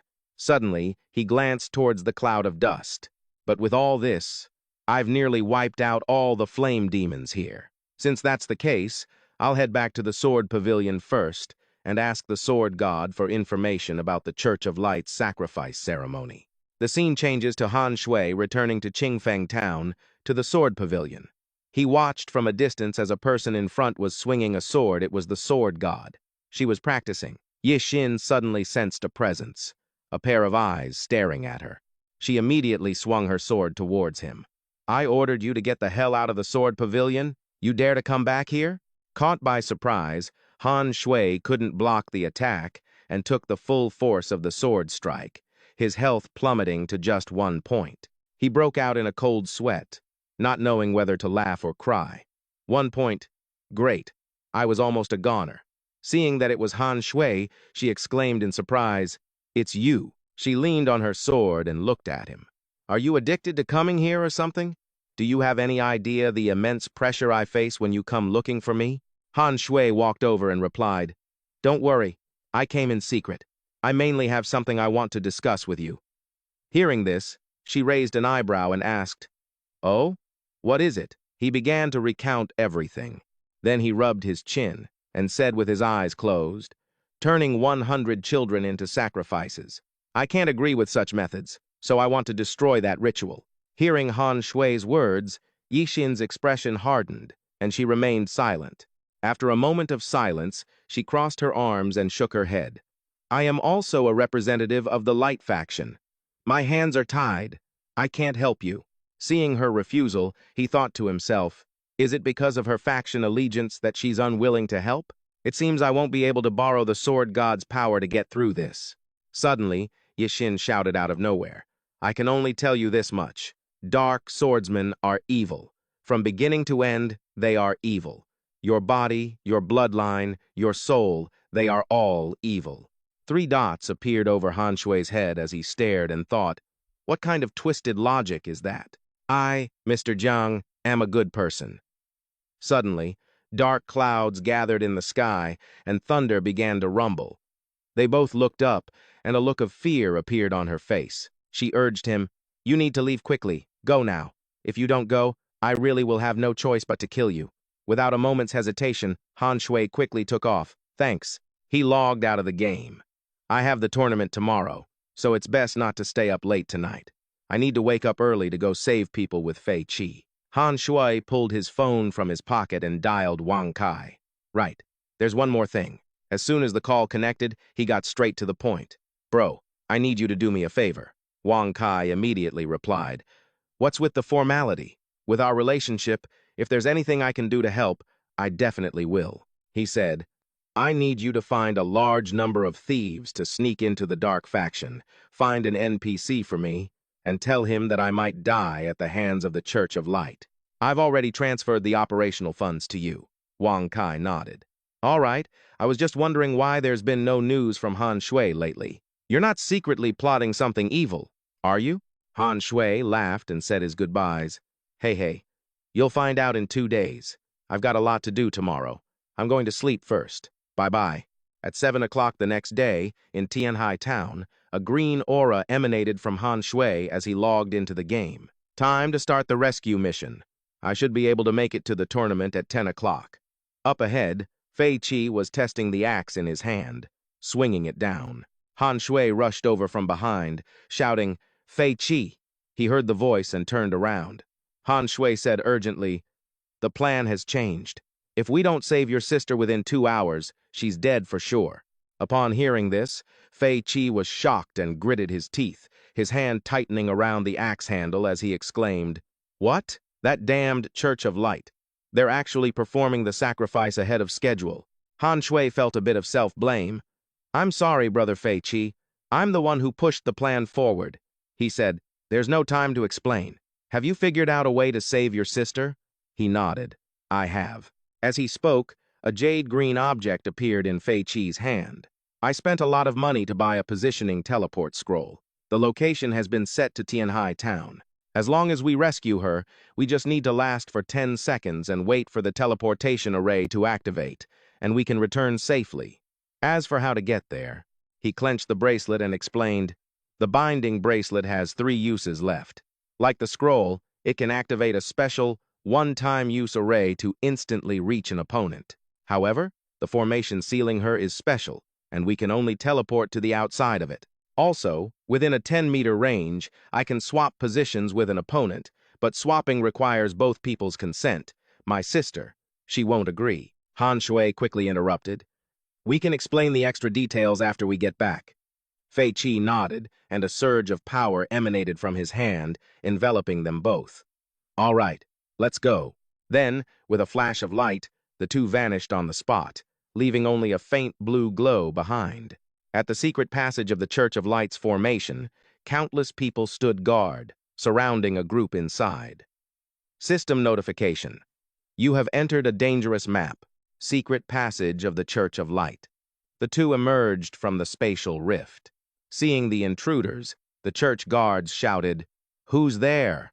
They pointed their spears at the two of them. "Kill them quickly, or the Lord Bishop will punish us.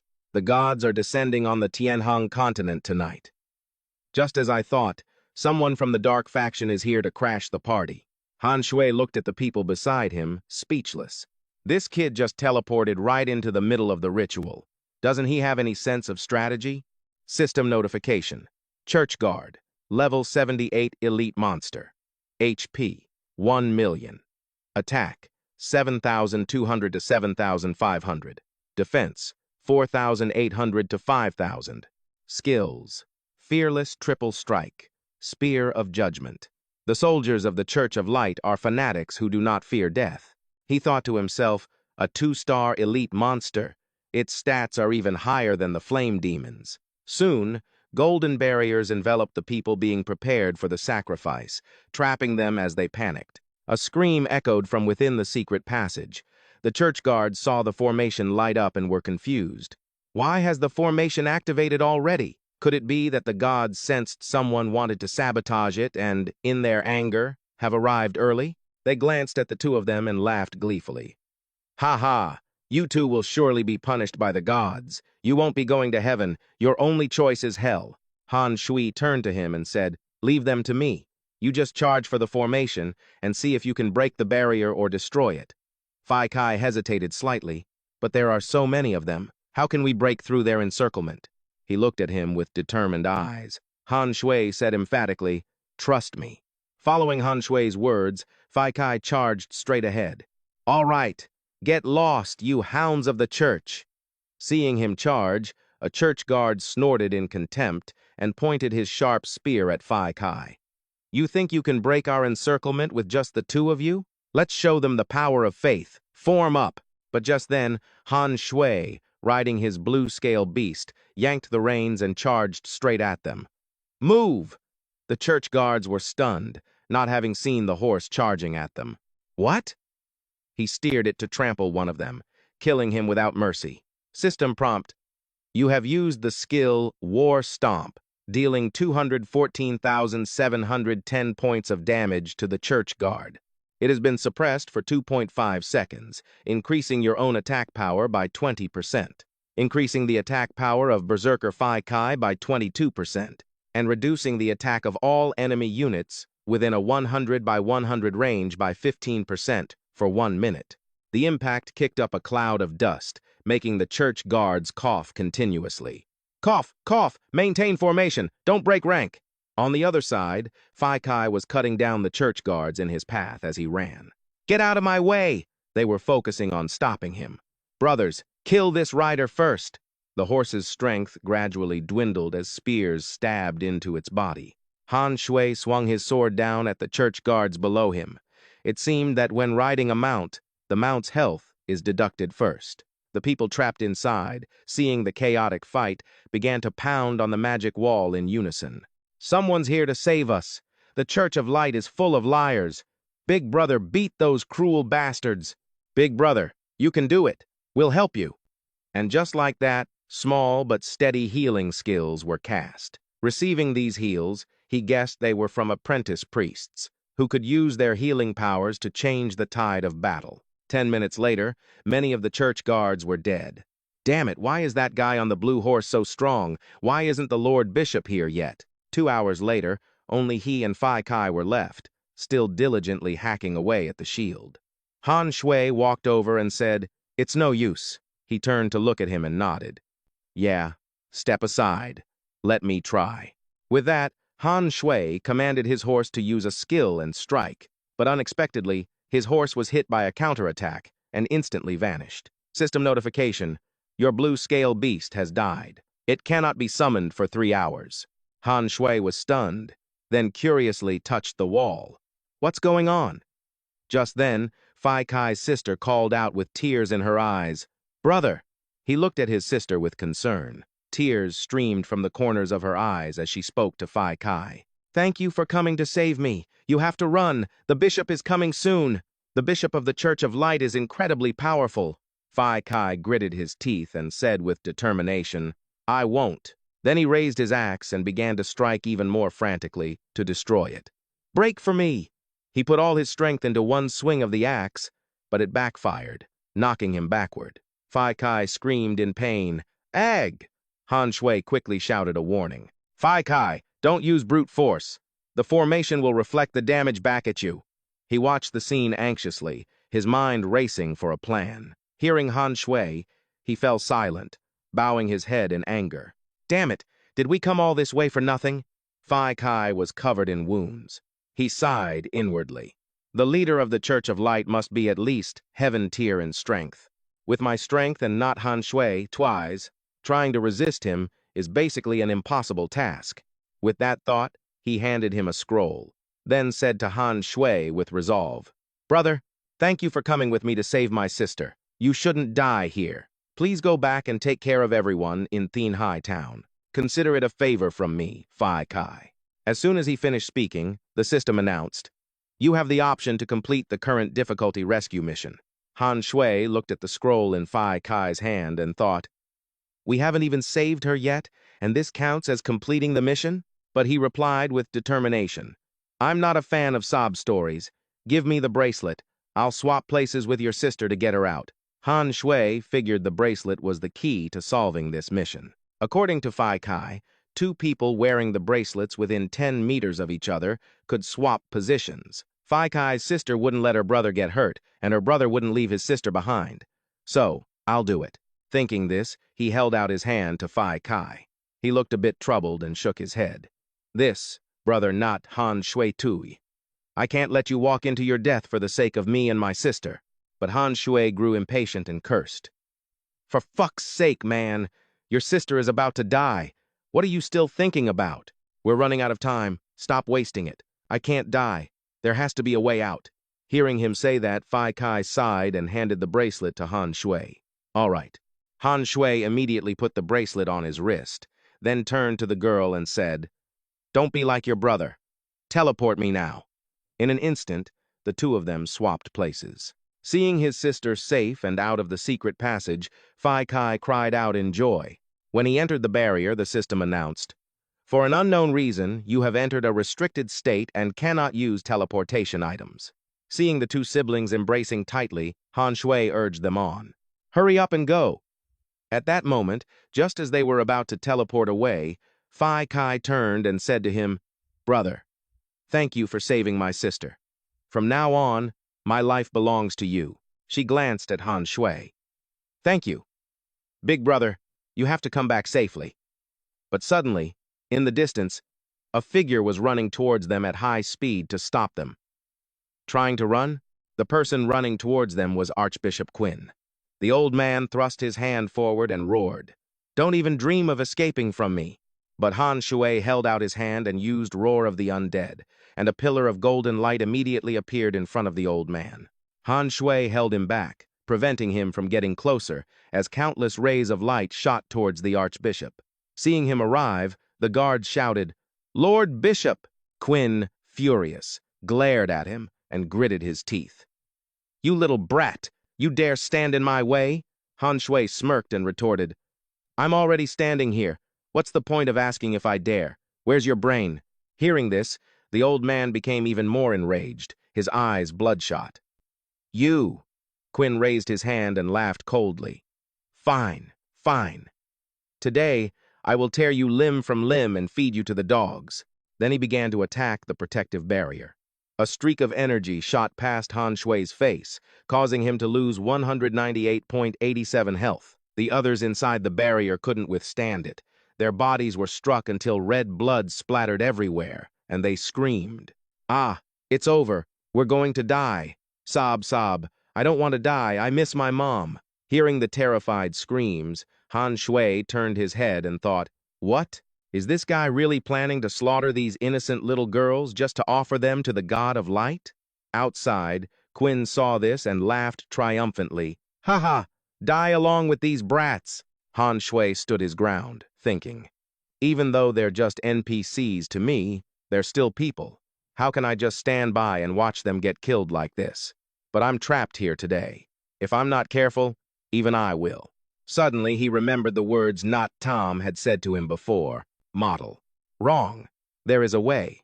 A dark swordsman is evil. From beginning to end, you are evil. Your body, your bloodline, your very soul. It's all evil. An idea struck Jiang Han. He reached out and touched the barrier, and a stream of black blood began to flow from his hand. "You rotten old man, I suggest you stop right now. Do you have any idea what my blood represents?" Seeing the blood flowing endlessly, Quinn was startled. "What? You're a dark swordsman?" Jiang Han made the black blood slowly spread out. "Now, be a good boy and let us out. If I die here, I'm afraid your little ritual will have a hard time succeeding." Hearing this, the old man gritted his teeth and asked, "Is that so?" Quinn immediately reached out and grabbed Jiang Han by the neck. "You little bastard. You have the nerve to ruin my grand ritual? Even without making you bleed, I have 100 ways to kill you." With his other hand, the old man created a ball of energy, preparing to attack Jiang Han. He was choked until he couldn't breathe, blood trickling from the corners of his mouth. He clenched his jaw, cursing inwardly in anger. "Damn it, I didn't expect the bishop to be this powerful." Suddenly, a system notification announced that the second round of the World Martial Arts Tournament had begun. "Do you wish to teleport there?" Hearing the system's announcement, Jiang Han thought to himself, "Everything is going according to my plan. If the enemy is too strong, I can teleport to the tournament hall and escape this place. But these innocent children." Without hesitation, he nodded. A layer of blue light enveloped him, and he vanished from Quinn's grasp, leaving the old man stunned. "What's going on?" the system announced. "You have been teleported to arena number 87.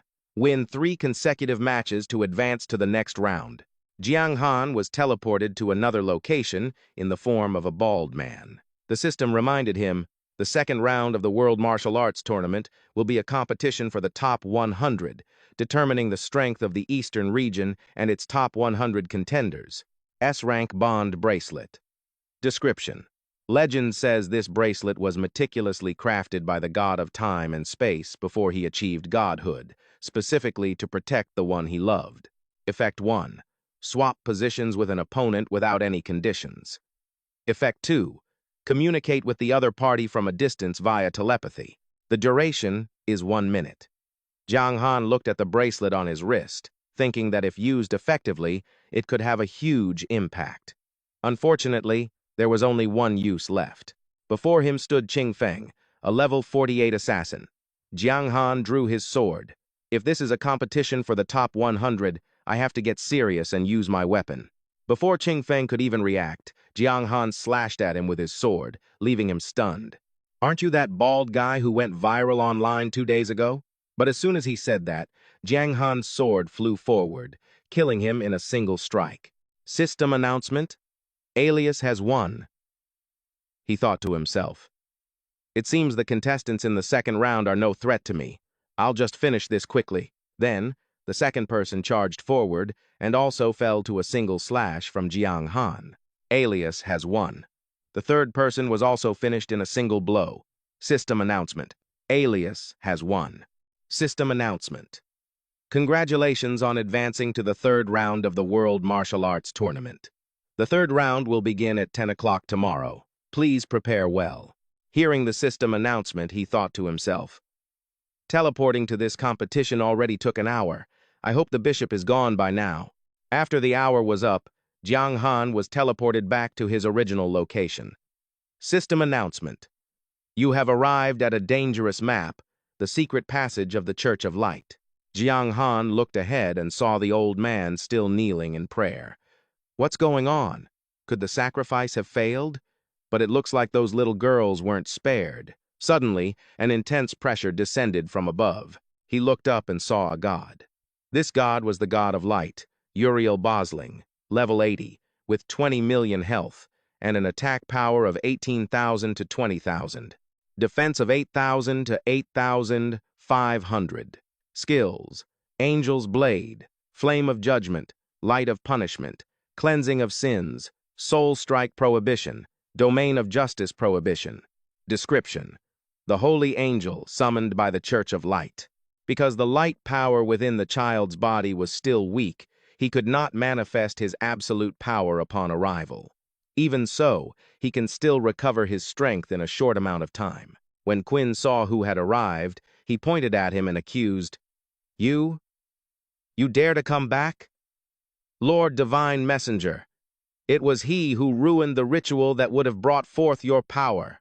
Hearing the old man's words, Jiang Han frowned and thought worriedly, the bishop was already hard enough to deal with, and now there's a spirit-level boss. I might actually die here. But suddenly, the bracelet on his wrist glowed. A notification appeared. The other end of the bond bracelet wishes to send you a teleportation request. Do you accept? Jiang Han was overjoyed. Fei Qi, my good brother, I knew you'd have a way. He hurriedly accepted.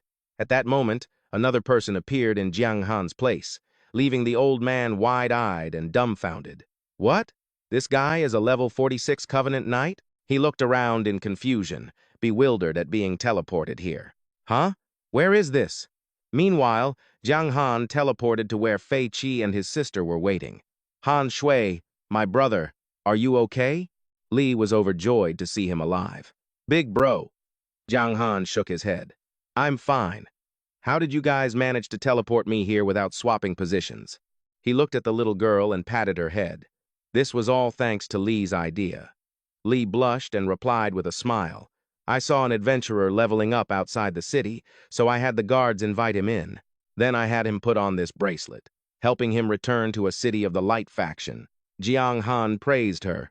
Little sis, you've certainly got the style of our dark faction. Fei Qi laughed and took out a necklace. Haha, enough about that. Take this. You're the one who saved me and my sister. If there's anything I can do to help you in the future, I'd do it even. Han Shui accepted it without hesitation and thanked her. He thought to himself, it seems the final piece of equipment is a necklace-type item, and a very powerful one at that. Information from the system flowed out. Faith and Vow, Earth Grade, 200,000 health. Attack effect plus 20%, health plus 20%. Skill, Vow of Faith, level requirement, 1. Seeing him staring at the necklace, the little girl remembered the others who were trapped with her and asked, Big brother, I want to ask, what happened to the other girls who were with me? Hearing Li's question, Han Shui's eyes hardened. He lowered his gaze slightly. I don't think any of them were lucky enough to make it. The little girl was shocked and couldn't believe it. What? He explained. Because of our raid, their sacrificial ritual was disrupted, but the Church of Light used the remaining girls to summon a spirit-level boss. They probably won't let this go so easily. It won't be long before they come looking for trouble with us again. The two siblings being reunited is a joyous occasion, but you still need to be prepared. Hearing this, Fei Qi got angry. Let them come. I'll kill as many of those bastards from the Church of Light as they send. Han Shui smiled. That's the spirit. Good. Let's become an even greater threat together. The scene changes to a secret passage of the Church of Light. The Covenant Knight, who had teleported in his place, had been killed by the old man to vent his anger. This old servant is incompetent. I don't know how that dark swordsman could have discovered and infiltrated this secret passage. Uriel frowned in annoyance.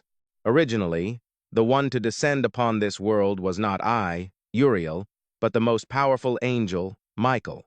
It's just a pity that there was a problem during the ritual, which ultimately led to Michael being unable to descend. Hearing this, Quinn's face was covered in sweat. He bowed his head, not daring to look up, and said, I still hope for your magnanimity, Lord Uriel, and that you will forgive me for this crime.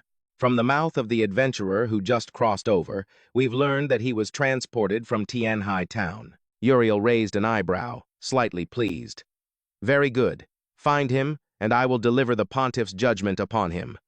Hearing this, the old man looked up in panicked disbelief. Huh? You You intend to deal with him yourself? But your power hasn't fully recovered yet. And besides... Quinn trailed off and fell silent. Seeing him stop talking, his eyes narrowed as he stared. And besides what? Seeing Uriel's terrifying gaze, Quinn was frightened and quickly pressed his face to the ground, trembling as he replied, "Nothing. I'll get on it right away." He immediately thought to himself, darkness and light naturally restrain each other. Right now, that brat is definitely no match for Lord Uriel's power. But if he's cornered, something might actually go wrong. Then he said one last thing before leaving. "Go, arrange a place for me to bathe and change clothes, and summon a few bishop-level priests to help me quickly recover my strength." Bowing hastily and respectfully, Uriel departed. Yes, system announcement. The level 61 Dark Gold boss, the Dark Lord Han Shui, has destroyed the offering for the God's Advent, completely incurring the wrath of the Church of Light. Main quest, War of Light and Dark, has been activated. Hearing the system announcement, the crowd below was in disbelief.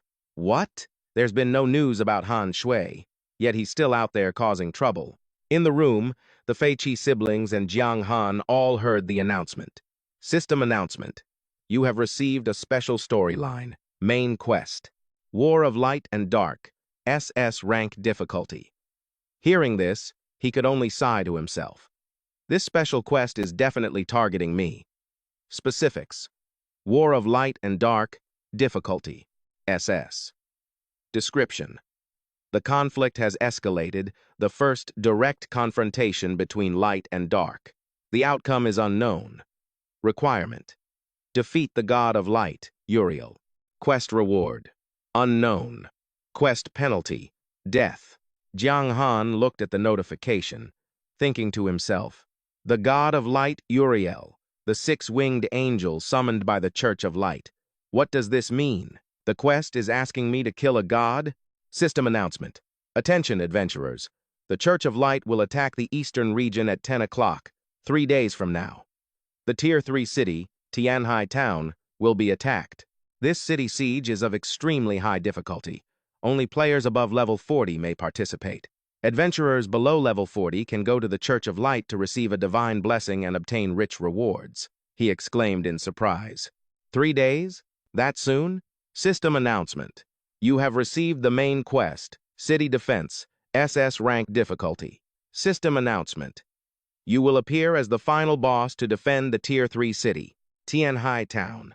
Failure to appear will result in a loss of 20 levels and a permanent reduction of 2,000 to all stats. Jiang Han's jaw dropped. He thought, an SS-Rank difficulty. This will definitely attract a ton of powerful players. I don't know if I can overcome this challenge. He turned to Fei Qi and said, their target is me. It wasn't easy for you and your sister to reunite, so you should get out of here and avoid this disaster. Fei Qi immediately shot back.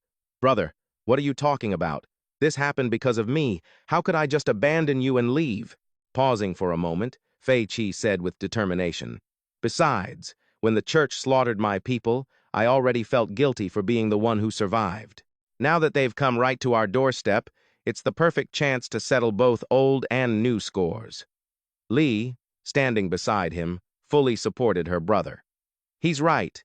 I also have to get revenge for the girls who died so horribly at the hands of the church.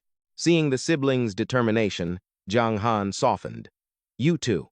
He ran a hand over his face, finally compromising. Jiang Han said, if that's the case, let's spend the next 3 days increasing our strength. The siblings nodded in agreement. Seeing them nod, Jiang Han excused himself. All right, I'll head out first. I'll see you in the city in 3 days. As he left, Jiang Han thought, oh, right. That necklace I got as a quest reward. I think it has 2 special skills. Perfect time to try them out. Thinking this, he opened his system panel. Hehe. Now all the gear is assembled. Item information. Faith and Curse. Earth grade. Health, 200,000. Attack effect, plus 20%. Health effect, plus 30%. Special skill. Faith. Special skill. Curse. Requires. Level 1. Description. The god of time, grieving his inability to protect his beloved, left behind this low-grade necklace during his final ascension. It retains a fragment of his power to help future generations survive desperate situations. Passive special skill, S-Rank, Faith. When you possess absolute faith, that faith will surely answer you. One-time use. Passive special skill, S-Rank, Curse. Swear upon your soul, and you will become stronger for a short time. The more difficult the curse is to fulfill, the greater the power you will receive. One-time use. Jiang Han stared at the info panel, astonished. These two special skills must be linked to the necklace's description, whether it's faith or a curse. They're both part of the special power left behind by the god of time, and the skill description must be the trigger. System reminder. Your power has reached an entirely new level, meeting the standard for a black gold boss. Your title has changed. System reminder. Your title, Dark Lord, has been upgraded to Prelude to Darkness. Prelude to Darkness. Maximum health increased by 300%. He immediately equipped his new title, surprised that he'd been upgraded to a Dark Gold boss. Let's check my current stats. The information panel opened. Prelude to Darkness. Han Shui, Dark Gold boss, level 61. Health, 4,580,000. Attack, 10,231 to 11,188. Defense, 5,141 to 5,539. Fame, 102,300. Luck. Description. When the light of judgment shines down, the villainous shadow swordsman will surely be the first to face it. Jiang Han was thrilled. Over 4 million health points. I could probably just stand in a crowd of players and let them wail on me all day without a scratch. And my attack is over 10,000. From behind him, the young girl ran to catch up, calling out, "Big brother!" Hearing that, he turned to see Li sprinting toward him, out of breath. Jiang Han asked, confused, "Li, what is it?" The girl held out two treasures. "My brother and I still feel like we owe you so much. I want to give you this bracelet and this skill book. I hope they can help you." He took the bracelet in surprise. "Isn't this the imprisonment bracelet? Why is it still here? And it has 2 uses left." The system displayed the information. Imprisonment bracelet, grade. Uses, 2 out of 5. Li smiled and replied, "This bracelet is soul-bound, so even if you give it to someone else, it automatically returns to its owner after they die. Now I'm giving it to you, so from now on, you'll be its owner. Besides, the number of uses is tracked for each individual owner. This bracelet still has 2 uses left."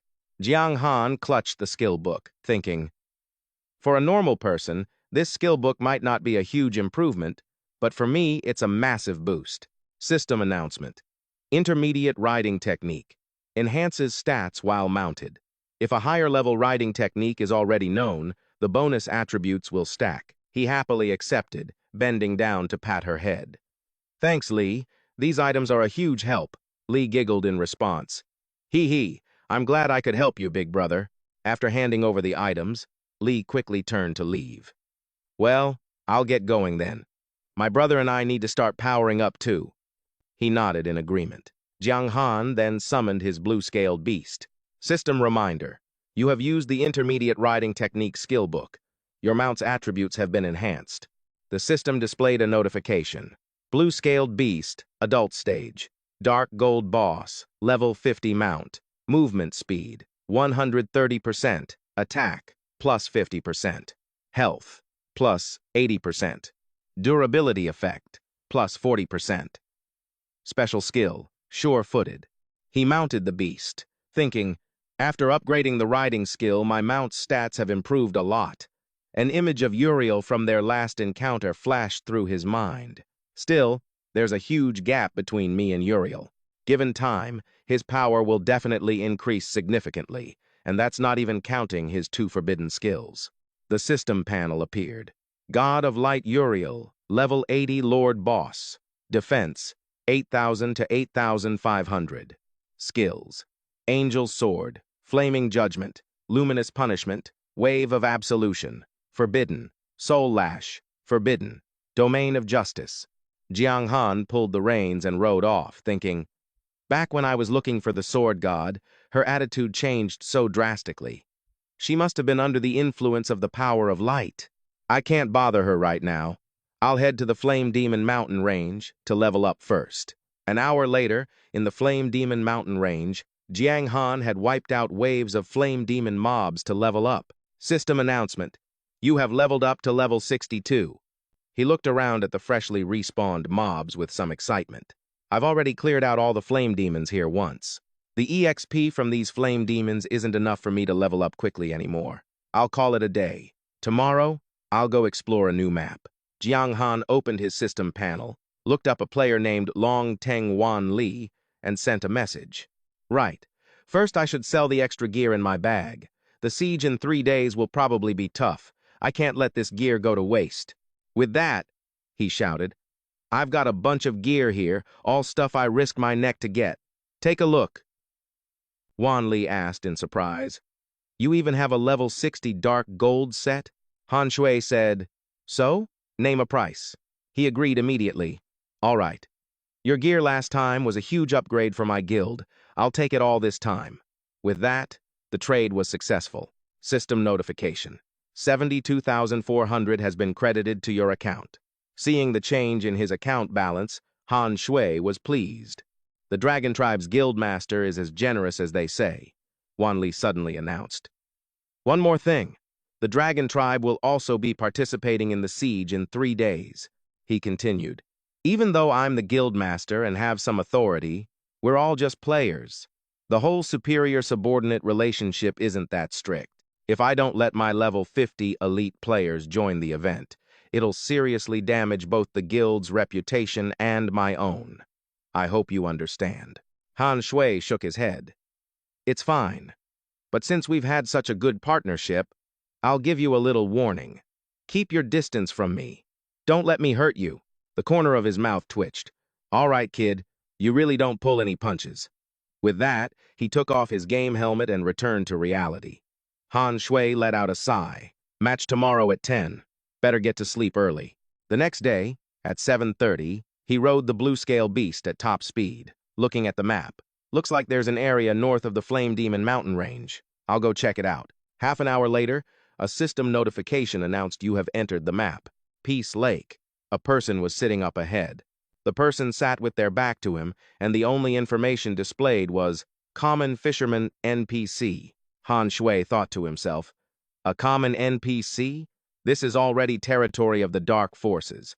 How can there be a common NPC here? He dismounted and slowly approached to check out the situation. Rayo heard the movement and turned around, his eyes lighting up. He spoke, Young Shadow Swordsman, are you also interested in fishing? Rayo handed a fishing rod to Han Shui. Since you're here, why don't you join this old man for a bit of fun? System notification. Do you wish to accept the quest, fishing contest?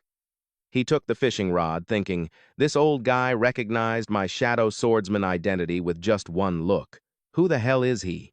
Han Shui held the rod and looked at Rayo, who was fishing leisurely. He asked, if it's a competition, shouldn't there be a wager? Without a bet, wouldn't it lose some of its fun? Hearing this, he laughed without turning his head. You're right. Rayo pointed to the other side of the lake. If you win, I'll give you the most precious fish I've ever caught from this lake. How about it? He raised an eyebrow and asked, and if I lose? Rayo turned his head, stroking his beard, and replied, should I take one of your items? Nah. If you lose, I won't take anything. Just consider it a favor you owe me. Han Shui thought for a moment, then smiled and nodded. All right, you're on. Then, a system prompt appeared. You have accepted the quest Fishing Contest. Difficulty B. Introduction. Compete in fishing against the mysterious old man.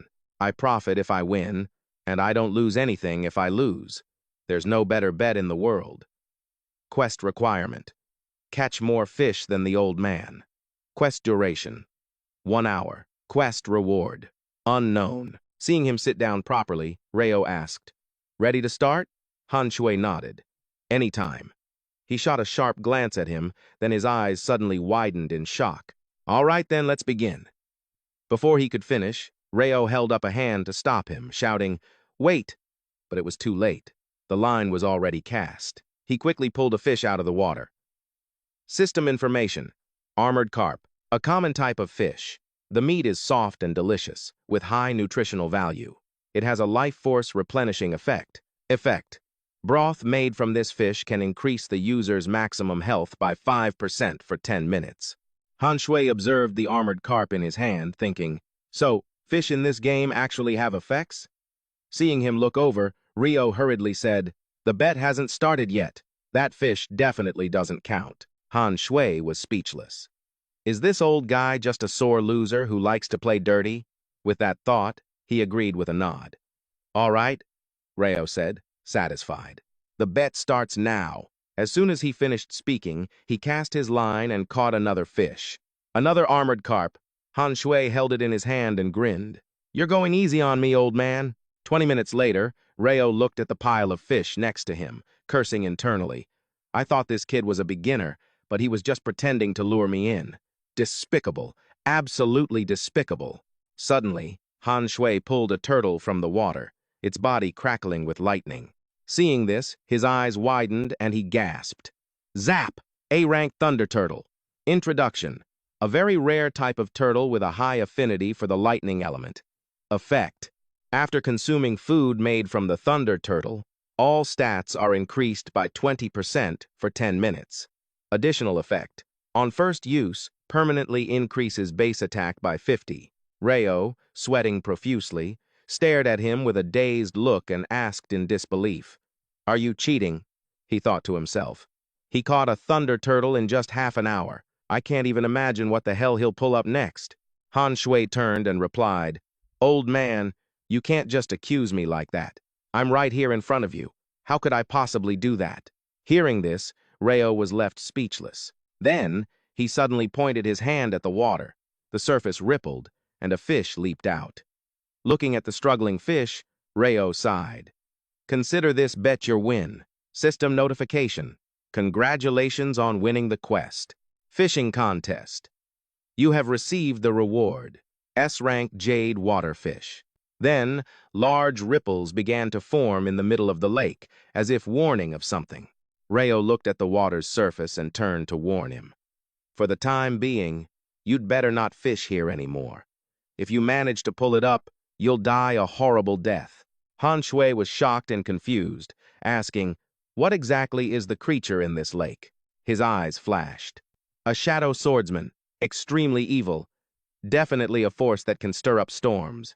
Moreover, you prevented the appearance of a deity from the Church of Light's faith, making you an extremely important focal point. Normal adventurers can't catch anything in this lake, but you can. After a pause, Rio continued. The rules will inevitably force you to confront the light, but this lake holds a special taboo. The rules must also restrict that creature from appearing in the world. Fish wherever else you want, but if you value your life, don't fish here. Hearing him, he broke into a bit of a cold sweat and thought, is this some kind of riddle? Anyway, I can't fish here for now. I'll come back later. Rio crossed his arms, frowning as he grumbled. I was wondering how you were catching so many fish. It must be that dragon's will to be caught is so strong that it's affecting the other creatures. Damn it! This really cost me a lot. System notification. Rio, the wind of mutual destruction, has increased his animosity towards you by 100 points. Han Shui was surprised. Rio, the wind of mutual destruction. That name sounds familiar. He searched his memory of the leaderboards and suddenly remembered. That's right, the Dark Faction's leaderboard. I can't believe one of the top 7 powerhouses of the Dark Faction is this old geezer. Seeing the constant change in Han Shui's expression, Rio guessed. It seems you know who I am now. This war between light and dark is a microcosm of a larger conflict. You're a shadow warrior. Don't bring shame to the Dark Faction, he asked, confused. Are you saying you demon gods will lend me a hand? He shook his head. Lend a hand? Not quite. Whether you can win or not depends on your own abilities. We're just here to watch the show. Han Shui raised an eyebrow and asked, if the demon gods can't interfere, then the powerhouses on the light faction's side can only stand by and watch too, right? He felt a little worried. What I'm most afraid of is the appearance of powerhouses that I can't possibly face at my current stage, where even giving it my all would be useless. Rio replied, I can't be sure about that. You have to understand, you're up against the entire Church of Light.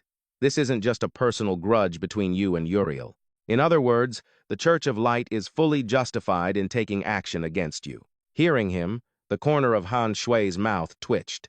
If there wasn't a grudge, they definitely wouldn't be able to interfere, right? Re pushed down the brim of his hat and turned to leave.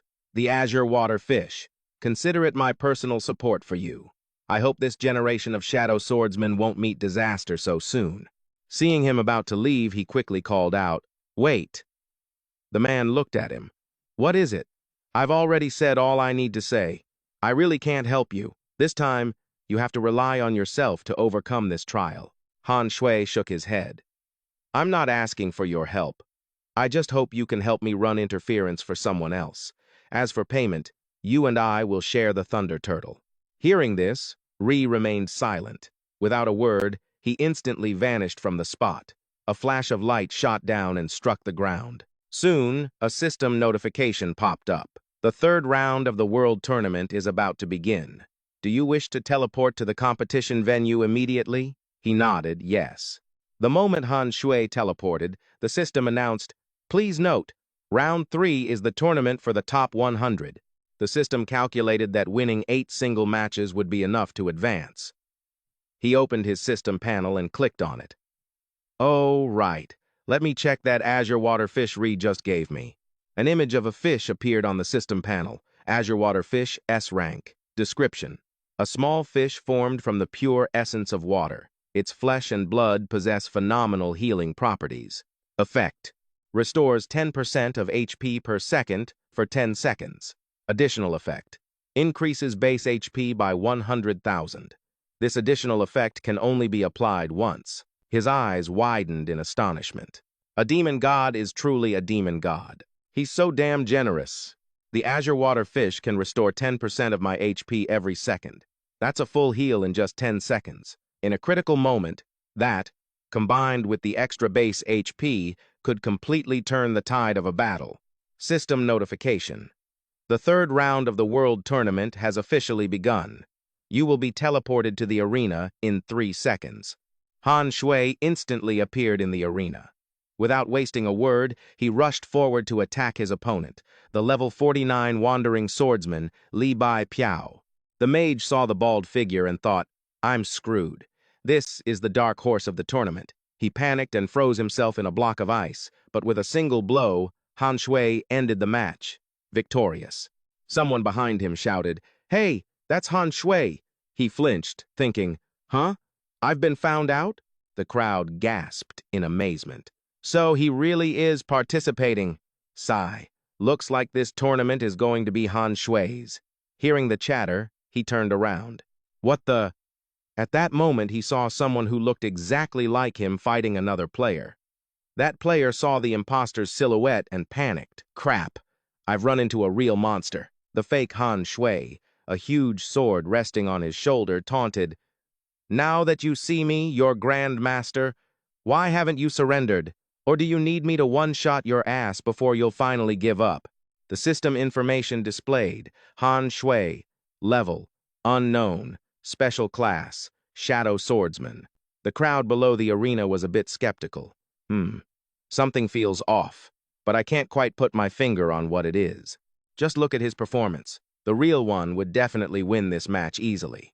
Han Shui's blood began to boil as he tried to get a better look, gritting his teeth in anger. To think some punk would dare to impersonate me. It seems I've been laying low for too long. It's time to show my face and teach these lowlifes a lesson. Up on the stage, the imposter instantly rushed toward his opponent. The opponent couldn't even see him move, thinking in a panic. So fast. Then, the imposter used a skill just like the real Han Shui's, a kick straight to the face. The crowd below recognized it, gasping in awe. There it is, the war trample. Looks like he's the real deal after all. The opponent began to panic. "Wait, I surrender." "Oh, great one. If we meet out in the wild later, please show mercy." Seeing the guy surrender, the imposter snarled. Good thing you know what's good for you. Otherwise, if we were outside, I'd have killed you all the way back to the starter village." The system announced Han Shui's victory. He then addressed his live stream. "All my bros in the stream. Did you see that? Right now, If you guys donate over 10,000 in gifts, you can join my group, and I, Han Shui, will personally take you power leveling. This is a limited time offer. First come, first served. Standing below, W. Chando, a level 53 Dragon Knight with a hidden class, crossed his arms and snorted coldly. He's just a clown, pretending to be Han Shui for profit. The Shadow Swordsman is just a rare class within the Luminous faction, nothing more. And some people are still falling for such a low-level trick. Han Shui's eyes widened as he thought, a Dragon Knight? Now that's a righteous and rare class. That's a class that would make countless players green with envy. After all, as a Dragon Knight, you get a giant dragon as a mount in the late game. Thinking this, he spoke up. Hey, brother, how can you tell he's not the real Han Shui?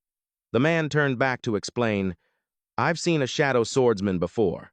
Although there's only a one-word difference between a Shadow Swordsman and a Dark Swordsman, their growth star ratings are vastly different. Its only advantage is that it can hide the user's information, making everyone mistakenly believe their level is much higher than it is. After saying all that, W. Chando decisively turned to leave. It's a shame the real Han Shui isn't here. Otherwise, I would have made sure to meet him. Hearing him say that,